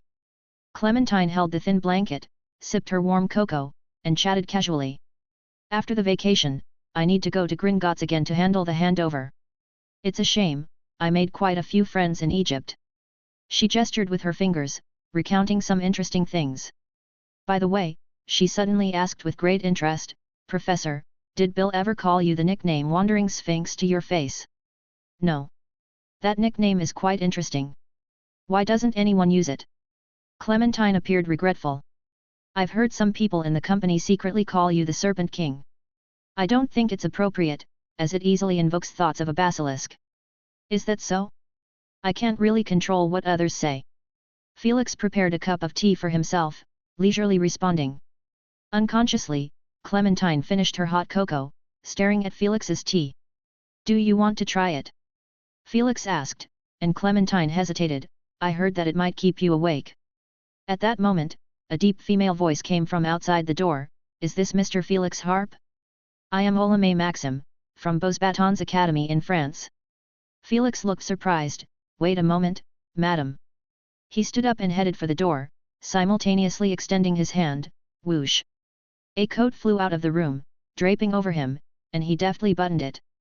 Clementine slipped back into her room with her blanket and empty cup. Stepping outside the tent, Felix faced a tall woman. Unlike the hurried glimpse from last night, she had clearly dressed up. From head to toe, she was wrapped in a blue satin gown, her hair coiled into a glossy black bun at the back, and a moonstone necklace adorned her neck. Madame Maxim. Felix cautiously mentioned the title he had overheard. Madame Maxim broke into an elegant smile, extending her hand. Felix hesitated for a moment before lightly gripping it, his lips brushing against the back of her hand. Mr. Harp, Madame Maxim said, please forgive my audacious visit, but we are leaving during the day and I didn't want to miss the chance to meet the new chairman. Has Beauxbatons already received news? The headmaster's office has a list of the new board members. When Mr. Nicholas Flamel passed away, I saw your name on the list, Madame Maxim said with a touch of melancholy. So, you are the headmistress of Beauxbatons. They entered the tent, where Madame Maxim occupied Clementine's spot. She alone took up the entire sofa, having to tuck her legs to the side. Felix brought out an empty teacup and placed it before the two of them. As he poured tea from the teapot, he said, actually, I've been considering a visit to Beauxbatons for some time. It's just that I heard the finer details of the Triwizard tournament weren't settled yet. There were many objections, so I refrained from leaving to avoid suspicion. Madame Maxim said, every Triwizard tournament is a massive ordeal, and now with 2 additional schools. The ministry isn't too pleased. Felix knew she was referring to the French Ministry of Magic. At the very least, the general direction should have been decided. Are there any indecisions? Madame Maxim sipped her tea and casually said, the general direction is set, but the details mustn't be rushed, for if we agree to unfair rules this time, they might become the precedent for the next tournament. Each school has its own ideas, and each ministry as well. Before the goblet of fire is lit, all the rules need to be confirmed.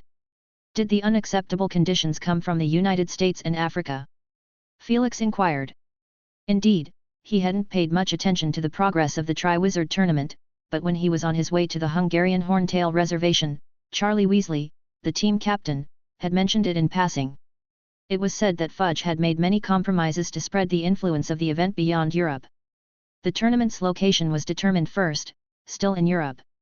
According to rotation, it's Hogwarts' turn this time, Madame Maxim said. Ilvermorny and Uagadou will have to wait their turn. Felix nodded. He knew that the Triwizard tournament had been rotating among the schools before it was discontinued. As for the specific tasks of the tournament, the ministry of the host country decides, in this case, the British Ministry of Magic. They keep everything secret from us. At this point, she paused, giving a dismissive snort.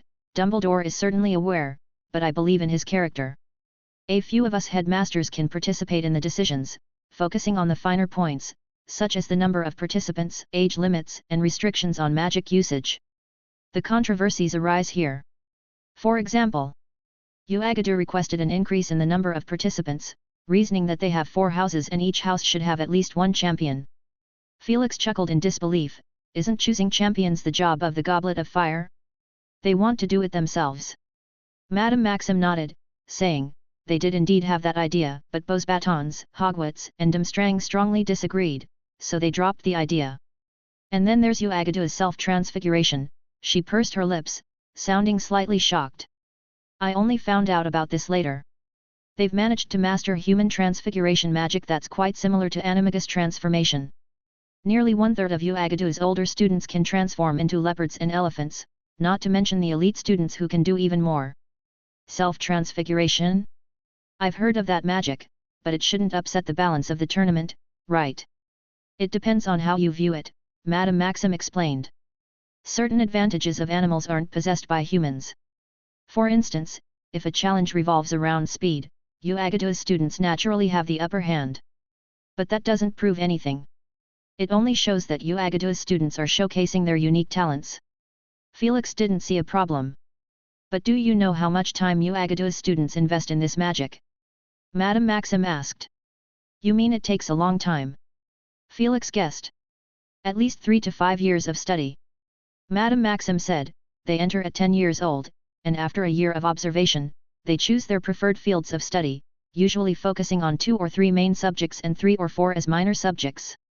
By the time they reach higher grades, they devote all their efforts to their primary subjects.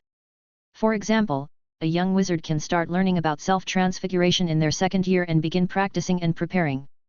They then spend several uninterrupted years practicing until they've mastered it. Those with spare capacity can even choose a 2nd form, a 3rd form. That's indeed quite distinctive. Felix nodded. The headmaster of UAgadu must consider this knowledge essential for students, which is why they structured their curriculum this way. It was somewhat similar to the suggestion he had given Dumbledore, though, upon closer analysis, there were significant differences. Where's the controversy? If we look at it alone, there's no issue. But when comparing UAgadu and Durmstrang, the problem arises. UAgadu's students enter the tournament with several years of practice in this magic, with no limitations, while Durmstrang students must restrain themselves from using their best dark magic. Karkaroff certainly disagreed. They've lost too many times in the past and don't want to suffer embarrassment again. Felix understood. This was the crux of the problem. The Tri-Wizard tournament symbolized honor, and an unprecedented 5-wizard tournament represented an unprecedented honor. The champion would undoubtedly be etched into history, remembered for years to come. In the face of immense honor, every slight advantage needed to be considered, especially given such a huge gap. No one wanted to dance with shackles on.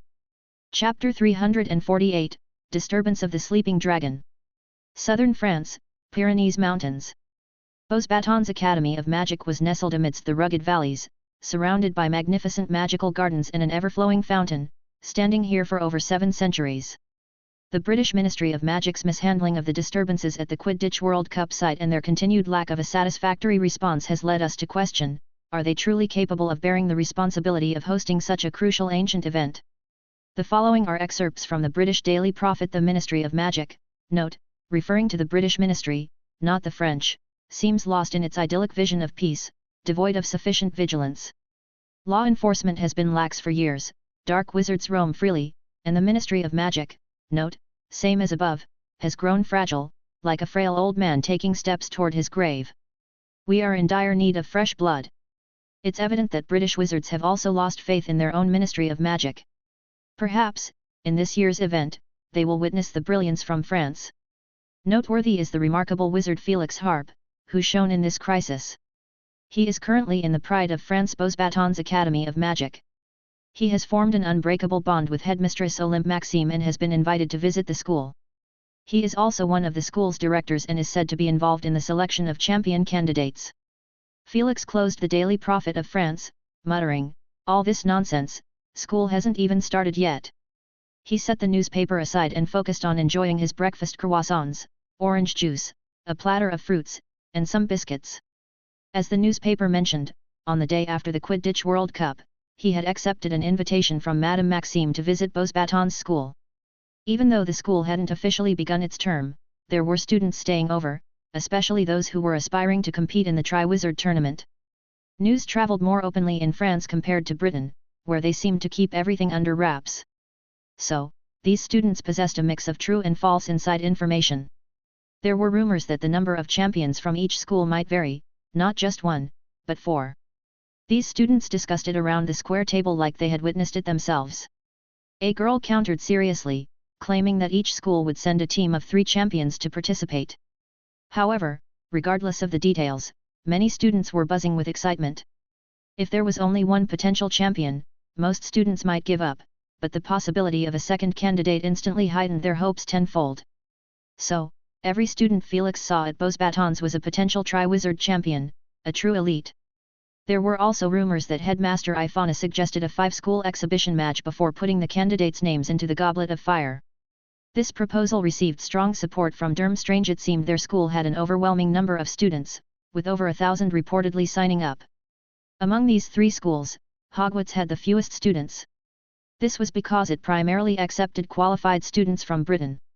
While they didn't outright reject students from other regions, they rarely extended invitations. Beauxbatons students mostly came from France, with a small number from Spain, Portugal, Luxembourg, Belgium, and the Netherlands. As for the Northern European Durmstrang, their student body spanned multiple countries too, like Germany and Bulgaria. But when it came to the most renowned school in Europe, the first name that came to mind was Hogwarts. Particularly in the last half-century, with Albus Dumbledore as its headmaster, it deterred 2 generations of dark wizards single-handedly, defeating and imprisoning one of them.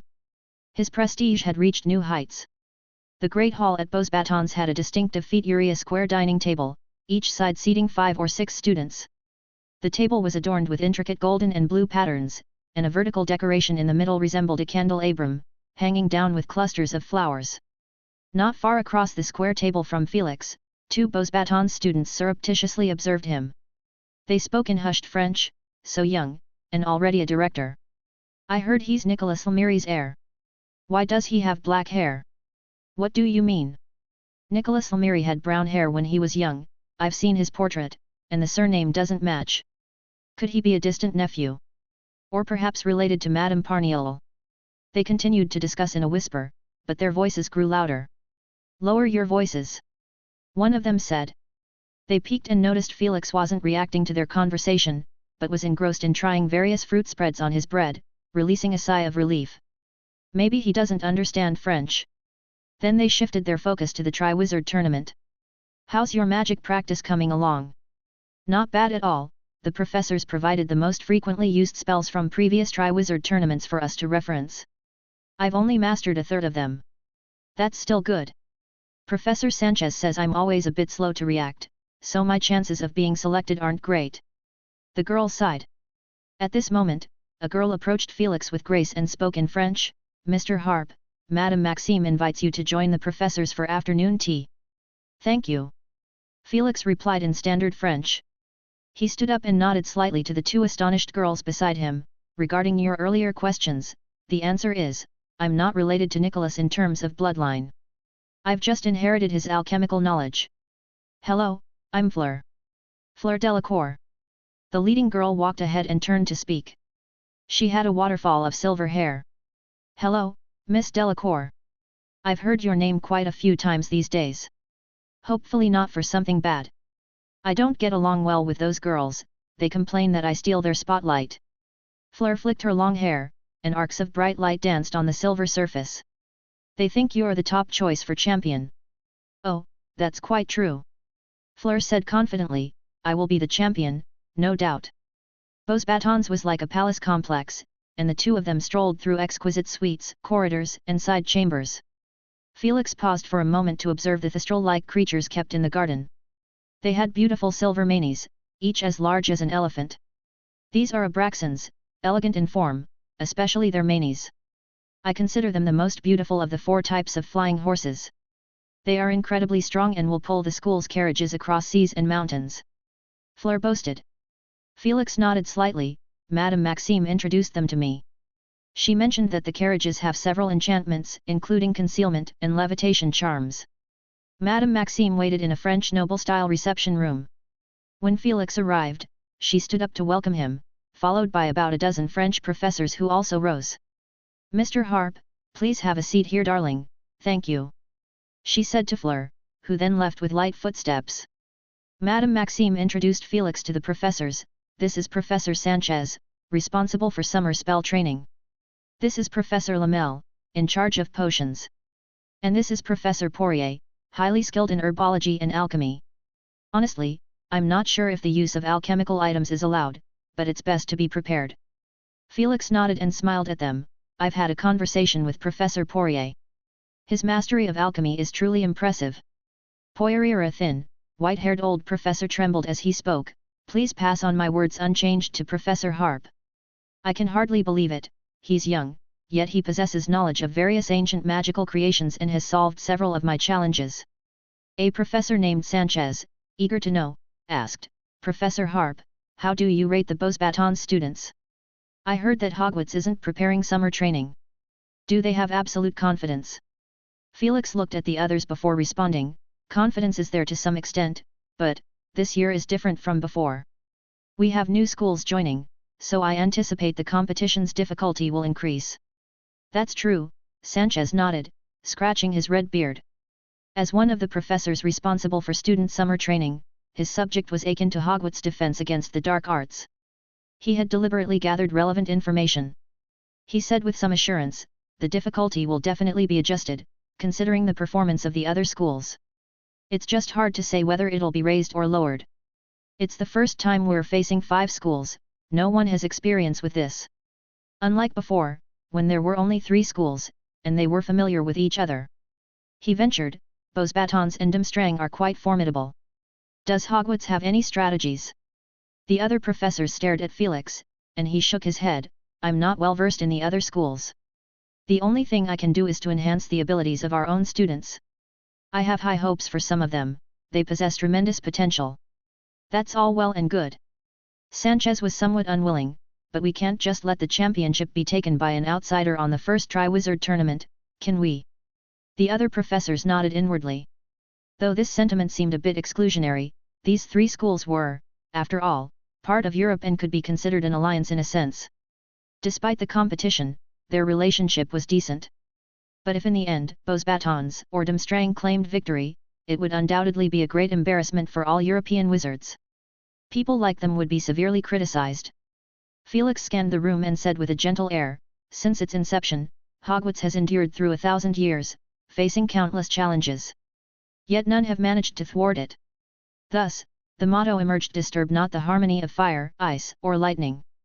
I believe it will be the same this time. Chapter 349, The End of Modern Magic? Professor Felix Harp, with a tinge of disappointment, wasn't able to glean much information from Beauxbatons. In fact, he sensed a faint notion of alliance forming, and being both a professor at Hogwarts and a trustee at Beauxbatons, he seemed the most suitable intermediary. However, rushing to join hands without even knowing the details of the competition was perhaps overthinking the situation. He had no intention of getting involved. If he had to choose between the 2 schools, there was no doubt he'd side with Hogwarts. Just as if you were to ask Nicholas Flamel the same question, his answer would certainly lean towards Beauxbatons. Over the next few days, Felix stayed in the library at Beauxbatons, poring over fascinating materials to enrich his knowledge. His greatest gain wasn't a specific spell, but rather a fresh perspective on knowledge itself. Felix's greatest insight came not from a particular spell, but from a new way of looking at knowledge. It was as if he had discovered a different angle of perception. Felix's early discovery in the alumni donation section of the library was quite revealing. Just like Hogwarts and Beauxbatons, these schools acquired new books every year to enhance their libraries. Yet, apart from this, they also accepted donations from their alumni, precious ancient texts and the academic achievements of renowned graduates. For instance, Professor McGonagall's insights into transfiguration, Flitwick's charms research, Snape's potion formulation all, if not bequeathed to specific heirs, would ultimately find their place at Hogwarts. However, Felix noticed a subtle difference between Beauxbatons' collection on a particular spell and what he already knew. This wasn't just an individual's deviation, it was a systemic divergence. This feeling couldn't be put into words, but it existed tangibly. It was like 2 compass needles, one slightly skewed to the left by 0.01 degrees and the other by 0.01 degrees to the right. Between them lay Beauxbatons and Hogwarts.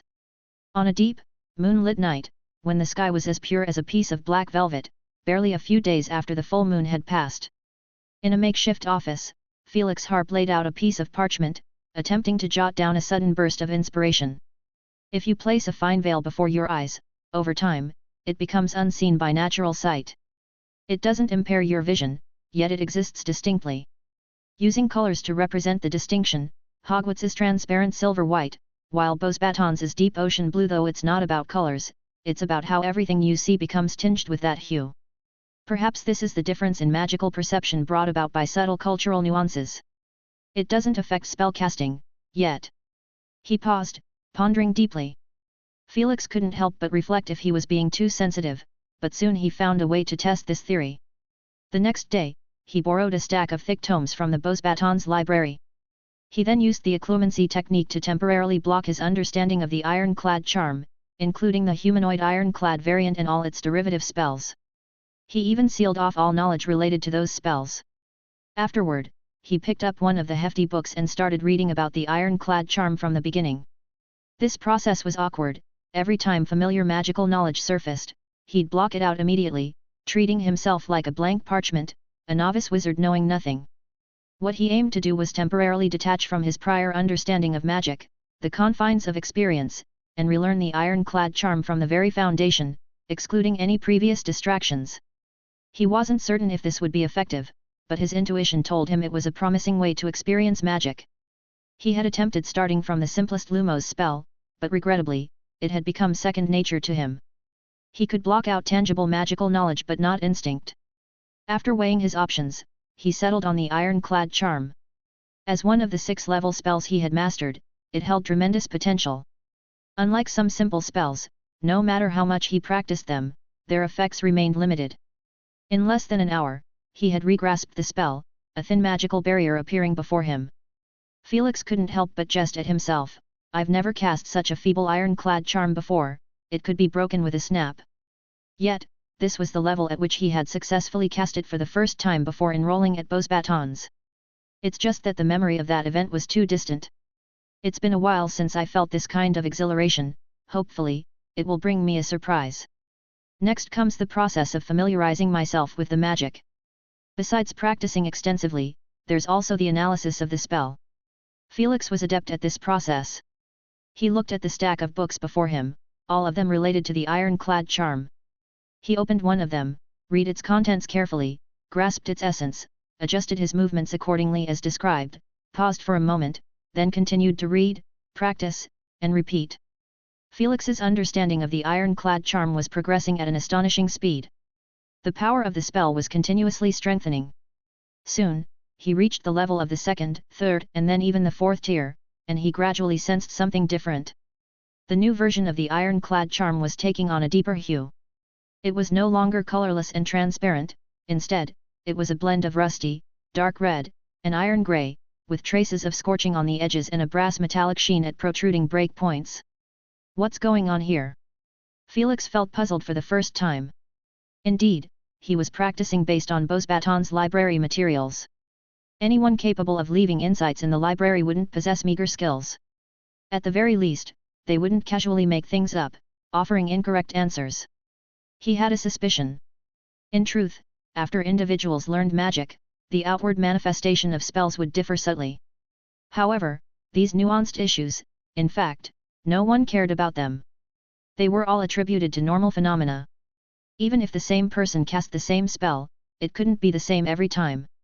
To the vast majority of wizards, this was far from being a problem. If you pushed too hard for an answer, others would think you were obsessed. Casting range, spell potency, flight speed, and the like would vary from person to person. These were common understandings in the magical world, things nobody would deeply ponder. Felix foresaw possible differences, but he hadn't expected the disparity to be so significant when starting from the same point. The ironclad charm he learned at Hogwarts, raised to a level 6 spell, conjured a radiant golden half-suit of armor or even a shield. However, the ironclad charm he learned at Beauxbatons, when brought to around level 4, resembled a corroded piece of scrap metal. It seems I've stumbled upon something remarkable. Felix's eyes gleamed with excitement. He decided to temporarily set aside his initial understanding of the ironclad charm and, in a short span, raise the Beauxbatons version of the spell to the level of a 6th tier spell. He wanted to see the outcome. He also had an intriguing idea. What if he combined the understanding of both level 6 ironclad charms? Could that propel it to an entirely new level? And would that level be akin to what the 4 founders of Hogwarts achieved? Magical creatures, magical creatures. He had never forgotten Lady Rowena Ravenclaw's words. But how to achieve this was previously beyond him. Now, he finally had a direction to amalgamate the understandings of the 2 ironclad charms. Perhaps, it could lead to the creation of a 7th level spell. He wasn't certain, but it was worth a try. The power of a 7th level spell was secondary. Felix estimated it wouldn't surpass the ancient spells he had already mastered. However, this endeavor might offer him a glimpse into the true essence of the ironclad charm. Yes, the true essence. He had always been curious, would modern magic eventually be constrained by numerous limitations? Or, to rephrase, was the culmination of modern magic the transformation of magic into a wizard's instinct, to be controlled with ease? Just like he mentioned to the young wizards at the Magical Linguistics Club, perhaps we're merely reclaiming the instinct of spellcasting. Just as he could easily produce a Lumos or an Aguamenti spell by thinking about it. There was no need for an incantation, it was a matter of simply wanting the outcome. It was similar to how untrained young wizards, when faced with danger, could perform inexplicable feats through the sheer power of their emotions. Yet, Felix's magical instincts were stronger, he didn't need to amplify his emotions. He had once read a sentence in a book, the magical eruptions of young wizards might not be overwhelmingly powerful, but each eruption is a splendid medley of complex magic. In that moment of magical flourish, they are gods who can do anything. Mulling over things, Felix thought the reason the same spell had two different forms was likely because he had been in a state of partial blindness, only touching upon a fraction of true magic. It was like two climbers starting from the same point but then choosing different paths, only to meet again at the summit, discovering more than one route to the top. Or perhaps, they met midway, collaborated, and together completed the final stretch. He recorded these speculations, storing them in his pensieve. For young wizards, these notions were utterly fanciful, on par with the Little Wizard Mix adventures. Yet, for those devoted to magical theory, they were undoubtedly treasures. On the eve of the new term, Felix bid farewell to Madame Maxim, promising to welcome the Beauxbatons students to Hogwarts in October. He made a detour to Diagon Alley to entrust the company affairs to Lupin, who reluctantly pulled out his wand before Felix returned to Hogwarts. Back in his long-forgotten Ancient Runes office, Felix felt surprisingly at ease. From his pocket, he retrieved a silver pocket watch, and out came Snuffles, carrying a Merlin's Order of Distinction around its neck and holding an hourglass in its paws, eagerly surveying its surroundings. The message was clear. Can I dig for treasure holes here? Felix glanced at it, and suddenly, a feather quill on the table sprang up and transfigured into a small stool. Snuffles immediately straightened its posture and waved its paws, sighing. Chapter 350, 17-year-old Dumbledore. The next day, a heavy rain fell over Hogwarts. The rain extinguished the morning mist in the Forbidden Forest, yet everything in sight became shrouded in a grey haze. Snuffles nestled in a cradle bed lined with fine sponge and velvet fabric. Ever since finding out yesterday that it would be staying at Hogwarts, it refused to squeeze itself into the empty space within Felix Harp's pocket watch. Instead, when Felix wasn't paying attention, it had moved its bed out and then hidden the silver pocket watch. Felix had gone through its collection again, carrying it in his hand, but he couldn't find where the watch was hidden. Of course, he didn't search too seriously, he couldn't keep circling around it. He had been away from home before, after all. What he didn't know was that its collection had grown a bit more since Thena's silver fork, likely from Beauxbatons' tableware, a crystal ball that emitted a bright light. Felix looked left and right before recognizing it as the one from Nicholas Flamel's home. It had been covered in dust the first time he saw it, but now it was perfectly clean. As Felix gazed at Valen, it carefully exhaled and wiped the surface of the crystal ball, making the clouds and lightning inside it even brighter. Apart from these, there were various other odds and ends, probably gathered when Felix wasn't paying attention, a temperature-regulated pendant box, a badger-shaped magic lantern, a cigarette case, a hazy hourglass, a gold necklace. Oh, Felix knew about that one, he had modified it with galleons. It all started when he wanted to see how dark the fairies from Gringotts really were and how much sand he should mix into galleons. The result, well, he suddenly had the urge to rob the fairy clan. He remembered reading a book about ancient fairies once. It described in detail the extravagant lives of the top 10 fairy families, vividly bringing out every detail, as if the wizard who wrote the book had peered into fairy holes. In his description, these fairy families were as comparable to the Malfoys in the wizarding world. It was hard to say whose animosity the writing wizard had against more, but Lucius Malfoy definitely wouldn't want that metaphor to spread. It had been a week since the Quidditch World Cup ended, and during this time, Lucius hadn't responded. Felix wasn't worried, though. Pureblood families chose auspicious days even to send invitations, how could he expect them to surrender easily? Moreover, the Ministry of Magic, under the pressure of public opinion, hadn't given up on hunting down the escaped hooded wizard. This matter would probably drag on for a while longer. But Felix intended to wait until Christmas this year. If Lucius hadn't reacted by then, he would go collect the debt himself.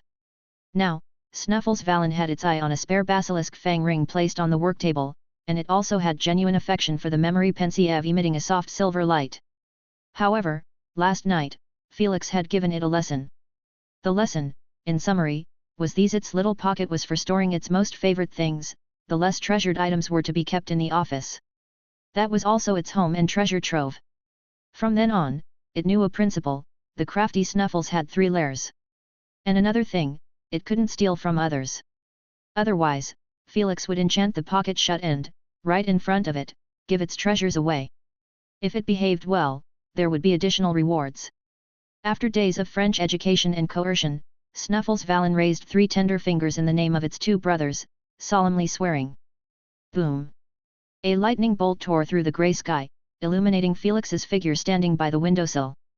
Snuffles Valen raised its head, twisted its body, climbed onto Felix's shoulder, and together, they gazed at the thick curtain of rain outside. They listened to the pouring rain, the faint mist of raindrops blowing onto their faces, a cool sensation. Felix turned his head slightly, pursed his lips, and said, "Don't wear that necklace again, it's too ugly." Snuffles also turned its mouth away, its shiny black eyes showing disdain for his aesthetics. 11 in the morning. At this time, the Hogwarts Express should have already left King's Cross Station, spewing steam, and headed towards the Scottish Highlands. Felix appeared in the headmaster's office. Professor McGonagall and Dumbledore were sitting on the sofa, discussing the reception arrangements for the Triwizard Tournament among the 4 magical schools. Madame Maxime and her students will stay in the carriage and can be placed at the edge of the Forbidden Forest. Durmstrang's people will come by ship and can be arranged near the Black Lake. Professor McGonagall pursed her lips, but the other 2 schools are difficult to accommodate. While Beauxbatons doesn't mind staying in the Forbidden Forest, they can turn into small animals themselves. Minerva, Dumbledore rested his head on his hand, the International Confederation of Wizards can use portkeys to cross continents. They can disguise themselves as a traveling group and be placed near the Quidditch pitch. As for Durmstrang, they'll arrive a bit later. Later than the scheduled time. Professor McGonagall asked, "A few days late?" "That's the problem," Dumbledore said, gesturing for Felix to find a seat. He looked a bit troubled as he said, "They intend to come all the way here." Professor McGonagall looked at him in surprise. "Albus, what are you saying? They're in Africa." "Yes, I know. I've been there a few times myself, especially hoping to try the work of a dream messenger." Dumbledore chuckled, "to tell young wizards in their dreams that they've been accepted and leave a letter behind." Dumbledore. Professor McGonagall looked at him sternly. "Ah, right. Where were we? Durmstrang treats this journey as a trial, it's a tradition they've always had. However, coming from Africa to Britain is unprecedented." Professor McGonagall's expression turned serious. "Albus, this shows how much importance they attach to this tournament. I can almost imagine the trials these children must have faced on their way. Compared to them, our students can't even cast spells properly. Minerva, don't underestimate our students." Dumbledore smiled and said, "I've always believed our students are capable. Isn't that right, Felix?" Felix looked up and smiled, interjecting, "Albus, I just came back from Beauxbatons. Their students already knew about the Triwizard Tournament ahead of time and are using their summer break for specialized training." Dumbledore hesitated. He looked at Professor McGonagall, and as expected, she said indignantly, "Look at this, Dumbledore. Other schools are preparing, but what about us? We're enjoying our summer happily, and our students don't even know that their Quidditch matches for this year have been cancelled. Minerva. I've told you about this matter before, and you couldn't even be found, acting like a negligent shopkeeper." Professor McGonagall's chest rose and fell rapidly.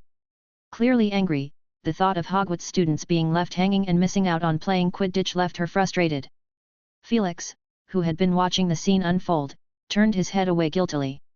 He thought about Lupin, he had also entrusted a lot of matters to him. Is Lupin feeling the same as Professor McGonagall? "Minerva," Dumbledore had to placate his deputy headmistress, "I've made arrangements. Felix is here today for this reason." "Really?" Professor McGonagall looked skeptical. "Of course," Felix nodded, "during the vacation, I discussed with the headmaster and proposed some spells to be included in the necessary curriculum. Albus said he needed more time to think it over. Has he agreed now?" "It's not about that," Dumbledore said helplessly. "But I think this proposal is good, Professor McGonagall said. She turned to Felix and continued, I've always thought our young wizards are too lackadaisical. Felix, we have time to discuss this and finalize it. Dumbledore interrupted their conversation. He spoke directly, I plan to expand the dueling club's responsibilities. It will become a specialized elective class, and the choice of instructors will be flexible and rotational. And Felix, you'll need to allocate more time to provide specialized training for the champions. Why me? Felix asked curiously. Your unique advantage lies in the magical instruments. Dumbledore blinked, they are of great help to the champions. You suggested improvements to me, and I believe the memory pensieve hasn't fully demonstrated its potential, it has surpassed the function of the pensieve. Felix pondered the headmaster's words. Are you saying? I can offer a memory from when I was 17, Dumbledore nodded slightly, including my combat wisdom. Felix was taken aback. Wizarding memories were the most precious treasures. Many people regarded them as deeply private, and though he knew Dumbledore would undoubtedly remove irrelevant memories and even prevent others from prying, this level of trust came unexpectedly. Seeing Felix's dazed expression, Dumbledore smiled slightly, am I a fossil in your eyes, living in the last century, unchanged? Felix regained his composure. It's just a bit unexpected, Headmaster Dumbledore. Professor McGonagall was very interested in their conversation. After learning about the role of the pensieve, she decided to join in. We can also involve other professors. No, Minerva, Dumbledore firmly shook his head and said solemnly, don't trouble the other professors. We shouldn't force them into decisions or even mention it to them. Professor McGonagall opened her mouth to speak, but Dumbledore's attitude was resolute. She didn't voice her disagreement. All right then, I'll go and prepare the Great Hall with Phileas Flitwick. With that, she left the office. Headmaster, what led to this decision? Honestly, you startled me just now. When only the two of them remained in the headmaster's office, Felix joked. Because I received a letter, from... The sorting hat on the shelf suddenly opened a seam and spoke loudly. However, Dumbledore gave it a solemn look, and it immediately fell silent, instead starting to softly hum the song of the sorting hat's new intake this year. Brave Gryffindor from the wasteland marsh. Beautiful Ravenclaw from the tranquil riverbank. Kind Hufflepuff from the wide valley. Cunning Slytherin from the mudflats vast. They share a dream, a wish in their heart, a dream, a wish, they share a dream, a wish. The sorting hat seemed to be struggling to find the right words, or perhaps it was giving a final rehearsal. It kept repeating the last sentence, but the singing was quite off-putting. Felix had heard it for 7 years during school and another 2 years after graduating. It was starting to get old, and he wished it would keep quiet so he could focus on his research. Ignoring the sorting hat, Dumbledore raised his voice. He explained, do you remember the Christmas present you gave me in your first year of employment, 99 inventions that changed the world? I passed it on to a friend and we discussed the contents, incidentally mentioning you. Felix Harp nodded slightly. He was aware that Dumbledore had a wide circle of acquaintances, with friends spread across the world. If you added the number of admirers, even 10 Lockharts combined wouldn't be a match. Sometimes, he couldn't help but speculate whether the reason Dumbledore appeared so busy was because he was hiding in his office, writing letters to pen pals all around the world. Ahem. One shouldn't think that way. The headmaster should be doing important things, like analyzing Tom Riddle's childhood or writing a paper titled The Influence of Childhood Environment on Key Life Choices of Wizards, a brief analysis of 3 points. Felix took the basin from the ring and both of them entered the inner space. Here was a vast white world, surrounded by mist. Dumbledore looked around with interest, sighing, only you in the world possess this ability, judging from the magical traces left behind. It's quite exquisite, yes, exquisite. Felix asked, can't others do it? He didn't feel much about it. When he thought of something, he could bring it into reality. He even thought this was a shoddy version, not as good as the original pensieve, so he hadn't paid much attention to it. It was only later that he gradually developed its use. Dumbledore said, let me tell you what I can discern. Ancient runes, alchemy, the Fidelius charm, the undetectable extension charm, transfiguration, memory charms, very special. I seem to see stable magical nodes. He extended his hand, and his long fingers pointed into the air, causing the surrounding clouds to churn. What is this? He curiously asked. Memory nodes, Also the magical nodes of this place, Felix explained briefly.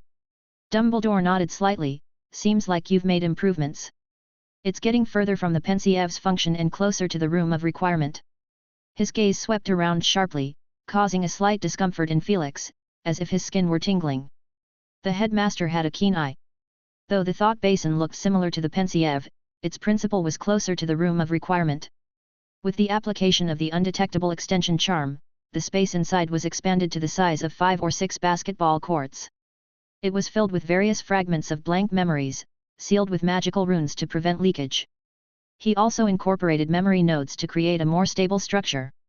The advantage of this approach was that real people and illusory visions could interact.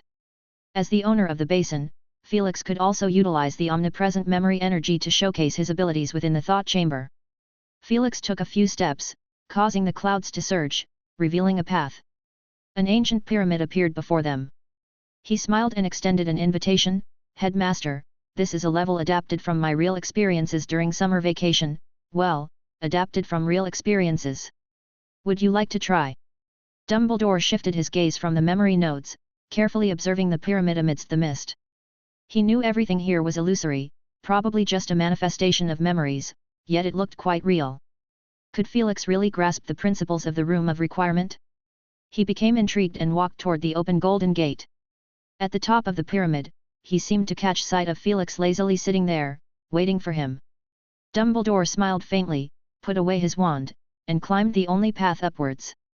Various strange creatures appeared in his way, but they were blocked by suddenly emerging vines, chains, and resilient barriers. After a few minutes, he pushed open a door, and Felix was sitting right outside, gazing at the sea of clouds. Aberforth, how do you find it? Dumbledore teased. I must praise your imagination, Felix. The giant spiders and snakes are traceable, but what about those clattering, shape-shifting cars? Was it inspired by Arthur's car, perhaps? As far as I know, it's been behaving itself in the Forbidden Forest and hasn't developed any peculiar abilities. And those creatures with insect-like exoskeletons, spewing acid. Felix casually said, some are made up, and some were seen in movies, borrowed for a bit. His 2 legs dangled outside, swaying continuously.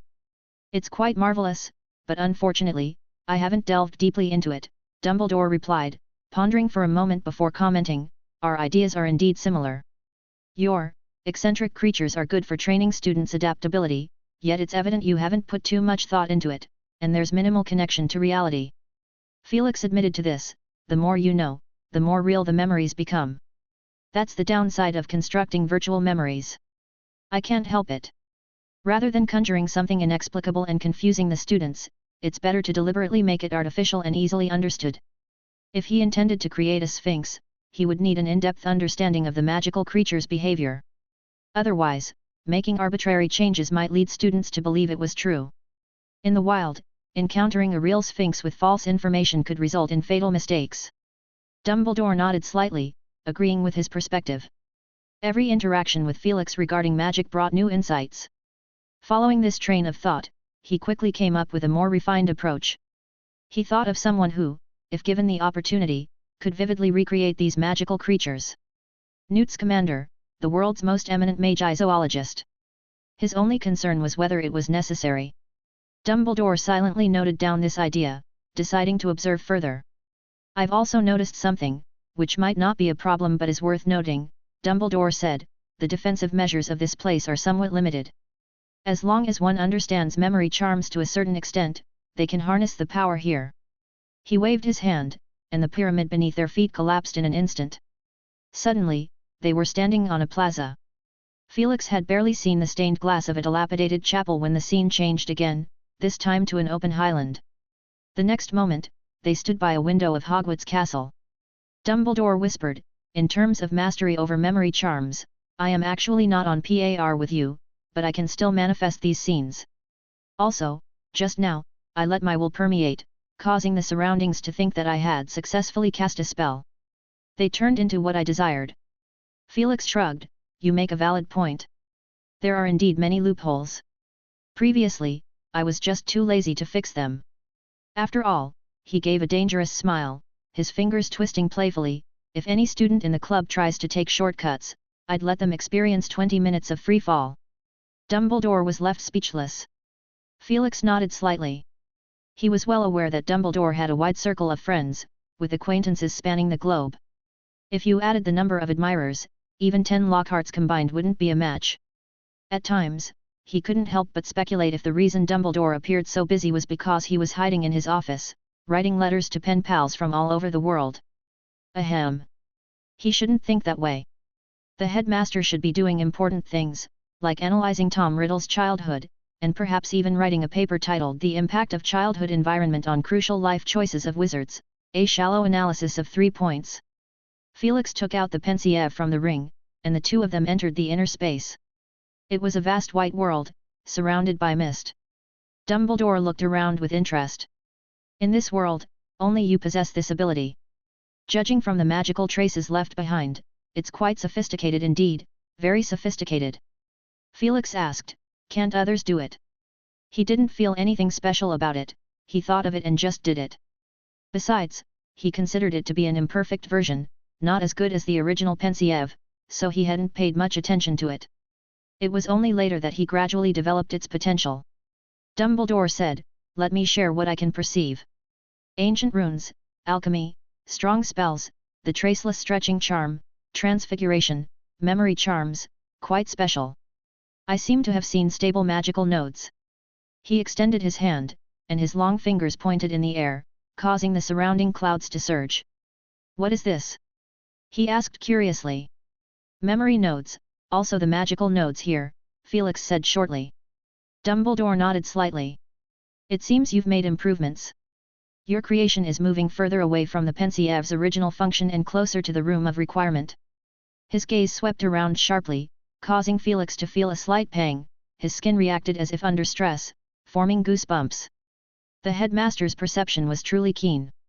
Although the thought pensieve looked similar to the pensieve, its principle was closer to the room of requirement. After casting the traceless stretching charm, he expanded the space to be as large as 5 or 6 basketball courts. The interior was filled with various blank memory fragments, sealed with runes to prevent leaks. He also utilized memory nodes to create a more stable structure. The advantage of this approach was that real people and illusory images could interact.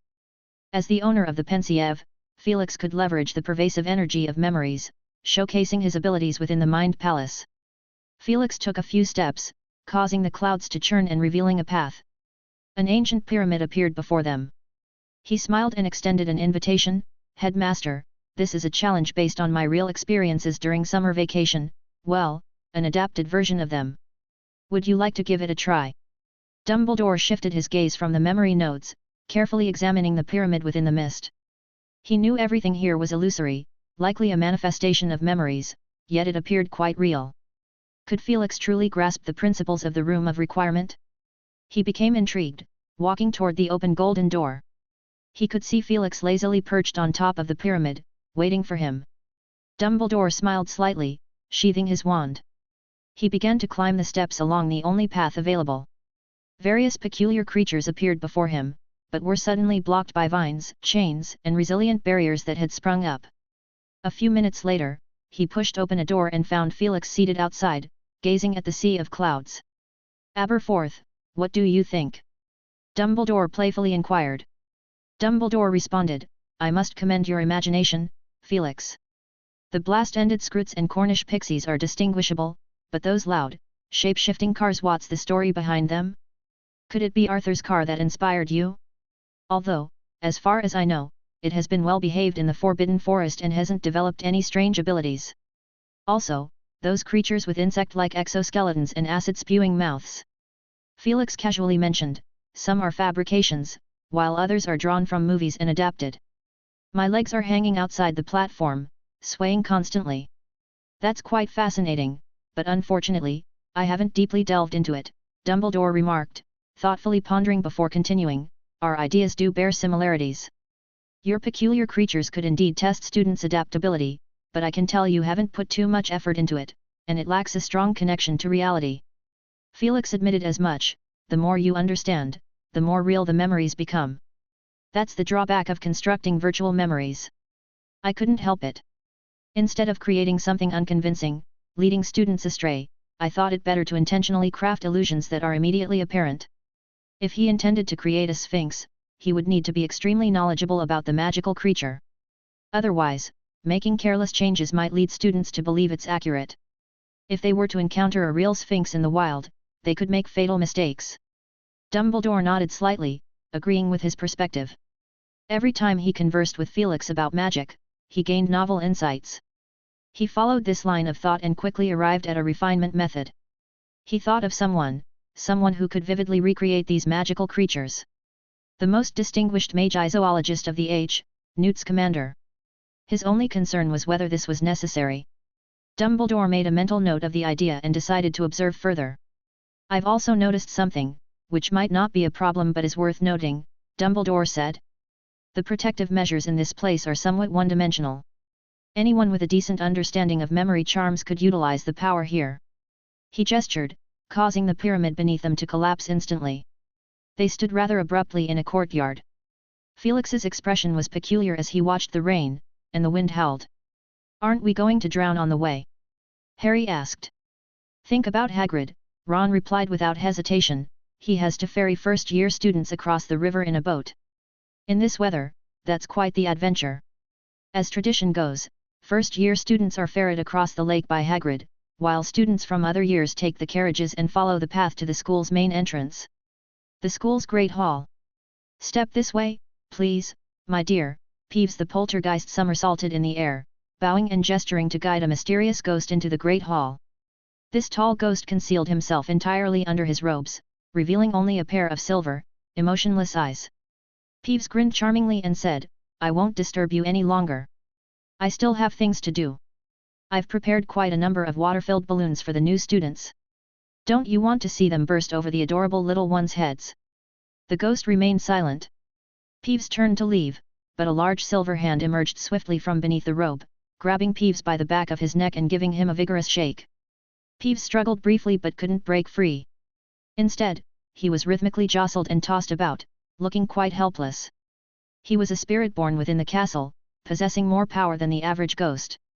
Regular ghosts could only slightly interact with reality, but Peeves was different. He could genuinely compare his strength to the students, and he could even wrestle with them without much difficulty. What made him wary were a few factors. First, the professors within the school. As a manifestation of the students' collective emotions, Peeves had a deep-seated fear of the professors, but at the same time, he represented the mischievous students and was always quick-witted in his arguments. His real concern was with the professors who exuded authority and integrity. Second, formidable wizards who could influence him, like Headmaster Dumbledore and Felix Harp. Third, the unconventional ghosts, like the Bloody Baron, and the diminutive Peeves glared at the towering and aloof ghost before him and muttered curses under his breath. Suddenly, the silver eyes beneath the ghost's hood turned toward him, and Peeves immediately put on a disarmingly mischievous smile, nervously twiddling his fingers. Within the Great Hall, the ghosts chattered among themselves. Another newcomer, is it? Nicholas Flamel, the resident ghost of Gryffindor House, spoke wistfully. Seems like a tough one, the corpulent friar of Hufflepuff remarked cheerfully. Good, someone needs to rein in Peeves. Indeed, well said, nearly headless Nick agreed. Since the departure of the Bloody Baron. He glanced around meaningfully, provoking a chorus of agreements and condemnation of Peeves' antics. By the way, one ghost inquired, who still has a picture of Peeves? The one where the mischievous twins blew Peeves all around the castle with fans. Nearly headless Nick asked with keen interest, a satisfied grin forming. I have it, acquired with 5 secrets. Perhaps we should organize a viewing event. The ghost suggested. A little over a year ago, in Felix's first year at the school, he had confronted Peeves' provocations with a confusion hex. This made Peeves lose his sense of time, mistakenly believing he had just been born and was incapable of handling the chaotic and mischievous thoughts of the students. He became disoriented. His archenemies, the Weasley twins, had taken advantage of this by conjuring 2 fans and parading Peeves around, almost succeeding in hosting a party. However, Professor McGonagall had intervened halfway, stopping the event. Many young wizards and ghosts were disappointed by this turn of events. At that time, someone had captured this scene in a photograph. The photo began to circulate, inciting a frenzy among people trying to obtain it. However, once Peeves had recovered, he angrily confiscated most of the copies. During that period, Moaning Myrtle roamed the girls' lavatories on every floor, recounting Peeves' bullying antics to every student. At the teacher's table, Felix and Professor McGonagall discussed unfinished matters from the headmaster's office, and Flitwick joined them, discussing which spells should be included in the essential skills. Professor McGonagall stated seriously, "If possible, I'd prefer our young wizards to master all the knowledge. Every class is important. But, Miller, if we intend to do something, we must consider how to make the students accept it," squeaked Flitwick. Professor McGonagall huffed. Of course, she understood this, she just set high expectations for her students. Felix nodded subtly. "My idea is to distribute these spells across the years. For example, Disarming Charm could be learned in the 3rd year and assessed in the 4th year. On the other hand, the Patroness Charm might require study in the 6th year and assessment in the 7th. He added, "The purpose of assessment isn't just about grading, it's about ensuring they genuinely grasp these spells. So, in my opinion, the assessment should be flexible in terms of timing, and there should be no limit to the number of attempts." Flitwick pondered and said, "That's a good idea. If we leave them all for the final year, most students will procrastinate. Severus, what do you think?" "I have no objection, and you haven't included potions," Snape said coldly. Flitwick stammered, You are one of the regular professors in the dueling club, aren't you? You should be aware that defense against the dark arts has always been the student's weak point. Thankfully, the dueling club can compensate for some of the gaps. Last year, Lupin did a decent job, Professor McGonagall interjected. "I understand," Flitwick said, "and there's Burbage as well. They're both excellent. But..." He hesitated, trying to articulate his point. "We all know what this class is like. Each professor only teaches for a year. I don't deny that Dumbledore has tried his best to find competent wizards to teach this class, but being a skilled wizard doesn't necessarily mean being a skilled teacher. Being good at something oneself doesn't mean one can teach it to others," Felix summarized. "Exactly." Flitwick's eyes brightened. "That's it. A good professor needs extensive experience, an understanding of the various challenges students face. This process could take several years, but for the professors of this subject, it's simply not feasible. The curse and defense against the dark arts, although both teach spells, have completely different focuses. I teach practical magic in general, including various foundational skills. On the other hand, most offensive and defensive spells used in dueling fall under the domain of defense against the dark arts. Indeed, this class has the most unstable professorship. With a good teacher, students can learn a lot more, but with an inadequate or inexperienced one, the class can descend into chaos." The professors fell silent, each mentally running through the list of defense against the dark arts instructors over the years, matching names with assessments. Felix was also pondering the professors he had encountered, both those he had met during his school days and those he had encountered while working. To be honest, someone like Lockhart was already a bottom line in various senses.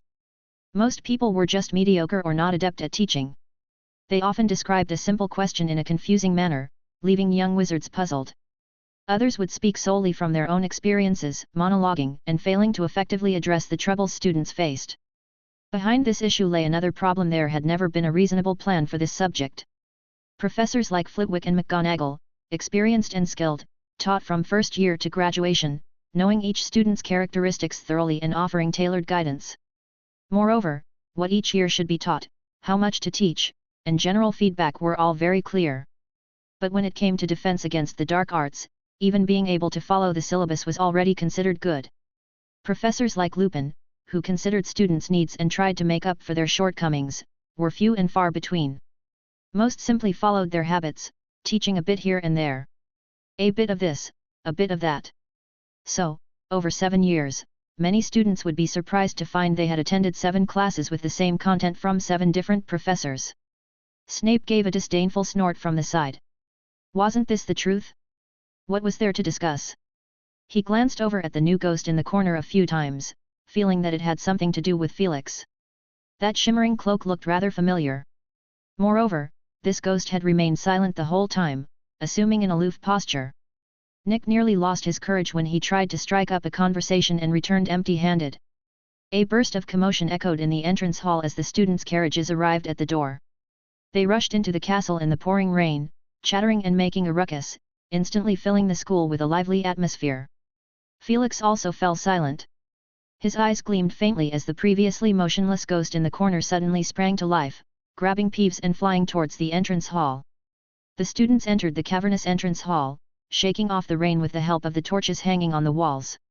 Merlin's beard, Ron exclaimed, vigorously shaking his head and splattering water droplets everywhere, we look like drowned rats. Harry wordlessly twisted his sleeves, squeezing out a large puddle of water. His shoes and pants were soaked, dragging him down heavily, his wet hair sticking to his head. What's that?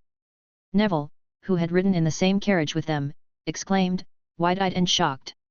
The people around him looked up, gazing at the grand marble staircase leading to the entrance, where, amidst flickering firelight, a tall figure stood with its back to the bright hall.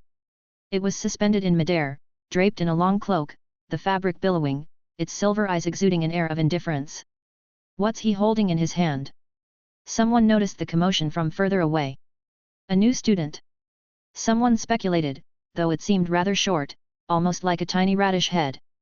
Impossible, they should still be floating on the lake. Wait, a senior student's eyes widened, that's Peeves. Peeves being held in someone's hand? Good heavens! No, wait, it's a Dementor. A particularly nervous student shrieked. The air froze instantly, the students gasping for breath, trembling and panicking. Expelliarmus! Harry drew his wand and yelled.